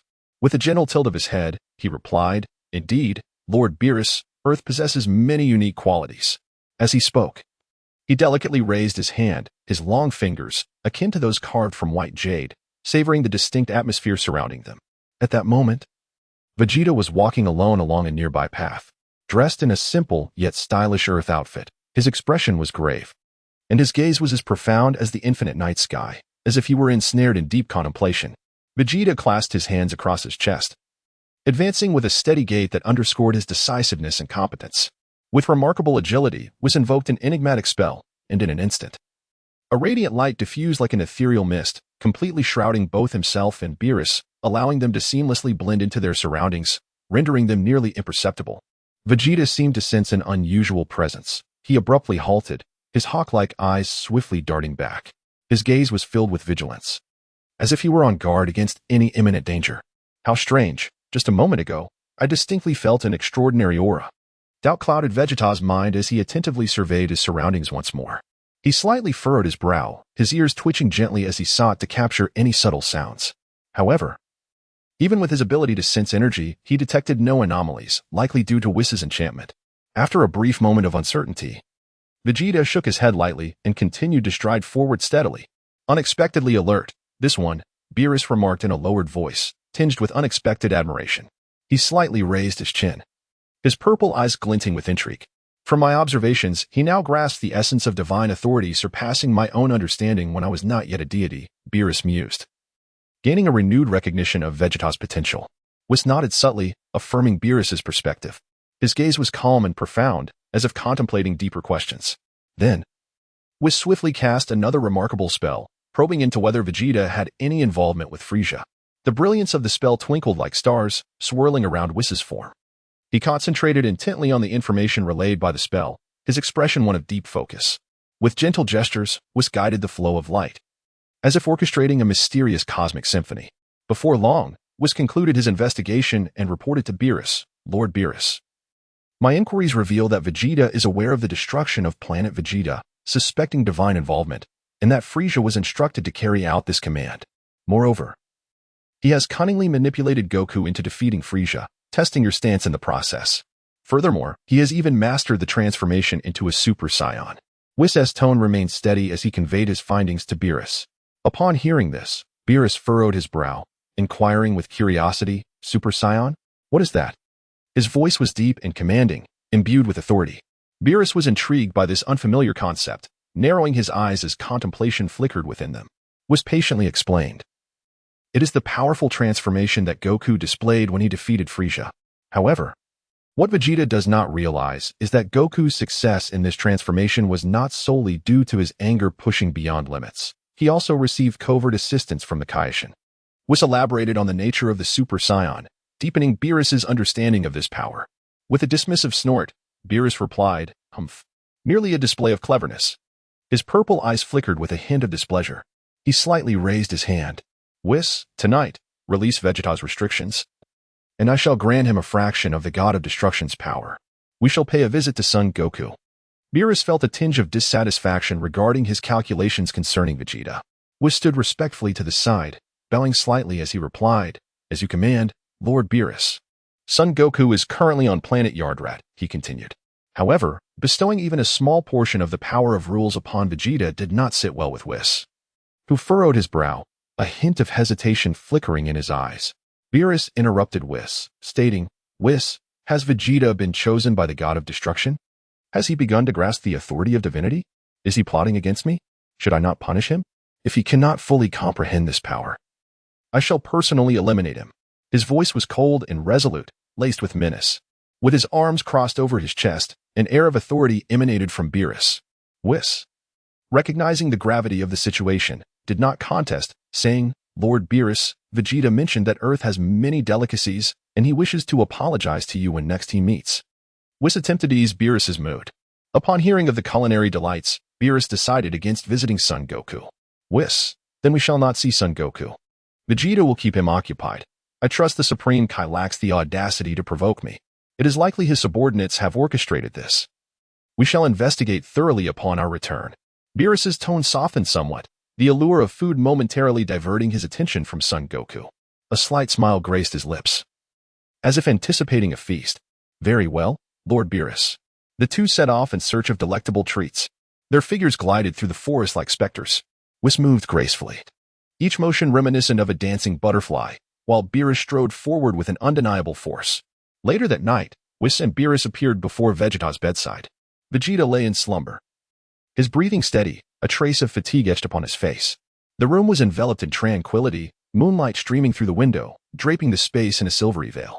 Whis first lifted Vegeta's Super Saiyan restrictions. His hands radiated a gentle glow, enveloping Vegeta's form. Vegeta's body quivered slightly, but remained asleep. Whis waved his hand softly, the light flowing gently like a tender string. Meanwhile, in an unknown location, the soul of Yamoshi took note of Vegeta on Earth. Out of necessity, he decided to enhance the S cells within Vegeta's body, enabling him to transform into a Super Saiyan. Disagreeing with the God of Destruction's philosophy, Yamoshi resolved to find a more suitable candidate to become a Super Saiyan in the future, hoping that a 2-1 scenario could restrain Vegeta. Whis, sensing the shift, concluded his actions. "Beerus, who was that just now?" Beerus inquired. "Lord Beerus, it was Yamoshi, the god of Super Saiyans. All who can achieve this transformation require his acknowledgement and intervention." Beerus responded with a simple, "Oh." A fragment of the destructive deity's power began to be infused into Vegeta. A radiant purple light flickered from his palm, gradually penetrating Vegeta's heart. In the depths of slumber, Vegeta appeared to sense a formidable force, causing his brow to furrow slightly. Within Beerus, a thought lingered. "Let me witness how far you can ascend, should you fail to become a god of destruction. I shall indeed take your life as a consequence of mocking the divine." Beerus narrowed his eyes, diligently focusing on the infusion of power. Once the task was complete, Whis and Beerus departed for the planet of destruction, with earthly delicacies trailing behind Whis. Their silhouettes streaked across the night sky like meteors, vanishing into the distance. On the morning of December 26, 762, Vegeta awoke and commenced his morning routine in the hotel room. Standing before the mirror, he gazed at his reflection, his eyes filled with uncertainty.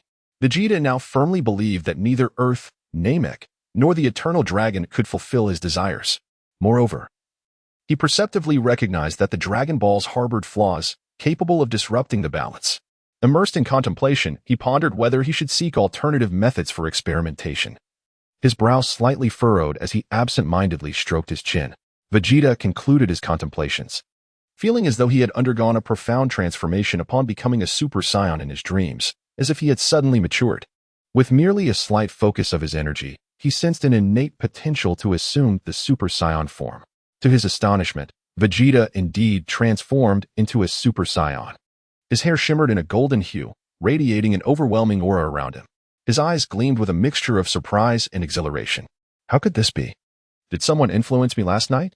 Vegeta pondered, yet he could not ignore the immense power coursing through him. He gently clenched his fist, savoring the surge of strength within. Vegeta, having reverted from his transformation, found himself engulfed in profound contemplation. Someone had interfered with me. Once the Dragon Balls can grant wishes, I must swiftly verify the suspicions that linger in my mind. There is also the matter of altering my strategy to personally eliminate Frieza, and when the androids attack, I must take it upon myself to vanquish Dr. Gero, thus testing the waters. In the distant recesses of the cosmos, time arrived at the date of January 2nd, 763 of the age. On the planet Namek, a significant upheaval was quietly unfolding. King Cold sat majestically upon his throne in the opulent palace, his countenance dark as an impending storm. He absorbed the intelligence relayed by remnants of Frieza's army, who had fled from Namek, and was struck with astonishment. The palace, grand and resplendent, adorned with precious gemstones upon its walls and carpeted with soft textiles, could not quell the tumult within King Cold's heart. Clad in a battle suit of unique material that shimmered with metallic luster, he wore a crown encrusted with dazzling jewels, exuding an air of authority. His gaze reflected both majesty and fury. How could Frieza possibly have failed? The very thought astounded him, and he found it difficult to accept this reality. With a sudden, forceful strike upon the armrest of his throne, the entire palace reverberated slightly. King Cold rose, hands clasped behind his back, pacing with heavy steps that bore the weight of his distress. Upon hearing that Frieza had encountered an explosion upon arriving at Namek and had failed to escape, a tumult of emotions surged within him. How could Frieza be so reckless? King Cold roared with rage, filled with disappointment towards Frieza, clenching his fists. His eyes blazed with fury, as if he intended to ignite the entire universe. Yet, anger would not resolve the issue. Once he regained his composure, King Cold swiftly began to devise a counter-strategy. Narrowing his eyes, he sparkled with the light of intellect. Immediately assemble an elite team. Accompany me to Namek. We must ascertain what transpired and explore if any redemption remains. King Cold understood that prompt action was imperative, for the status of Frieza's army was gravely imperiled. He gestured authoritatively, issuing commands that echoed like thunder throughout the palace. With his decree, the entire planet of Cold was plunged into a state of tense activity. Countless warriors were summoned, clad in battle attire, their spirits ignited with determination. Advanced weaponry was prepared, gleaming with formidable energy. Soon, a powerful fleet was assembled, poised to embark for Namek at a moment's notice. The ships were lined up neatly, their engines emitting a deep rumble, as if anticipating an imminent and fierce confrontation. Chapter 58. Vegeta's counterattack time quietly rewound to the afternoon of December 26th, 762 of the age. The sky was a brilliant blue, as clear as a shimmering gemstone, while a gentle breeze, akin to a tender sprite, caressed the earth, bringing with it a refreshing and pleasant atmosphere. Vegeta stood quietly before the window, his austere visage resembling a sculpture meticulously carved by the hands of time, with lines sharp and distinct. His slightly narrowed eyes, akin to profound icy depths, glimmered with unwavering resolve. At this moment, a tempest of possibilities surged within his mind, and his tightly clenched fist turned pale. As if he were poised to confront any tempestuous challenges that lay ahead, his gaze betraying a sense of resolute determination. Vegeta donned a sleek black earth suit, the snug fabric accentuating his powerful physique. He lifted his chin slightly, an expression of pride that seemed to proclaim his indomitable spirit to the world. With a resolute mind, Vegeta decisively departed from the hotel, his strides as steadfast as iron. His destination was the Capsule Corporation, a realm brimming with innovation and promise. Before long, Vegeta arrived at the edifice of Capsule Corporation. The towering structure pierced the sky, its facade exuding a stunning modernity, with glass panels shimmering in the sunlight like a radiant fortress from the future. Vegeta gazed up at the building, mentally preparing himself. He then strode purposefully into the grand entrance. Upon entering the company's atrium, Vegeta was immediately captivated by the expansive, luminous space, reminiscent of the vast cosmos. The hall showcased an array of cutting-edge technological marvels, transporting visitors to an enchanting future world. Vegeta did not pause for a moment, moving through the hall with the swiftness of a lightning bolt, heading directly towards the research laboratory. His figure darted like a fierce gale, creating a subtle current of air. Inside the laboratory, Bulma was intensely focused on her work. Clad in a pristine white lab coat, her hair casually tied back, a few rebellious strands fell playfully around her face, adding a touch of whimsy. Her eyes sparkled with concentration and intelligence, resembling a technological goddess exploring uncharted realms. Vegeta approached Bulma and said, "Hello, Miss Bulma." As he spoke, he produced a compact and exquisite storage device from his pocket and handed it to her, continuing. This is a portion of the technological achievements I acquired from the Frisia Force. Please take a look. Bulma, a bit taken aback, accepted the storage device, her eyes brimming with curiosity as if she had stumbled upon a mysterious treasure. Upon inserting the device into the computer and beginning to peruse the information within, her expression gradually shifted to one of gravity. Most of the technological advancements were predominantly related to military applications, with relatively few civilian uses. However, even so, this represented a monumental asset for Capsule Corporation. Bulma scrutinized the data displayed on the screen, her fingers deftly gliding across the mouse. Her eyes sparkled with excitement, occasionally furrowing her brow as if pondering a complex riddle. At other times, she nodded slightly, as if uncovering clues to the solution. The technological achievements were indeed astounding. If utilized effectively, they would undoubtedly propel the company to new heights. Reflecting on this, Bulma looked up at Vegeta with a smile and said, "Mr. Vegeta, these technologies are indeed immensely valuable. We are eager to collaborate with you to develop and harness them. Given the current circumstances, we can offer you a 30% stake in Capsule Corporation as compensation. Furthermore, should you continue to provide additional technological contributions from the Frisia Force, we would be inclined to increase your share accordingly." Vegeta nodded, indicating his agreement with the proposal. His face bore little expression, yet his eyes revealed a hint of satisfaction. He then turned to Bulma and articulated two modest requests. "Miss Bulma, I have two small requests that I hope you can assist me with. The first is to design a wristwatch equipped with translation capabilities. The second is to create a set of counter-detection equipment that not only possesses precise positioning functionality but also effectively counters tracking." Without hesitation, Bulma replied, "No problem. I will take care of both matters. However, would you like me to additionally incorporate some features for detecting combat power into your watch?" Vegeta furrowed his brow slightly. Lost in contemplation, he meticulously pondered the unique attributes of the androids, weighing the various pros and cons in his mind, much like a thoughtful strategist. The androids were difficult to perceive. Perhaps incorporating a feature to detect combat power could allow him to eliminate Dr. Gero before it was too late. After a while, he finally spoke. "Let us implement this feature, but it must be ensured that it does not result in an explosion. Otherwise, there would be no point in adding it." Bulma nodded in agreement. Shortly thereafter, Vegeta inquired, "Bulma, do you happen to know anyone from the Galactic Patrol?" Bulma looked at him with a hint of confusion and replied, "Yes, why do you ask?" What prompted this sudden question? Vegeta's lips curled into a confident smile as he spoke slowly. The technological prowess of the Galactic Patrol is, in fact, rather modest. Although numerous remnants of cosmic races have chosen to ally with the Galactic Patrol, their overall level of technology is quite unremarkable. Therefore, you could certainly consider engaging in some transactions with them. Upon hearing this, Bulma was taken aback. Her eyes widened slightly as she gazed at Vegeta, playfully teasing, "I never imagined you possessed such a business acumen." Vegeta shrugged nonchalantly and replied, "I merely possess a bit more information than you." He then turned to Bulma. "By the way, could you relay a message to the Galactic Patrol? Frisia has been defeated by the Saiyan, Son Goku." A look of concern immediately crossed Bulma's face as she hurriedly inquired, "Will this incite trouble for Goku?" Vegeta gently shook his head, his expression grave as he elucidated to Bulma, "Bulma, you need to calm your heart and set your mind at ease. It is essential to understand that Frisia has long been acknowledged as the supreme warrior throughout the universe. In the eyes of all, anyone capable of vanquishing him must possess extraordinary strength, far beyond imagination. Generally speaking, few would dare to provoke such a formidable and fearsome opponent, unless they are a deity." Despite Vegeta's thorough explanation, Bulma remained perplexed, seemingly bewildered by the true intent behind his actions. She furrowed her brow, gazing intently at Vegeta, and pressed, "Even if what you say is true, what does that have to do with us? What exactly are you trying to achieve?" As Vegeta's eyes shifted, he began to weave his web of persuasion. "I merely wish to promote the reputation of the Saiyans. Moreover, many members of the Galactic Patrol have previously endured the inhumane persecution of Frisia's army. They would surely be overjoyed and might significantly enhance their fondness for you. However, one crucial point must be emphasized. You must not mention my name." Faced with Vegeta's seemingly logical reasoning, Bulma's doubts only deepened.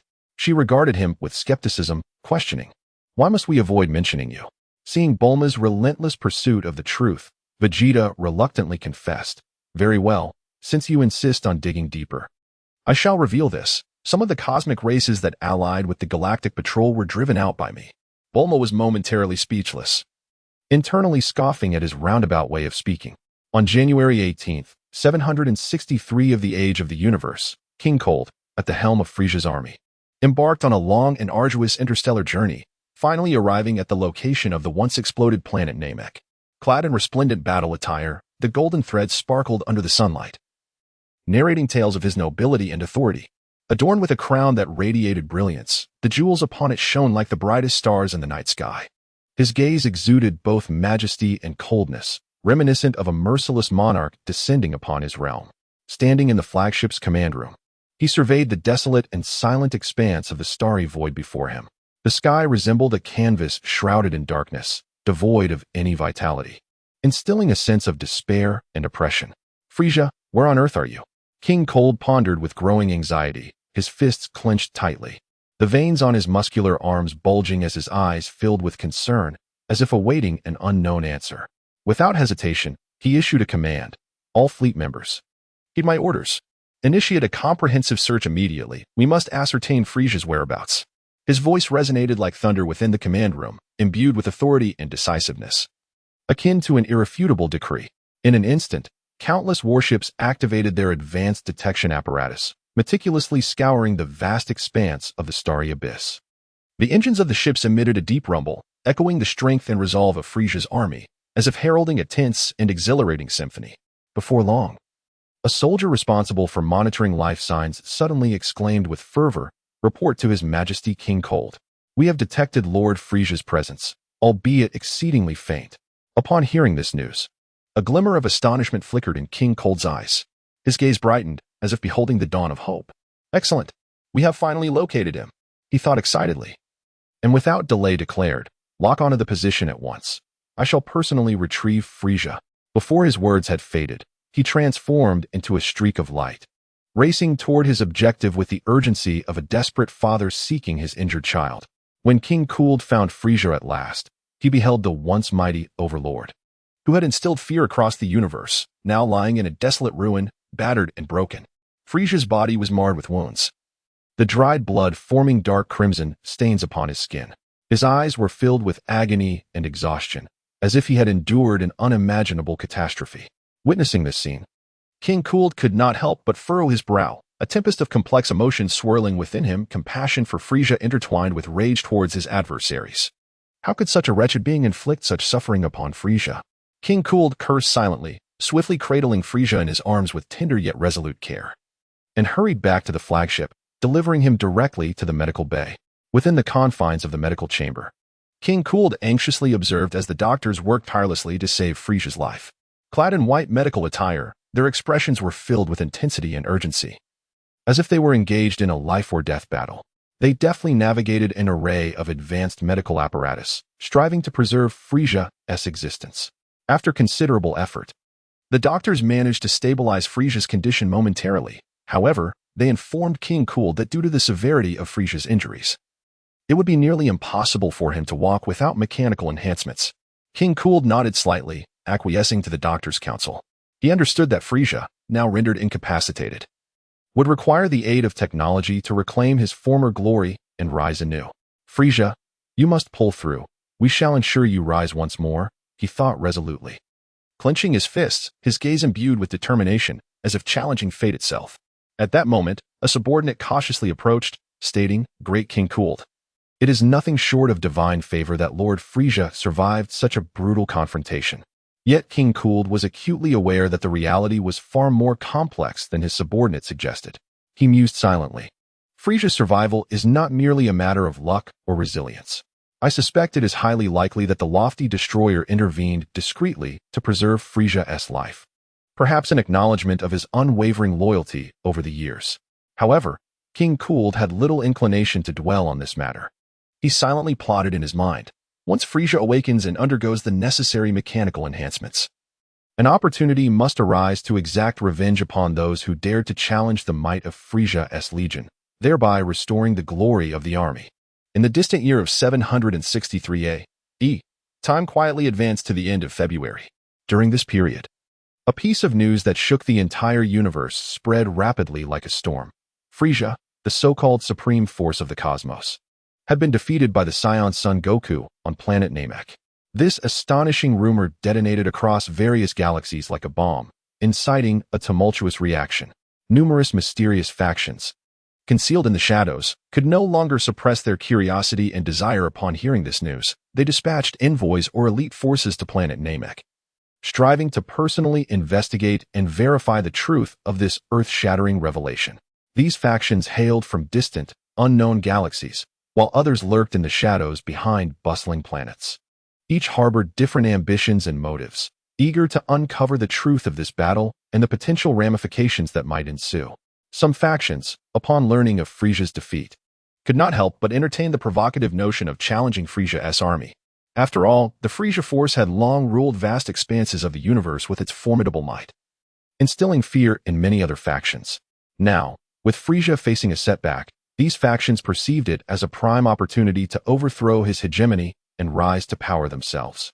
However, despite their discontent towards Frieza, the formidable and intimidating presence of King Cold compelled them to restrain their impulses, choosing instead to quietly gather strength in the shadows, waiting for the opportune moment to strike. In an instant, planet Namek became the focal point of the universe, with undercurrents swirling and the situation growing increasingly enigmatic. Chapter 59.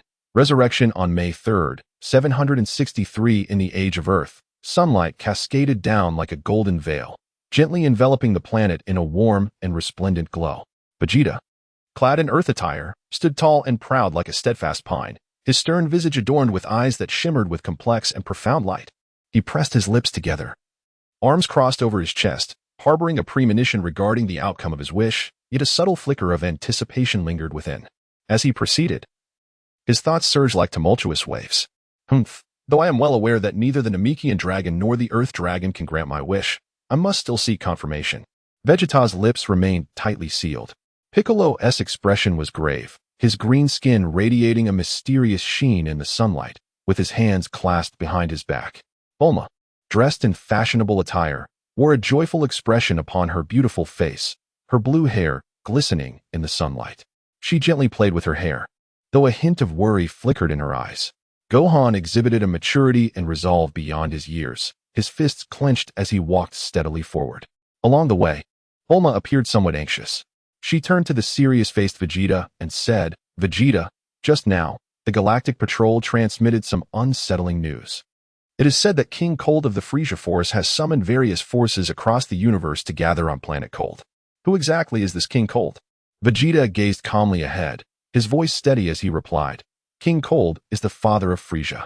Once, Frieza's army was known as the Cold Army, but later, due to Frieza's remarkable abilities and prowess, he ascended the throne, and thus the Cold Army was officially renamed the Frieza Force." Upon hearing this, Piccolo could not refrain from interjecting, "So, when might he strike our planet?" A hint of anxiety flickered in Piccolo's eyes, for he was acutely aware of the immense peril that awaited Earth. Vegeta pondered for a moment before responding. "We must at least wait until he has consolidated his various forces.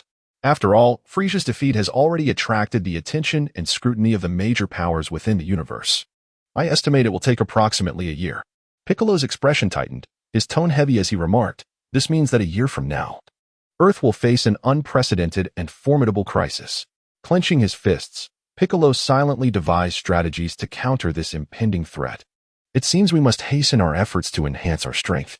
In a radiant display, the enigmatic and powerful Namekian dragon Porunga was finally summoned. Its colossal form loomed in the sky, casting an immediate shadow over the land, as if the entire world was enveloped by the dragon's majesty. The immense aura emanating from it instilled an indescribable sense of pressure in everyone present. Vegeta slightly lifted his head, and although his eyes hinted at the possibility that this wish might not come to fruition, he nonetheless uttered his desires without hesitation. "For my first wish, I hope to resurrect the long-lost planet Vegeta. For my second wish, I wish to bring my mother back to life. For my third wish, I yearn to revive my father." Standing nearby, Dandy hastily communicated with Porunga in the ancient Namekian tongue. His expression was earnest, his lips moving in incantation while his hands gestured emphatically.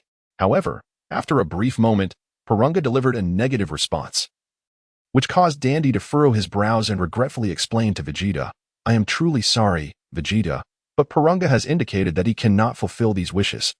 Dandy's gaze was filled with remorse. Upon hearing this outcome, Vegeta's eyes dimmed slightly, but he swiftly regained his composure, beginning to ponder the reasons behind this. He murmured to himself, "As I suspected." He then turned to Dandy and inquired, "Could you please ask if the inability to realize my wishes is related to the authority of the gods?" Dandy nodded and once again conveyed Vegeta's query to Purunga. Yet this time, Purunga remained silent, offering them no response. Upon witnessing the scene, Vegeta comprehended the situation entirely and inwardly mused. It appears to be connected to the gods, however. I remain uncertain whether it is the King Kai or the god of destruction who is obstructing us.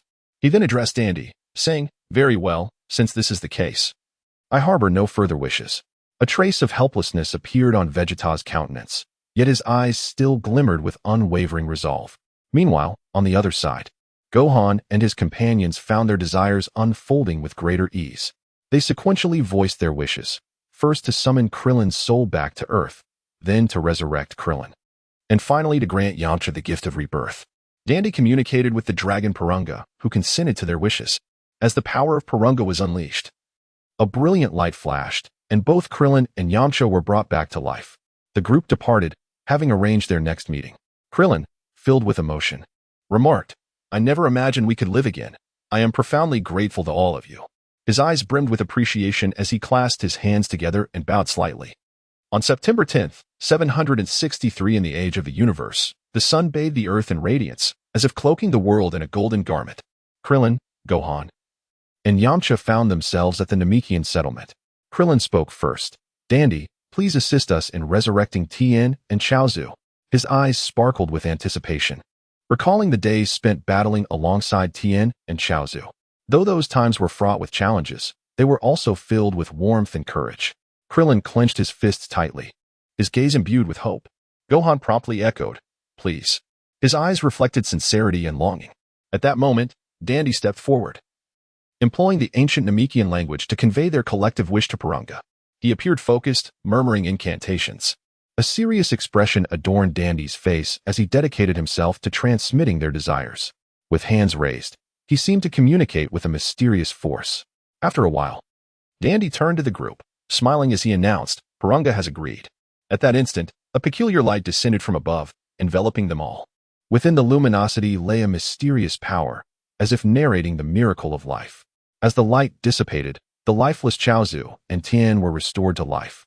Tien opened his eyes, filled with astonishment and gratitude. "I cannot believe I am alive again. Thank you all." His gaze reflected a deep reverence for life. Tien slowly rose, cupping his fists in a gesture of appreciation towards everyone. However, one final wish remained ungranted. The newly appointed Grand Elder of the Namekians approached. It turned out that, upon Vegeta's suggestion, this Grand Elder had previously contacted Bulma on Earth, commissioning her to create a specialized spaceship. Additionally, with the assistance of King Kai, they successfully located a habitable planet. The Grand Elder, clad in a dignified robe, emanated wisdom and authority. He spoke slowly, "Friends of Earth, I extend my heartfelt gratitude for your unwavering support. Now, we, the Namekians, have resolved to bid farewell to Earth and embark towards our new home." The voice of the Elder resonated with a steady strength, imbued with hope for the future. With hands gently raised, he expressed his respect to all present. Now that the wishes of the Earthlings have been fulfilled, the Namekians chose to depart for their new abode. Before their departure, they conveyed profound gratitude to Klin and others, vowing to eternally cherish this extraordinary friendship. One by one, the Namekians stepped forward to embrace Klin, Son Gohan, and the others in farewell, their eyes brimming with gratitude and reluctance. Each warm embrace seemed to narrate the tale of endless camaraderie. Klin sighed softly and remarked, "I hope they find happiness in their new home." His heart was heavy with emotion, realizing this might be the last encounter with their Namekian friends. He waved gently, bidding them goodbye. Son Gohan nodded, his gaze filled with blessings, wishing them well. He too waved, watching the Namekians depart. Chapter 60. Year 763 of the Age of AI. On September 11th, 763, the Earth was bathed in sunlight, resembling a golden dreamscape. The delicate rays of sunlight cascaded like fine strands of gold, softly enveloping the Earth, as if draping all of creation in a warm and resplendent tapestry. Yet beneath this seemingly idyllic scene, a suffocating tension permeated the air. The atmosphere felt like an invisible, heavy stone, pressing down on each heart, making it nearly impossible to breathe. Piccolo, Tien, Din, Son Gohan, Klin, and Yamcha gathered together. Piccolo, clad in his iconic battle attire, wore a furrowed brow, his profound worry enveloping him like an inescapable fog reflected in his deep-set eyes. Taking a deep breath as if to draw courage from the tense air, he slowly shattered the unsettling silence, stating, "Everyone, listen to me. According to the intelligence I have received, King Cold from the Frisia Force is likely to descend upon Earth." As his words hung in the air, an eerie silence enveloped the group. The stillness was so palpable that one could almost hear the hearts of each individual racing in anxiety. After a moment, Clint furrowed his brow, his round face etched with concern. With arms crossed and head bowed slightly, he inquired, "What about Goku? Where is he now?" Piccolo, with hands clasped behind his back, tilted his head slightly upward and replied, "Goku is training diligently on a distant planet. While he might return in time for a critical moment, we cannot rely solely on him. Thus, we must seize the opportunity to enhance our own strength." Upon hearing this, the others nodded in agreement. Indeed, although Sun Wukong is immensely powerful, he is often plagued by a habitual tardiness. His unreliable behavior has long been a source of accustomed acceptance among the others. Yet in this life-and-death moment, a sense of unease inevitably lingers in their hearts. Tianjin Fan ponders to himself, "This crisis is of utmost significance. I must swiftly enhance my strength and ensure that no one falls into peril." He turns to Jiaozi, gently patting the small shoulder of the boy, his gaze filled with concern and determination. "Jiaozi, let us seek a tranquil place to train diligently. We must grow stronger before the enemies arrive." Jiaozi nods obediently, his eyes shimmering with resolute light, akin to two brilliant stars. "Brother Tianjin Fan, I will strive with all my might." The duo then departs in search of a suitable training ground. They arrive at a serene valley, surrounded by dense woodlands, tranquil and harmonious, as if it were a forgotten corner of the world. Tianjin Fan stands at the center of the valley, gently closing his eyes to feel the soft caress of the breeze, which flows over his face like a tender hand. Yet, within him burns a fierce spirit, as if a blazing fire ignites within. "Jiaozi, let us commence." Son Gohan gazes at Piccolo, his eyes brimming with anticipation, as if countless stars are twinkling in the night sky. "Uncle Piccolo, shall we train together?" Piccolo nods slightly, his fists clenched, exuding a formidable strength. They venture to an open plain, devoid of any obstacles, allowing them to unleash their full prowess. Son Gohan stands tall like a stately pine, continually elevating his energy, his powerful aura seemingly capable of altering the very fabric of the world. He prepares to challenge Piccolo. Piccolo adjusts his energy, feet slightly apart, firmly planted on the ground, ready to receive Son Gohan's assault. Their gazes meet, igniting a flurry of sparks in the air. Krillin and Yamcha exchange glances. Krillin places his hands on his hips, tilting his chin slightly. "Yamcha, we cannot fall behind. Let us push ourselves together." Yamcha pats Krillin on the shoulder, flashing a confident smile. "Rest assured, we will surely grow stronger." They ascend a steep mountain peak, where the terrain is treacherous, perfect for honing their agility and reflexes. Krillin and Yamcha dash and leap upon the summit, continually challenging their limits. Their figures dart across the rugged heights like nimble leopards, their swift forms seemingly racing with the wind. Meanwhile, on another front, Vegeta has already descended into the gravity chamber crafted specifically for him by Bulma, where he engages in rigorous training. Within the chamber, the pressure surges like a roaring tide, yet Vegeta remains unfazed. Clad in a black combat uniform, he stands tall, embodying the unwavering spirit of a proud pine, his stern visage illuminated by the resolute gleam in his eyes, a light that appears capable of piercing through any obstruction. Vegeta, with his arms crossed resolutely over his chest, remained committed to his habitual training regimen, dedicating half of each day to rigorous practice followed by a period of rest. However, this time, his ambition was to transcend into the second transformation of a Super Saiyan. On a day in the year 763, under a sky as blue as a flawless gem, with clouds drifting lazily like fluffy cotton candy, an extraordinary event unfolded. A mysterious and radiant light streaked across the heavens, dazzling like a brilliant meteor, accompanied by a formidable surge of energy. This luminescent phenomenon descended upon Earth with a thunderous crash, clearing away the billowing dust to reveal a peculiar time machine, exuding an aura of advanced technology. From the time machine emerged Cell, his gaze imbued with cunning and coldness, as if he could pierce through the very fabric of reality. Cautiously surveying his surroundings, he raised his hands slightly, fingers poised and ready to confront any imminent threat. Subsequently, he silently delved into the depths of the earth, akin to a phantom lurking in the shadows, awaiting the opportune moment. In his mind, Cell contemplated his transformation into a perfect being, hoping that this timeline would fulfill his aspirations. Meanwhile, on the distant planet of Cold, a significant event was transpiring. The date was December 1st, 763, and within a room brimming with state-of-the-art medical apparatus, Frisia lay quietly upon an operating table. The table gleamed with a cold metallic sheen, surrounded by instruments flashing various indicators, as if countless mysterious eyes were observing every detail. Following a series of intricate and precise surgical enhancements, Frisia, already a formidable force, was reborn as an even more powerful and merciless mechanical entity. Flames of wrath burned fiercely in his eyes, capable of incinerating the cosmos itself. Father, Frisia seethed through clenched teeth, his fists tightening, the metallic surface glinting ominously. Those detestable earthlings have acquired the technique to sense energy. I must exact vengeance upon Goku, lest our dominions suffer a devastating blow. His voice resonated with fury and hatred. Standing nearby, King Cold furrowed his brow slightly, a contemplative expression crossing his authoritative visage. Adorned in resplendent battle attire and crowned with a luminous diadem, his eyes revealed a blend of ruthlessness and determination. With arms crossed, he lightly tapped his fingers against his arms, pondering before responding, Frisia, my child, do not worry. I shall swiftly arrange for operatives to gather intelligence on Earth. However, prior to that, I require you to elaborate on the Earthling's technique of energy sensing. We will train together, and when the time is ripe, we shall confront those Earthlings and settle the score. With that, a sinister smile crept upon King Cold's face, reminiscent of a ravenous wolf, sending shivers down the spine. In his heart, he mused, Earthlings, your doom is nigh. The Kurdish king promptly commanded the dispatch of an elite intelligence team to Earth for the purpose of gathering information. Chapter 61. The year 764 of the Age of AI, January 1st. The sunlight cascaded down upon this seemingly desolate corner of Earth like a golden veil, its warmth akin to the gentle caress of nature. Yet beneath this facade of tranquility lurked the impending tempest. On this very day, a squad of 10 Frisia Force warriors stealthily descended.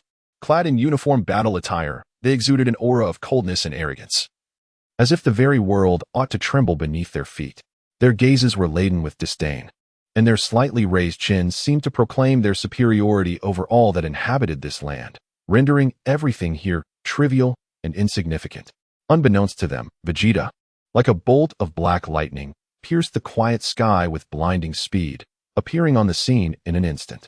His figure moved with such swiftness that it resembled an elusive phantom, impossible to capture.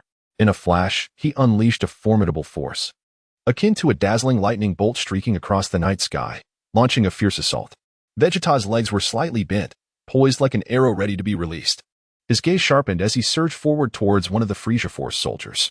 The soldier, in a state of panic, raised his weapon in a futile attempt to defend himself, but Vegeta's speed was astonishingly swift. Before the soldier could react, Vegeta's fist struck his weapon with tremendous force. With a crack, the weapon shattered instantly, and without losing momentum, Vegeta's fist collided with the soldier's chest. Blood erupted from the soldier's mouth as he was sent flying. Then, Vegeta launched another assault, his form darting like lightning among the soldiers.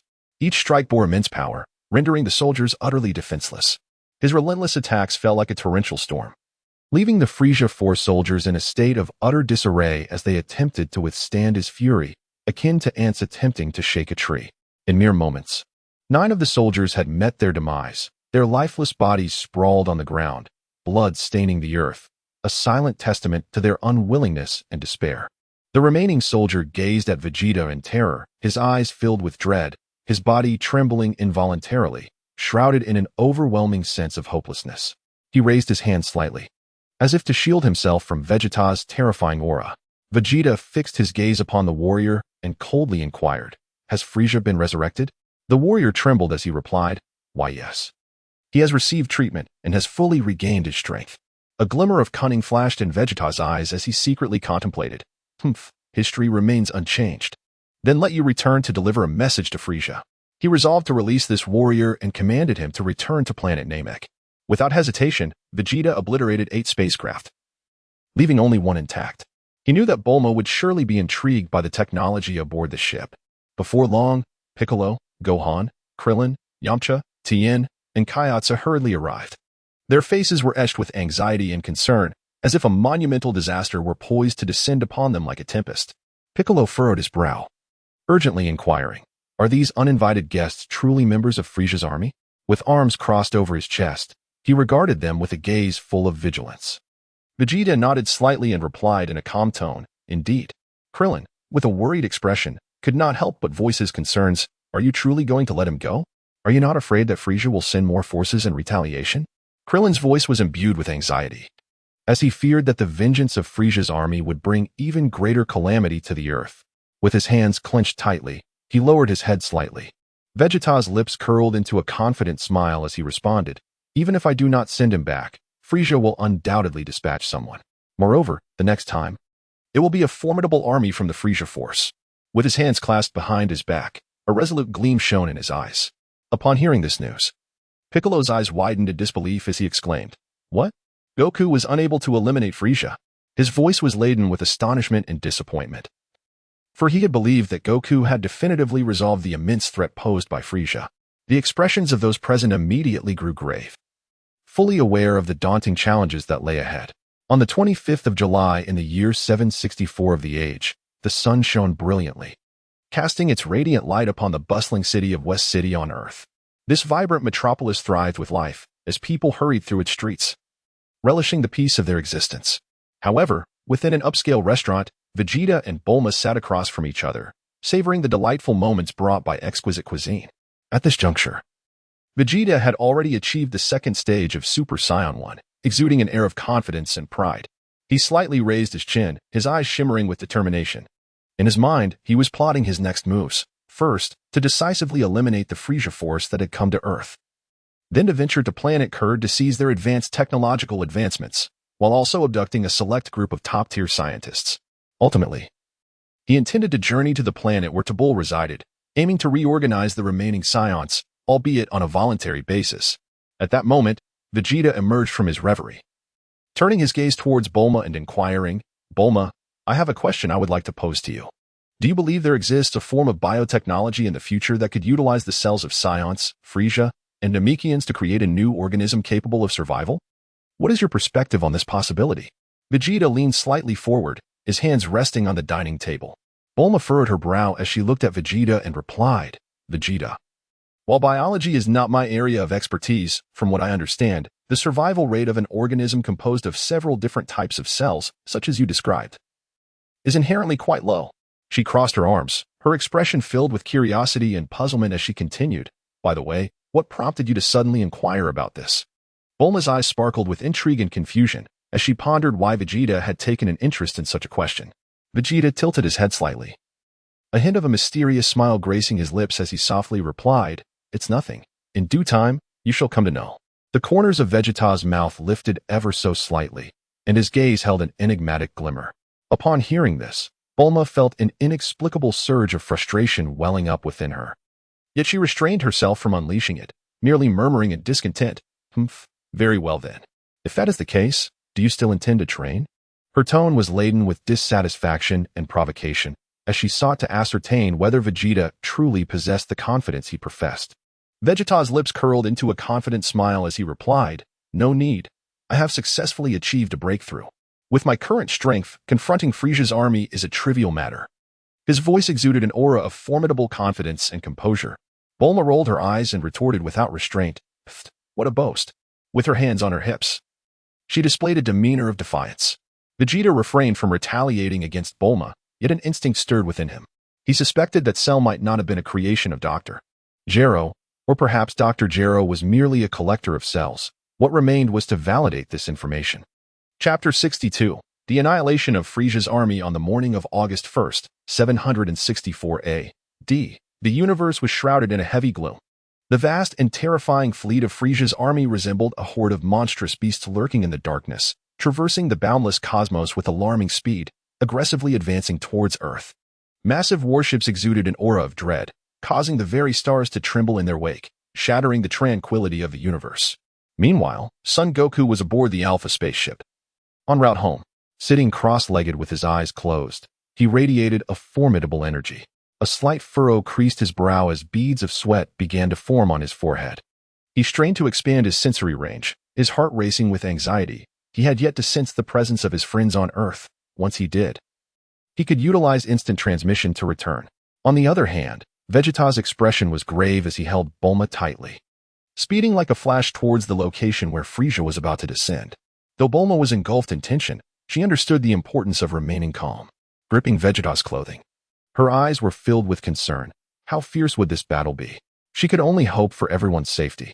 At that moment, Piccolo, Gohan, Krillin, Tien, Yamcha, and Kaiatsu also noticed Vegeta's actions.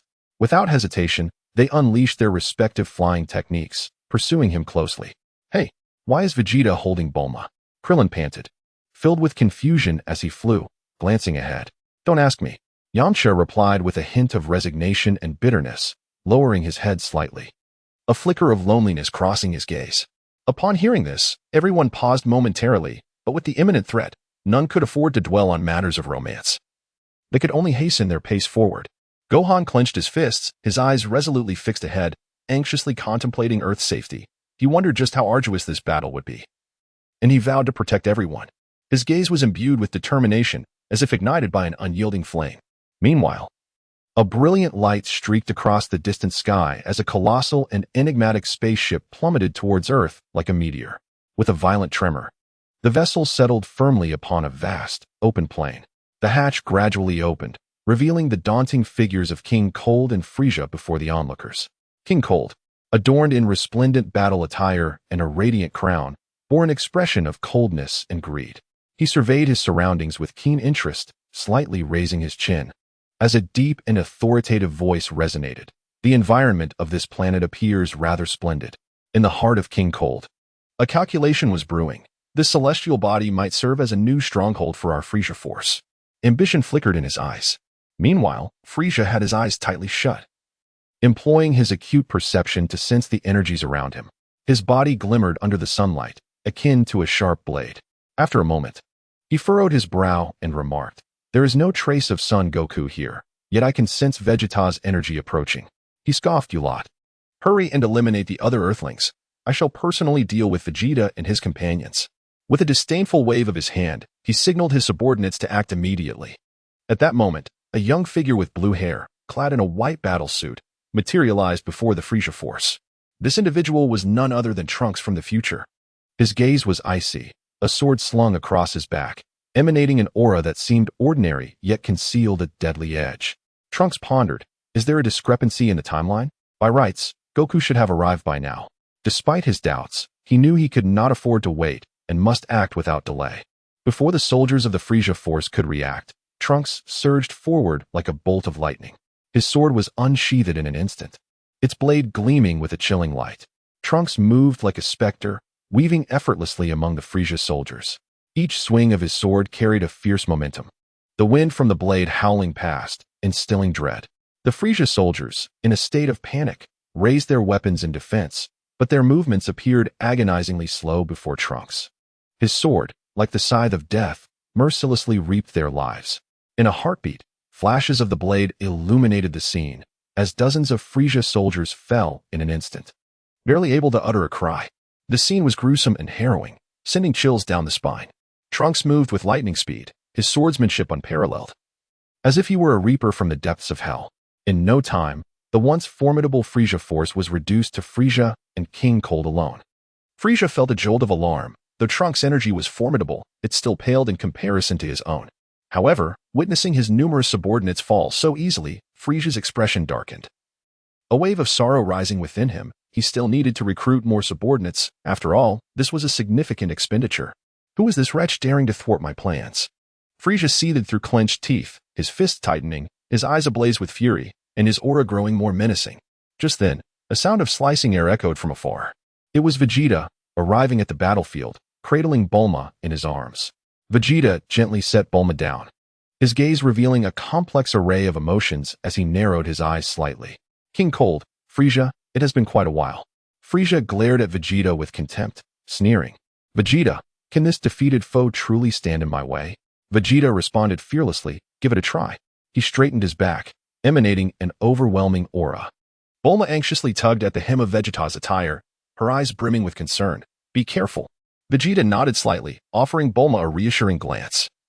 the corners of his mouth lifting gently.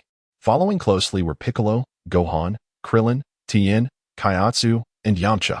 Midway, they suddenly sensed the overwhelming presence of numerous Frieza Force warriors dissipating, prompting them to hasten towards the battlefield. Piccolo furrowed his brow and remarked, "Who exactly is this guy? He is incredibly powerful," with his arms crossed over his chest. His eyes brimmed with uncertainty. Gohan gazed at Trunks, curiosity sparkling in his eyes. "He seems to be here to assist us." He scratched his head, anticipation flickering in his gaze. An exhilarating clash was on the verge of unfolding. Chapter 63, The Elimination of the Frieza Force. Vegeta was the first to transform into a Super Saiyan, his golden hair thrashing wildly in the wind like a blazing inferno of golden flames. His eyes, ablaze with fierce determination, were fixed intently on Frieza, the intense radiance emanating from him seemingly capable of igniting the very air surrounding them. Vegeta slightly crouched, his leg muscles instantly tensing like a coiled cheetah, brimming with a terrifying potential for explosive power. He gradually raised one arm, his fingers gently curling into a combat stance, the resolute gesture seemingly proclaiming his unwavering determination to his adversary. In the next moment, he surged forth like a bolt of lightning, leaving behind a brilliant golden afterimage in the air. Vegeta soared towards Frieza like a golden meteor, his fists as unyielding as forged steel. Each strike was imbued with cataclysmic power, the force of his blows so fierce that it seemed capable of rending the very fabric of space. Frieza hastily raised both hands in defense, a look of panic etched upon his face, his gaze filled with disbelief. Yet, Vegeta's onslaught was overwhelmingly swift. He could only retreat, his feet carving deep grooves into the ground, each mark a testament to the ferocity of this epic confrontation. Vegeta's assault descended like a tempest, his body whirling rapidly through the air, legs striking out with the ferocity of a whirlwind. Each kick bore the force capable of shattering mountains. Frieza found himself increasingly unable to withstand the onslaught, a wave of profound unease rising within him, beads of sweat forming on his brow. Not far away, future Trunks widened his eyes in astonishment and confusion, his mouth slightly agape as a complex array of emotions flickered in his gaze. How could my father transform into a Super Saiyan? Is this truly the timeline I am familiar with? Future Trunks pondered inwardly. After a brief moment of shock, he inhaled deeply, gripping his sword with determination, which seemed to tremble in response to his resolve. His expression grew resolute, regardless of this timeline's nature. "I must swiftly eliminate my adversary," he silently vowed. Future Trunks unleashed a formidable aura, golden light enveloping his form, his hair transforming to a radiant gold, flowing in the wind like a gilded banner. Having successfully transformed into a Super Saiyan, he clutched his sword tightly, its blade glinting coldly under the sun, as if it could pierce through all.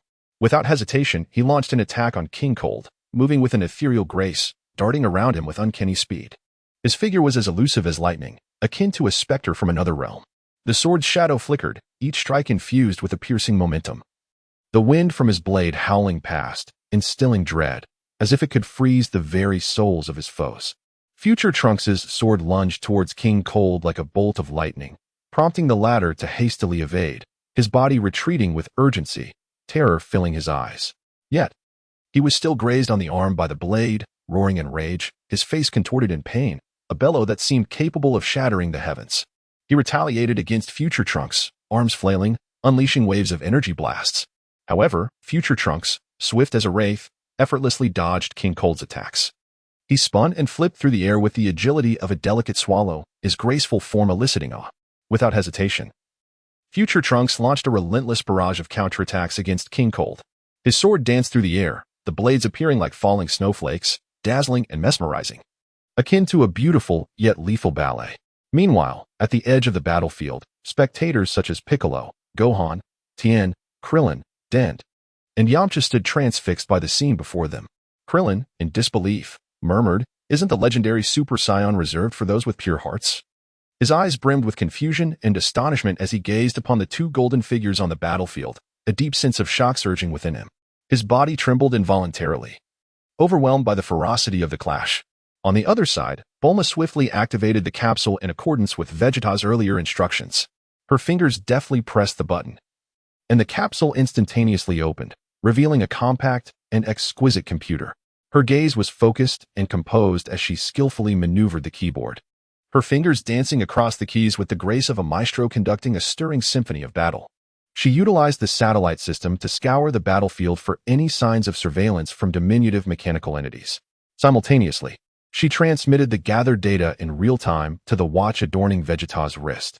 Bulma's brow furrowed slightly, her eyes filled with tension and concern. At that moment, the battlefield was engulfed in smoke, with the cacophony of shouts and explosions resonating around. After enduring dozens of rounds of fierce combat, both King Cold and Frisia were evidently at a disadvantage. Their bodies were marred with scars, their garments torn, revealing streaks of blood. Their breaths became erratic, heavy, and labored, and their eyes reflected exhaustion and despair, tinged with a flicker of defiance. Frisia, now seething with rage, widened his eyes, a furious glint sparking within. A grotesque expression contorted his face, resembling a ferocious beast incensed. "How dare they push me to such extremes?" he roared inwardly. His aura surged dramatically, igniting the very air around him with his wrath. Frisia began to frantically amass energy within, raising his hands high, his body trembling slightly. He prepared to unleash his ultimate technique, the supernova, against Vegeta. With his hands raised, a colossal sphere of energy gradually formed in his grasp, radiating a terrifying presence that threatened annihilation. Observing the scene, King Cold, understanding the cue, swiftly coordinated with Frisia to launch a relentless barrage of energy waves. These waves surged forth like tumultuous ocean tides, aimed at Vegeta and the future Trunks, attempting to impede their advance. In the face of this onslaught, future Trunks deftly maneuvered, his form flickering as he spun through the air with remarkable agility, evading the lethal energy waves as if he were a nimble swallow. Without hesitation, he retaliated against King Cold with a series of fierce counterattacks. Wielding his sword, Trunks unleashed a flurry of strikes, the wind from each slash howling with tremendous force. His body moved with swift precision, the sword's shadows cascading like falling snowflakes. King Cold could only evade continuously, yet he sustained multiple cuts. His breath grew increasingly erratic. Pain etched across his visage as he struggled to withstand Trunks' relentless assault. At that moment, Frisia seized the opportunity, launching a devastating supernova at Vegeta while he was momentarily restrained by King Cold's energy wave. The supernova blazed forth like a massive sun, emanating blinding light and catastrophic energy. However, Vegeta reacted with remarkable speed. With a swift gesture, a colossal energy sphere coalesced before him.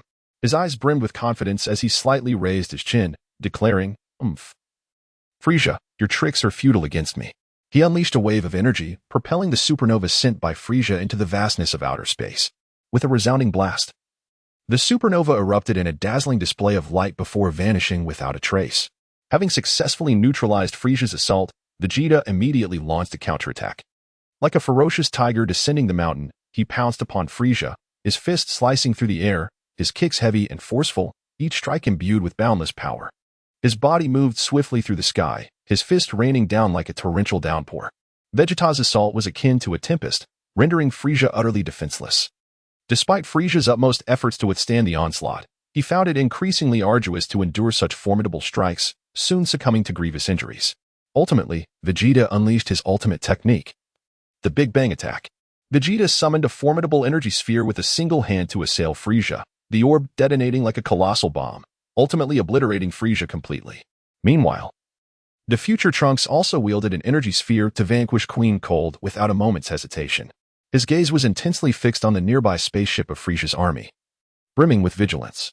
Just as he prepared to unleash a Kamehameha to annihilate it, Vegeta intervened, calling out to halt his actions. The watch on Vegeta's wrist illuminated the presence of 6 miniature robots in the vicinity. His gaze, sharp and penetrating, swept across the surroundings like a vigilant hawk in search of its prey. It did not take long for him to uncover these concealed miniature machines hidden amidst the battlefield. Vegeta, with unwavering resolve, swiftly unleashed a ki blast, obliterating 5 miniature robots in an instant. However, one of the diminutive machines had already distanced itself from the battlefield, making its way back to Dr. Gero's base. Vegeta employed his instant transmission to pursue, and just before departing, future Trunks insisted on accompanying him. However, Vegeta decisively replied, "There's no need." With that, he hastily surged towards the direction where the diminutive robot had fled, his figure gradually vanishing into the distance. Observing Vegeta's receding silhouette, future Trunks contemplated within himself, "It is best to reassure those present."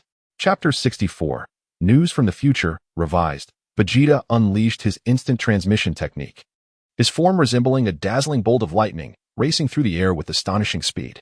The swiftness of his movement left only an ephemeral and blurred shadow behind, akin to a trace from a dream.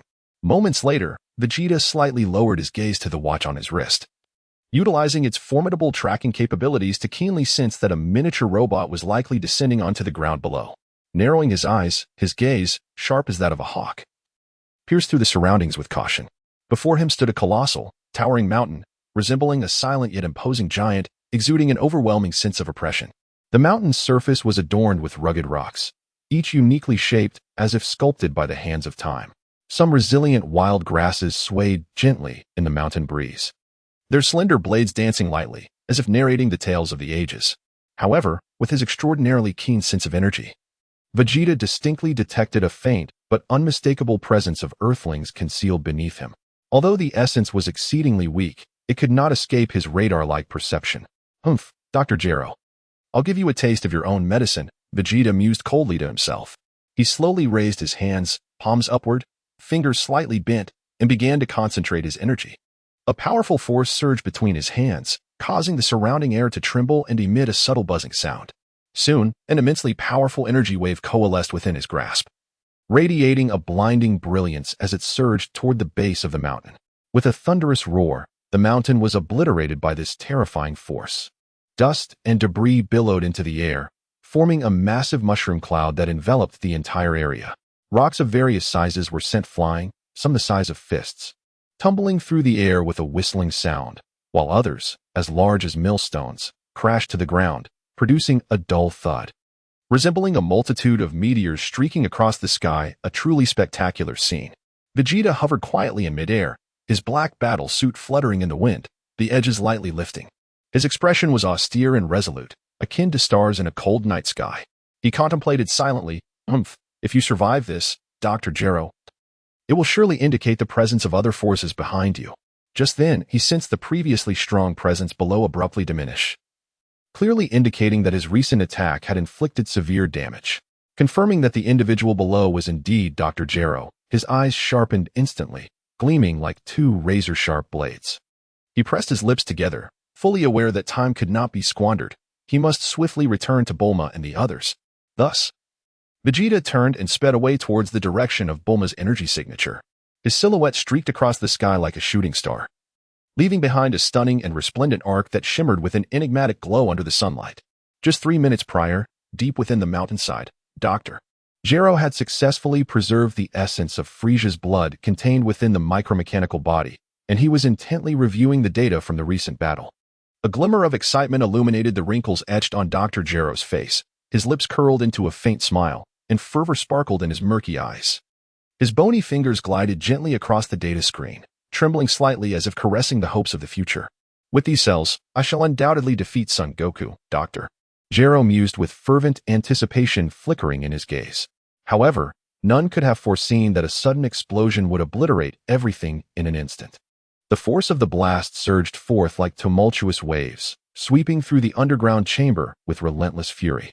Poor Dr. Gero could only emit a terrified scream before being swept away by the overwhelming shockwave. When the dust finally settled, he was left with only a mangled upper body, a sight of utter devastation. His face bore the marks of terror and agony, the creases telling tales of his despair. Yet, madness still flickered in his eyes, as if it were the last ember of hope. "No, I have yet to create the biological weapon to vanquish Son Goku," Dr. Gero seethed within. In that critical moment, a peculiar force of cosmic order descended from the heavens, enveloping Dr. Gero. Under the protection of this mysterious power, he narrowly escaped doom. Despite being gravely injured, he endured the excruciating pain, trembling as he retrieved a compact and exquisite vehicle from his capsule. Its surface gleamed with a metallic luster, standing out brilliantly against the dimly lit underground, yet it harbored immense power. Dr. Gero hastily navigated it toward another clandestine stronghold. Throughout the journey, his complexion was as pale as a blank canvas, devoid of color.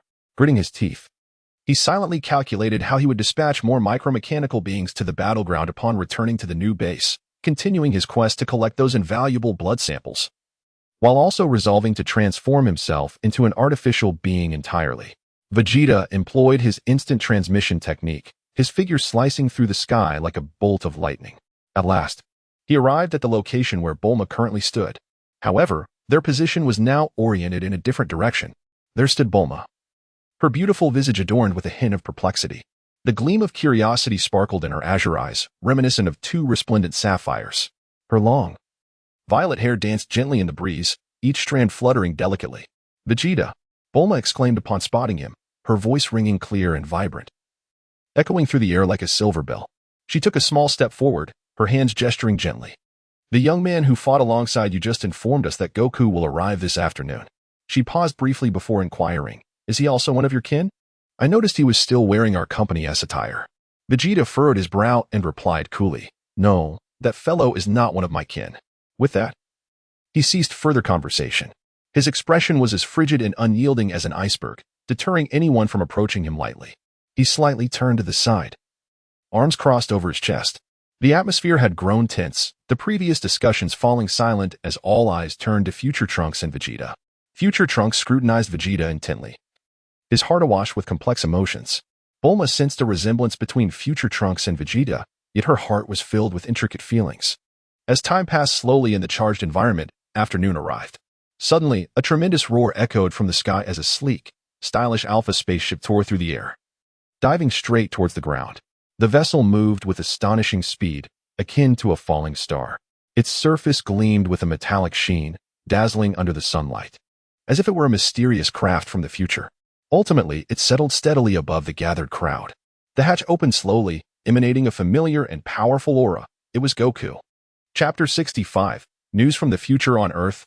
Goku abruptly furrowed his brow, his expression grave as he slowly turned his head, his sharp, hawk-like gaze sweeping the surroundings. A sense of confusion unfurled within him like creeping vines. "I can distinctly sense two immensely powerful auras. One is undoubtedly Vegeta's, yet the other is strikingly unfamiliar. Who possesses such astonishing power?"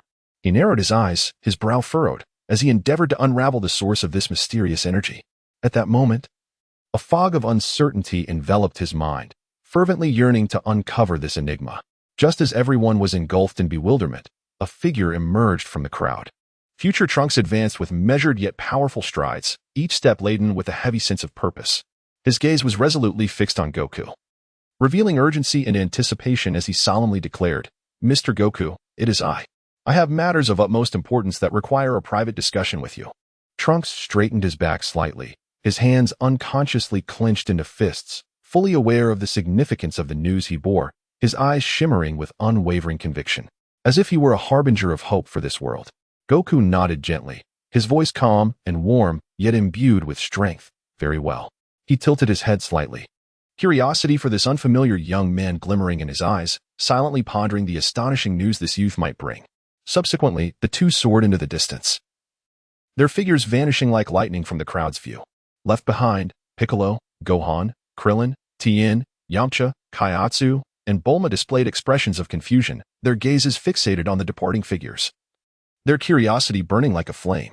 Piccolo furrowed his brow slightly, resting his chin on his hand, pondering quietly. What could these two be off to do? Who is this young man, and why does he seek out Goku? Is a significant crisis looming on the horizon? A sense of apprehension began to permeate his heart. Clint scratched his head, a look of bewilderment etched across his face as he murmured, "What on earth is happening?" His mouth slightly agape, his eyes brimming with confusion. He gazed at the retreating figures of Sun Wukong and Trunks, his right hand unconsciously grasping the hem of his garment. Upon reaching an open space, Future Trunks halted his steps and turned to face Sun Wukong. He slightly raised his chin, his expression imbued with solemnity, as if the words he was about to utter were of utmost importance. "Mr. Wukong, please transform into a Super Saiyan. This will facilitate our communication." Trunks clasped his hands across his chest, leaning forward slightly, anticipation swelling within him. For he understood that only in the state of a Super Saiyan could he engage in profound discourse with Sun Wukong. Sun Wukong offered a faint smile and, without hesitation, unleashed a formidable aura. In an instant, he was enveloped in a golden radiance, his hair billowing in the wind, exuding an intimidating presence. He lifted his chin slightly, his eyes gleaming with confidence, yet a spark of curiosity lingered regarding the young man's request.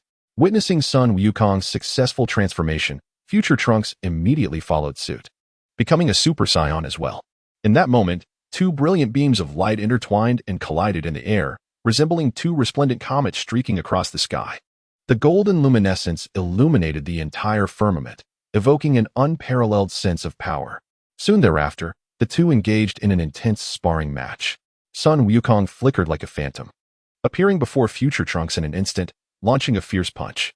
His fists, as if forged from steel, bore the weight of cataclysmic force, each strike accompanied by a howling wind that sent shockwaves through the air. Sun Wukong narrowed his eyes, excitement coursing through him. It had been long since he had encountered such a formidable opponent. Through this exchange, he sought to gain deeper insights into the might of the Super Saiyan. Future Trunks deftly sidestepped, swiftly raising his leg to kick at Sun Wukong's abdomen. His movements were agile and rapid, each maneuver infused with both skill and strength.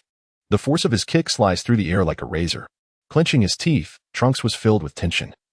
He recognized the necessity of not being outmatched by Sun Wukong. He aimed to demonstrate his capabilities through this contest. Sun Wukong executed a backflip, effortlessly evading Trunks' kick, and then unleashed a flurry of energy blasts. The energy waves shot toward Trunks like meteors, imbued with tremendous impact. Trunks crossed his arms, generating a protective barrier to withstand the assault of the energy waves. The brilliance of their clash illuminated everything around, causing the ground to quiver slightly. Unwilling to be outdone, Trunks vanished from sight, reappearing behind Sun Wukong to deliver a powerful punch. Sun Wukong seemed to possess eyes in the back of his head, deftly sidestepping once more before pivoting to deliver a kick aimed at Trunks. The two combatants exchanged fierce blows with a speed as swift as lightning, causing the air around them to resonate with a tumultuous roar. Their battle resembled a breathtaking dance, leaving onlookers utterly spellbound. Each strike and parry was a magnificent amalgamation of strength and skill. They darted through the air like phantoms, eluding capture. This spectacular confrontation left the distant spectators in awe, marveling at the prowess of the two fighters. Future Trunks, with a grave expression, declared, "I come from the future. My name is Trunks." On May 12, 767, at 10:17 a.m., on an islet approximately 9 kilometers southwest of South City, two exceedingly terrifying androids will emerge. Their power is extraordinarily formidable, far surpassing that of the current Super Saiyans. Trunks furrowed his brow, his gaze imbued with worry and dread, aware that the arrival of these androids would herald immense calamity for the world. Goku's eyes widened in shock as he murmured, "Such formidable foes, what will become of me?" He lowered his head slightly, a hint of concern flickering in his eyes. Future Trunks, bowing his head slightly, spoke in a somber tone, "Mr. Goku, you will tragically succumb to a rare viral heart disease. However, rest assured, my mother has successfully developed a cure. In 3 years, I will return to this era via a time machine and bring the medicine to you." My mother's relentless efforts in creating the time machine and the cure stem from her desire to alter the past and save everyone. Trunks lifted his head, his eyes filled with hope and determination, believing firmly in his mother's capacity to change the fate of the world. Goku sighed regretfully, exclaiming, "What a pity. To possess such wisdom to defy fate, your mother must be an extraordinary individual. Who is she?" Goku tilted his head slightly, his eyes brimming with admiration and curiosity, eager to learn the identity of this young man's mother. Future Trunks straightened up, his gaze resolute as he replied, "She is right beside us, Bulma." Trunks puffed out his chest, pride radiating from his eyes as he expressed his admiration for his mother. Goku suddenly realized, then, with curiosity asked, "Bulma? And who is your father?" Goku squinted slightly, filled with anticipation and intrigue, yearning to discover the identity of this young man's father. Without hesitation, Future Trunks answered, "It is Vegeta." Both Goku and Piccolo, who had been eavesdropping from a distance due to the capabilities of the Namekian, were taken aback. Goku's eyes widened as he pondered. "I can hardly believe it. Vegeta married Bulma, and they have a son. This is truly unexpected." Sun Wukong slightly parted his lips, his eyes brimming with astonishment and curiosity, eager to unravel the tale of how Vegeta and Bulma came to be united. Meanwhile, Piccolo furrowed his brow ever so slightly, resting his chin on his right hand, internally troubled by the thought, if this young man speaks the truth, we may soon confront a monumental crisis. Worry enveloped Piccolo's heart, leaving him uncertain whether this world could withstand such a calamity. The future Trunks gazed at Sun Wukong with a grave demeanor, earnestly imploring, "Mr. Wukong, it is imperative that you keep this secret. Do not attempt to alter history, for such actions may very well erase my existence." Trunks leaned forward just a touch, his eyes reflecting hope and sincerity. Sun Wukong nodded in affirmation, responding, "Rest assured, Trunks. I comprehend the gravity of the situation and shall not act recklessly." With a subtle puff of his chest, determination and commitment shone in his eyes, He understood he could not change the course of history. Upon receiving Sun Wukong's reassuring reply, Future Trunks finally exhaled in relief and turned to depart, his silhouette vanishing like a flash of lightning into the distance. Trunks lifted his chin slightly, hope illuminating his gaze. Convinced that Sun Wukong would safeguard this secret, watching the retreating figure of Future Trunks, Sun Wukong approached the others, opening his mouth but finding himself at a loss for words. A frown creased his brow as he contemplated how to explain the emergence of this young man. Just then, Piccolo discerned Sun Wukong's predicament and stepped forward to elucidate the dire circumstances from the future to the group. Upon hearing Piccolo's account, the expressions of the others turned serious. They understood that, in the face of an unknown yet formidable foe, only through rigorous training could they enhance their strength and harbor even a glimmer of hope in overcoming the adversary. Gohan clenched his fists, determination radiating from his eyes as he proclaimed, "We must train diligently. We cannot allow the tragedies of the future to unfold." Gohan lifted his chin slightly, his gaze resolute. Krillin nodded in agreement, stating, "Indeed, we cannot remain passive." A frown etched on Krillin's face, filled with determination, though his strength paled in comparison to Sun Wukong's. He too wished to contribute to the protection of his companions. Tian Shinhan and Kaiatsu exchanged a glance, their eyes equally resolute. Tian Shinhan declared, "We will give our all." He straightened his posture, while Kaiatsu clutched Tian Shinhan's clothing tightly, courage shining in his eyes. Yamcha folded his arms, affirming, "I too shall do my part." A hint of determination emerged in Yamcha's gaze. Simultaneously, Vegeta, accompanied by Bulma, returned the Frisia Force spaceship and the Alpha spacecraft to Capsule Corp, preparing to delve into profound research in hopes of acquiring advanced technology. As nightfall enveloped the bustling West City, Bulma's home radiated warmth and light. Bulma sat on the sofa, her curiosity evident as she gazed at Vegeta and inquired, "Vegeta, who do you think that mysterious young man from the future truly is?" With a slight tilt of her head, her eyes sparkled with a playful and endearing glint, as if she were jesting with Vegeta. Vegeta crossed his arms and narrowed his eyes slightly as he replied, "Humph, don't you already have the answer in your heart?" He lifted his chin subtly, his gaze imbued with confidence, fully aware that Bulma had already deduced the identity of that young man. Bulma smiled gently and pressed on, "Oh, come on, just tell me." With her hands cradling her chin, her eyes sparkled with anticipation, eager to hear Vegeta's response. After a moment of silence, Vegeta slowly spoke. "Is there even a need to ask? Of course, it is our future son." With a slight puff of his chest, a glimmer of pride shone in his eyes. Bulma, her face alight with surprise, remarked, "I didn't expect you to be so clever." A subtle smile graced her lips, her gaze brimming with admiration and satisfaction at Vegeta's response. At that moment, Vegeta abruptly shifted the conversation, saying, "Bulma, regarding the suggestion mentioned earlier, you must expedite the plan to cut off Dr. Gero's financial resources." A slight furrow appeared on his brow, his expression turning serious. Bulma, somewhat puzzled, inquired, "Won't you find this approach distasteful?" She tilted her head slightly, her eyes reflecting her confusion.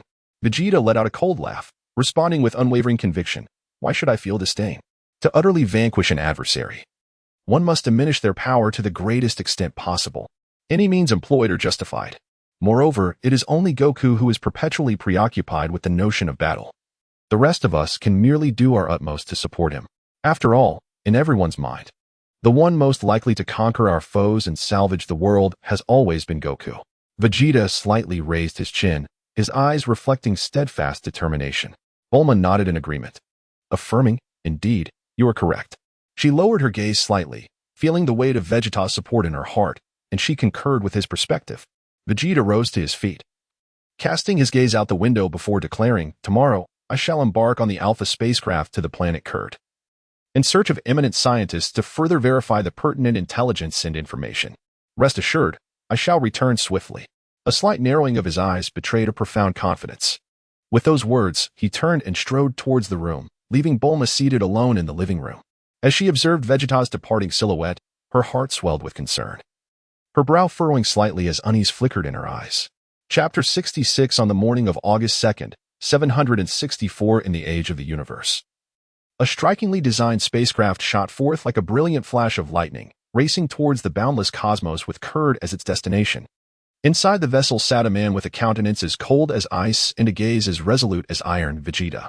He squinted slightly, his eyes reflecting a chilling ruthlessness and determination, harboring a singular, unwavering goal to acquire the top scientists and advanced technological achievements of the planet Kurd. clenching his fists tightly. He envisioned the towering wealth beckoning him, raising his chin slightly as he mused, "Humph, once I possess these scientists and technological advancements, riches shall undoubtedly flow in abundance." The long and tedious journey stretched before him like an interminable night, instilling a sense of anxiety. However, on August 17th, he finally arrived at the planet Kurd. The moment he stepped out of the spacecraft, an unparalleled aura of strength surged forth, radiating like tumultuous ocean waves. The remnants of Frisia's army immediately felt an unprecedented wave of fear and pressure, halting their actions as they gazed at Vegeta in terror.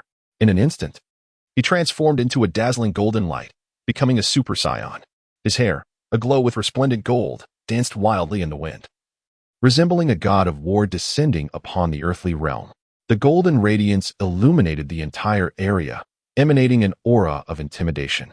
Vegeta raised his head slightly, his cold gaze sweeping over the onlookers, his voice as frigid as eternal ice. "Let it be known, both King Kurd and Frisia have perished on Earth. Now, I demand 100 of your foremost scientists and your most advanced technological achievements. Should you fail to meet my demands, do not blame me for being ungracious." With arms crossed, a chilling threat glimmered in his eyes, instilling dread in those who beheld him. Members of Frisia's army exchanged glances, their hearts heavy with trepidation. One soldier whispered, his voice trembling, "What shall we do? We are no match for him." Another soldier responded, his eyes filled with resignation as he shook his head. "Perhaps we should just surrender the scientists and technological data. Otherwise, we may all perish." The high-ranking officials of Frisia's army convened urgently, the atmosphere thick with tension and gravity. A high-ranking official furrowed his brow, exclaiming, "This former colleague is indeed formidable. We are utterly unable to resist." Another executive, his face etched with worry, countered, "But if we surrender the scientists and our technological data, what shall we do thereafter?" A third official, gritting his teeth, declared, "If we do not comply, death awaits us. Let us preserve our lives for now." After a brief, yet arduous hesitation, the upper echelons of the Frisia force reluctantly yielded over 100 esteemed scientists along with all existing technological documentation. Vegeta, observing their relinquished possessions, allowed a subtle smirk to graze his lips, a barely perceptible smile. He mused to himself, "Excellent. Those who are astute shall retain their lives." Yet, his gaze remained devoid of warmth. Having acquired what he sought, Vegeta ascended the spacecraft without hesitation, embarking on a new journey. This time, his destination was the planet where Tabor resided. During the flight, Vegeta convened the scientists and proposed an audacious idea. With his arms crossed over his chest and an unwavering expectation in his eyes, he inquired, "I wish to ask you all, should you receive ample financial and technical support, could you create an entirely new organism? This creature must be capable of integrating the cells of Saiyans, Frisia, and Namekians. And its combat power must exceed 150 million. The scientists exchanged glances, their hearts brimming with astonishment and doubt.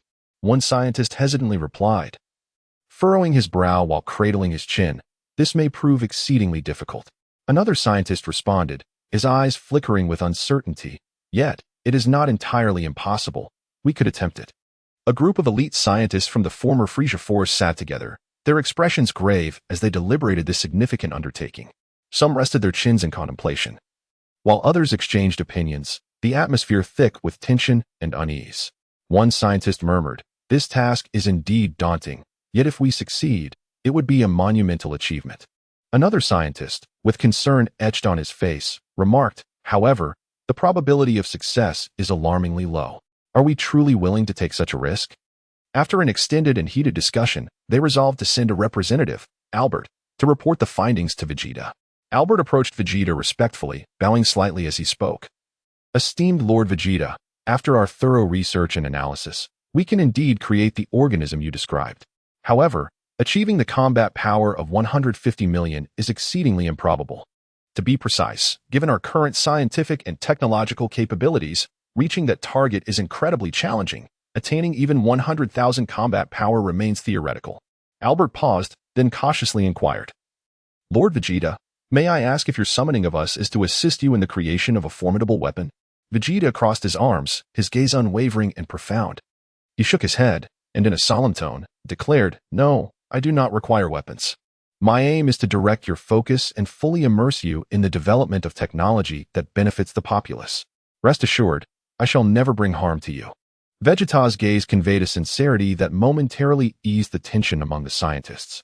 One scientist mused internally, contemplating that perhaps their former colleague was not as ruthless as they had initially presumed. Their perception of Vegeta began to shift. On the 3rd of September in the year 764 of the age of the universe, the day was destined to be extraordinary. In the vast, boundless depths of space, a spaceship gleaming with metallic luster cleaved through the void, racing towards the planet where the bull resided. Within this vessel sat the proud Saiyan warrior, Vegeta, accompanied by a group of serious-minded scientists. Seated in the cockpit, Vegeta's focused gaze was fixed ahead, his heart brimming with both anticipation and trepidation for the future. His brow slightly furrowed, he gently tapped his fingers on the armrest of his seat. After a prolonged journey, they finally arrived at their destination, having received prior notice. Tabul awaited on the planet's surface alongside his companions, Igpo, Grimpact, Naba, and Guri. As Vegeta and his entourage disembarked from the spaceship, he offered a slight nod, his eyes reflecting the emotions of a long-awaited reunion. It has been a while. He lifted his chin slightly, allowing his gaze to gradually sweep over the gathered individuals. Vegeta nodded slightly, his gaze unwavering as he fixed his eyes upon the gathered crowd. He then proclaimed, "Esteemed comrades, with the demise of King Cold and Frieza upon the Earth, we stand at the precipice of an extraordinary opportunity to rejuvenate the Saiyan legacy. In this moment of vulnerability for Frieza's forces, we must seize this rare chance to swiftly expand and fortify our ranks." Tabul, displaying an expression of reluctance, hesitantly spoke, "Brother, I truly am averse to assaulting those planets." He lowered his gaze, an unmistakable unwillingness evident in his eyes as he gently bit his lip. Why is Prince Tabul so timid? Agplan pondered internally, furrowing his brow with a hint of discontent, though he quickly masked it. He shook his head slightly in disapproval. Greenpat also shook his head gently, silently lamenting, "Alas, Prince Tabul remains far too feeble." With a resigned sigh, Greenpat expressed his dismay. Vegeta, with a grave expression, elucidated, "The Frieza force has significantly weakened, and other factions within the universe will undoubtedly seize this opportunity to vie for supremacy, leading to an increasingly chaotic situation. As the remaining Saiyans, if we do not strengthen ourselves through our own might, we shall face impending doom. Your only glimmer of hope lies under my protection. To be candid, I harbor a strong aversion to the notion of conquering planets. However, our immediate priority must be to devise a strategy for accumulating wealth." Vegeta furrowed his brow slightly, his eyes revealing a blend of resignation and determination, fully aware that this was the inevitable reality they must confront. As he spoke, a brilliant golden radiance suddenly enveloped him, and he instantly transformed into a Super Saiyan. His golden hair stood defiantly, exuding a chilling and formidable aura. Before he could finish his statement, Agplanty could not contain his curiosity and interjected, "Your Highness, what is this?" Agplanty's eyes widened in astonishment and intrigue as he leaned forward slightly. Vegeta's lips curled into a confident smile as he proclaimed, "Behold, this is the Super Saiyan. While it is true that you may never attain this transformation, with my diligent guidance and given time, you shall at least possess a battle power of 3 million. Such strength will surely ensure your safety." Tabur's eyes gleamed with excitement as he exclaimed, "Brother, I have resolved to join." His gaze was filled with unwavering determination, for he understood that this was their sole path forward. He clenched his fist tightly. Meanwhile, Egupulent, Greenpat, and Naba all nodded in agreement, expressing their willingness to partake in this endeavor. Vegeta nodded slightly, his gaze resolute as he addressed the assembly. "Very well, since that is the case. You shall immediately set forth to gather the scattered remnants of our Saiyan brethren. Remember, our rendezvous point is on Earth. Furthermore, I have a few regulations that must be conveyed to all of you.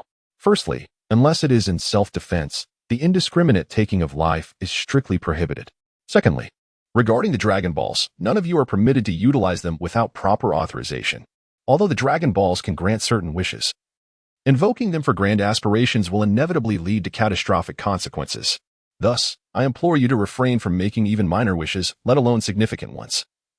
The repercussions are too great." A serious and earnest demeanor shone in Vegeta's eyes, as his words hung in the air. He was poised to turn away when Abu suddenly stepped forward, grasping his arm and smiling as he introduced, "Brother, this is my wife. Her name is Guri." Tabu's eyes sparkled with joy and anticipation, hoping that Vegeta would accept his spouse. Vegeta came to a halt, turning his gaze towards the side where Gully stood. A hint of amiable warmth graced Vegeta's countenance as he greeted Gully, expressing his pleasure in making the acquaintance. "It is a pleasure to meet you, Gully." He offered a slight nod, harboring the silent hope that Gully would find happiness with Tabor. After exchanging a few pleasantries, Vegeta wasted no further time, departing with the accompanying scientists toward the direction of Earth. With his head held high and strides assertive, Vegeta's figure gradually faded into the distance. Chapter 67.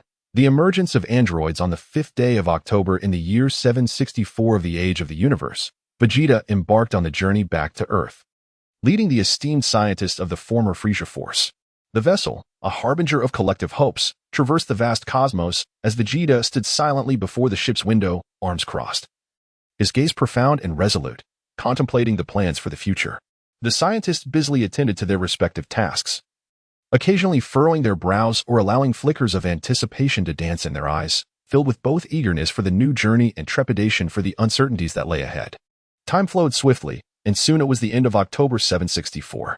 At this moment, Tabor and Agplanet, accompanied by the remnants of the Saiyan race, arrived on Earth. Their ship descended gradually onto the terrestrial soil, stirring up a cloud of dust.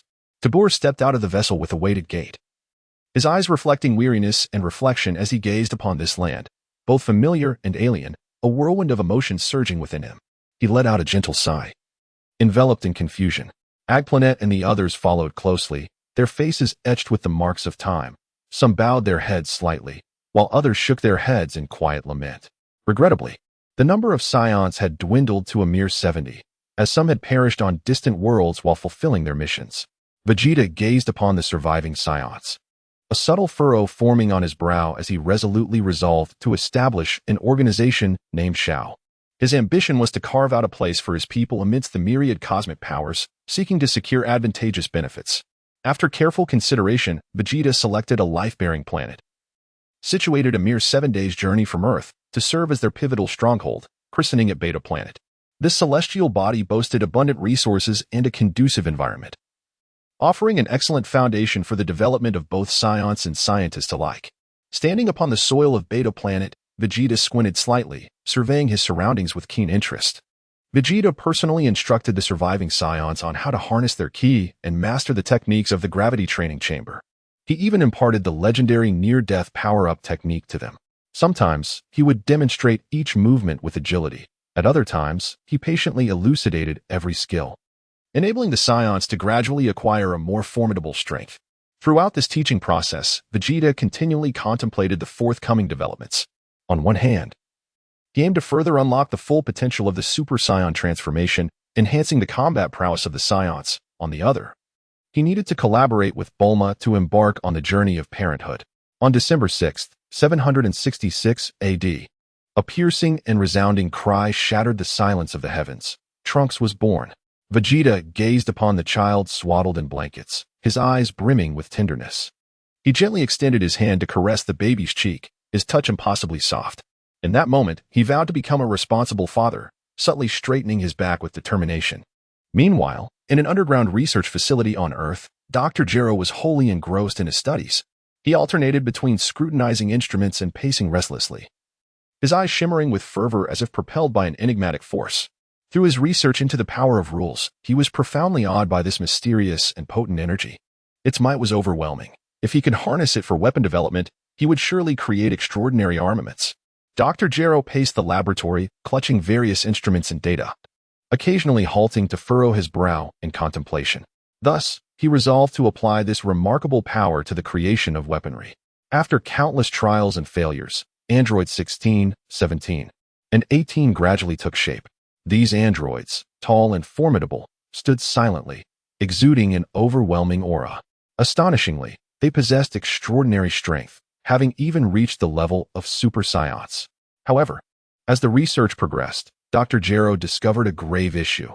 Their behavior was exceedingly difficult to control. Frowning in thought, he gently stroked his chin, realizing the severity of the situation. If they remained uncontrollable, they could unleash catastrophic consequences. He understood that if this problem persisted, these androids could pose a threat to him as well. Reluctantly, Dr. Gero had to temporarily seal androids 16, 17, and 18, redirecting his focus towards creating an android that would be relatively easier to manage, android 19. He busied himself in the laboratory, adjusting various parameters and programs, at times typing rapidly on the keyboard, at others meticulously observing instrument data. hoping to produce a more stable android. Simultaneously, he undertook bold modifications to himself, successfully transforming into Android 20.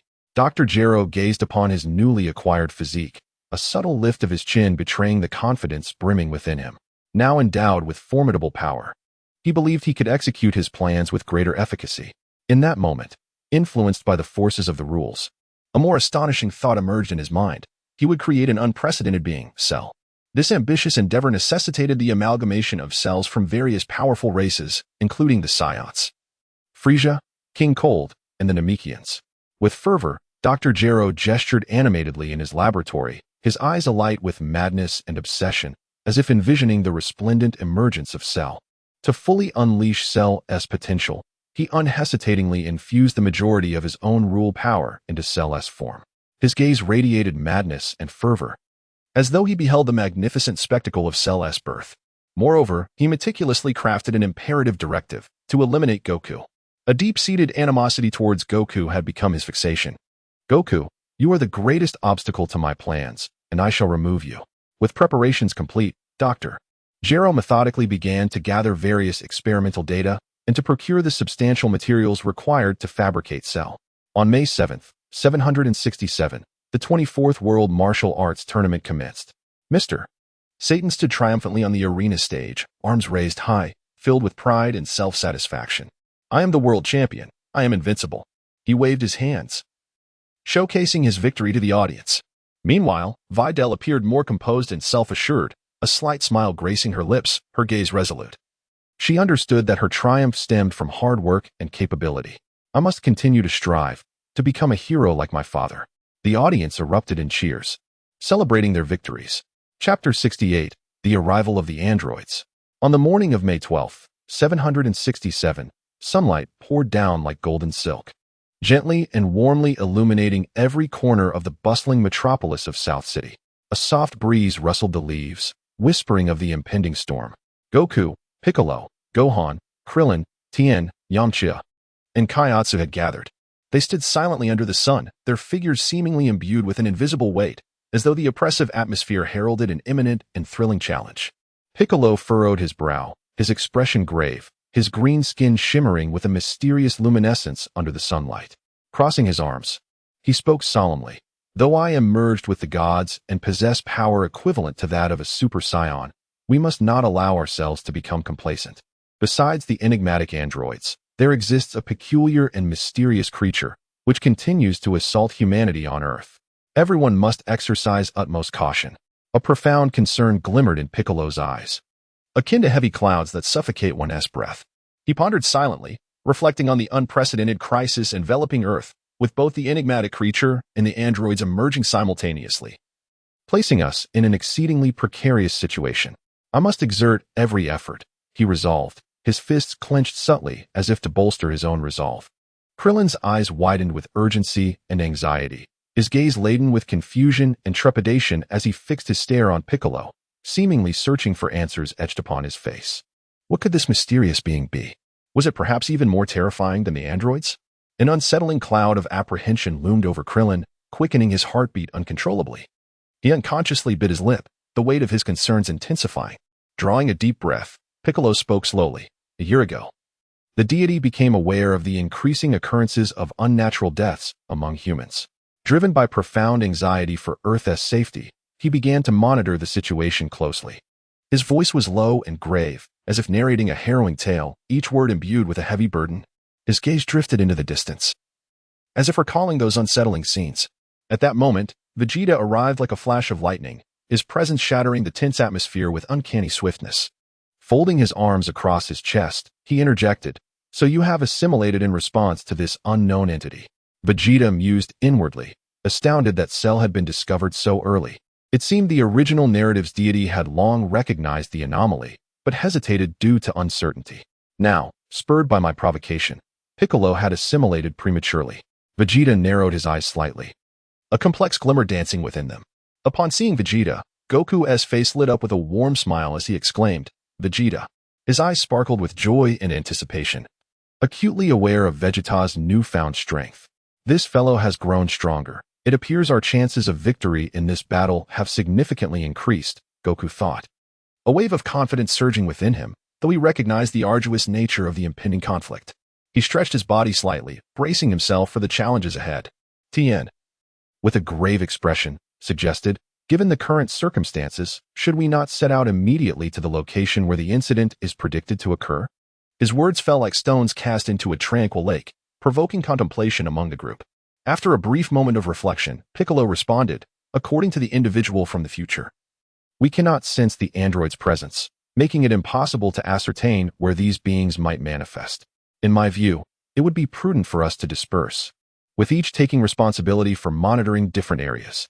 This strategy would maximize our chances of not missing any anomalous occurrences. Vic's tone was imbued with caution and concern. He was acutely aware that while decentralized action carried its own risks, no superior alternatives presented themselves at this juncture. We must swiftly uncover the whereabouts of the androids and the enigmatic creatures, for the consequences of inaction could be dire. A resolute determination gleamed in Vic's eyes. Vegeta spoke with a grave expression. Are we to separate and individually deliver our heads to the enemy? Fear not. I have already arranged for Bulma to deploy satellites at designated locations. Though we cannot directly sense each other's energy, with this satellite, we can constantly survey the surrounding area. A glint of confidence and decisiveness sparkled in Vegeta's eyes. Yamcha, standing nearby, couldn't help but exclaim, "Wow, modern technology has advanced remarkably." His face reflected surprise and admiration. He never expected technology to play such a significant role in this moment. With the assistance of the satellites, our chances of victory have greatly increased. Yamcha gently ran his fingers through his hair, filled with reverence for the power of technology. Subsequently, the Z warriors, led by Goku, Vegeta, and Piccolo, set forth towards the small island. Their figures traced beautiful arcs through the sky, swift and radiant like shooting stars. They moved with agility and determination, resembling a fearless band of warriors charging into the unknown battlefield. A gentle breeze whistled past them, as if cheering them on. As time passed, the clock struck 10:17 a.m. on May 12, 767 AD. Suddenly, a thunderous explosion echoed from the small island, located approximately 9 kilometers southwest of South City. In an instant, a colossal mushroom cloud ascended, engulfing the entire island in flames and thick smoke. The force of the explosion seemed capable of tearing the island apart, instilling fear in all. The howling winds and swirling dust created an atmosphere reminiscent of an impending apocalypse. Vegeta, closely monitoring the satellite feed, quickly identified the precise location of the android's carnage. "I found it. Stay close to me." Vegeta's voice was filled with urgency and determination. He understood the time was of the essence, and there could be no delay. Indeed, Dr. Gero was still alive. This man had a tenacious will to survive. A flicker of cold ruthlessness crossed Vegeta's gaze as he clenched his fists, ready to face the forthcoming battle. With Vegeta leading the way, the Z warriors swiftly followed using their flight techniques. Their figures raced through the air like a valiant legion charging into the fray. At that moment, the small island transformed into a colossal battlefield, and the tension reached its zenith. The scent of gunpowder lingered in the air, while the ground was littered with craters and splintered trees. The fierce winds roared as if heralding a tragic symphony for this life-and-death confrontation. An exhilarating clash of survival was about to unfold, one that would ultimately determine the fate of the Earth. Chapter 69, Z Warriors vs. Androids, Revised. A small island in South City, once a serene and picturesque haven, now resembled a hellish battleground. Beneath the somber sky, the island is shrouded in a pallid hue, as the sea wind howls, lamenting the tragic fate of this land. The terrifying entity, Android 20, driven to madness by the remnants of its programming, is wildly brandishing its murderous hands, mercilessly slaughtering the innocent local inhabitants. Each strike is accompanied by splashes of blood and piercing screams, enveloping the entire world in an unending veil of dread. The cold, merciless light flickering in Android 20's eyes seems to harbor an abyss of despair, sending chills down one's spine. Its movements are as swift as thunder, brutally efficient, resembling an emotionless machine of death. The terrified residents flee in all directions, their faces etched with despair and fear, their frantic footsteps stirring clouds of dust upon the rugged ground. Yet, like trapped beasts in a hopeless situation, they find no escape from the clutches of Android 20. Their cries for help resonate through the air, evoking profound sorrow. Within Android 20's mind, a singular, frenzied thought prevails, to manifest its power through carnage. I am undeniably powerful. Only combat can gauge true strength. Sun Wukong, prepare to meet your demise. It bellows internally in a furious roar. However, just as Android 20 wreaks havoc, several figures dart forth like lightning. Upon closer inspection, they reveal themselves to be Sun Wukong, Vegeta, and Piccolo. Their arrival shines like a beacon of hope, instantly shattering the atmosphere of despair. They bring with them a powerful gust that sweeps the dust and debris into the air. Android 20 gazes at these uninvited guests with incredulity, questioning loudly, "How did you arrive so swiftly?" Yet, internally, it ponders, fortunately, Cell has already completed. It is merely a matter of time now. Doubt and unease flood Android 20's mind, as it never anticipated they would locate it so soon. How could they have found this place so quickly? Has someone betrayed my location? No, that is impossible. With narrowed eyes, it warily observes the approaching figures. In response to Android 20's inquiry, Sun Wukong remains silent. His gaze sharpens, and in an instant, his aura surges dramatically.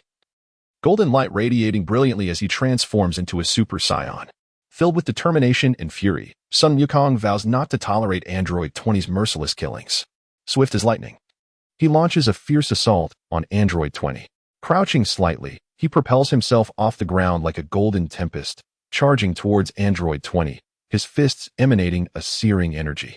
Each strike akin to meteoric impacts against the foe. Android 20 swiftly raised his arms in defense. Yet Sun Wukong's assault was as rapid as lightning and imbued with extraordinary strength, leaving him overwhelmed. The relentless barrage of Sun Wukong's fist resounded with thunderous roars, distorting the very air around them. Android 20 could only passively endure, astonishment etched upon his visage. Simultaneously, Android 20 launched a counterattack, his fists surging forward with formidable force towards Sun Wukong. The wind from his punch howled past, as if capable of rending the air asunder. Sun Wukong deftly sidestepped, effortlessly evading the strike. He then leaped into the air, delivering a kick aimed at Android 20's head. Android 20 hastily raised his arm in defense, yet was still propelled backwards several paces, leaving deep impressions on the ground beneath his feet. On the other side, witnessing his comrade in peril, Android 19 rushed forth to assist. In an instant, Piccolo unleashed a wave of energy to intercept him, leaving Android 19 no time to absorb it, forcing him to activate his protective shield. With fiery rage burning in his eyes, Android 19 glared at Piccolo, his body slightly leaning forward, poised to pounce. He then unleashed a barrage of energy blasts. The projectiles blazed through the sky like meteors, conveying a lethal threat. Piccolo nimbly evaded these energy orbs while retaliating with his own energy wave. The collision of their energy blasts illuminated the sky in a dazzling display, reminiscent of fireworks bursting forth. Thus, the two factions engaged in an intensely fierce confrontation. The battlefield echoed with the howling of fists and the luminous explosions of colliding energy, illuminating the expanse above. Neither side yielded an inch, resulting in a stalemate. The surrounding trees splintered under the force of the energy, and the ground was pockmarked with deep craters. As the battle raged on, an inexhaustible source of power flowed from within Sun Wukong.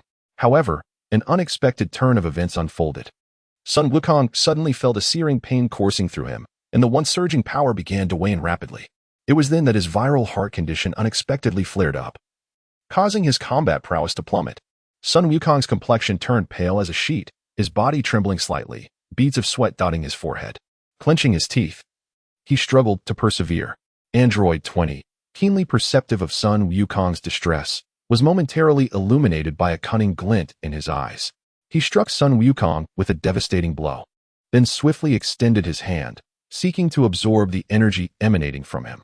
A triumphant thought crossed Android 20's mind. You are finally faltering. Now let me siphon your energy. His face contorted into a greedy expression. Just at that critical moment, Vegeta, who had been observing the battle from the sidelines, intervened, transforming into a Super Saiyan. Like a meteor, he surged towards Android 20, his speed reaching an unparalleled zenith, his gaze as cold as ice. Vegeta instantaneously materialized before Android 20, unleashing a fierce energy blade from his fist aimed directly at the android. Android 20, caught off guard, hastily attempted to defend himself and absorb the attack, only to be struck by two beams of light that pierced through his arms. Seizing the moment, Vegeta maneuvered behind him, employing the energy sword to sever the android's head. A resounding crash reverberated through the air. Android 20 had no time to react as his body was violently disjoined from his head, collapsing heavily to the ground. In that moment, the severed head of Android 20 thought in disbelief. Impossible. Absolutely impossible. The power of rules is formidable. Have they cheated the odds? Meanwhile, Piccolo, engaged in a fierce battle with Android 19, realized that the android could sense their energy absorption technique and immediately resorted to martial arts as his primary offense. Like a wraith, Piccolo darted around Android 19, his movements so swift they bewildered the eye. His form resembled that of a phantom, elusive and hard to grasp. Android 19, in a state of panic, attempted to counter Piccolo's relentless onslaught, but the angles of Piccolo's attacks were so cunning that he found himself utterly defenseless. Eventually, Piccolo seized a perfect opportunity, delivering a powerful blow to Android 19's vital region, utterly vanquishing him, followed by an energy blast that obliterated the android. With a sigh of relief, Piccolo declared, finally resolved. In a flash, the future Trunks arrived at the scene, his presence akin to a streak of blue lightning. Instantly appearing before everyone, he possessed the miraculous medicine capable of saving Goku's life.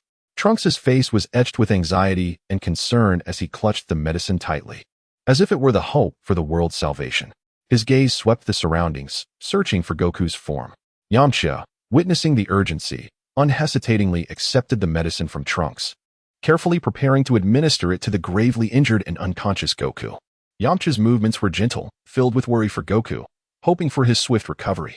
Goku, you must pull through, he thought, his eyes brimming with concern. Piccolo decisively issued commands. Krillin, Yamcha, Dende, Tien, and Gohan swiftly carried Goku back to the base for immediate treatment and close observation. His voice was laced with urgency and apprehension. Fully aware that Goku's condition could not be delayed any longer, Piccolo's gaze was resolute as he looked at the group, his fists slightly clenched. Upon hearing Piccolo's orders, Krillin and the others recognized that the fierce battle had momentarily subsided, and they promptly sprang into action. They hurriedly lifted Goku's heavy body, turning to fly towards Master Roshi's house. Krillin, filled with anxiety for Goku's safety, thought as he flew, Goku, you must hold on. We are almost at Master S' house. Meanwhile, the future Trunks did not intervene to stop their departure, quietly standing still as he watched them fade into the distance. Until the figures of Krillin and the others completely vanished from sight, future Trunks turned around with a solemn expression, inquiring of Piccolo about the specifics of the recent battle. Trunks' eyes were filled with confusion and concern, for he understood that the outcome of this confrontation bore significant implications for the future. What exactly was transpiring? Trunks furrowed his brow slightly, arms crossed over his chest. Piccolo took a deep breath and began to recount the entire process in detail. His voice was low and grave, articulating each nuance of the battle with remarkable clarity. As future Trunks listened attentively to Piccolo's account, he meticulously observed the surroundings. Suddenly, his gaze fell upon the severed heads of the defeated androids 19 and 20 not far away. He furrowed his brow in contemplation, murmuring to himself, strange. These two androids do not align with my understanding. Upon hearing this, Piccolo was momentarily taken aback, his face reflecting disbelief. At that moment, the usually silent Vegeta spoke up, asserting that to uncover the truth, they must consult Dr. Gero. Vegeta's cold gaze was fixed on the head of Android 20 lying on the ground. Before he could finish, Piccolo and future Trunks simultaneously asked, "Where is Dr. Gero?" Vegeta, with an impassive expression, pointed at the fallen Android 20 and coldly remarked, "This individual before us is none other than Dr. Gero himself." Chapter 70. The assault of Cell. Moments prior, Piccolo and the future Trunks were engaged in a hushed conversation, their expressions grave, their eyes intermittently scanning the desolate battlefield. Smoke hung thickly in the air, and the shattered edifices alongside the charred earth stood as silent witnesses, bearing testament to the brutality of the fierce battle that had just transpired. Piccolo furrowed his brow slightly, his arms crossed over his chest, his gaze filled with concern. The verdant hue of his skin appeared somewhat muted under the sunlight, and the creases on his forehead seemed to echo his inner turmoil. Trunks maintained a tense demeanor, frequently turning his head to observe their surroundings, his azure locks fluttering gently in the breeze, his eyes reflecting a vigilant alertness. Simultaneously, Vegeta's piercing gaze was fixated intently upon the remaining head of Dr. Gero. A faint, mysterious energy flickered around it, this residual power serving as a guardian for Dr. Gero, preventing his immediate demise. A profound intuition surged within Vegeta, and a contemplative expression flickered across his stern features. He pondered silently, This energy harbors a fusion of two distinct forces, one resonating with the essence of the dragon on Earth, while the other exudes a destructive aura associated with the principles of annihilation. How can I be so certain it is the force of destruction? Intriguing. Vegeta's gaze deepened, as though he sought to penetrate this enigmatic power and unveil the secrets concealed within. He narrowed his eyes slightly, leaning forward, seemingly eager to observe Dr. Gero's head from a closer vantage point. Vegeta resolved to halt his inner contemplation. A glimmer of determination flickered in his eyes as he began to devise a plan to locate the research base of the androids. He contemplated the necessity of equipping Dr. Gero's head with a miniature locator to avert any unforeseen circumstances. His fingers curled slightly, his mind already delineating the course of action ahead. With a gentle motion, he commenced the installation of the diminutive tracking device. At that moment, a small aircraft sliced through the sky with a piercing roar. The thunderous sound shattered the fleeting tranquility of the battlefield as the cabin door gradually opened. Bulma, cradling the infant Trunks, who was still swaddled in blankets, hurried down the steps. Her long blue hair danced in the wind, and her beautiful face was etched with worry and tension. Her eyes were slightly swollen, clearly having been recently stained by tears. Upon witnessing the gruesome scene before her, particularly the headless figure of Dr. Gero, she could not help but feel a surge of melancholy and sigh. Dr. Gero, what a pity, Bulma spoke calmly, though her tone was tinged with complex emotions. She gazed at the once-mad scientist, feeling a mixture of anger towards his deeds and a twinge of regret for his brilliant mind. She gently shook her head and held her child closer. The little one's face was flushed, blissfully asleep, and utterly oblivious to the turmoil surrounding them. Vegeta interjected immediately upon hearing Bulma's words, stating that this was not the moment for pity towards Dr. Gero, since it was established that they were not the androids intent on annihilating the world. It was imperative that they acquire his memories to ascertain the location of his research facility and eliminate the remaining androids. There were two possible avenues: either seek out the current god of Earth or employ technology for exploration. His current state of survival would not endure for long. Thus, they needed to act swiftly. Vegeta's words were imbued with a chilling decisiveness, his gaze unwaveringly fixed upon the head of Dr. Gero. With his arms crossed over his chest, a resolute determination radiated from his eyes. After a brief moment of contemplation, Piccolo suggested, "We should seek out Kami Dandy. He should be capable of assisting us." Recalling his memories as a deity, Piccolo felt assured of Dandy's abilities. As the new guardian of Earth, Dandy could indeed provide the help they so desperately needed. Piccolo gave a subtle nod, his green cloak billowing gently in the breeze. Future Trunks also nodded slightly, stating, "Let us proceed. If that fails, we shall resort to technological means." Bulma concurred, "We can no longer afford to waste time. We must act swiftly." She held her child tightly, her gaze resolute, gently patting the little one as if to offer comfort. The child stirred in her embrace, letting out a soft whimper. As the group prepared to head towards the temple, unbeknownst to them, a pair of eyes from a distant location closely scrutinized Cell's sudden movements. A mysterious figure lurked in the shadows, silently observing everything unfold. Just as the group remained unsuspecting, Cell, like a wraith, materialized before Piccolo, Vegeta, Future Trunks, and Bulma. With a sudden and forceful gesture, he brought his hands together, unleashing a blinding explosion of light, the solar flare. Piccolo's heart raced with alarm. This is bad. He swiftly raised his arm in an attempt to shield himself from the overwhelming radiance. Leaning slightly backward, he elevated his arm to protect his eyes, a look of anguish crossing his face as the searing light pierced through his vision. Vegeta pondered to himself, taken aback by Cell's premature appearance, indicating a shift in the timeline. Fortunately, he had installed the locator in advance. Vegeta furrowed his brow slightly, a glint of vigilance flickering in his eyes. His body tensed, poised to counter any assault from Cell. Future Trunks swiftly raised his arm to shield against the blinding light, exclaiming, "Be careful." His body instantly tightened, positioning himself protectively between Bulma and the child. His eyes brimmed with concern, fearing for the safety of his mother and his younger self. Bulma, in a state of panic, clutched the child tightly, terrified of any potential harm. Her body trembled slightly as she held the child close, her complexion pale and her gaze filled with dread. Piccolo, Vegeta, Future Trunks, and Bulma were directly hit by the intense light, their vision engulfed in a blinding whiteness, rendering them momentarily sightless. Cell moved with lightning speed, his eyes glinting with cunning and coldness. Seizing the opportunity, he quickly grasped Dr. Gero's head and, without hesitation, turned to depart, preparing to execute his next plan. It had become evident that through the relentless absorption of human essence, Cell had attained the power level of a Super Saiyan at its first stage. His green form radiated a formidable aura, each movement imbued with strength, adorned with black markings that seemed to narrate his malevolence. He calculated within himself, I must absorb androids 17 and 18 swiftly. I must attain my perfect form. Only by achieving perfection can I fulfill my desires. With a slight motion, he vanished from sight, eagerly heading to the secret base that had once nurtured him. Yet, upon arrival, he was astonished to find the entire facility reduced to ruins.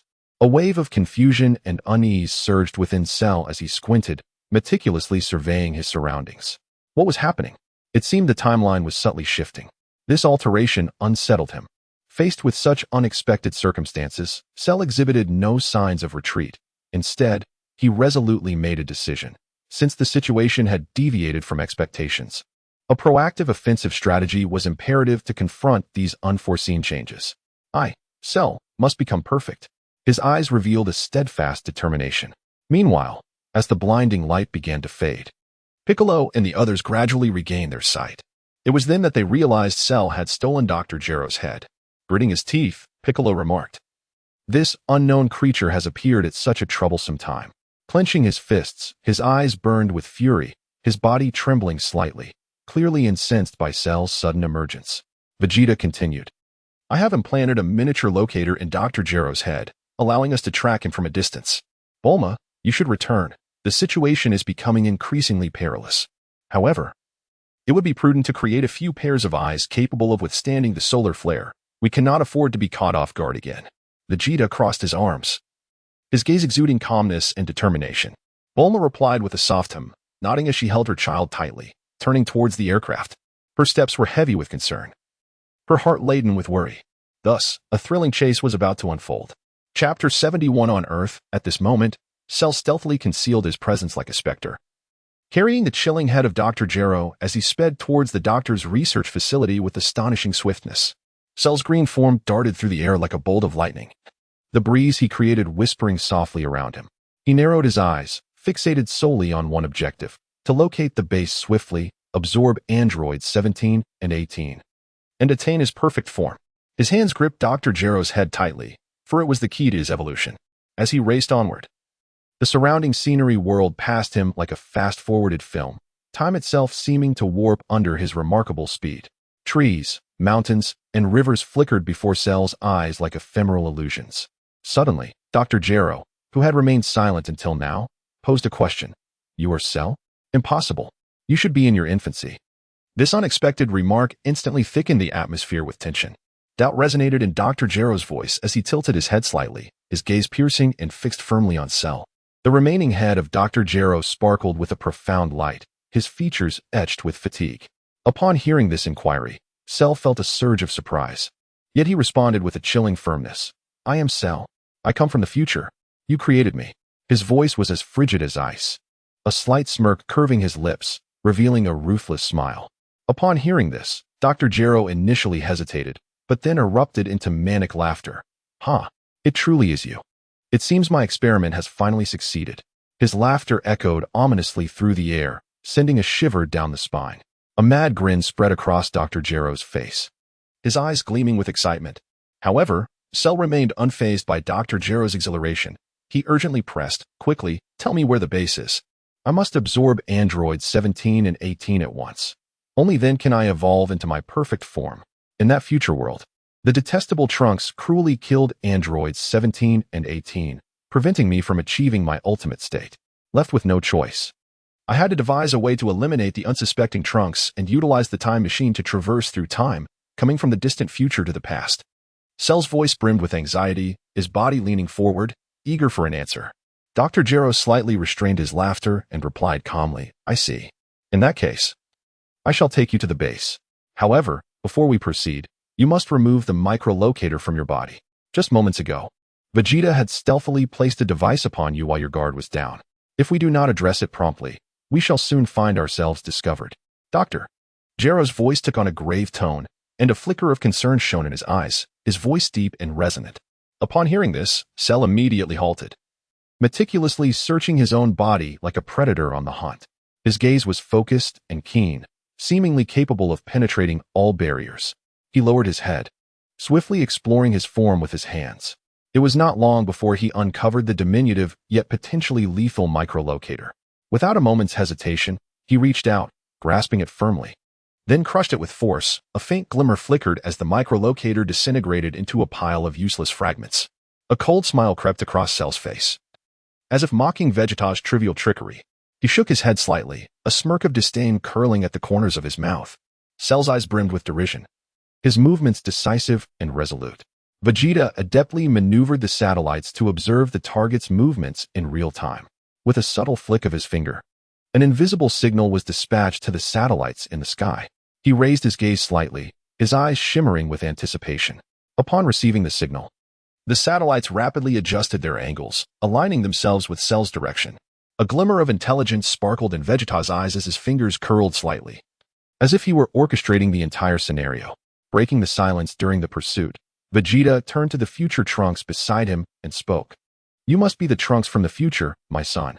His voice was deep and resonant, imbued with an undeniable authority. He crossed his arms over his chest, his gaze fixed intently upon Trunks. Upon hearing this, future Trunks displayed a hint of confusion, inquiring with curiosity, "How did you know, father?" His tone was laced with astonishment and intrigue as he focused intently on Vegeta, awaiting his response, tilting his head slightly in bewilderment. The azure strands of Trunks' hair danced gently in the breeze. Vegeta's lips curled into a subtle smile, exuding an air of confidence as he responded, "I hail from the future." Adorned from the outset in the specialized attire of Capsule Corporation, accompanied by that enigmatic time machine, and possessing the ability to transform into a Super Saiyan. When these clues are amalgamated, it is not a daunting task to deduce my origins. At that moment, Piccolo, who had been quietly listening, displayed no overt signs of astonishment. Ever since his acquaintance with Vegeta, he had been acutely aware of the latter's keen intellect, sharp insight, and analytical prowess. A look of admiration flickered across Piccolo's face as he nodded slightly, inwardly commending Vegeta's astuteness. With his arms crossed over his chest, his gaze flitted back and forth between Vegeta and Trunks. Vegeta continued to speculate, "Since you hail from the future, it stands to reason that this creature also originates from that time, and it is highly probable that it was likewise created by Dr. Gero." Trunks furrowed his brow, inquiring, "Why do you say that, father?" His voice was laced with confusion and uncertainty as he gazed at Vegeta, yearning for a coherent explanation. He slightly knitted his brows, his eyes brimming with contemplation. Vegeta, with a grave expression, elucidated, "Within you, I perceive an aura of the future. Initially, I believed it to be an illusion. Yet just moments ago, I sensed the same essence emanating from that creature. Piccolo, you must be able to see it as well?" Vegeta's tone was steeped in seriousness as he narrowed his eyes slightly. Piccolo shook his head in response, saying, "I cannot. I can only faintly discern it within Trunks.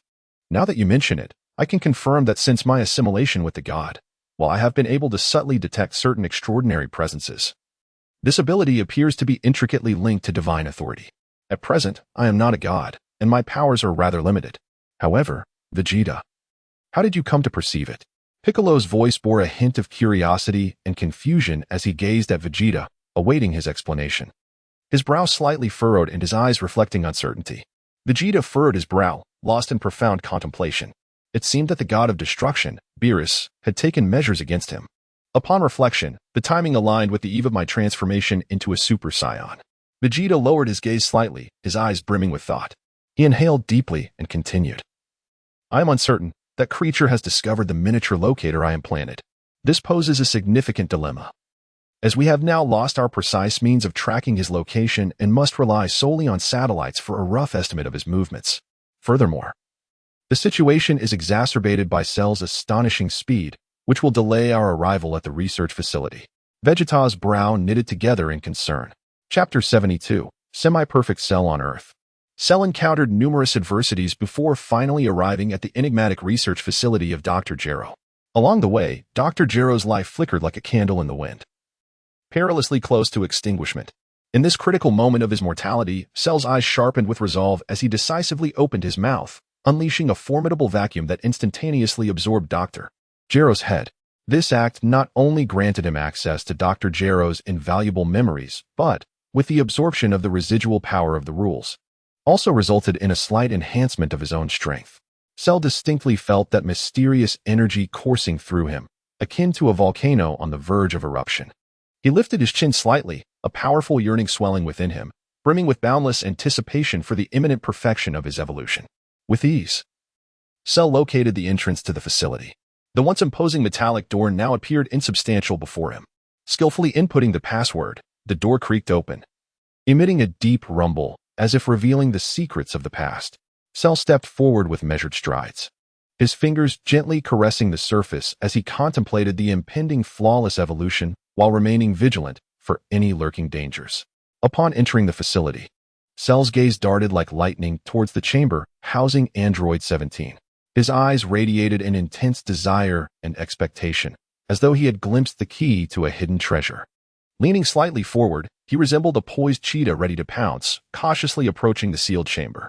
His eyes remained fixated on the door, secretly devising a plan to launch a lethal strike against 17 when he was least prepared. When the moment felt ripe, he surged forward with the swiftness of a predator, flinging open the chamber door and lunging at 17 with blinding speed. Before 17 could react, Cell seized him and absorbed him instantaneously into his being. Reveling in the newfound formidable power coursing through him, Cell was filled with elation and confidence. He closed his eyes, tilting his head slightly back, savoring the overwhelming surge of strength as if immersed in an ocean of power. He was one step closer to achieving his perfect form. Silently repeating this mantra in his mind, a faint, cold smile crept across his lips. With the absorption of 17, Cell's body underwent a monumental transformation. His body began to swell dramatically, the green skin shimmering with an eerie glow, reminiscent of a demon emerging from the depths of hell. A force, potent enough to suffocate, erupted from him like a volcanic explosion. Cell slightly spread his arms, reveling in the immense power surging within him, his heart brimming with joy and confidence.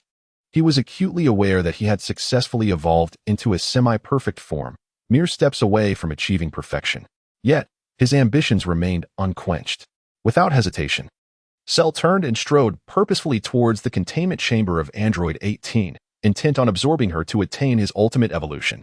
Just then, an unforeseen event unfolded. Vegeta, future Trunks, and Piccolo appeared before Cell as if descended from the heavens. Reacting with remarkable swiftness, Vegeta abruptly turned his head and unleashed the solar flare, its blinding radiance illuminating the entire base and temporarily robbing Cell and Android 18 of their sight. Immediately thereafter, Vegeta slightly parted his legs, clenched his fists at his sides, and completed his transformation into a Super Saiyan, his entire being radiating a golden aura. Simultaneously, Piccolo gritted his teeth, determination glimmering in his eyes. He swiftly raised his hands, concentrating his energy to unleash his full strength. Future Trunks, bearing a grave expression, crouched slightly before leaping into the air, transforming into a Super Saiyan as golden flames engulfed him. The three warriors launched into an intense battle, simultaneously attacking Cell with a flurry of punches and kicks, energy blasts shooting in every direction. The entire base reverberated with the cacophony of combat, resembling the onset of an apocalypse. Cell found himself in an exceedingly passive predicament. His body relentlessly assaulted, new wounds appearing as blood splattered. Were it not for the Namekian cells within him, granting him extraordinary resilience, he would have surely met his demise by now. Filled with urgency, Cell thought, I never anticipated their arrival would be so swift. I must devise a means of escape. I will absorb Android 18, and they remain oblivious to my true intentions. While valiantly fending off attacks, he desperately sought an opportunity to flee, his eyes scanning the surroundings as he moved with agility. In the face of such adversity, Cell refused to succumb to despair. A glint of cunning and ruthlessness flashed in his gaze as he swiftly calculated his countermeasure. Utilizing the weaponry protocols left by Dr. Gero, he decisively raised one hand, activating the base's defensive smokescreen. In an instant, a thick cloud of smoke enveloped the area, shrouding the entire base in a veil of white haze. Under the cover of this obscuration, Cell successfully concealed his energy signature and escaped through a little-known secret passage. Unaware of the trap, Vegeta, future Trunks, and Piccolo suddenly realized they had been outmaneuvered. They immediately grasped the gravity of their situation, but being seasoned warriors, their reactions were swift. Vegeta and Piccolo launched simultaneous counterattacks, thrusting their hands forward to form energy blasts, while future Trunks, a moment behind, raised his hands to gather energy and unleashed a powerful assault aimed at dispersing the smoke above the base. Piccolo furrowed his brow, gritting his teeth as he remarked, "This creature is indeed exceedingly cunning." Anger and frustration surged within him as he vowed to locate Cell and vanquish him utterly, his fists clenched tightly, veins bulging on his arms. Meanwhile, future Trunks, with a serious expression, clenched his fists and shouted in fury, "She is one of those androids. In the future, she brought catastrophic devastation to Earth, claiming countless human lives." Trunks' eyes were filled with hatred and anger, his body trembling slightly. However, Vegeta placed a reassuring hand on Trunks' shoulder and spoke in a deep tone, "Trunks, do not be agitated, remain calm. Given the current circumstances, this android is not our enemy." Vegeta's gaze was resolute, his expression serious. Piccolo echoed his sentiment, advising, "Indeed, Trunks, steady yourself. Our immediate task is to gather information about that future entity." Piccolo understood that the priority was to unveil the secrets of the future being in order to better confront the impending crisis. He nodded slightly, his eyes betraying contemplation. Vegeta took a deep breath, then unleashed his power, radiating a brilliant golden light as he instantly transformed into a Super Saiyan at full strength. With piercing eyes, he fixed his gaze on Android 18 and declared, "You must be able to sense my formidable strength clearly, right? With your current capabilities, you stand no chance against me. From my observations, your brother has likely been consumed and evolved by that creature, Cell.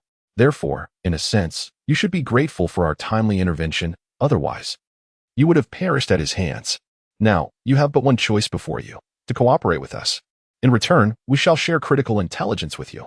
Android 18 hesitated, questioning whether aligning with them was the right decision. Yet, it seemed there was no better alternative. After a brief moment of contemplation, especially upon seeing that Android 17's chamber was empty, she eventually nodded, agreeing to join forces with Vegeta and the others. A flicker of uncertainty crossed her eyes, but she recognized that in this moment, collaborating with Vegeta and his companions was her only option. She yearned to uncover the truth. Biting her lips slightly, her gaze revealed a hint of resignation. Chapter 73. Confronting the Cell Plan on Earth. Within the enigmatic research facility of Dr. Gero, Vegeta, Piccolo, future Trunks, and Android 18 convened. The amber glow of Android 18's eyes shimmered with complex emotions, as if myriad thoughts intertwined within her. She narrowed her eyes slightly, a serious expression gracing her delicate features as she approached the chamber of Android 16, her steps steady and resolute. As the chamber door gradually opened, a powerful and mysterious aura surged forth like a tidal wave. The towering figure of Android 16 stood before them, reminiscent of a majestic mountain, his posture erect. In the metallic armor he donned glimmering with a cold sheen in the dim light. His broad shoulders seemed capable of bearing the weight of the world, exuding a calm presence akin to an unyielding fortress, ever ready for battle. Android 18 tilted her head slightly, gazing at the imposing Android 16, and softly recounted the harrowing events that had transpired. On the 16th, he listened intently, his expressionless face betraying no hint of emotional fluctuation. Yet within the depths of his mind, thoughts raced like a high-speed machine, contemplating the forthcoming actions. He slightly lowered his gaze, his hands resting naturally at his sides, fingers subtly curled as if poised to strike at any moment. Immediately, the others commenced a thorough search of the entire Dr. Gero research facility. Future Trunks, with a focused demeanor, exhibited a resolute gleam in his eyes. His purple hair shimmered under the dim light, beads of sweat forming on his forehead. As he meticulously sought out crucial information, he deftly operated the device in his hands, his fingers gliding swiftly across its surface, reminiscent of a tense and exhilarating melody. With each precious piece of data he uncovered, he quickly copied it down, silently praying that this information would prove to be the key to vanquishing Cell. He occasionally crouched to examine clues in the corners, his brow furrowed, his gaze revealing intense concentration. At times, he rose on his toes to reach for documents high above, his body leaning forward, displaying an urgent yearning.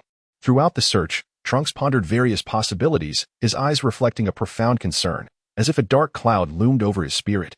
At last, he stumbled upon information regarding Cell's plans, as well as details on Cell's various forms and the juvenile version of Cell from this timeline. The expression on future Trunks' face grew exceedingly grave as he clutched the documents tightly, as if holding the fate of the world in his hands.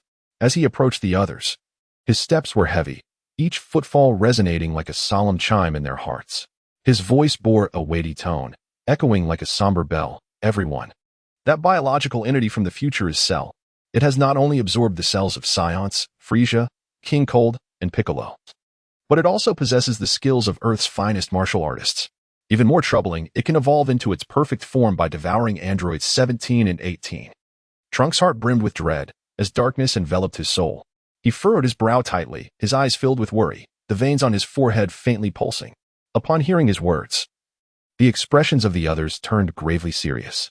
Piccolo's brow knitted tightly, resembling an intricate knot. His green skin appeared deeper in the dim light, and his antennae quivered slightly. Internally, he contemplated. This cell is incredibly powerful. How shall we respond? The battles ahead will undoubtedly be arduous. A sense of unease filled Piccolo's gaze. As memories of their previous intense confrontations with Cell rushed back to him, each harrowing scene vividly replaying in his mind, he pondered how best to confront this formidable adversary. His arms crossed over his chest, his head slightly bowed, eyes reflecting both contemplation and trepidation. Android 18's face bore a look of vigilance, her eyes flickering with an angry flame, akin to a burning inferno. Her golden locks danced in the wind, and a resolute expression graced her beautiful visage. She pondered, that wretched Dr. Gero has dared to create such a creature. I must avenge my brother at all costs. Clenching her lips tightly, her heart brimmed with unwavering determination, resolved to engage in battle against Cell to exact her vengeance. Her fists trembled slightly, knuckles whitening from the force of her grip. Meanwhile, Android 16 remained silent. Yet an intensified aura emanated from him, reminiscent of a volcano on the brink of eruption. He was mentally prepared for the impending conflict, standing still with a steadfast gaze fixed ahead, as if anticipating an approaching storm. His towering figure radiated a formidable presence, deterring anyone from approaching easily. Once the search concluded, Future Trunks unhesitatingly raised his hand, accumulating a powerful energy sphere. His gaze was focused, his arm trembling slightly as sweat cascaded down his cheek. Accompanied by a brilliant flash and a deafening explosion, the energy sphere shot forth like a meteor, crashing into Dr. Gero's research facility. In an instant, flames soared skyward, and dust enveloped the area, transforming the entire base into mere ruins. Simultaneously, the younger iteration of Cell was obliterated in this cataclysmic assault. Yet, despite the successful destruction of the enemy's stronghold and the eradication of the youthful threat, all understood that the true battle had only just begun. After enduring countless hardships, they finally arrived at the serene and enigmatic abode of Master Roshi. The party consisted of Vegeta, Future Trunks, Piccolo, Android 16, Android 18, Gohan, Tien, Krillin, Yamcha, Kaiatsu, and the recovering Goku. Future Trunks approached Bulma with a grave expression, presenting her with a precious document, with a hint of anticipation in his voice. As if searching for a glimmer of hope in the darkness, he said, "Mom, this is the information I painstakingly obtained from Dr. Gero. Please take a look and see if it contains any means to combat those dreadful Cell androids." Filled with hope, Trunks yearned for his mother to discover a solution within the documents. He held the materials with both hands, slightly extending them forward, his eyes reflecting his eagerness. Without hesitation, Bulma nodded and began to scrutinize the documents. Her brow furrowed slightly as she focused intently on the contents, her fingers gently turning the pages, producing a soft rustling sound. At that moment, Vegeta, with a serious demeanor, began to relay the crucial intelligence he had gathered regarding Dr. Gero's research, the creation of Cell, and his nefarious objectives.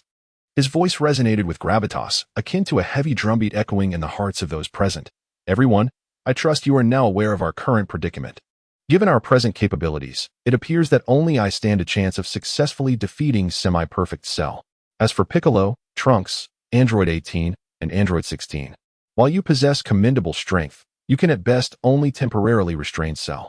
Through our previous encounters with him, we have discovered that this creature is not only exceedingly cunning but also holds a profound appreciation for his own life, with a wealth of combat experience to boot. Thus, the forthcoming battle promises to be extraordinarily arduous. We must exert ourselves fully to harbor any hope of victory." After delivering this statement, Vegeta clenched his fists tightly, his gaze resolute and brimming with fighting spirit. Piccolo, with a grave expression, continued, "Indeed, particularly after the fierce battle at the research facility, when Cell unleashed his astonishing energy, I realized clearly that it was beyond my capability to defeat him, although I may be able to impose a slight restraint on him for a brief period. The impact is negligible. Currently, the enemy lurks in the shadows while we stand exposed. The situation is evidently unfavorable for us." A sense of worry and helplessness flickered in Piccolo's eyes, as he keenly understood the arduous path that lay ahead, akin to groping through the darkness. He sighed softly, shook his head, and his antennae quivered slightly. Upon hearing this, Krillin, his face etched with concern, asked, "What exactly should we do in response?" There was a note of urgency and anxiety in Krillin's voice, his eyes filled with trepidation for the future. His hands were tightly clenched, his expression tense, and beads of sweat formed on his forehead. After a moment of contemplation, Vegeta remarked, "Currently, there are two feasible strategies. However, regardless of which one we choose, it is imperative to possess a formidable and abundant combat strength to support our efforts. The first approach entails providing unwavering protection for Android 18 while attempting to lure Cell into the open and subsequently vanquish him. Yet, the most significant challenge lies in our severe lack of personnel with high combat prowess. Maintaining a continuous and comprehensive defense of Android 18 around the clock is nearly an insurmountable task. Consequently, Cell could very well exploit any vulnerabilities, seizing the opportune moment to launch a surprise attack and successfully absorb Android 18. Vegeta's gaze revealed a profound contemplation. He slightly narrowed his eyes, his fingers gently tapping against his chin. After a brief pause, he continued, "As for the second plan, extending the results of the first, if Cell successfully absorbs Android 18, we could preemptively place a locator on her. This would instantly shift the dynamics, rendering the enemy visible while we remain concealed. Furthermore, we would be able to monitor Cell's latest movements and precise location at all times. What remains for us is to exert ourselves fully to enhance our own strength, and when the moment is ripe, to assemble a formidable force to besiege and eliminate Cell. However, this plan harbors a significant flaw. We cannot accurately predict how powerful Cell will become upon achieving his perfect form. Of course, we can use the Dragon Balls to resurrect androids 17 and 18 after the battle." Piccolo, with a serious expression, remarked, "Vegeta's analysis is indeed astute and comprehensive. The most pressing issues before us are twofold: a severe lack of formidable combat power and the precious little time we have left." He paused before adding, "Fortunately, concerning time, we have the miraculous room of spirit and time at our disposal, where 1 year inside equates to 1 day outside." Piccolo furrowed his brow, his eyes reflecting deep thought, the antennae on his forehead trembling slightly.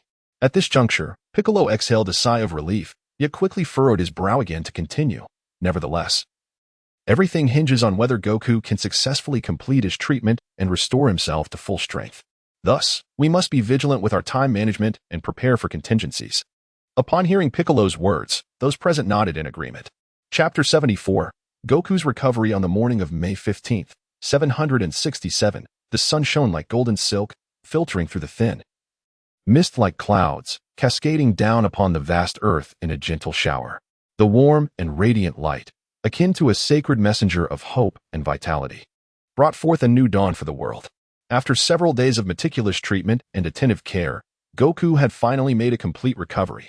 Once ravaged by viral heart disease, he now stood tall and proud, resembling a majestic pine, as if reborn, exuding vibrant energy. He stood quietly, his eyes gleaming with unwavering determination, akin to an indomitable mountain peak. His lustrous black hair glimmered slightly under the brilliant sunlight, and his orange martial arts uniform was neat and crisp. With his hands resting naturally at his sides, fingers lightly clenched, clearly reflecting his inner resolve and dedication. Upon receiving the news, Vegeta hastened to consult with Son Goku. He raced forward, his brow furrowed, his thoughts tumultuous like surging waves. As he approached Son Goku with swift strides, he spoke with a grave yet composed demeanor. "Kakarot, the ultimate android created by Dr. Gero, Cell, is an exceedingly perilous entity. His intentions are unequivocal. He seeks to evolve into his perfect form by absorbing androids 17 and 18. Among his goals, the elimination of you is a paramount task." Son Goku furrowed his brow slightly, his eyes betraying profound anxiety. With his arms crossed over his chest, he inquired, "Vegeta, do you truly believe you can defeat semi-perfect Cell?" Goku's mind incessantly contemplated various possibilities. He yearned for the thrill of battle against formidable foes while recognizing the dangers posed by Dr. Gero's creation. His brilliant eyes sparkled with wisdom, a bead of sweat forming on his forehead, shimmering under the sunlight. Vegeta raised his chin, crossing his arms with a confidence that radiated from him. "I can do it, and so can you, even now. However, we cannot remain in a state of passive defense while the enemy lurks in the shadows. It defies the logic of preparedness. You are already aware of the plan. And now that you have recovered, I have resolved to take Trunks to the hyperbolic time chamber to enhance his strength, thereby elevating our combat capabilities. Goku pondered for a moment, then nodded slightly. All right, I will also visit the time chamber tomorrow to train Gohan. For today, I shall guard Android 18. Goku was acutely aware of the significance of protecting Android 18. He understood that if Cell were to successfully absorb her, the consequences would be dire. And he found himself in agreement with Vegeta's strategy. As Cell concealed himself in the darkness, they could not possibly maintain a constant, vigilant protection over Android 18. There would inevitably be lapses. Therefore, it was imperative to bolster their fighting strength and eliminate Cell through a concerted effort. Meanwhile, in a dim and damp research facility on Earth, an air of mystery and danger pervaded the atmosphere. Cell's green form appeared particularly sinister under the faint light. His eyes gleaming with a cold, ruthless intensity, reminiscent of a venomous snake poised to strike.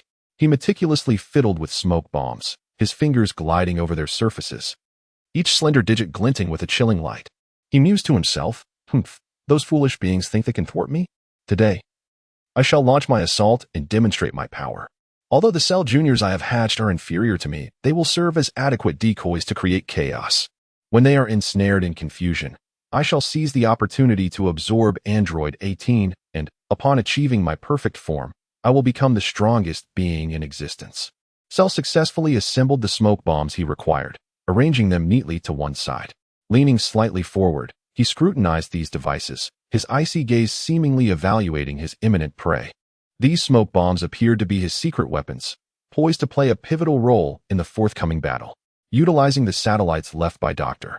Gero and the omnipresent spy drones, Cell had managed to ascertain the approximate location of Android 18 over the past few days. A cold smile crept onto his lips. His arms crossed, eyes brimming with ambition and confidence, as if the entire world lay within his grasp. His green skin appeared even more grotesque under the dim lighting, the patterns on his forehead flickering with an enigmatic glow. Cell reveled in his thoughts. Once I attain my perfect form, no one shall stand against me.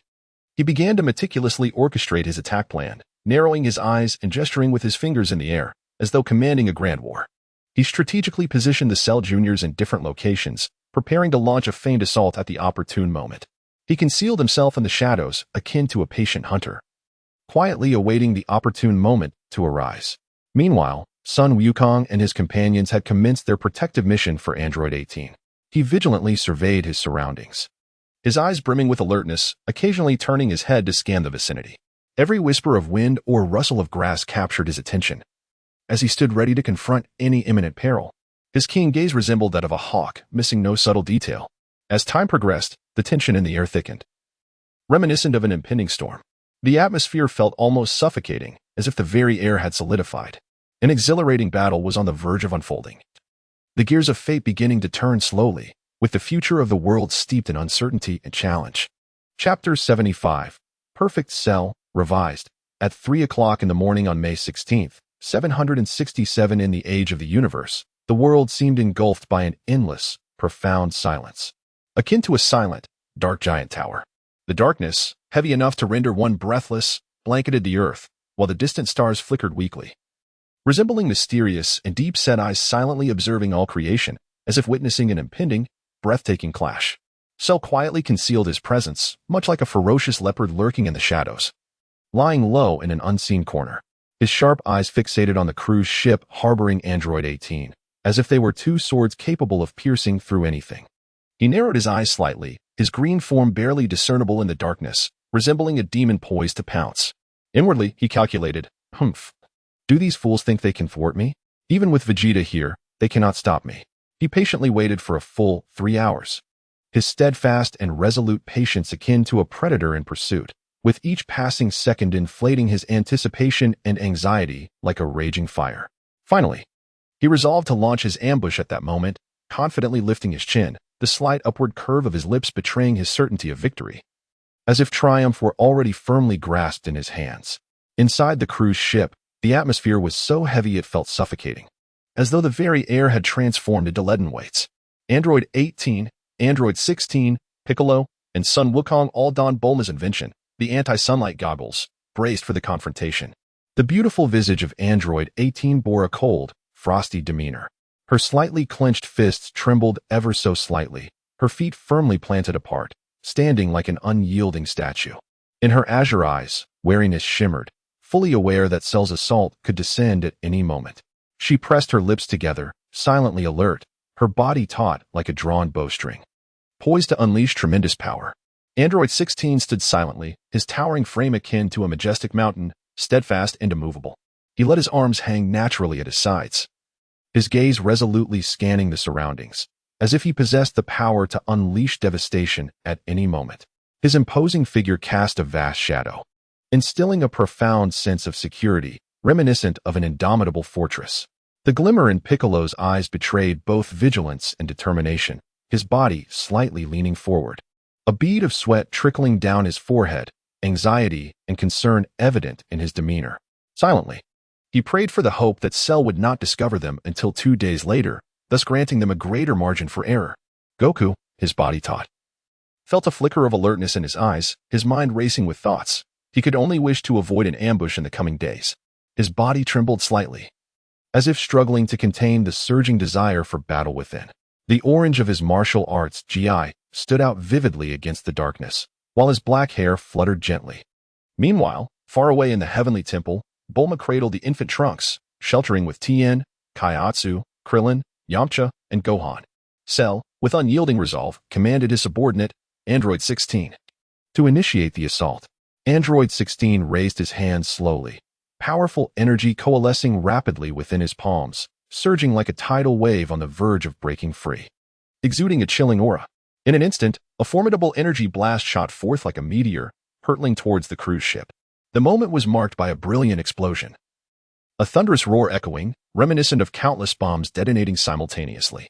The cruise ship was obliterated in an instant, engulfed in smoke, the entire sky illuminated as if it were daylight. At that very moment, Goku, with his keen senses, detected the impending attack. His eyes widened with alertness, his body tensed instantly, with a powerful push against the ground.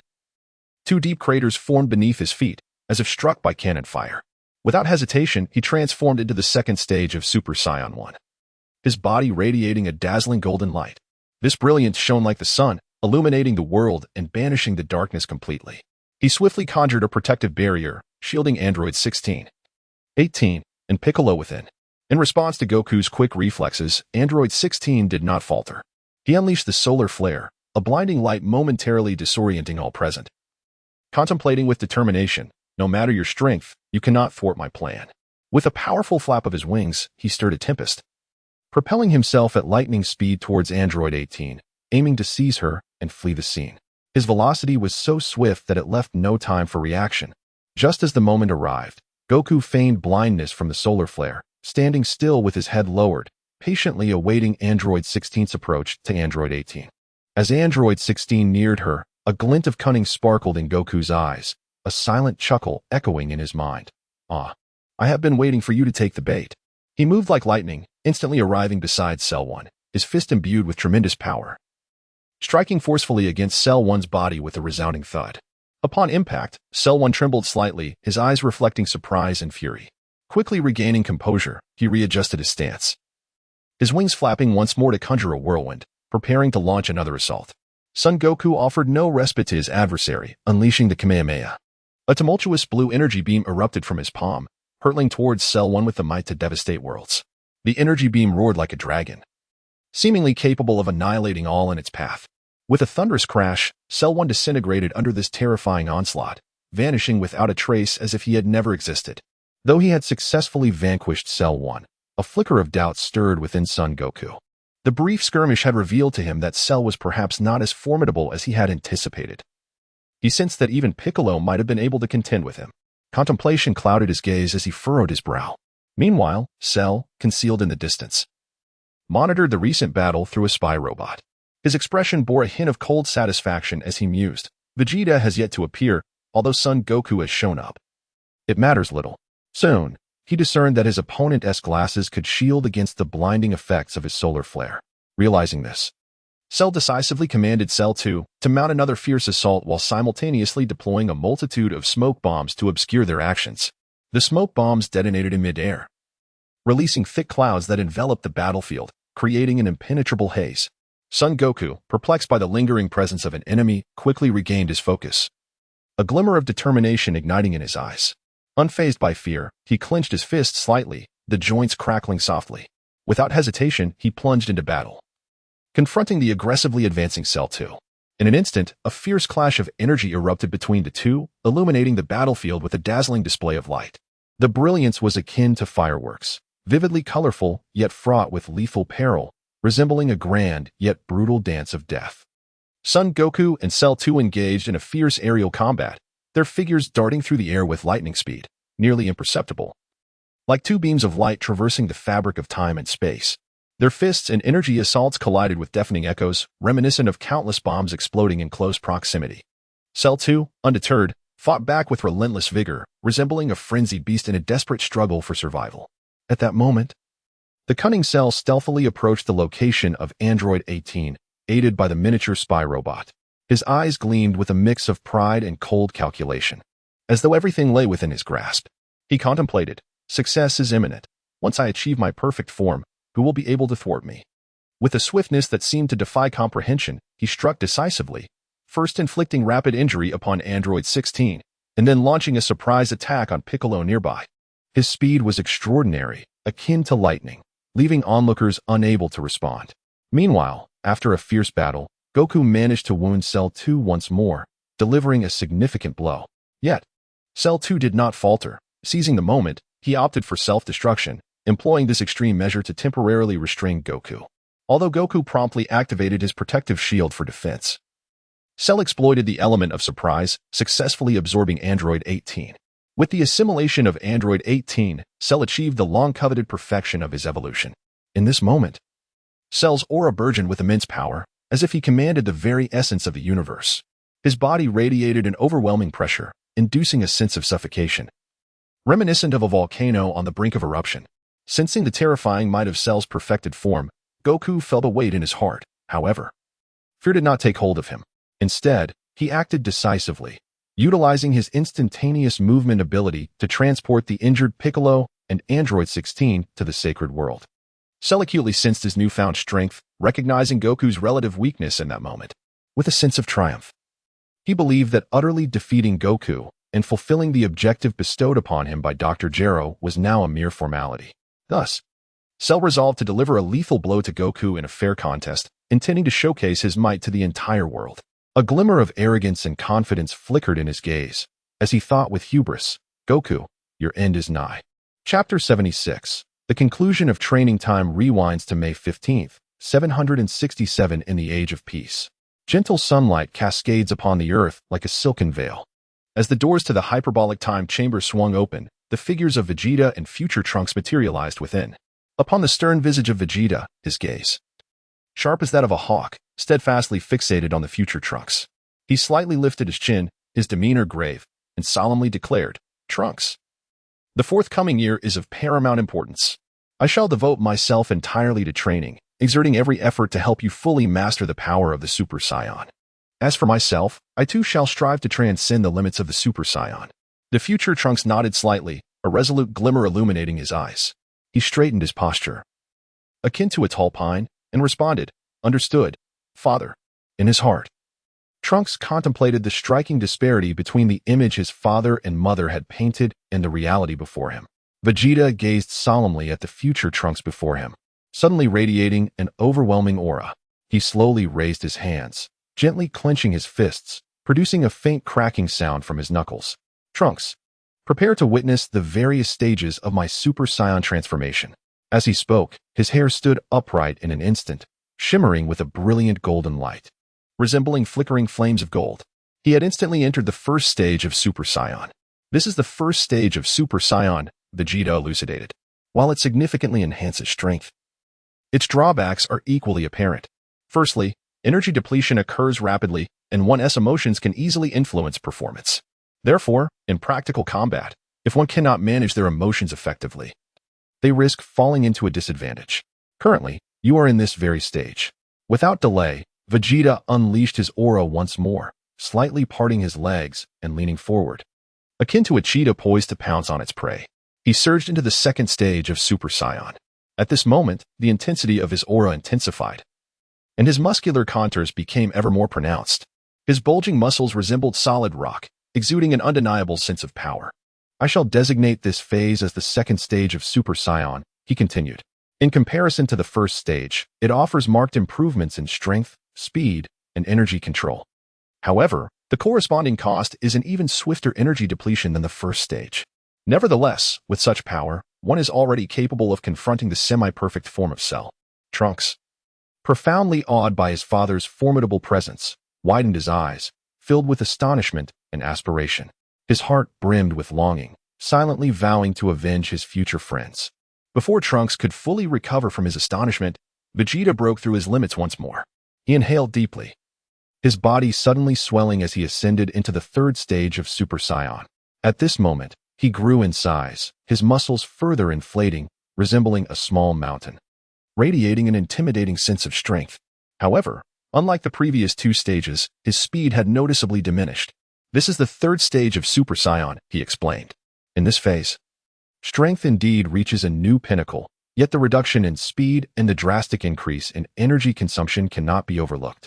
Hence, one must exercise caution when utilizing this stage. A contemplative glimmer shone in Vegeta's eyes. Finally, Vegeta took a deep breath, gradually retracting his aura. He lowered his hands, his demeanor appearing calm and composed, emanating a profound sense of power. This final stage is the full power of the fourth phase of Super Saiyan. Its greatest advantage lies in completely overcoming the issue of excessive stamina depletion during combat, allowing for the utmost expression of Super Saiyan's formidable combat prowess.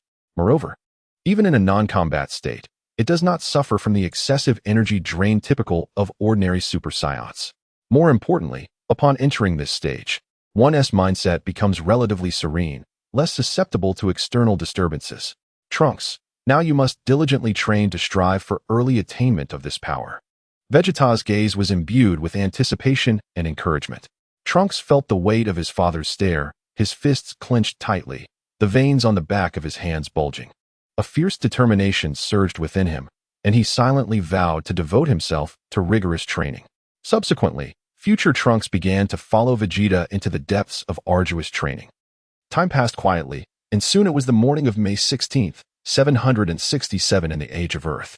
Sunlight streamed through the clouds, cascading onto the sacred world of the Kais, the warm rays seemingly narrating tales of new hope and challenges.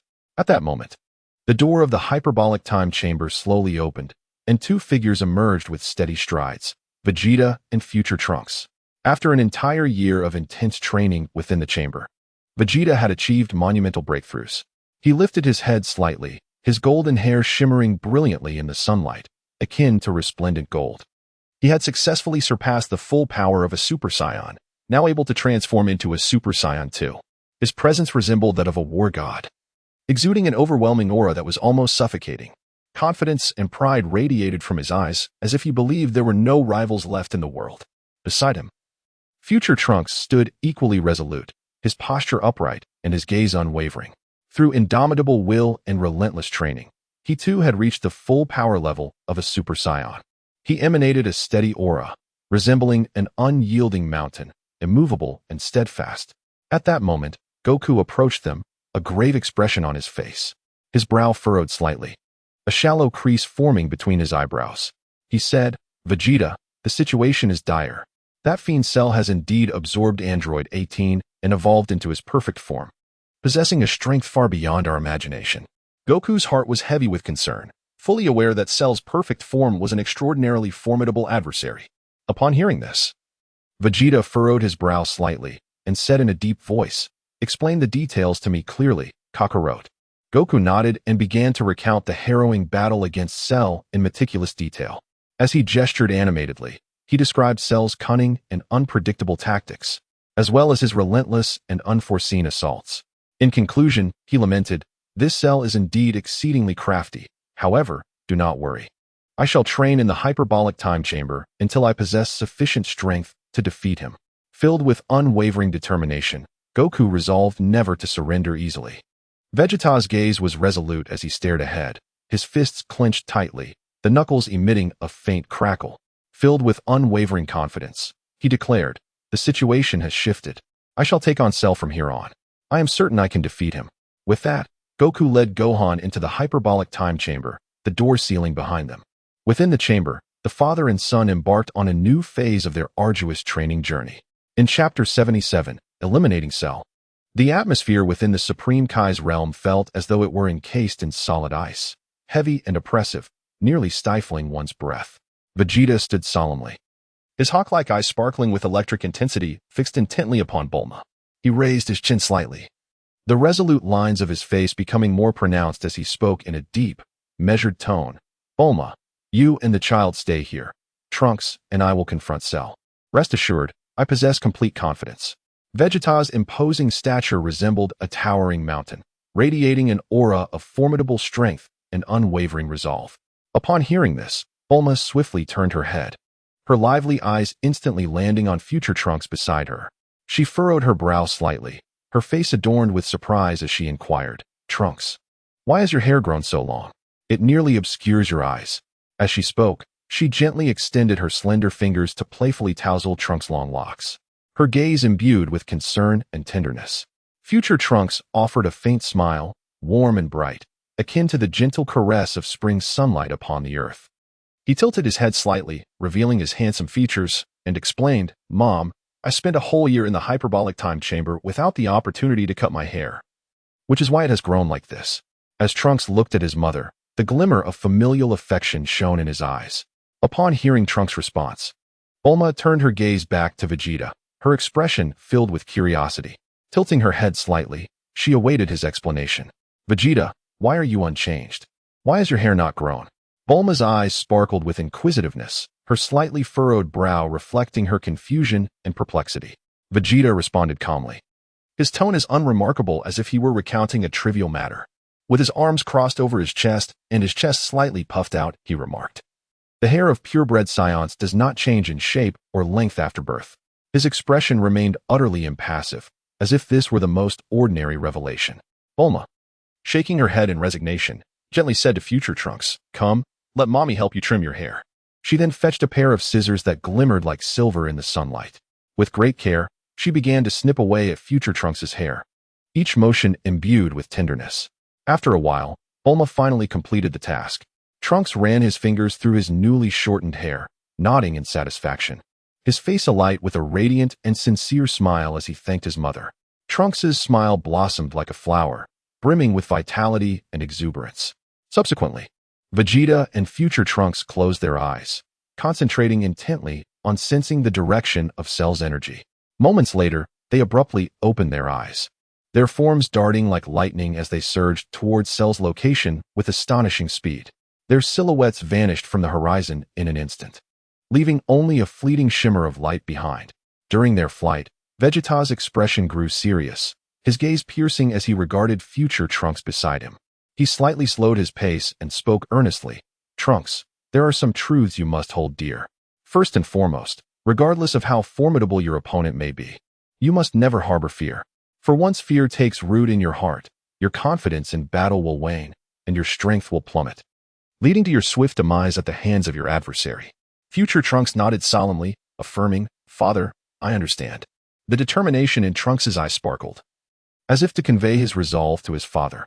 After a brief pause, Vegeta continued with gravity, secondly, you must give your all in every battle.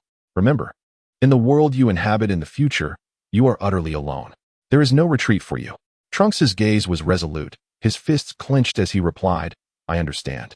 Father, I will fight with all my might from now on. His voice was filled with confidence and determination. Then, Vegeta took a deep breath and began to impart crucial information regarding Cell. This cell, to be precise, is a product of the entire android series. Their terrifying strength is beyond what Dr. Gero could have created solely by his own hand. There exists, subtly, the shadow of a divine presence behind it all. Moreover, in a certain sense, the absence of Dragon Balls in the future might be a fortunate circumstance. Remember, under no circumstances should you use the Dragon Balls to make wishes lightly. Time travel is a grave offense, and you will soon face even greater challenges. Thus, you return from the future to enhance your own prowess.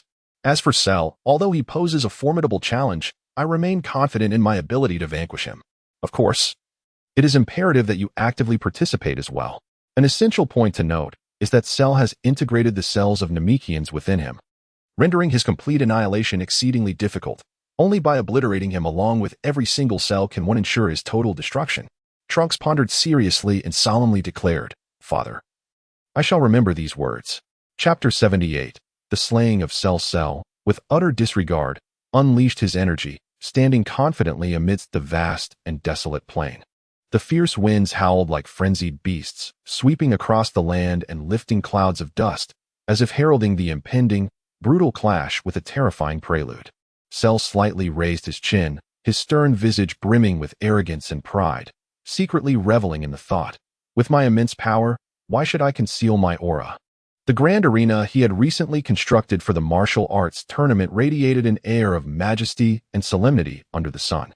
Towering stone pillars stood like giants, steadfastly supporting the expansive platform, silently narrating the fierce battle that was about to erupt, a life-and-death confrontation capable of altering the very fabric of existence.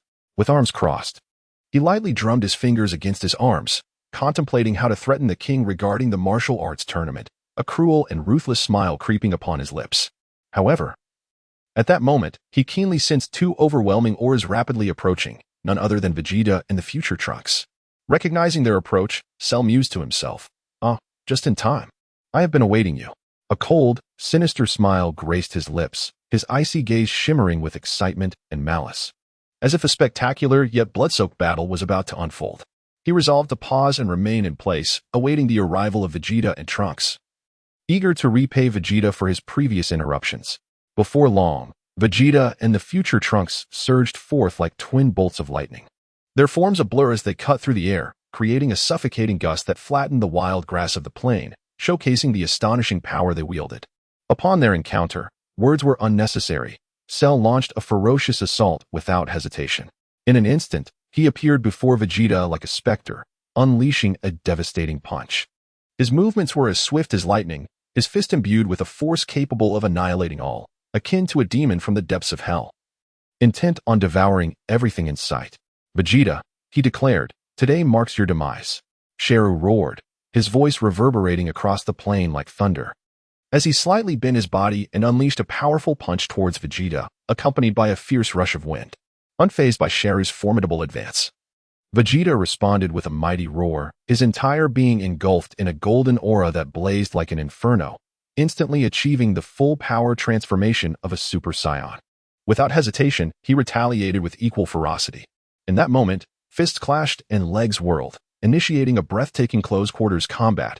Each collision resonated with the force of celestial bodies colliding, unleashing a terrifying power that sent shivers down the spine.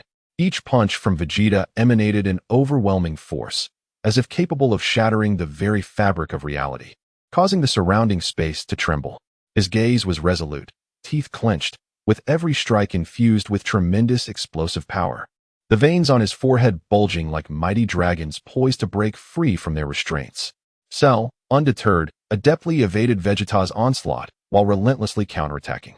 His movements were both agile and potent, each assault instilling a profound sense of dread. A sinister expression adorned Cell's face, accompanied by deep, rumbling roars that echoed through the air, reminiscent of a frenzied beast. The sound sent shivers down one's spine. "Vegeta, do you truly believe you can defeat me? I have attained my perfect form, and I am the strongest." Simultaneously, they unleashed an array of astonishing energy blasts, weaving a dazzling tapestry of light in the sky. These energy spheres streaked across the heavens like meteors, carrying an aura of destruction. The collisions of these blasts resulted in colossal explosions, causing the very earth to quiver, with rising clouds of dust shrouding the air, as if heralding the impending apocalypse. The brilliance of the explosions illuminated the entire plain, the intense radiance rendering it nearly impossible to open one's eyes, while the resounding noise resembled the cataclysmic roar of nature itself. In this exchange, they engaged in a fierce battle for dozens of rounds, with Cell maintaining the upper hand overall. A sense of smug satisfaction welled up within Cell as he perceived Vegeta to be merely mediocre. As the conflict wore on, Vegeta gradually came to the realization that relying solely on his Super Saiyan full power state might not suffice to vanquish Cell. With this thought, a glimmer of determination flashed in his eyes, and without hesitation, he once again unleashed the power within him, successfully transforming into Super Saiyan 2. Vegeta's hair became increasingly straight, illuminated by intermittent flashes of lightning. emanating an overwhelming aura of power that seemed to solidify the very air around him. As the Z warriors, observing from the heavenly temple, sensed Vegeta's terrifying might, they were profoundly astonished. Among them, Piccolo widened his eyes in disbelief, exclaiming, "Goodness! Vegeta's power has escalated at an astonishing rate. At this pace, he might actually defeat Cell without Goku's intervention." His gaze was filled with awe and admiration as he furrowed his brow, sensing the distant battlefield, and reflecting deeply on the situation. Hearing Piccolo's words, Bulma eagerly inquired, "Is it true? Has Vegeta truly become this formidable?" Her eyes brimmed with a mixture of hope and concern as she cradled the infant Trunks, silently praying for both Vegeta and the future of Trunks. Piccolo, with a wry smile, shook his head and replied, "Alas, the disparity in our strengths is too great. So I can only make a rough estimation based on what I've observed thus far." Cell, through his own sense of energy, clearly recognized Vegeta's rapid power surge, leaving him in a state of shock and turmoil. How is this possible? How could he become so powerful in such a short time? Cell was consumed by unease and fury, never anticipating that Vegeta could ascend to such strength so swiftly. Meanwhile, Vegeta unleashed his full power without reservation, attacking Cell with the ferocity of a fierce cheetah, striking in a blinding flurry of martial arts. He vanished from sight, instantly appearing before Cell, launching into a relentless barrage of swift, storm-like strikes that intertwined in a dazzling display of fists and kicks. Vegeta's assaults were akin to a tempest, rendering evasion impossible. Each punch he delivered exuded formidable power, as if capable of shattering Cell into fragments. His gaze was sharp, each strike imbued with lethal determination. While Cell struggled to withstand Vegeta's onslaught, despair swelling within him, Cell's expression grew increasingly ferocious, emitting furious roars as his aura transformed into a more violent manifestation, beginning to enter his perfect form in a state of rage. "I shall not be defeated. I am the strongest." Cell's heart brimmed with wrath.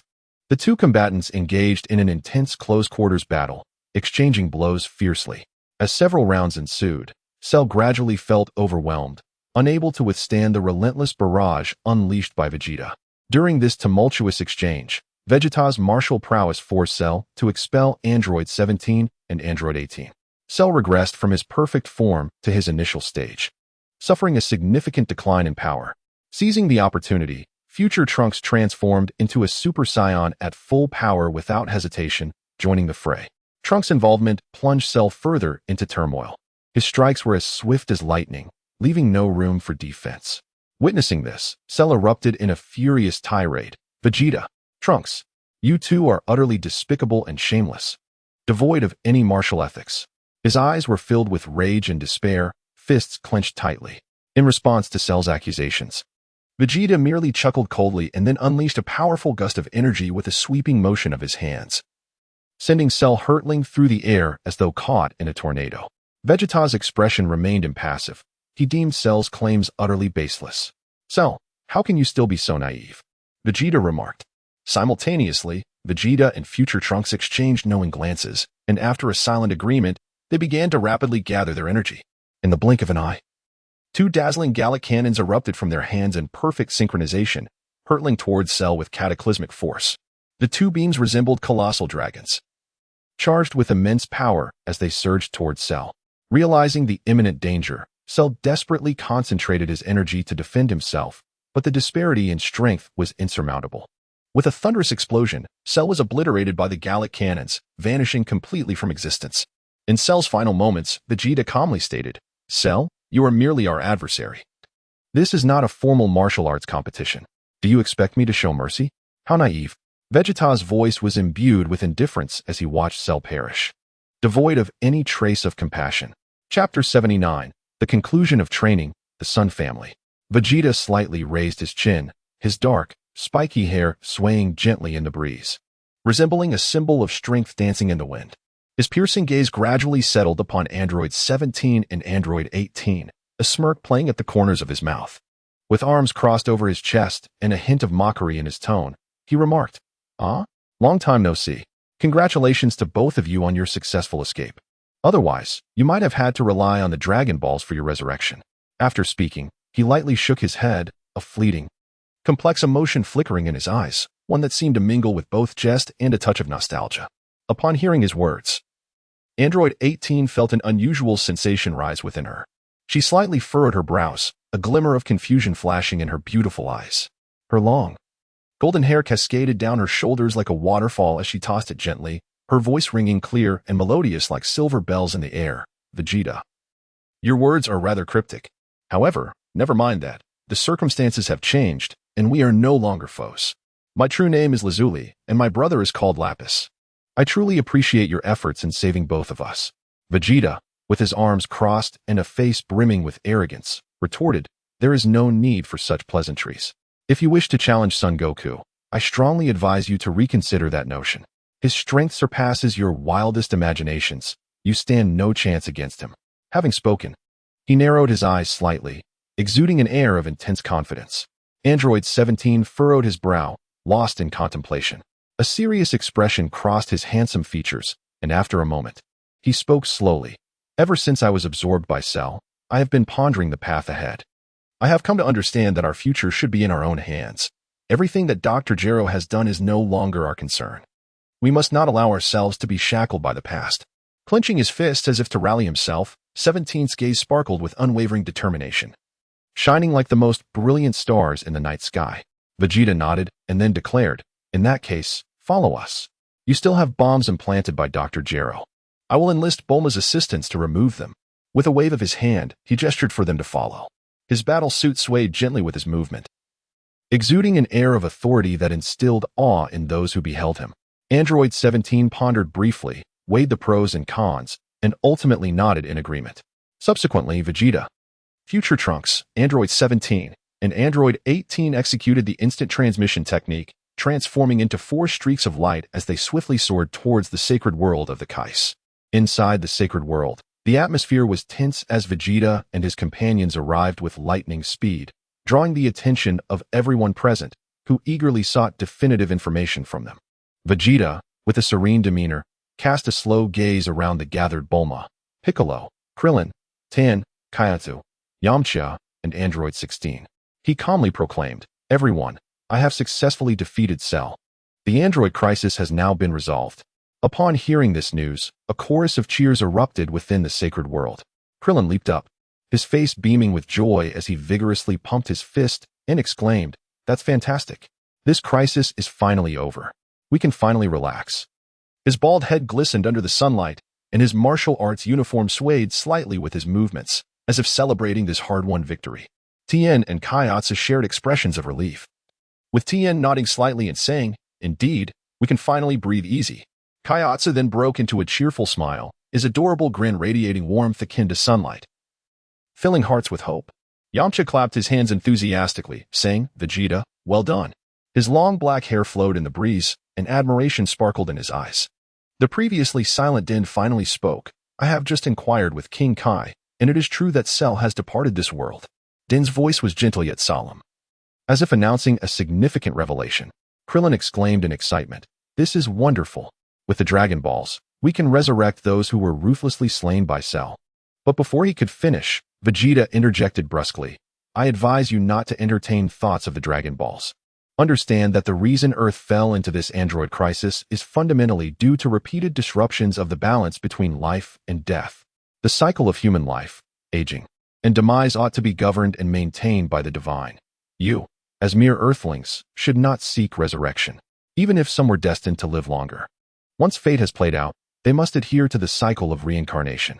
Din regarded Krillin and the others with a grave expression and slowly remarked, Prince Vegeta speaks the truth. Since the creation of Broly, our Namekian ancestors indeed frequently utilized the Dragon Balls to fulfill various wishes. However, this brought about exceedingly grave consequences. The climate of Namek became extraordinarily harsh, rendering it uninhabitable. Consequently, the population of our Namekian people dwindled drastically, teetering on the brink of extinction. It was only after we ceased the use of the Dragon Balls that our race managed to survive and propagate. Dandy reminisced about the arduous history of Namek, his heart filled with poignant reflections and helplessness. He let out a soft sigh, his gaze betraying a hint of sorrow, as if his diminutive frame bore the weight of a heavy legacy. Dandy continued, only after I became the god of Earth did I gradually comprehend the underlying reasons. However, regarding the specific causes, I am currently unable to disclose them to you. Rest assured, in the future, I shall endeavor to improve the Dragon Balls. I will impose stringent controls on wishes that may disrupt the balance. After all, through the previous crisis involving the androids, I am acutely aware that my authority as a deity is insufficient to completely eradicate such sources of calamity. Thus, it is imperative to implement measures to prohibit such actions, ensuring that Earth can progress smoothly.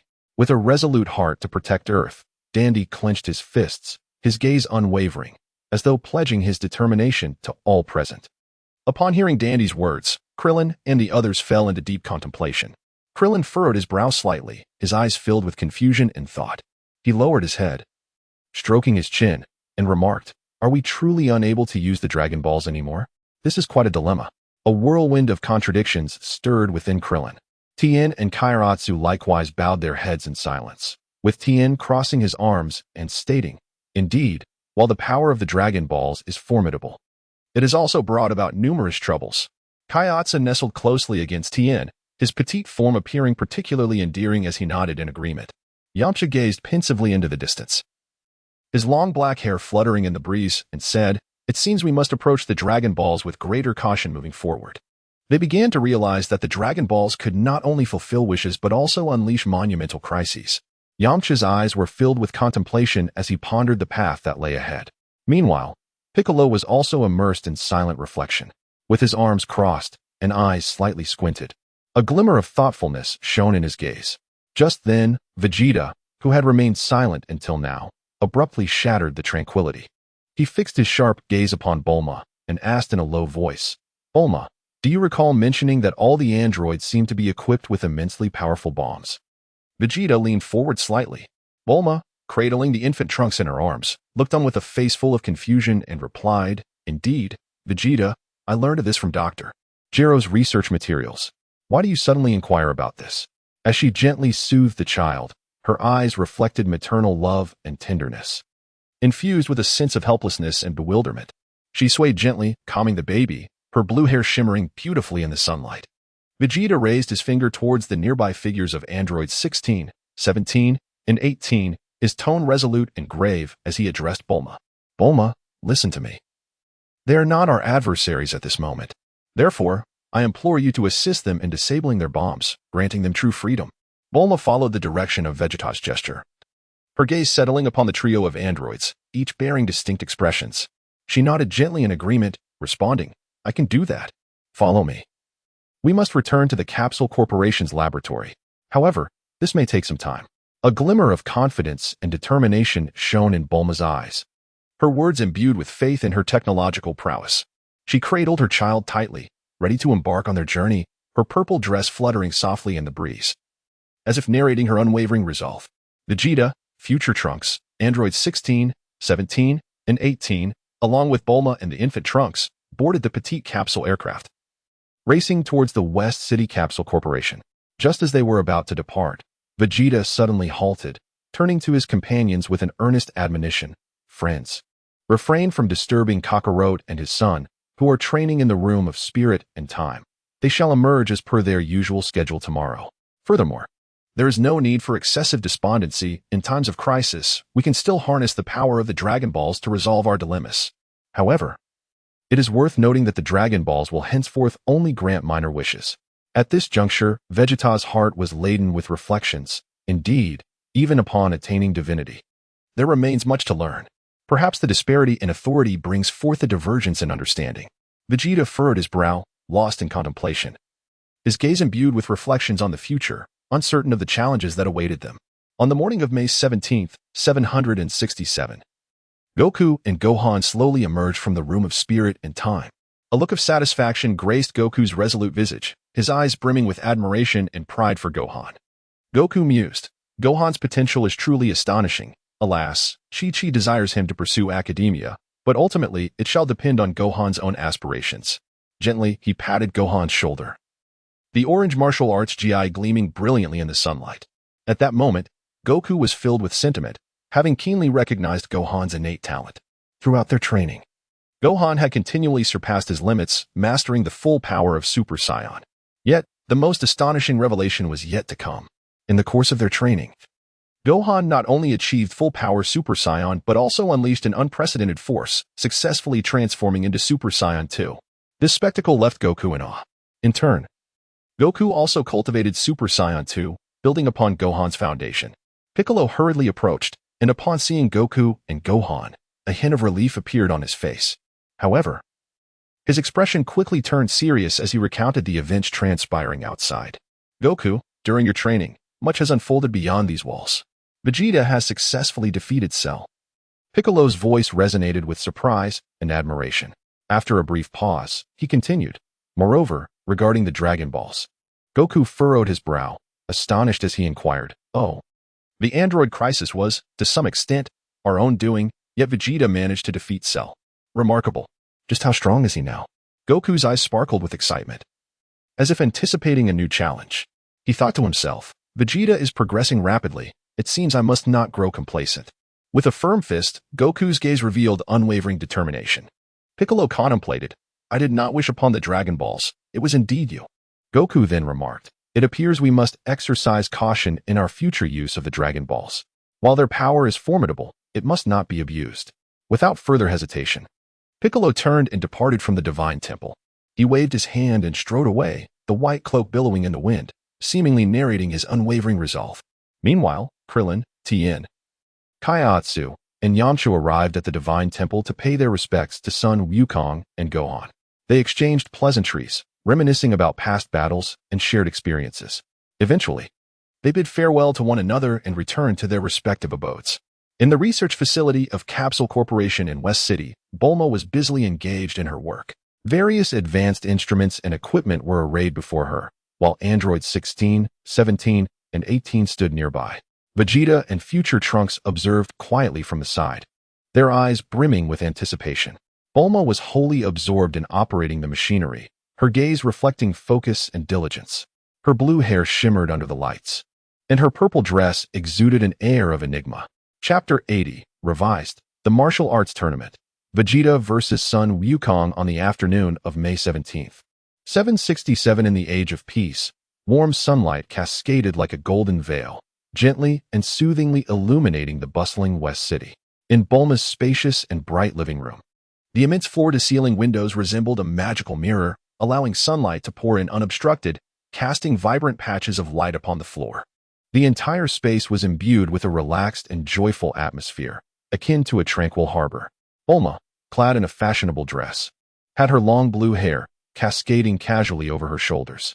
With a slight tilt of her head, her exquisite features radiated delight. Her beautiful, large eyes sparkled with excitement, reminiscent of twinkling stars, as if a heavy burden had been lifted from her heart. At this moment, her lips curled into a smile, her face glowing with the joy of success, akin to a blooming flower in full splendor. She approached Vegeta with a light step and softly said, Vegeta, I have some news for you. The bombs inside the androids have finally been removed today. Vegeta raised his gaze slightly, observing the exhilaration radiating from Bulma, and a wave of joy surged within him. He gently nodded, the corners of his mouth lifting ever so slightly, revealing a barely perceptible smile as he remarked, Indeed, this is truly splendid news. However, as the joy subsided, Bulma's brow furrowed slightly, and she promptly posed another inquiry. Does this mean we will no longer be able to utilize the Dragon Balls? Vegeta furrowed his brow slightly, lost in contemplation. His gaze deepened and grew solemn, as if he were pondering a matter of great significance. After a moment, he slowly replied, Well, if it concerns only a few minor wishes, they should be achievable. However, to avoid unnecessary complications, it would be prudent to minimize the use of the Dragon Balls.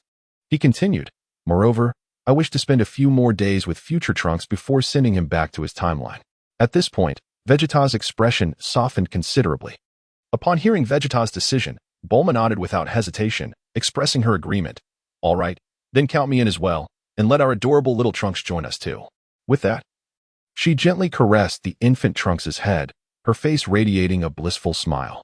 Bulma's eyes were filled with maternal love as she gazed at the baby in her arms, as if she could glimpse the hope of the future. She tenderly kissed Trunks' forehead and softly whispered, Darling, may our family remain this blissful forever. The date was May 26th, 767, in the Age of the Universe. The bright sunlight streamed through the windows, casting golden threads of light across the cozy living room of the brief household. Vegeta sat quietly on the sofa, his posture upright like a silent mountain, exuding an air of authority and composure. His hands were clasped upon his lap as he drifted into memories of the past few days. The moments spent with his family flickered through his mind like scenes from a film. An involuntary smile graced his lips, and an ineffable sense of happiness surged within him. Vegeta reflected with a sense of appreciation. Such moments are truly delightful. His thoughts involuntarily drifted towards the matter of nurturing young Trunks. Yet, for the moment, he found himself at a loss, uncertain of where to begin. A slight furrow creased his brow as he sank into profound contemplation, as if exploring an uncharted realm. He gently bit his lower lip, a flicker of confusion evident in his gaze. Never mind, I shall not dwell on this for now. Shaking his head, Vegeta rose to his feet, his eyes instantly ablaze with determination akin to a flickering flame. He waved his hand and called to future Trunks beside him. Come, Trunks. Let us make our way. The two of them stepped outside their home and soared into the sky, heading towards their destination. During their flight, Vegeta glanced down at future Trunks, whose expression was earnest and spoke with gravity. Trunks, tomorrow you shall return to the future. Today's battle between Kakarot and me will provide you with a rare opportunity for learning. Although your generation possesses talents that surpass both Kakarot and me, you still lack in battle experience. Therefore, do observe us closely. I am confident that this observation will yield invaluable insights. Future Trunks nodded vigorously, his gaze resolute as he replied, Understood, Father. I am aware that there is much I need to learn. I will pay close attention and strive to improve myself. With that, he followed closely behind Vegeta, quickening his pace, filled with anticipation for the impending fierce battle, his eyes sparkling with eagerness, fists clenched tightly. In an open expanse, Vegeta and future Trunks arrived at the scene with the swiftness of lightning. At that moment, Goku, Gohan, Piccolo, Krillin, Tien, Yamcha, and Kaiatsu had already been waiting for some time. Their figures stood tall under the sunlight, resembling steadfast mountains that would not falter. Vegeta's gaze was sharp as he fixed his eyes on Goku, unabashedly revealing the fighting spirit within him. He slightly lifted his chin and spoke in a deep tone. Let us begin, Kakarot. Goku responded with a warm smile. Vegeta, you must give it your all. Otherwise, it would be rather dull. Goku's smile radiated warmth like sunlight, his eyes brimming with confidence and composure. He understood that this battle would be a fierce confrontation, akin to the calm before a storm. As soon as the words left his lips, Vegeta erupted with a formidable aura, his muscles tensed and golden light shimmering, successfully transforming into a full-powered Super Saiyan. His body appeared enveloped in a golden glow, the overwhelming energy causing the surrounding air to tremble, akin to surging ocean waves crashing against the shore. Simultaneously, Goku, unwilling to be outdone, emanated a dazzling golden radiance, achieving his own full-powered Super Saiyan transformation. The energies of the two clashed, resembling two powerful storms ravaging the training ground. With howling winds and swirling debris, in a flash, the two figures darted towards each other like meteors streaking across the sky, engaging in an extraordinarily intense martial arts duel. Every strike they executed was imbued with boundless power, with fists whistling through the air and legs intertwining in a dazzling display of speed that could bewilder the senses. Vegeta's fists were as hard as steel, each blow delivering tremendous impact, akin to a cannonball, tearing through the air with a sharp, explosive sound. He swung his fists, his gaze resolute, veins bulging on his forehead. Goku's movements were agile and nimble, reminiscent of a lively monkey, skillfully evading Vegeta's attacks and countering at opportune moments with lightning speed. He weaved left and right, his movements light and graceful, his hair flowing with each motion, creating whirlwinds with every step. Moreover, during the close-quarters combat, they occasionally unleashed powerful energy blasts, enveloping the surroundings in a cacophony of explosive sounds reminiscent of thunder.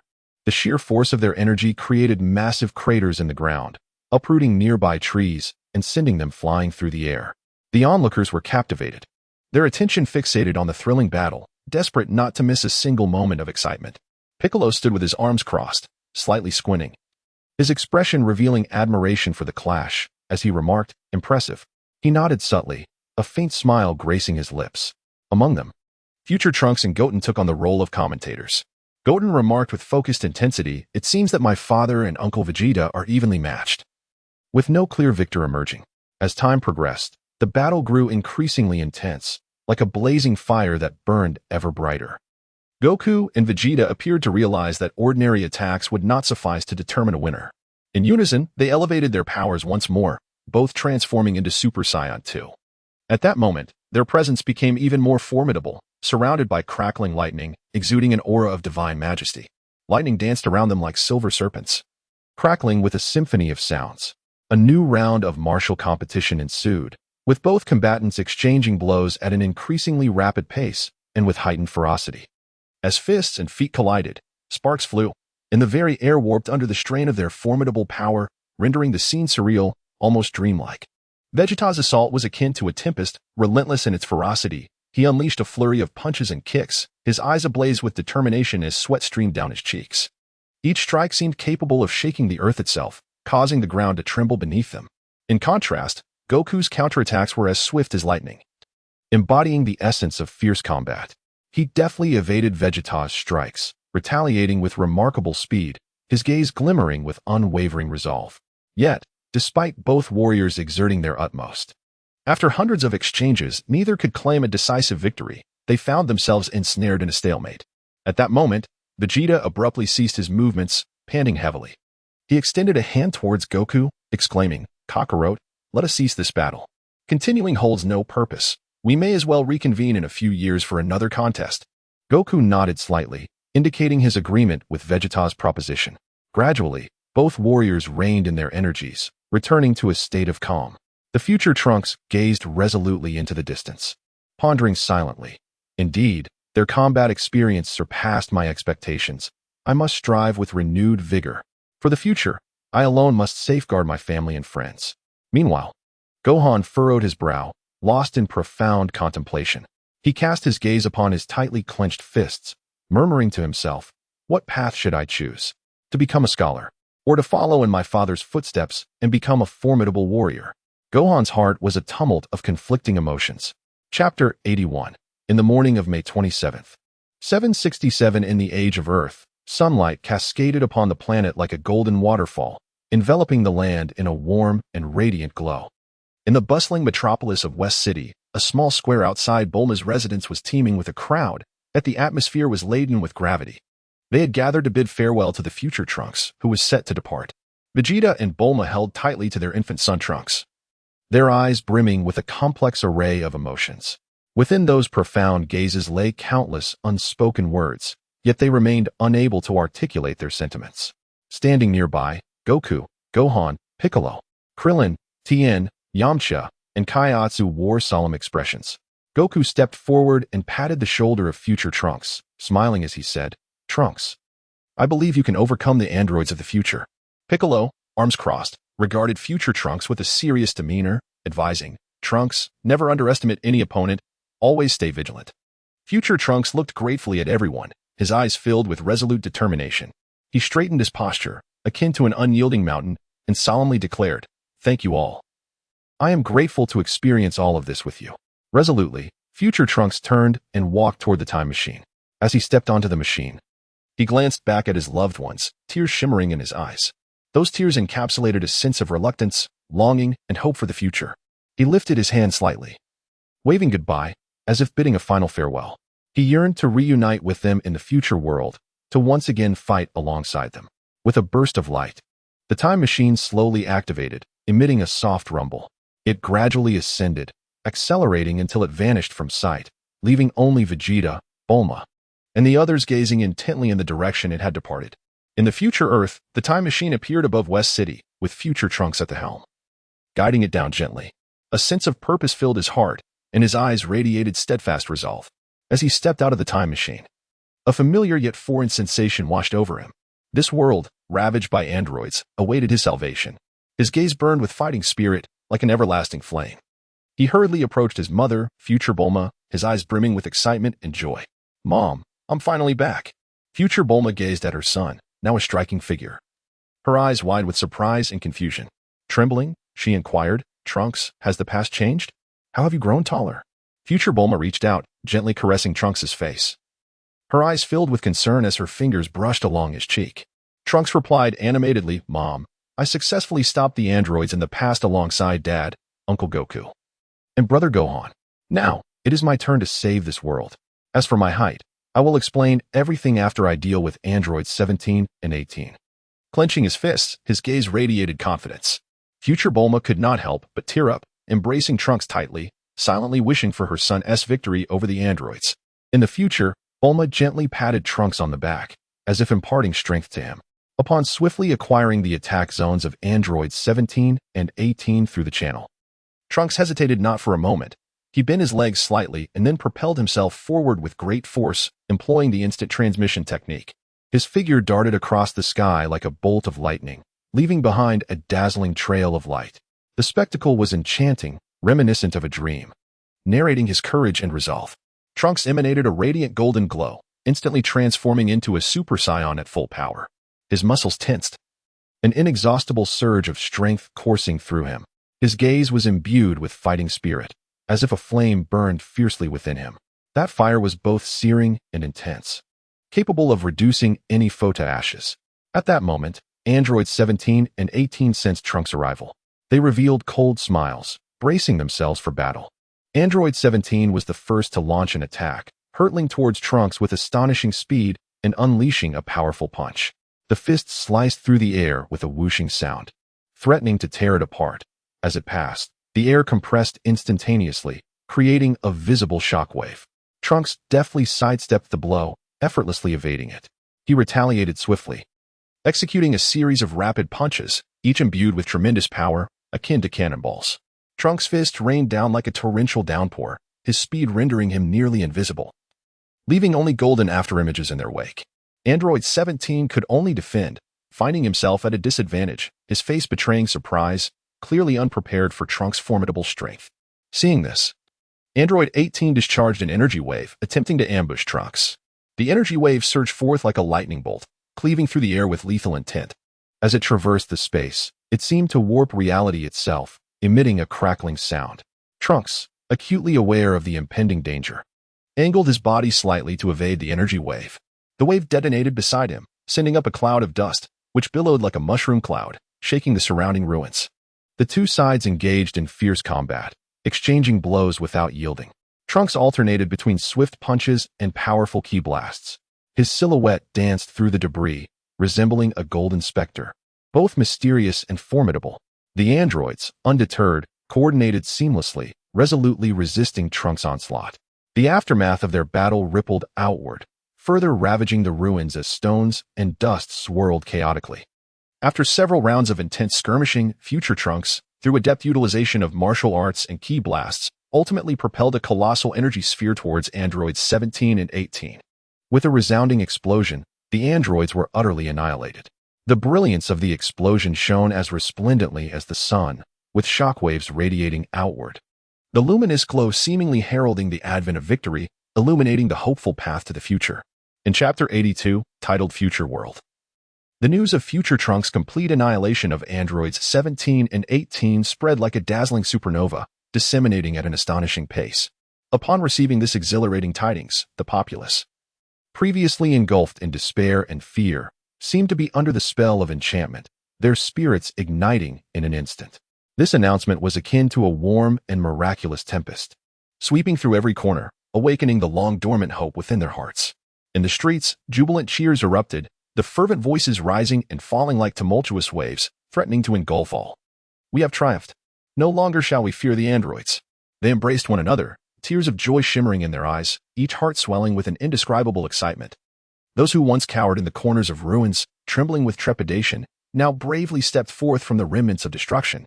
Their faces radiated the light of hope, as though they beheld a promising future beckoning them with open arms. Some waved their arms exuberantly, gesturing as if inscribing a grand narrative of victory in the air.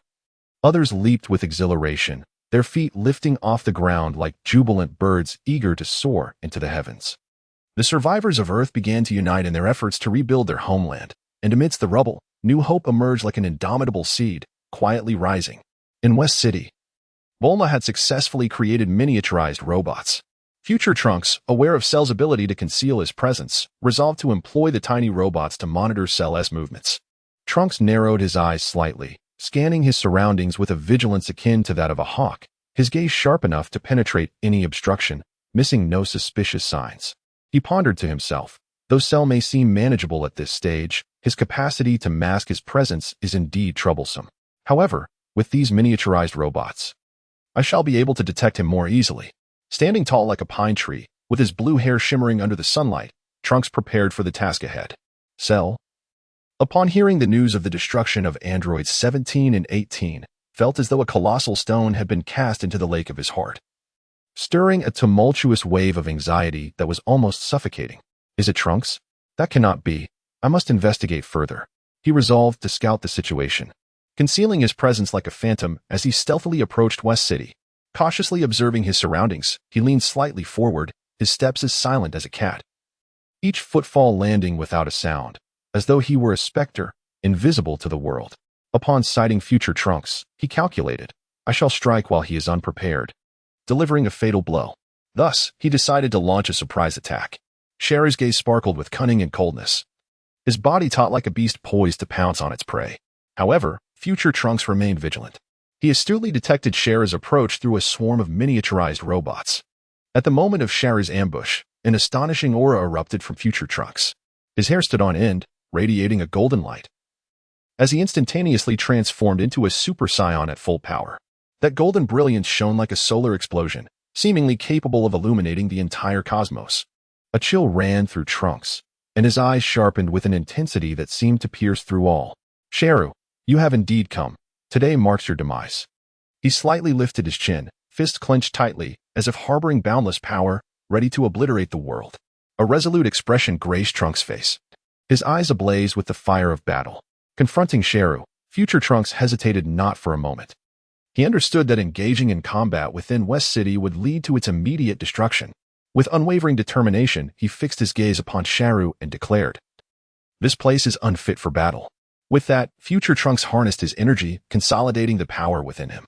A powerful gust surged forth like a roaring dragon, sweeping directly toward Cheru. As it passed, the air was violently torn apart, producing a deafening roar. Taken by surprise, Cheru was forcefully propelled into the distant open expanse. Fury welled within Cheru, his brows furrowing like treacherous mountain ranges, instilling dread. How could this be?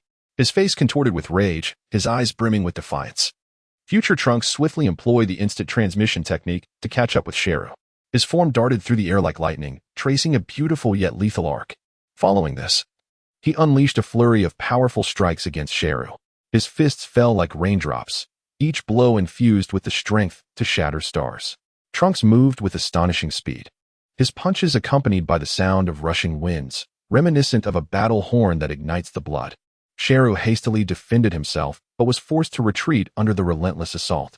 New wounds adorned his body, green blood splattering into the air like shimmering emeralds, yet exuding an aura of death. Trunks' movements were swift and potent, his gaze filled with unwavering focus. With a roar of fury, Cheru retaliated, unleashing a powerful energy wave toward Trunks. That wave resembled a storm of annihilation, brimming with boundless destructive force. Trunks adeptly evaded it and launched a counterattack. His body moved with the grace of a remarkable swallow, weaving through the air with elegance yet embodying a lethal threat. After several rounds of fierce combat, future Trunks exhibited an overwhelming advantage. His speed and strength far surpassed Cheru's, leaving him utterly powerless to retaliate. A sense of panic began to engulf Cell, his complexion darkening ominously, reminiscent of storm clouds gathering as if the apocalypse were imminent. How could this be? How could this adversary possess such formidable strength? Terror filled Cell's heart, and his gaze betrayed an overwhelming despair. Future Trunks seized the moment, channeling energy into a massive energy sphere.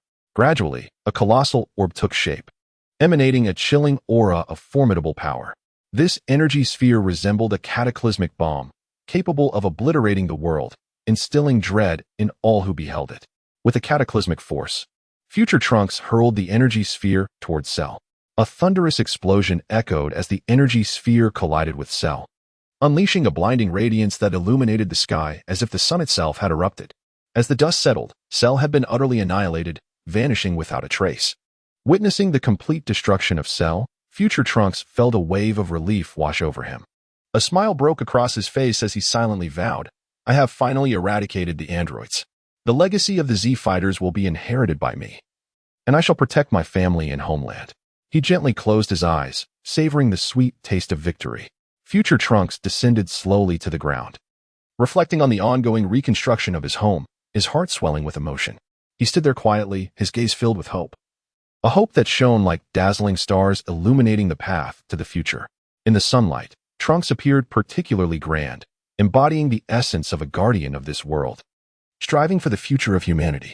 Chapter 83. In the year 767 of the Age of Peace, on July 1st, sunlight cascaded like a golden waterfall, gracefully illuminating the expansive and opulent courtyard of Bulma's residence in West City. The flowers and plants in the courtyard sparkled under the sun's embrace, resembling exquisite artworks sculpted by nature's own hand.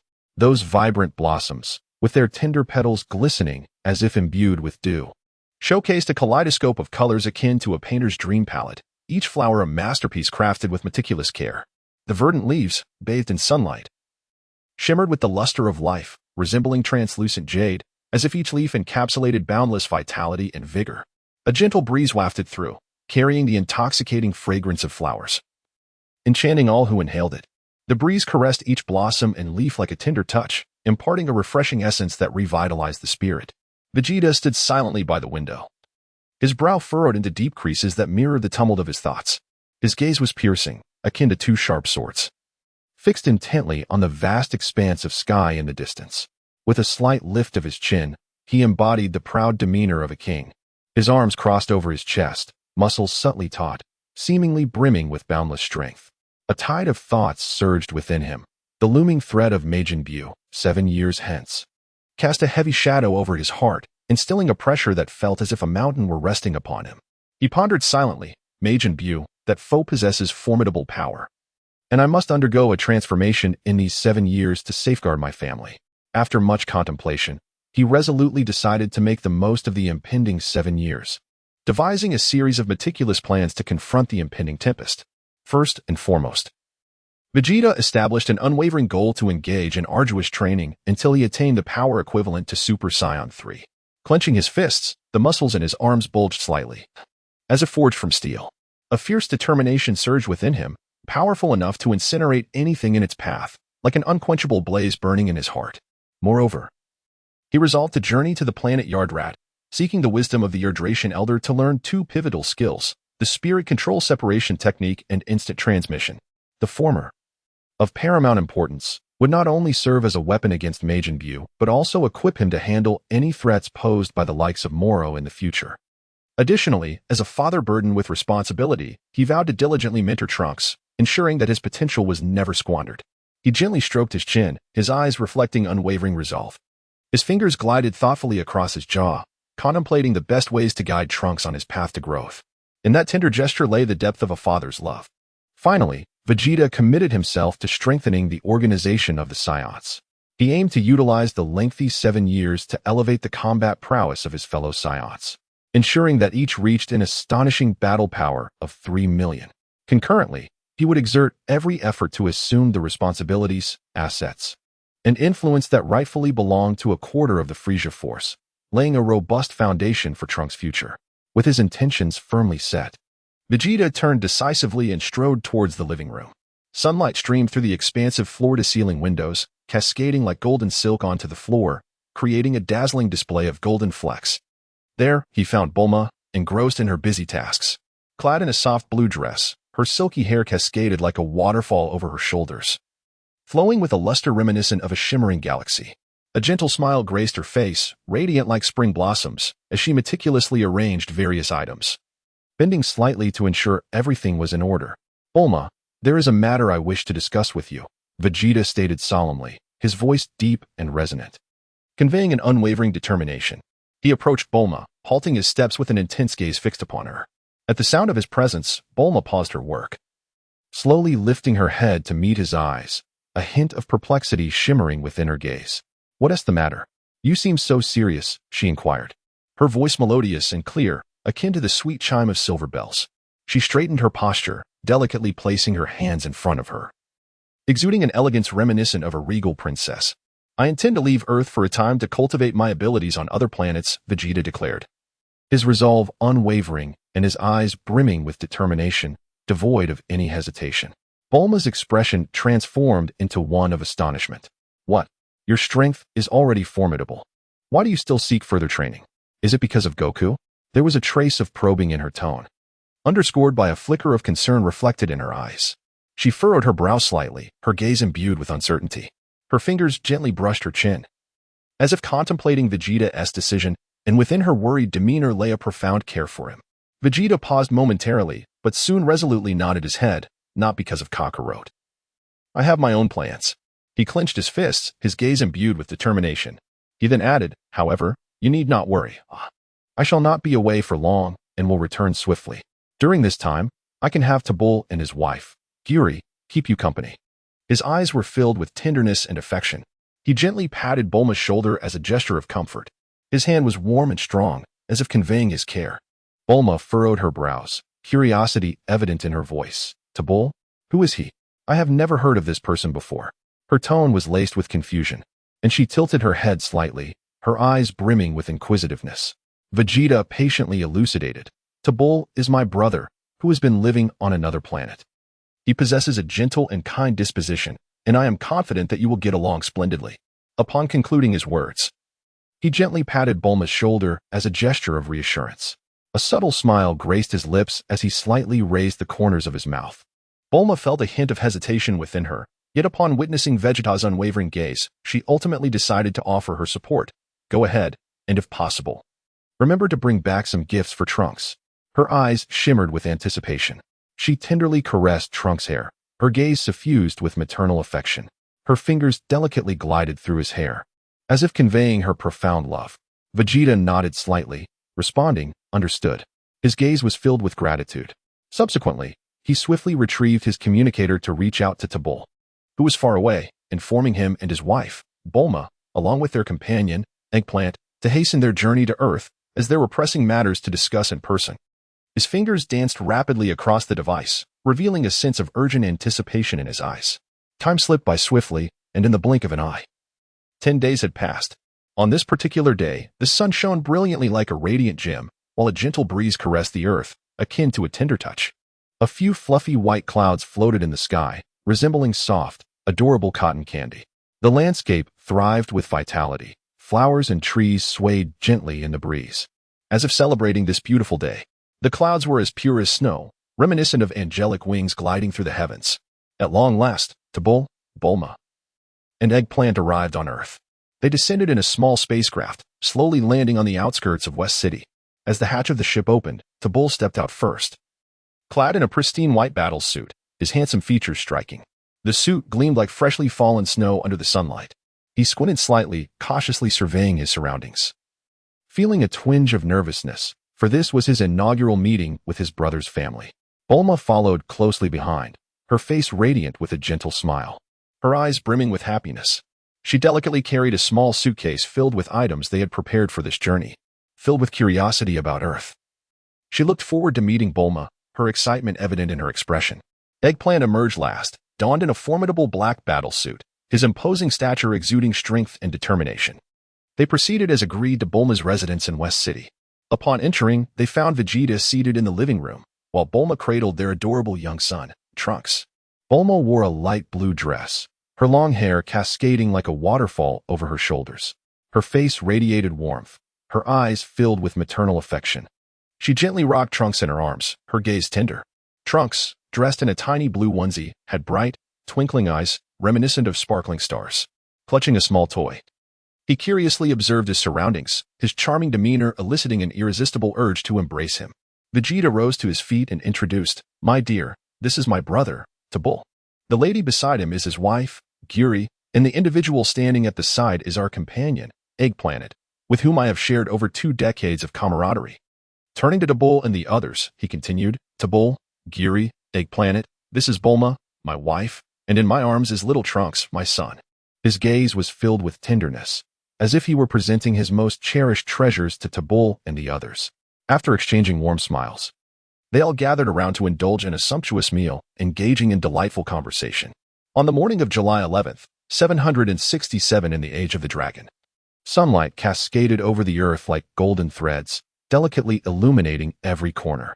Clad in a black battle suit that clung to his form like a second skin, Vegeta's tall stature was accentuated, perfectly outlining his robust and powerful musculature. The soft yet assertive sound of his black boots echoed against the ground, with a gentle rumble. The spaceship ascended slowly, akin to an eagle breaking free from its constraints, soaring into the vast cosmos, its destination set for planet Adrat. After a lengthy journey spanning over half a month, Vegeta finally arrived at planet Adrat on July 27th. The planet emanated an air of mystery, shrouded in a faint purple glow. As he stepped out of the spaceship, he squinted slightly, his eyes brimming with curiosity and anticipation. A gentle breeze brushed against his cheek, carrying with it an unusual scent, reminiscent of ancient enigmas. His short black hair danced in the wind, further highlighting his spirited demeanor and unwavering resolve. Soon enough, he encountered the Grand Elder of the Adrat people. Vegeta respectfully bowed, clasping his fists together, and conveyed his purpose. "Young man, I can teach you the Spirito force separation technique and instant transmission, but the understanding of it ultimately depends on your own insight," the Grand Elder replied calmly. Vegeta nodded vigorously, declaring his readiness, resolute in his commitment to endure the trials of training. In the days that followed, under the meticulous guidance of the esteemed Elder of Yardrat, Vegeta devoted himself wholeheartedly to his practice. Rising early each day, he immersed himself in rigorous training at the enigmatic locales of Yardrat. Time flew by, and soon it was August 29th, 767 AD. After more than a month of relentless effort, Vegeta triumphantly mastered the spirit separation technique as well as instant transmission. At that moment, his heart brimmed with joy and pride. "I have finally succeeded," he exclaimed, raising his fist in exhilaration, a radiant smile illuminating his face. That smile was as warm as the sun, casting light upon everything around him. Vegeta approached the Grand Elder with a heart brimming with gratitude, bowing deeply in a gesture of sincere appreciation. His inclination was profound, reflecting his earnestness. "Grand Elder, I am immensely thankful for your guidance. I pledge to exert every effort to safeguard planet Yardrat from any threats." The Grand Elder nodded slightly, a look of satisfaction illuminating his eyes. "Young man, your talent is remarkable." Yet, Vegeta's journey was far from over. With unwavering determination, he embarked on a new path. On the 15th of September in the year 767 of the age, he descended upon planet Beta. As soon as Vegeta made his appearance, the Saiyans gathered around him, their eyes brimming with reverence. They moved closer, their gazes fixed intently upon Vegeta. "From this day forth, we shall establish a new training regimen to enhance our strength." His voice resonated through the air, firm and resolute. With his arms crossed over his chest, he felt an overwhelming sense of responsibility. He meticulously elucidated the methods and objectives of their training to the Saiyans, while also inquiring with the scientists about the practical applications of technology for the betterment of their lives. The following day, September 16th, Vegeta bid farewell to planet Beta and continued on his journey. His destination was the planet Kurd, the headquarters of his former employer, the Frisia Force. He mused silently. "Once again, I shall extract resources from the Frisia Force. I hope Frisia understands my intentions." A slight smile graced his lips. Upon landing on Kurd, Vegeta approached the headquarters of the Frisia Force with a calm demeanor. After a cordial discussion with the upper echelons of the Frisia Force, an agreement was reached. Vegeta offered the strength of the Akatsuki as collateral, ensuring that the former Frisia Force would maintain its position as the foremost power in the universe, effectively deterring any malevolent factions. In return, the former Frisia Force would provide ample financial support, tasks, and territorial delineation for the Akatsuki. Thus, Vegeta departed from Kurd, laden with fruitful gains. On October 3rd, 767 AC, sunlight bathed the earth, and a gentle breeze swept across the land, carrying a hint of warmth. Vegeta descended slowly onto Earth aboard his spaceship. Stepping out, his eyes were filled with nostalgia. "I'm finally back. I wonder how Bulma and Trunks are faring." He tenderly caressed the edge of the spaceship, his gaze softening. His fingers glided over the surface of the craft, as if savoring the warmth of home. Vegeta first met Bulma as she cradled Trunks in her arms, clad in a delicate azure dress that floated like a cloud. Her long hair cascaded down her shoulders like a waterfall, shimmering with a silken luster. Joyful tears sparkled in her eyes, resembling radiant gems glistening beneath the sunlight. She swayed gently, her face beaming with a smile that radiated happiness. Her beauty was akin to the first ray of dawn, warm and enchanting. "Vegeta, you're back. Trunks and I have missed you dearly," Bulma said softly, her voice akin to a celestial melody, resonating in Vegeta's ears. It was a clear and melodious sound, as if it were narrating an endless tale of longing. Vegeta approached them and gently embraced them. He opened his arms wide, drawing Bulma and Trunks tightly into his embrace. I have missed you both. I know this time has caused you concern, but I have achieved my goals. There are no further issues. And I shall not leave Earth again. His heart swelled with warmth and happiness, as though he had discovered a true sanctuary in life. His embrace was both comforting and strong, as if he were safeguarding his most cherished treasures. Subsequently, Vegeta sought out Tabul and Agplan, meticulously relaying the details of his negotiations with the former Frieza Force to them. Vegeta fixed his steadfast gaze upon Tabor and Agplan, solemnly articulating, upon your return to planet Beta, first elevate your combat power to 3 million, and then attend to the operations of the Akatsuki organization. Remember, we must place significant emphasis on technology. Should we encounter individuals of such caliber, we must treat them with respect and strive to win them over. Furthermore, do not accept any missions pertaining to the conquest of planets. Both Tabor and Agplan nodded in agreement. In the afternoon, Tabor, Gully, and Agplan departed Earth, returning to planet Beta. The following day, October 4th, year 767 of the Aiki calendar, as the sun began to rise, Vegeta arose early to commence his rigorous training regimen for half the day. The remainder of his time was devoted to spending moments with his family and verifying matters related to the Akatsuki organization. He would sit in the garden alongside Bulma, watching Trunks at play, savoring the rare tranquility, harmoniously balancing work and leisure. Leaning gently against his chair, a satisfied smile graced his face. In the year 769 of the Aiki calendar, on planet Beta, the sunlight cascaded softly and warmly over the vast expanse of land like a golden veil, while a gentle breeze caressed the surroundings, bringing with it a refreshing essence. Vegeta stood with arms crossed, his posture as erect as a pine tree, his black combat attire shimmering with an enigmatic luster under the sun's rays. He was engaged in conversation with his brother Tabor, who radiated pride and excitement, his brilliance seemingly capable of illuminating the entire planet. Tabor animatedly gestured with his hands, exclaiming, "Brother, did you know? This year, the Saiyans within the Akatsuki organization, after years of arduous training, have all successfully surpassed the Saiyan combat power limit of 3 million. His voice brimmed with enthusiasm, and his eyes sparkled as if he could envision the magnificent future of the Akatsuki organization unfolding before him. We have exerted so much effort, and we have finally achieved this. Everyone is particularly exhilarated. Our current standard of living far exceeds that of the past." Vegeta slightly raised his chin, his eyes reflecting a glimmer of satisfaction and pride. He squinted slightly, a swell of pride surging within him like an unstoppable tide. He nodded gently and remarked, "Well done. You have not disappointed me." Vegeta's gaze was as sharp as a sword, seemingly capable of piercing through all, with a profound depth that shimmered with wisdom and strength. The corners of his mouth lifted imperceptibly, revealing a subtle smile. Then, Tabul continued, "Moreover, starting this year, the Akatsuki organization has begun to undertake high-value missions from Frieza's army. The reputation of the Akatsuki has already positioned it among the foremost cosmic powers." Tabul's tone was imbued with pride as he excitedly waved his hand, as if proclaiming the rise of the Akatsuki to the entire universe. Now, everyone was invigorated. Those challenging tasks posed little difficulty for a Saiyan. Vegeta pondered silently, yet a faint smile graced his lips. He mused to himself, "This younger brother of mine is not the sharpest tool in the shed.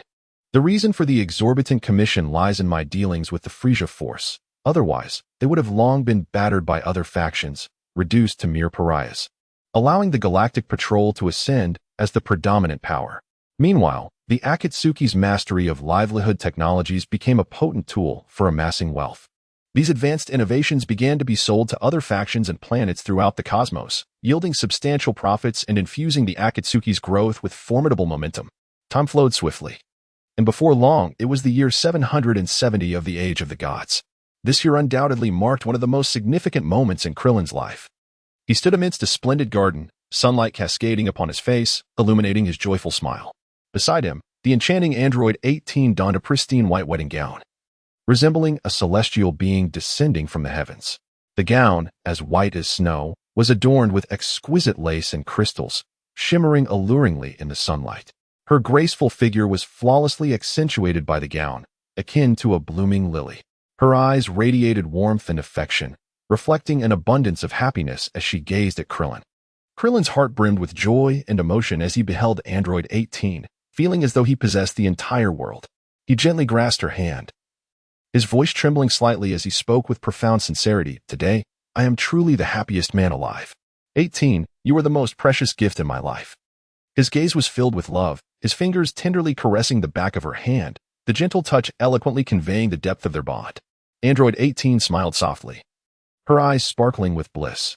Tilting her head slightly, she replied tenderly, Krillin, I am happy too. From now on, let us always be together. Her voice, akin to a celestial melody, warmed Krillin's heart. Her long hair cascaded like a waterfall over her shoulders, and as a gentle breeze swept through, her locks danced softly, seemingly celebrating their happiness. The wedding drew a multitude of friends and family, creating a lively and joyous atmosphere. Goku, Tien, and Yamcha, among others, gathered, their faces beaming with delight. Vegeta and Bulma, too, arrived with heartfelt blessings and gifts, witnessing this moment of bliss for the newlyweds. Bulma held Android 18's hand and smiled, saying, Razor, you are truly beautiful today. May you both love each other forever. Clad in a magnificent purple gown, her hair elegantly styled, she exuded grace. Her face bore exquisite makeup, and her eyes shimmered with sincerity and blessings. Android 18 returned her radiant smile, responding, Thank you, Bulma. We will cherish this happiness. Gratitude filled her gaze. The wedding venue buzzed with laughter and joy, enveloping everyone in an atmosphere of pure bliss. The harmonious blend of music and blessings creates a beautiful tableau.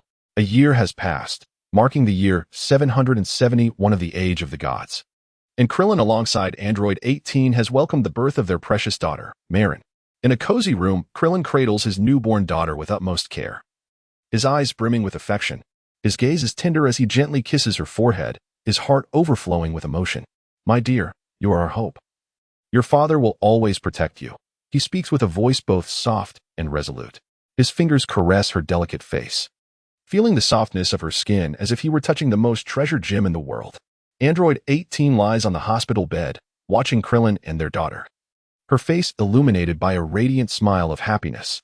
She reaches out, gently stroking Marin's tiny face, her eyes filled with anticipation for the future. Krillin, our family is becoming more complete, she expresses, her gaze suffused with joy and contentment. On December 6th, 771 of the Age of the Gods, it is Trunks' birthday. Vegeta stands with his hands clasped behind his back, his eyes fixed on Trunks with unwavering determination and expectation. Trunks, today you will train with me. Although Trunks does not fully grasp the essence of training, he is eager to follow his father.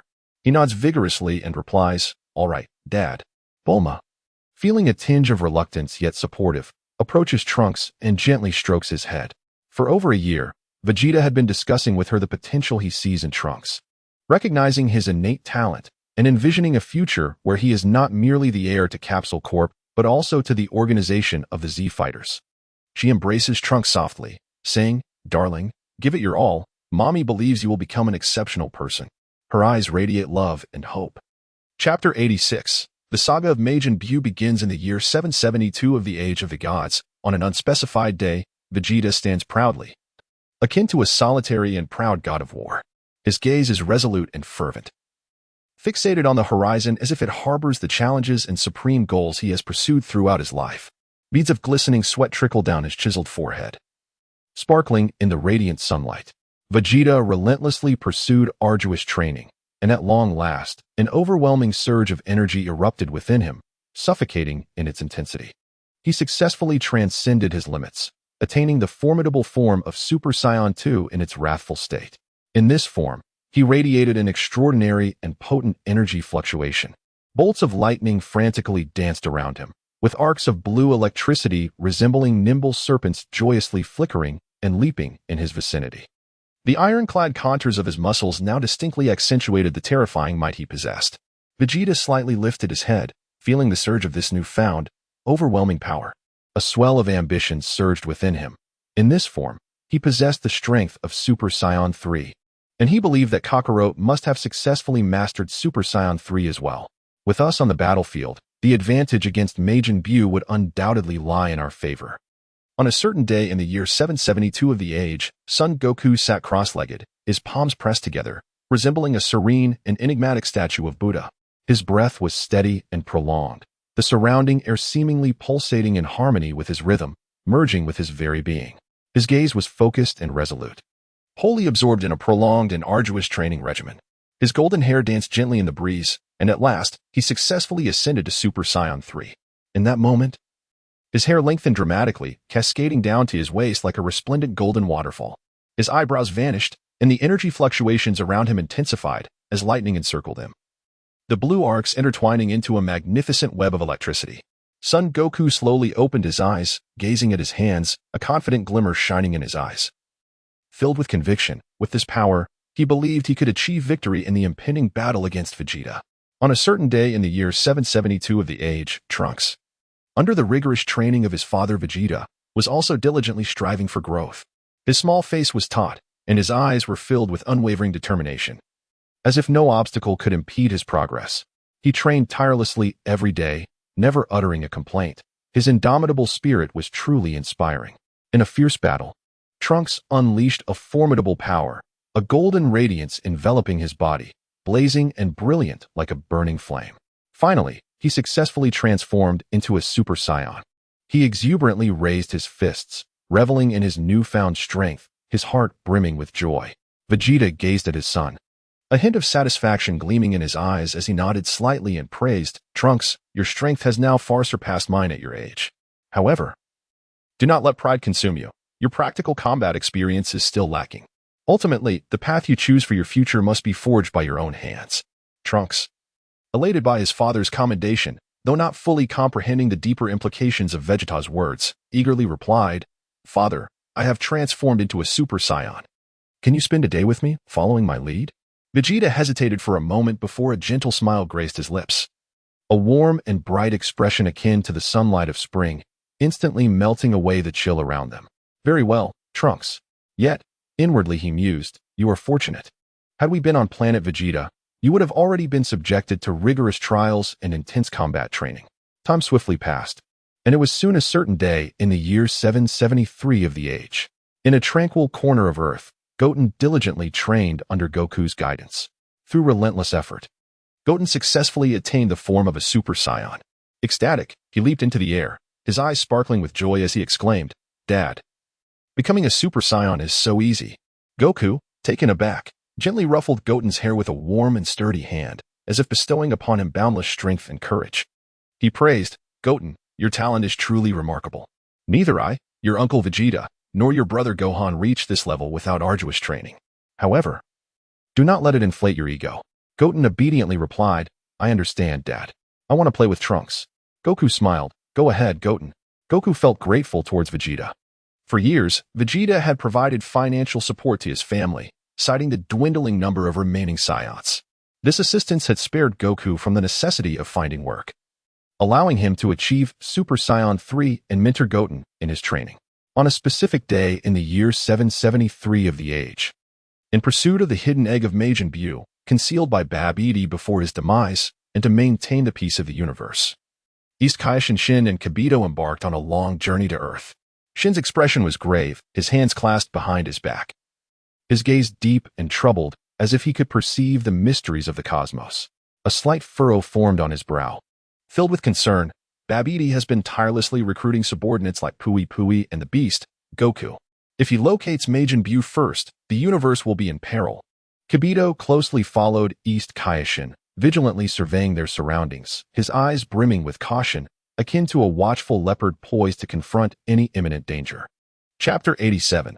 On a certain day in the year 773 of the age, East Kaioshin Shin and Kibito resolutely embarked on the arduous quest to locate the egg of Buu concealed on Earth.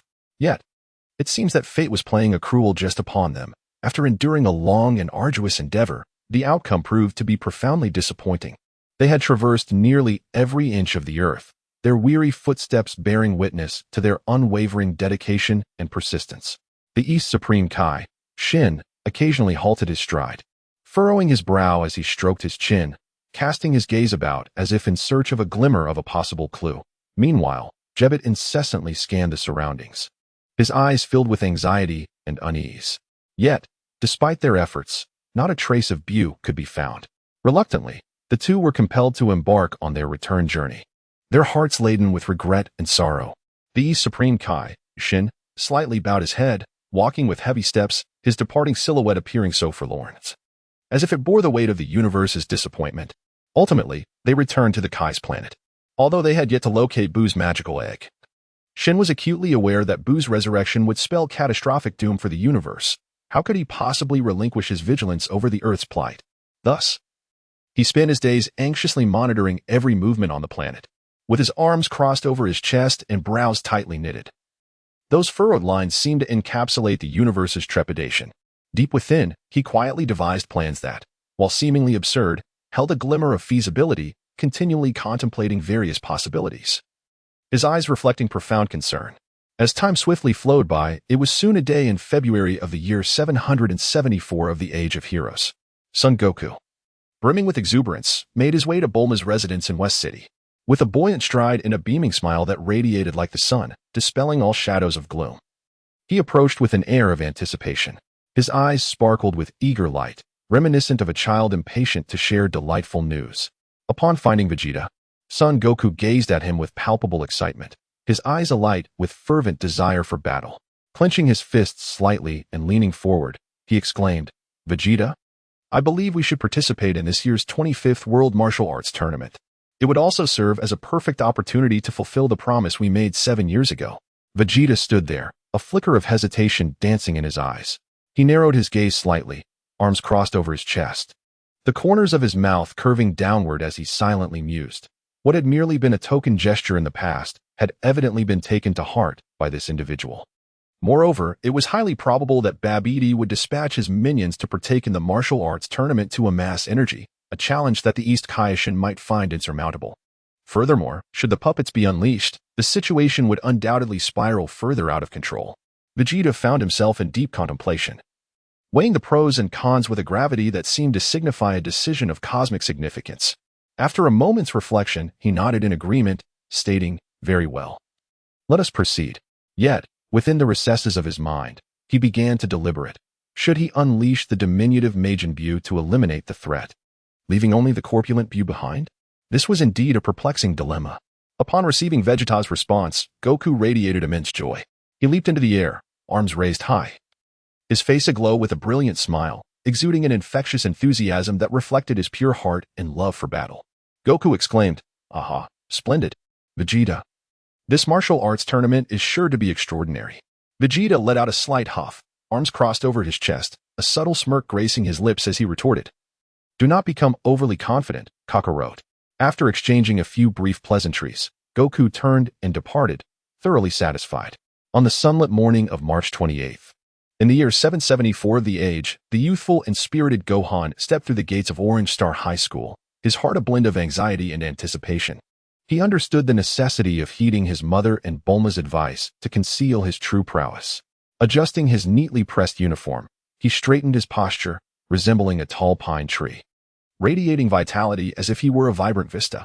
The campus was adorned with verdant trees, a gentle breeze rustling the leaves, as if cheering for this brave young boy. As Gohan traversed the paths of the school, he absorbed the atmosphere around him. Occasionally, he paused to close his eyes, tilting his head slightly upwards, savoring every breath that seemed to narrate tales of youth. He witnessed the laughter of his classmates and heard the instructive voices of teachers, his heart brimming with hope for the future. He mused, "I hope to spend a wonderful time here," that beautiful vision shining like brilliant stars within him. Time swiftly flowed, and soon it was April 7th. On this very day, a mysterious figure, a golden warrior, suddenly emerged into the public eye, stirring a sensation of excitement. Speculations regarding the identity of this enigmatic character abounded, the cacophony of voices weaving a captivating legend.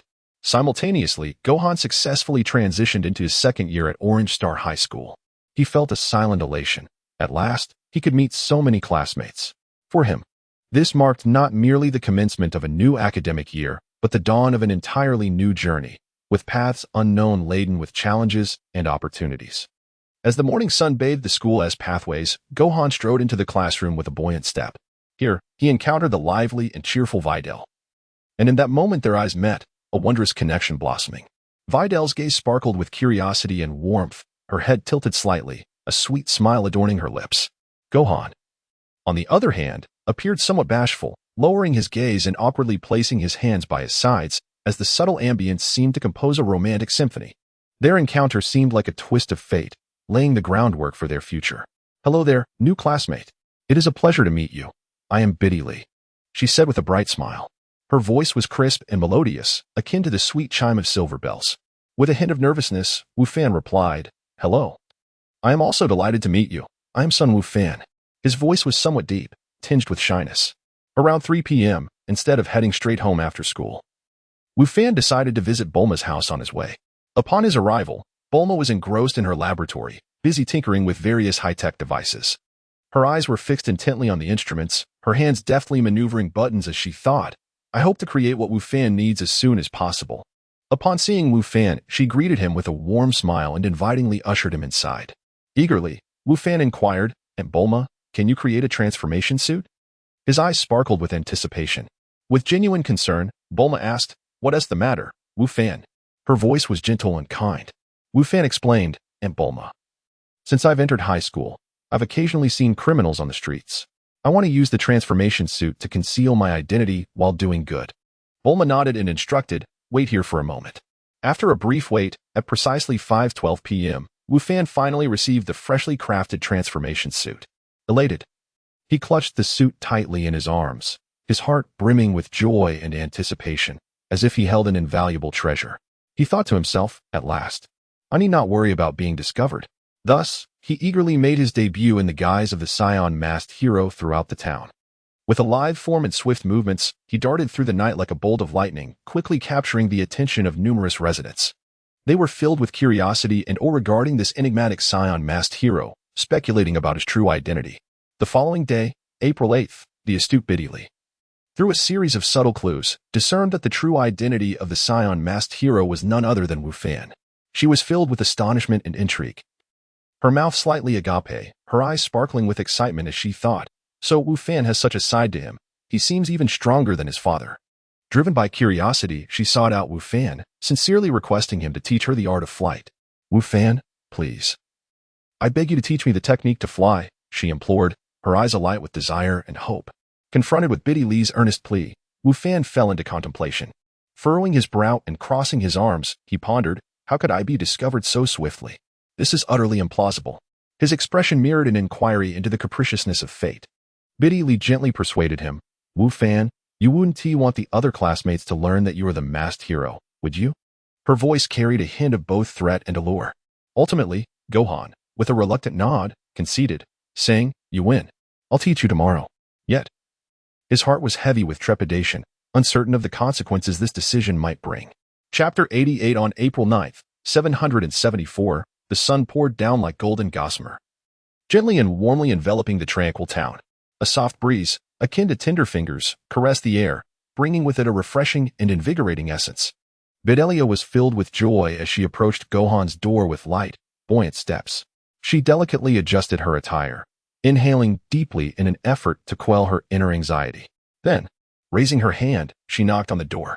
The crisp sound echoed through the serene atmosphere, reminiscent of a stone cast into a still lake, creating ripples that spread outward. Before long, Son Gohan opened the door. A gentle smile adorned his face, reminiscent of the warm spring sun, radiating comfort and reassurance. The two exchanged smiles, their expressions imbued with a special understanding, an unspoken connection that transcended words. They soon made their way to an open space. Vidalia slightly lifted her chin, her gaze filled with anticipation as she prepared to receive Gohan's instruction in the art of flight, her heart brimming with excitement and nervousness. Her eyes sparkled with focus and clarity, fully engaged in Gohan's teachings as she leaned forward, embodying the earnestness of a student eager for knowledge. She scrutinized every detail of his words, not wanting to miss a single nuance. Gohan patiently elucidated the concept of energy and its applications, his voice steady and commanding. Vidalia absorbed his teachings diligently, occasionally furrowing her brow to pose questions. Gohan responded to her inquiries with a smile, sometimes gesturing gently to indicate the nuances of a particular movement, at other times nodding in affirmation of her understanding. The atmosphere between them was one of both concentration and harmony, akin to a beautiful painting filled with tranquility and grace. In her heart, Vidalia admired Gohan. His composure and wisdom inspired a profound respect within her. During a brief respite, she wiped the beads of sweat from her forehead, hands on her hips. Her stance reminiscent of a valiant warrior. Her gaze was steadfast and bright, reflecting an indomitable spirit. Looking at Gohan, she was filled with admiration. She pondered silently. realizing that Gohan's strength likely surpassed that of her father, Satan. This thought rippled through her mind like a stone cast into calm waters, creating waves of contemplation. With this revelation, Bedelia resolved to extend an invitation to Gohan to participate in the forthcoming martial arts tournament. Nervously rubbing her hands together, her fingers trembled slightly, her eyes sparkling with anticipation as she spoke. Gohan, I think you are truly remarkable. I would like to invite you to join the upcoming martial arts tournament. Would you be willing? At first, Sun Wukong hesitated, his brow slightly furrowed, as if a tempest had erupted within his heart. The turmoil in his expression indicative of an intense internal struggle. He contemplated the implications of Bedelai possessing knowledge of his identity as the masked superhero. Abstaining from participation could potentially lead to considerable complications.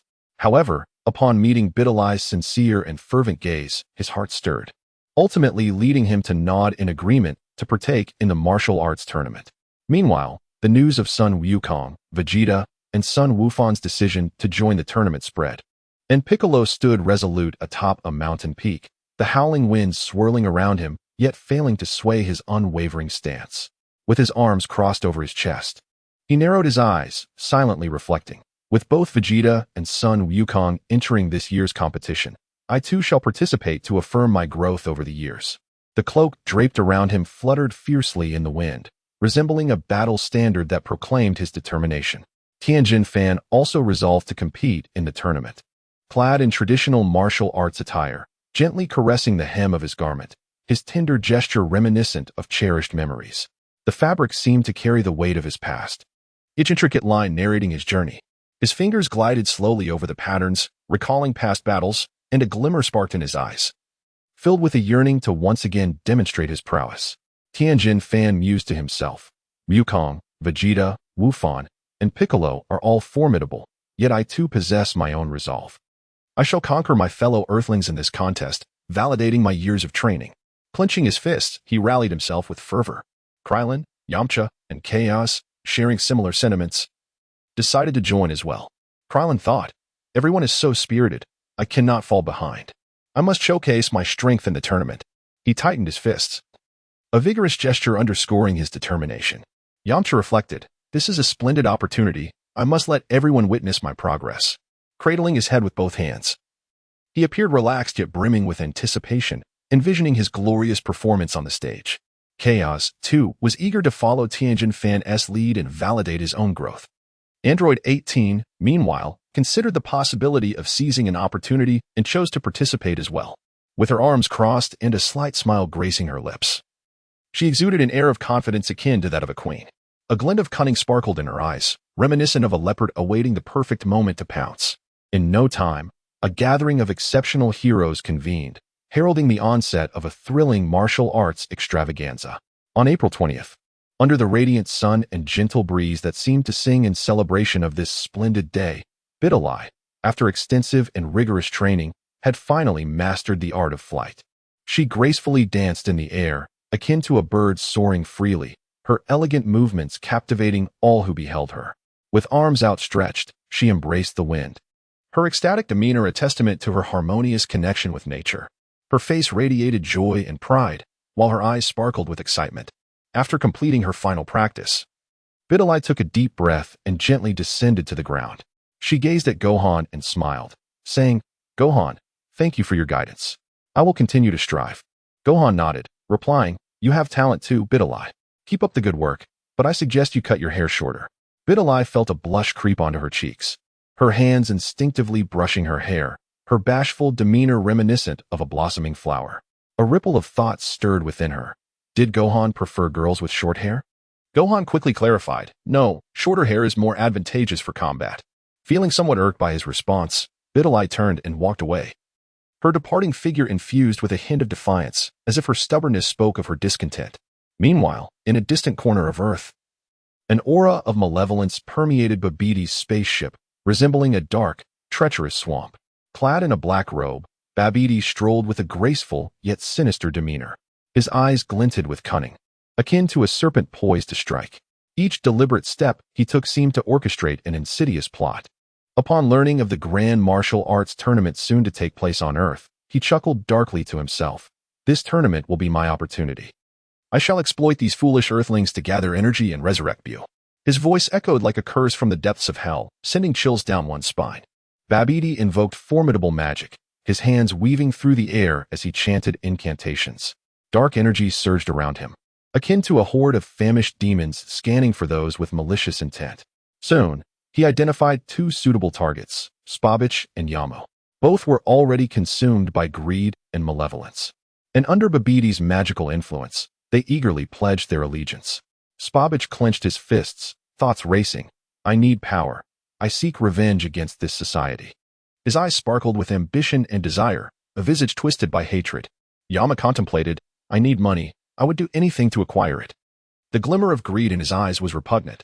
As the magic flickered, Spabich and Yama were instantaneously transformed into loyal minions of Babidi. Kneeling before him in a vow of fealty, a satisfied smile crept across Babidi's face, for he knew his plans were progressing smoothly. On King Kai's planet, East Kai was vigilantly monitoring Earth's every move through a special spell. Seated in his palace, the crystal ball before him shimmered with light, revealing various scenes from Earth. The East Supreme Kai, Shin, leaned forward, intently scrutinizing the crystal ball. Upon sensing the peculiar magical fluctuations emanating from Babidi, a sense of unease gripped his heart. Drawing upon years of experience, he swiftly deduced that Babidi was likely attempting to harness the energy from the martial arts tournament to resurrect the malevolent Majin Bu. Furrowing his brow, Shin was filled with deep concern. Babidi's nefarious plot must not succeed, and he knew he had to take action. His gaze reflected unwavering determination, a commitment to fulfill his responsibilities. However, his previous investigations had failed to pinpoint the exact location of Majin Bu's egg. He fell into contemplation, resting his chin on his hand, lost in thought as if engaged in a fierce mental battle. After a brief moment, he made a crucial decision. He would personally participate in the upcoming martial arts tournament and closely track Babidi and his minions to swiftly uncover the whereabouts of the egg and address the threat posed by Bu. Rising to his feet, Shin's eyes radiated resolute determination. He turned to his companion, Kibito, and declared, we must act decisively. We cannot allow Babidi's scheme to prevail, lest the universe be plunged into chaos. Kibito nodded in agreement, saying, as you command, Lord Kai. His eyes brimmed with loyalty and obedience. Simultaneously, to enhance the likelihood of success, Shin contemplated inviting the Saiyans currently residing on Earth to join the endeavor. After all, tales of their victory over Frisia had spread throughout the cosmos. Their assistance could very well tip the scales in this confrontation against evil. Chapter 89, Revised. On the morning of May 6, 774 in the Age of Earth, the sun bathed the vast expanse of land in a soft, golden light, akin to an exquisite, shimmering veil. A gentle breeze danced like a nimble spirit, caressing the surroundings and carrying with it a refreshing and invigorating essence. Vegeta, Trunks, and Bulma were the first to arrive at the entrance of the martial arts tournament. Vegeta, clad in a blue battle suit, stood tall and proud, narrowing his eyes slightly as he contemplated inwardly. Today, I hope to locate the East Supreme Kai and devise a strategy to confront Bu, praying that things do not go awry. Trunks, brimming with excitement, closely followed his father, his bright eyes darting around with curiosity and anticipation. He occasionally rose onto his toes, striving to catch a glimpse of the far-off sights, silently marveling. Wow, it's my first time seeing so many participants in the martial arts tournament. Bulma, too, was lost in a myriad of thoughts as she gazed at her husband and son, her heart swelling with happiness and nostalgia. She gently looped her arm through Vegeta's, her tender gesture seemingly conveying boundless affection. With a smile, she remarked, it has been many years since I last witnessed the martial arts tournament in person, and now, with a loving husband and a talented, endearing child by my side, I truly feel blessed. Vegeta strode purposefully towards the registration area, his gaze sharp as an eagle's, swiftly scanning the surroundings but failing to detect the presence of Goku and the others, which stirred a sense of confusion and urgency within him. Furrowing his brow, he momentarily paused, pondering, where are Kakarot and the others? Upon reaching the registration desk, Vegeta unhesitatingly inquired about the specifics of this selection tournament. The staff member, clad in a neat uniform and adorned with a professional smile that radiated warmth akin to sunlight, slightly bowed and respectfully responded, Esteemed sir, due to a decline in interest in martial arts competitions in recent years, we have made some adjustments to this year's event. This tournament will be divided into two segments, the adult competition and the children's competition. The champions and runners-up of the adult competition will receive generous prizes of 50 million and 10 million zeni, respectively, while the children's competition will award 5 million and 1 million zeni to its champions and runners-up. This initiative aims to attract more attention to our martial arts tournament. Upon hearing this, Vegeta nodded slightly in understanding. He squinted thoughtfully, contemplating. It seems that Satan failed to gain influence during the Cell Saga, and indeed, the martial arts tournament has somewhat waned. However, these prizes could certainly draw in ordinary individuals and media attention. If this tournament is executed well, it may continue. If not, it could very well be the last. The staff member continued to elaborate. Furthermore, this selection tournament has undergone bold innovations in its mechanism. We will employ a boxing machine to test strength as a means of preliminary selection. This method effectively filters out those truly possessing strength, allowing them to advance to the more intense formal competition stage. As the staff member spoke, he gestured animatedly, his face displaying a confident smile, as if conveying his unwavering belief in the success of this event. Meanwhile, familiar figures such as Goku, Chi-Chi, Gohan, Goten, Piccolo, Krillin, Android 18, Yamcha, and Kaiatsu gradually arrived on the scene. Goku, ever the embodiment of cheer and optimism, wore a radiant smile. Spotting Vegeta, he enthusiastically waved his hand and called out, "Vegeta, you're here quite early." Vegeta slightly raised his chin and responded, "Kakarot, I have already registered. The staff informed me that this year's competition is divided into adult and children's categories. Why not let Trunks and Goten participate together? The prize money is quite substantial." Goku scratched his head and pondered for a moment before saying, that indeed is a splendid idea. Goten, do you wish to join the children's competition?" Goten, filled with curiosity, looked around and upon hearing his father's words, jumped up in excitement, his lively demeanor akin to that of a joyful fawn. He exclaimed, Yes, I want to participate." Chi-Chi, appearing quite concerned, tightly grasped Goten's hand and repeatedly cautioned, "Goten, you must be careful. You cannot get hurt." Gohan, meanwhile, surveyed the surroundings, his thoughts drifting to, "I wonder when Videl will arrive for the competition. Is she as eager for this grand event as I am?" He frequently turned his head, his eyes brimming with anticipation. Goku, Gohan, Goten, and Trunks began to head towards the registration desk. Upon arriving, Piccolo observed the bustling scene and felt a surge of fierce determination. He quickly made his way to the registration area, musing, in this competition, I must ascertain the extent of the gap between myself and Vegeta and Goku. Krillin, accompanied by Android 18, gently led the adorable little girl Marin into the vibrant scene. A tender smile adorned Krillin's face as he softly held Marin's tiny hand, his actions imbued with affection. Android 18 radiated warmth, her eyes shimmering with kindness. Carefully guiding Marin to Bulma and Chi-Chi, she smiled and said, "Bulma, Chi-Chi, could you please watch over Marin for me? I need to participate in this competition." Without hesitation, Bulma and Chi-Chi nodded, eager to assist.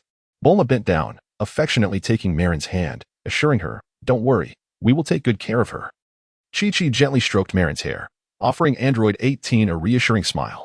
After receiving their affirmative response, Android 18 leaned down, tenderly caressing Marin's soft hair, her gentle touch akin to a spring breeze. She softly instructed, "Be a good girl and listen closely."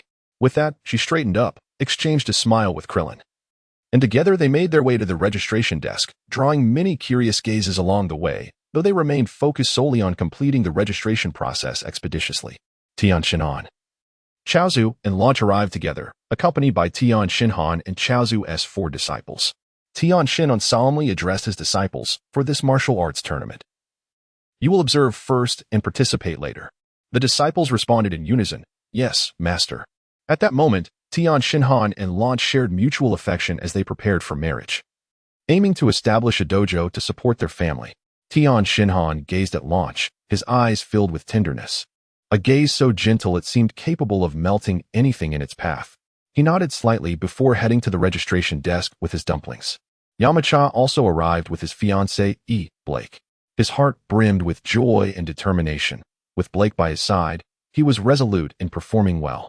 He grasped Blake's hand tightly, the steadfast gesture revealing his affection. After registering, he returned to introduce her to the crowd. "This is my fiancée, Blake." The contestants, each harboring different emotions, awaited the commencement of the afternoon selection round. Tomorrow, the official competition would begin. and the surprises and challenges that this martial arts tournament would unveil remained shrouded in mystery. Chapter 90. The selection round of the 25th Martial Arts Tournament in the afternoon. The highly anticipated selection round unfolded like a resplendent star, grand and magnificent under the radiant sunlight, though the brilliant sun shone with unwavering glory. It paled in comparison to the fervent atmosphere enveloping the event. The competition was divided into adult and children categories, attracting a multitude of eager participants who surged forth like a tidal wave. It was reported that the number of registrants for the adult competition soared to an astounding 300.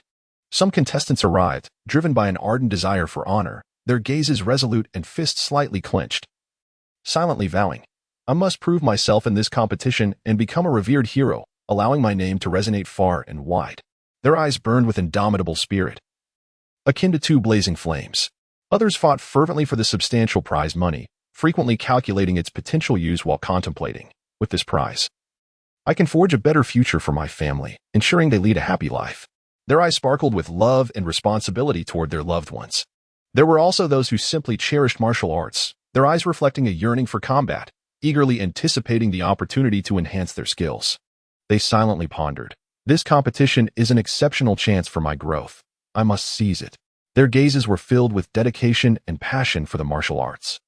The vibrant and spirited children's competition also saw a robust participation of 100 young contestants. The atmosphere was extraordinarily lively, with staff members efficiently executing the meticulously crafted selection mechanism, rigorously assessing the participants.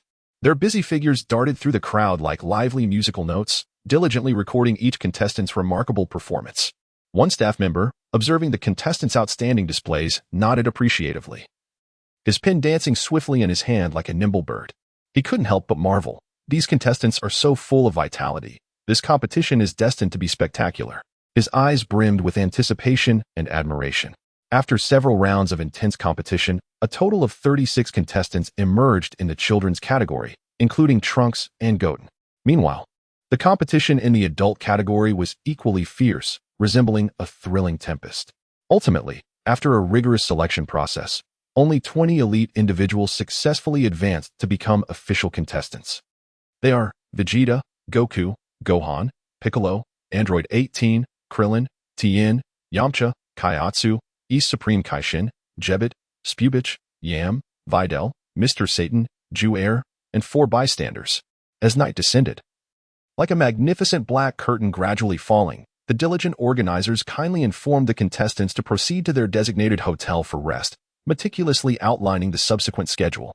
The children's competition would take place first in the morning, followed by the exhilarating adult tournament in the afternoon. The contestants, each enveloped in their distinct emotions, made their way towards the hotel. Some exuded confidence, their steps firm and powerful, akin to a blazing inferno, eagerly anticipating the forthcoming contest. Their eyes sparkled with a fervent desire for victory. Others, however, were tinged with anxiety, such as Videl, who bit her lips lightly, her mind preoccupied with worries about her performance in the competition and the fear of disappointing her father. Her gaze was filled with unease and tension, her hands tightly clasped together.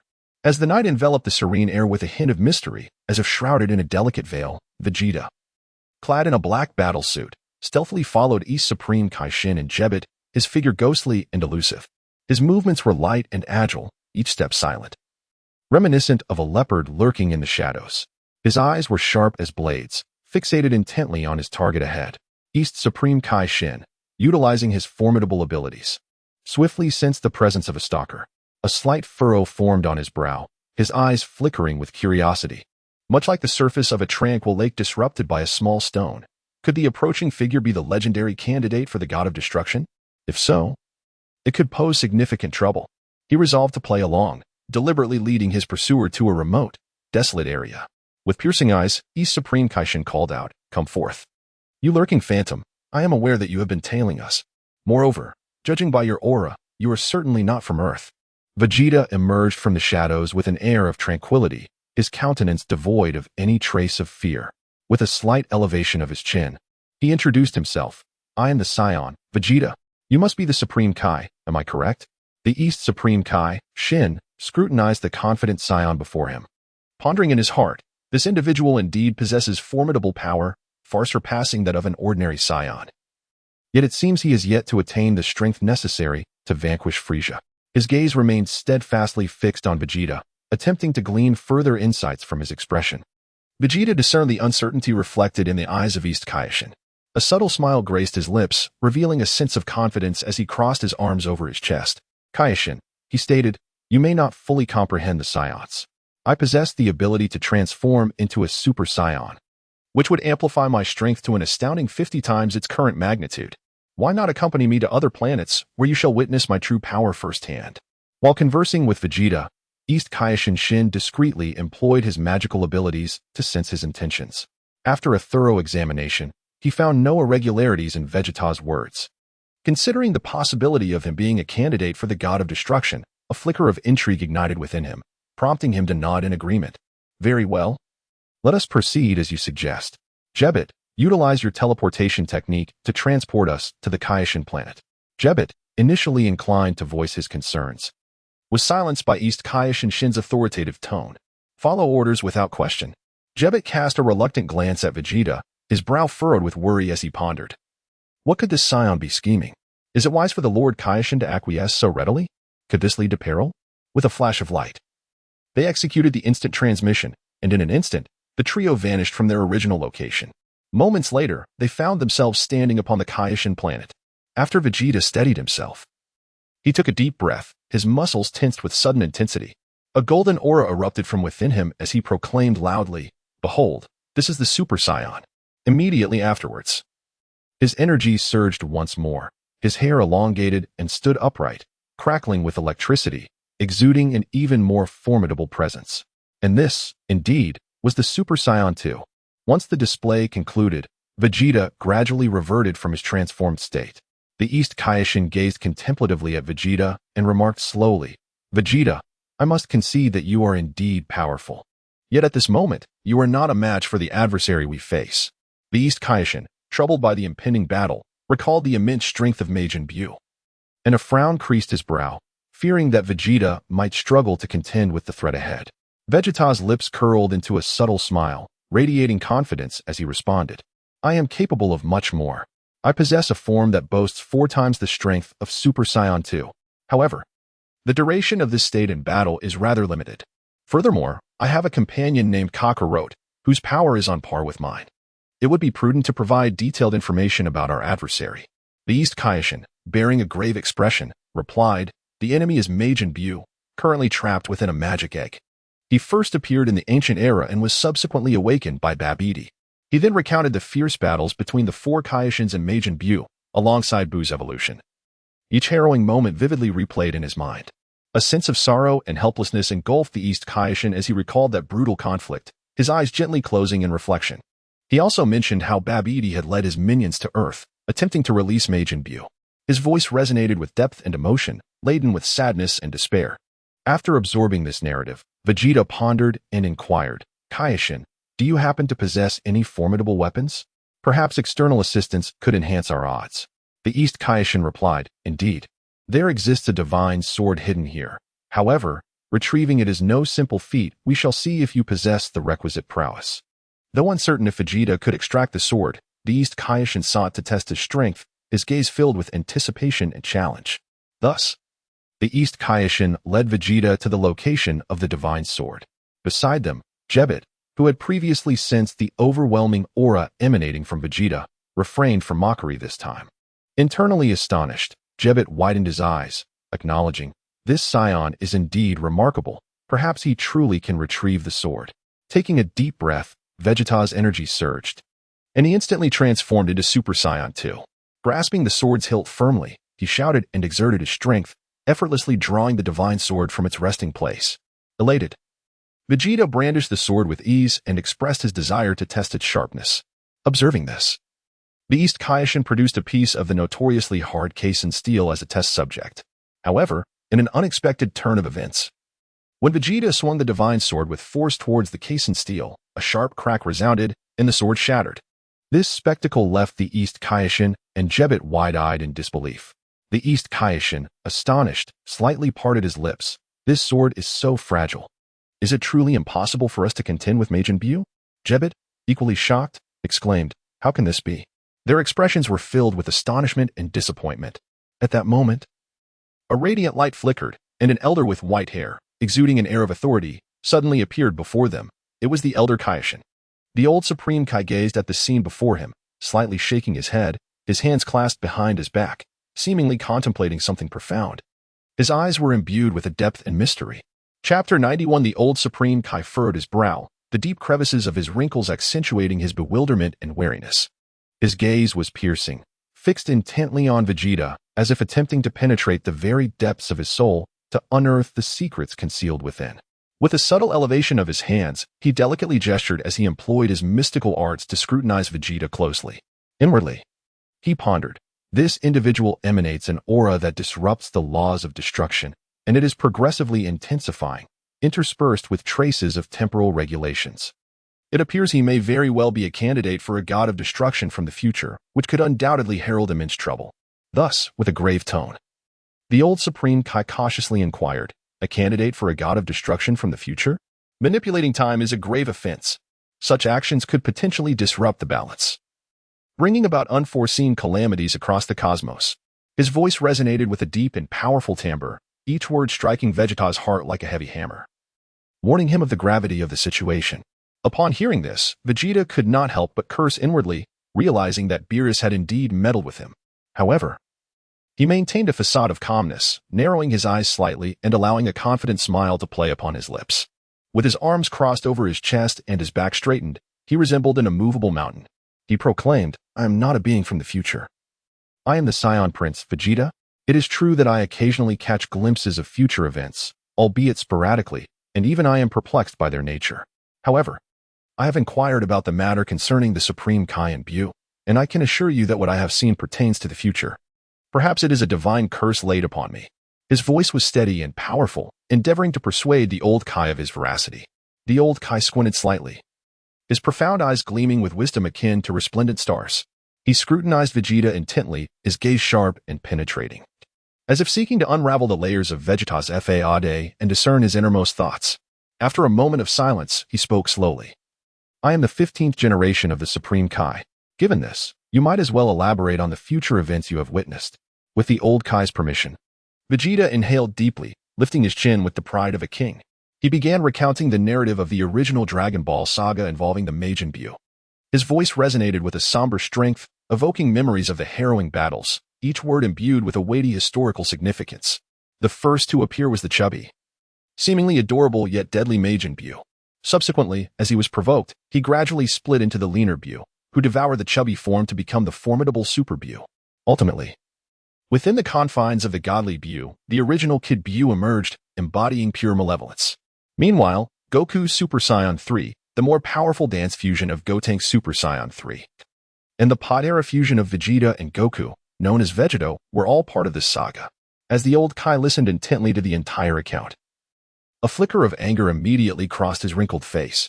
He furrowed his brow slightly, his eyes betraying a hint of dissatisfaction and reproach. Internally, he lamented, the current Supreme Kai, Shin, truly has been remiss. Such crucial information should have been conveyed in its entirety, leading to a significant miscommunication on our part. Had it not been for our good fortune, we might have already fallen victim to that wretched Majin Buu. The old Kai then employed his mystical powers to communicate with Shin, momentarily closing his eyes to inquire about the forms of Majin Buu. Upon receiving confirmation, he reopened his eyes, now imbued with a newfound gravity. He then turned his gaze towards Vegeta, a flicker of surprise and admiration shining in his eyes. He nodded slightly, contemplating. From Vegeta's description, it appears he may have glimpsed events from a parallel timeline. Perhaps it is this unique gift that has designated him as a candidate for the role of a god of destruction. After a brief moment of reflection, the old Kai decisively commanded, summon Gohan to me. I shall personally unlock his potential. As for Shin, Jebet, and Vegeta, they shall embark tomorrow afternoon to seek the formidable Majin Buu, with the intention of bringing him to the old Kaioshin. It is imperative to remember that the immediate objective is to eradicate the malevolent Kid Buu while sparing the benevolent Fat Buu. His voice resonated with an air of authority and decisiveness, as if issuing an unassailable command. After conveying these instructions, the old Kaioshin appeared unsatisfied and turned to the somewhat uneasy Kaioshin Shin standing nearby. His gaze was imbued with a blend of expectation and reproach, seemingly discontent with Shin's prior plans. He raised his chin slightly and spoke with earnest gravity. Shin, you must follow me closely, listen attentively, and learn diligently. There remains much for you to grasp. His tone expressed the concern and guidance of an elder towards a younger counterpart. Having delivered this admonition, the old Kaioshin walked away slowly, hands clasped behind his back. Kaioshin Shin felt a tumult of anxiety within him, lowering his head like a child who has erred. Through Vegeta's description, he had come to realize the recklessness of his plans, having failed to adequately assess their combat capabilities. He mused to himself that perhaps he should indeed learn the responsibilities of a deity under the old Kaioshin's tutelage. How could he have been so thoughtless? He gently shook his head, resolving to approach challenges with heightened caution from this moment onward. Chapter 92 On the Kaioshin planet, Jebbet firmly shut his eyes. Entirely focused and concentrating his energy, his hands slightly raised, a mysterious glow emanating from his palms. In an instant, he transported himself and Vegeta back to the periphery of the Earth martial arts tournament. Upon landing, Jebbet raised his chin, embodying the proud demeanor of a regal eagle. His gaze sharp and piercing as it swept across the surroundings. His eyes were astutely discerning, seemingly capable of penetrating all obstructions. Meanwhile, Vegeta gently closed his eyes, his formidable sense of aura surging forth like a tumultuous tide, eagerly searching for Gohan's whereabouts. Before long, they pinpointed their target. At that moment, Gohan was engaged in a quiet corner with Videl, surrounded by lush greenery where a gentle breeze whispered through the leaves, creating a rustling sound that seemed to softly narrate enigmatic tales. Gohan wore a smile, his eyes radiating warmth as he slightly leaned to one side. His tousled hair added an effortless charm, reminiscent of a free-spirited youth. He conversed softly with Videl, their words floating like whispers in the breeze, tender and captivating. Videl tilted her head slightly, her face aglow with a blissful smile, one hand gently cradling her chin. Her eyes sparkled with clarity, harboring boundless tenderness, akin to brilliant stars in the night sky. The entire atmosphere was imbued with warmth and harmony, resembling a beautifully painted canvas, enchanting all who beheld it. Upon witnessing the scene, Vegeta approached with a measured stride. Gohan, I apologize for interrupting your rendezvous. However, there is a matter of utmost importance that requires your immediate attention. At these words, both Son Gohan and Videl flushed with embarrassment. Gohan hastily waved his hands in a gesture of denial, exclaiming, Uncle Vegeta, you misunderstand. We are not on a date. We are merely classmates who happen to be attending this martial arts tournament together. A flicker of panic crossed Gohan's eyes as he spoke. Unconsciously scratching his head, his voice grew slightly hurried, as if he were eager to dispel the misunderstanding. His fingers trembled slightly, betraying the turmoil and unease within him. Vegeta spoke with a grave expression.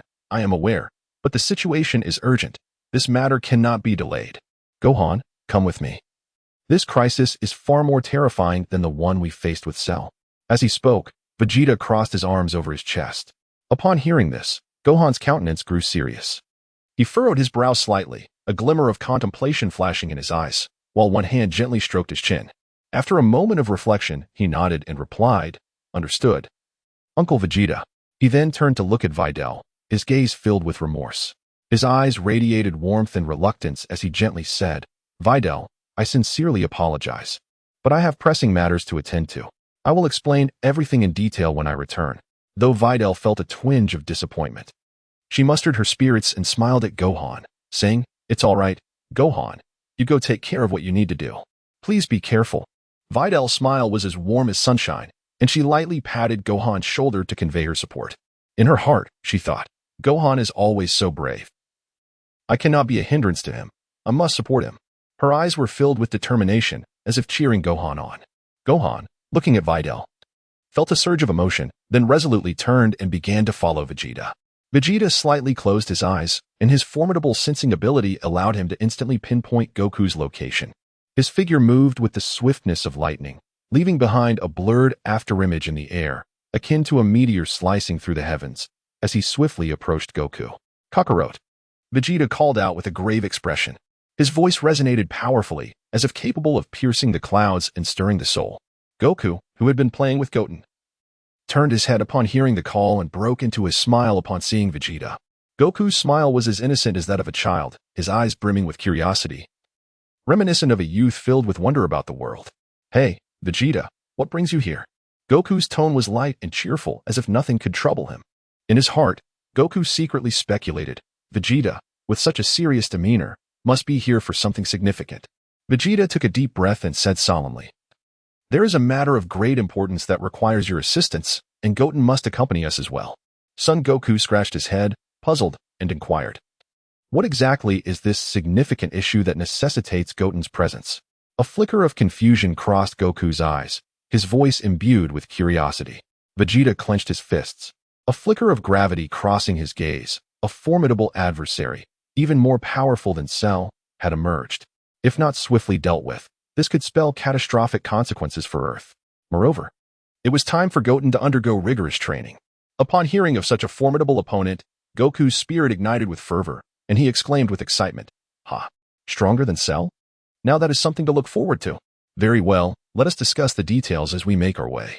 With that, he accompanied Goten, following Vegeta. His hand resting reassuringly on Goten's shoulder, its warmth and breadth offering a sense of security, akin to a steadfast pillar of support. Vegeta strode purposefully towards the direction where Bulma was situated. At that moment, Bulma was in the company of Trunks, both engrossed in a delightful conversation that radiated warmth and affection. Bulma gently played with her hair, her slender fingers adorned with a delicate shade of pink nail polish. Meanwhile, Trunks rested his chin on his hands, his gaze brimming with curiosity, reminiscent of a young adventurer eager to explore the world. As Vegeta made his entrance, Bulma and Trunks instinctively lifted their heads, their attention drawn to him. A flicker of surprise danced in Bulma's eyes, while Trunks looked on with palpable intrigue. "Bulma," Vegeta stated with unwavering directness, "there is a matter of great importance that requires Trunks to accompany me." His voice was succinct and devoid of any superfluous embellishments. Upon hearing this, Bulma's expression shifted to one of apprehension, and she hurriedly inquired, "What is it? Is there a possibility of danger?" A wave of concern washed over her, and she clutched the hem of her garment tightly, her knuckles blanching slightly, betraying her inner turmoil and unease. Vegeta waved his hand, signaling Bulma not to worry or feel anxious. "There is no danger in this matter. I merely wish to take Trunks to experience the outside world and broaden his horizons. Furthermore, this will not interfere with tomorrow's match." He endeavored to adopt a relaxed tone to soothe Bulma's concerns. Bulma exhaled softly, feeling somewhat reassured, yet still gazed at Vegeta with a hint of unease, imploring, "Vegeta, you must ensure Trunks' safety." Vegeta nodded with determination in his eyes and replied, "Rest assured, Bulma, even at the cost of my life, I will ensure Trunks remains unscathed." With that, he placed a reassuring hand on Trunks' shoulder, signaling him to follow. Trunks cast a glance at his mother and then at his father, before standing resolutely to accompany Vegeta. His heart brimmed with curiosity and anticipation. What fascinating events might unfold this time? Bulma watched their receding figures, silently praying for Trunks' safety, her hands clasped tightly together. Jebbet took a deep breath, focusing his energy to execute the instant transmission technique. He successfully transported Vegeta, Trunks, Gohan, and Goku away from their original location. Arriving moments later on the planet of the Supreme Kai, upon landing, Vegeta, with a grave expression, relayed the details of Majin Buu's situation to Trunks, Goku, and Goten. Their faces turned solemn as they absorbed the information, their eyes revealing deep concern and unease, as if a colossal storm were on the horizon. At that moment, the Elder Supreme Kai and East Supreme Kai materialized. It turned out that the Elder Supreme Kai had been aware of everything since Vegeta and the others' arrival. But he waited patiently until Vegeta finished his account before stepping forward. His gaze was piercing, glimmering with wisdom. Addressing the group, he stated, "The information Vegeta provided is accurate. We must swiftly devise a plan to eliminate the formidable threat posed by Majin Buu." The Elder Supreme Kai's voice resonated deeply, signaling the onset of a grueling battle. He then turned to Gohan and continued, "Gohan, allow me to assist you in unlocking the immense potential that lies within you. As for the rest of you, your task is to instruct Trunks and Goten in the fusion dance technique." As he spoke, he raised a hand slightly.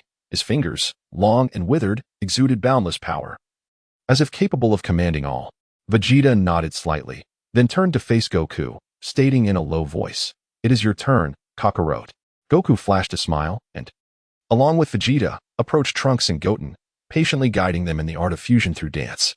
As he walked, Goku's hands moved gracefully, his motions light and fluid, reminiscent of an elegant dancer. Meanwhile, Beast Kaioshin was not idle. As he waved his hands, a mystical artifact radiated in extraordinary brilliance. Reciting incantations, he unleashed a formidable energy from the artifact, momentarily creating a separate space-time realm akin to the hyperbolic time chamber. Beast Kaioshin, while gesturing with his hands, furrowed his brow, his expression one of intense concentration. On the morning of May 7th, soft sunlight filtered through the thin clouds, casting a gentle glow over the Kaioshin planet. As the clock struck 6, in the profound stillness, Trunks, Goten, Vegeta, and Goku, four exceptionally powerful warriors, slowly opened their eyes, awakening from slumber. Through rigorous training, they had successfully completed the dance fusion and transcended to Super Saiyan 3. Only Gohan remained under the tutelage of the elder Kaioshin, who, with his eyes closed and hands raised, pointed towards Gohan. Vegeta swiftly surveyed his surroundings before striding towards the East Kaioshin, who was enjoying a moment of leisure nearby. Kaioshin, he began, Trunks and Goten have completed their training. I wish to take them back to Earth. After a brief pause, he added, I shall return to fetch Goten at noon. The East Kaioshin nodded slightly, indicating his understanding and agreement. He then turned to Jebet at his side and quietly instructed, Jebet, you shall escort them for a while. As he spoke, the East Kaioshin raised a hand slightly. Upon receiving his orders, Jebet approached Vegeta and the others respectfully, using instant transmission to arrive at the outskirts of the Earth Martial Arts Tournament. Chapter 93, the Martial Arts Tournament on the morning of May 7th. 774 in the Age of Peace, the sun emerged from the horizon like a radiant jewel, casting its gentle, golden light across the land. The warm rays enveloped the earth as if nature's extraordinary artist had meticulously brushed vibrant colors over every inch, bestowing a serene and harmonious ambience upon the world. In this picturesque moment, the highly anticipated children's tournament of the world's martial arts championship commenced with the force of a thunderous storm. At precisely 8 o'clock, the atmosphere within the arena became charged with tension and excitement. Young competitors from all corners of the globe gathered, resembling a lively assembly of spirited little cheetahs. Each child was eager, some even rising slightly on their toes, their eyes brimming with fervent anticipation, their faces glowing with youthful vitality and an intense desire for victory. The stands were filled to capacity, with spectators waving their flags, the vibrant colors dancing in the sunlight, the fabric fluttering gently in the breeze, producing a soft, rustling sound. Cheers and shouts erupted in support of their favorite contestants, creating a cacophony that echoed like crashing waves. With a clear and authoritative whistle from the referee, the competition officially commenced. The participating children, invigorated and full of determination, displayed their martial arts skills in a fierce contest. Time flew swiftly, and before long, the competition reached its climactic final stage. Standing in the arena were the two finalists, Trunks and Goten. Trunks donned a black battle uniform, his purple hair shining brilliantly in the sunlight as he lifted his chin slightly, his gaze resolute. Goten, clad in orange, with his black hair gently swaying, wore a confident smile, his arms crossed over his chest, exuding a sense of calm and composure. In preparation for the impending encounter with Majin Buu in the afternoon, Trunks and Goten had decided to engage in a martial arts duel. At this moment, the eyes of the entire audience were focused on them like concentrated laser beams. Breathlessly, they observed every movement within the arena. Trunks and Goten stood facing each other, their gazes locking in a silent exchange that sparked with electric intensity. Trunks narrowed his eyes slightly, his brows furrowing, akin to a leopard poised to pounce. Son Goten gently bit his lip, his fingers subtly shifting as if he were adjusting himself in preparation for the fierce tempest of battle that loomed ahead. With the commencement of the match, both contenders instantly plunged into a fierce confrontation. Trunks launched the first assault, his form darting forward with the swiftness of lightning, hurtling towards Son Goten with a fist that howled like a tempest. Each step he took was imbued with formidable strength. Son Goten, undeterred, nimbly evaded Trunks' strikes. Resembling a deft swallow in flight, he leaped gracefully, his body as light as a feather. The arena reverberated with the thunderous sounds of their exchanges. Each collision resonated through the air, shaking the very ground beneath them. After numerous rounds of intense combat, Trunks gradually gained the upper hand. With the keen insight of a hawk, he seized upon a momentary lapse in Son Goten's defense, launching a sudden and relentless offensive. A flurry of strikes, as fierce as a torrential downpour, caught Son Goten off guard.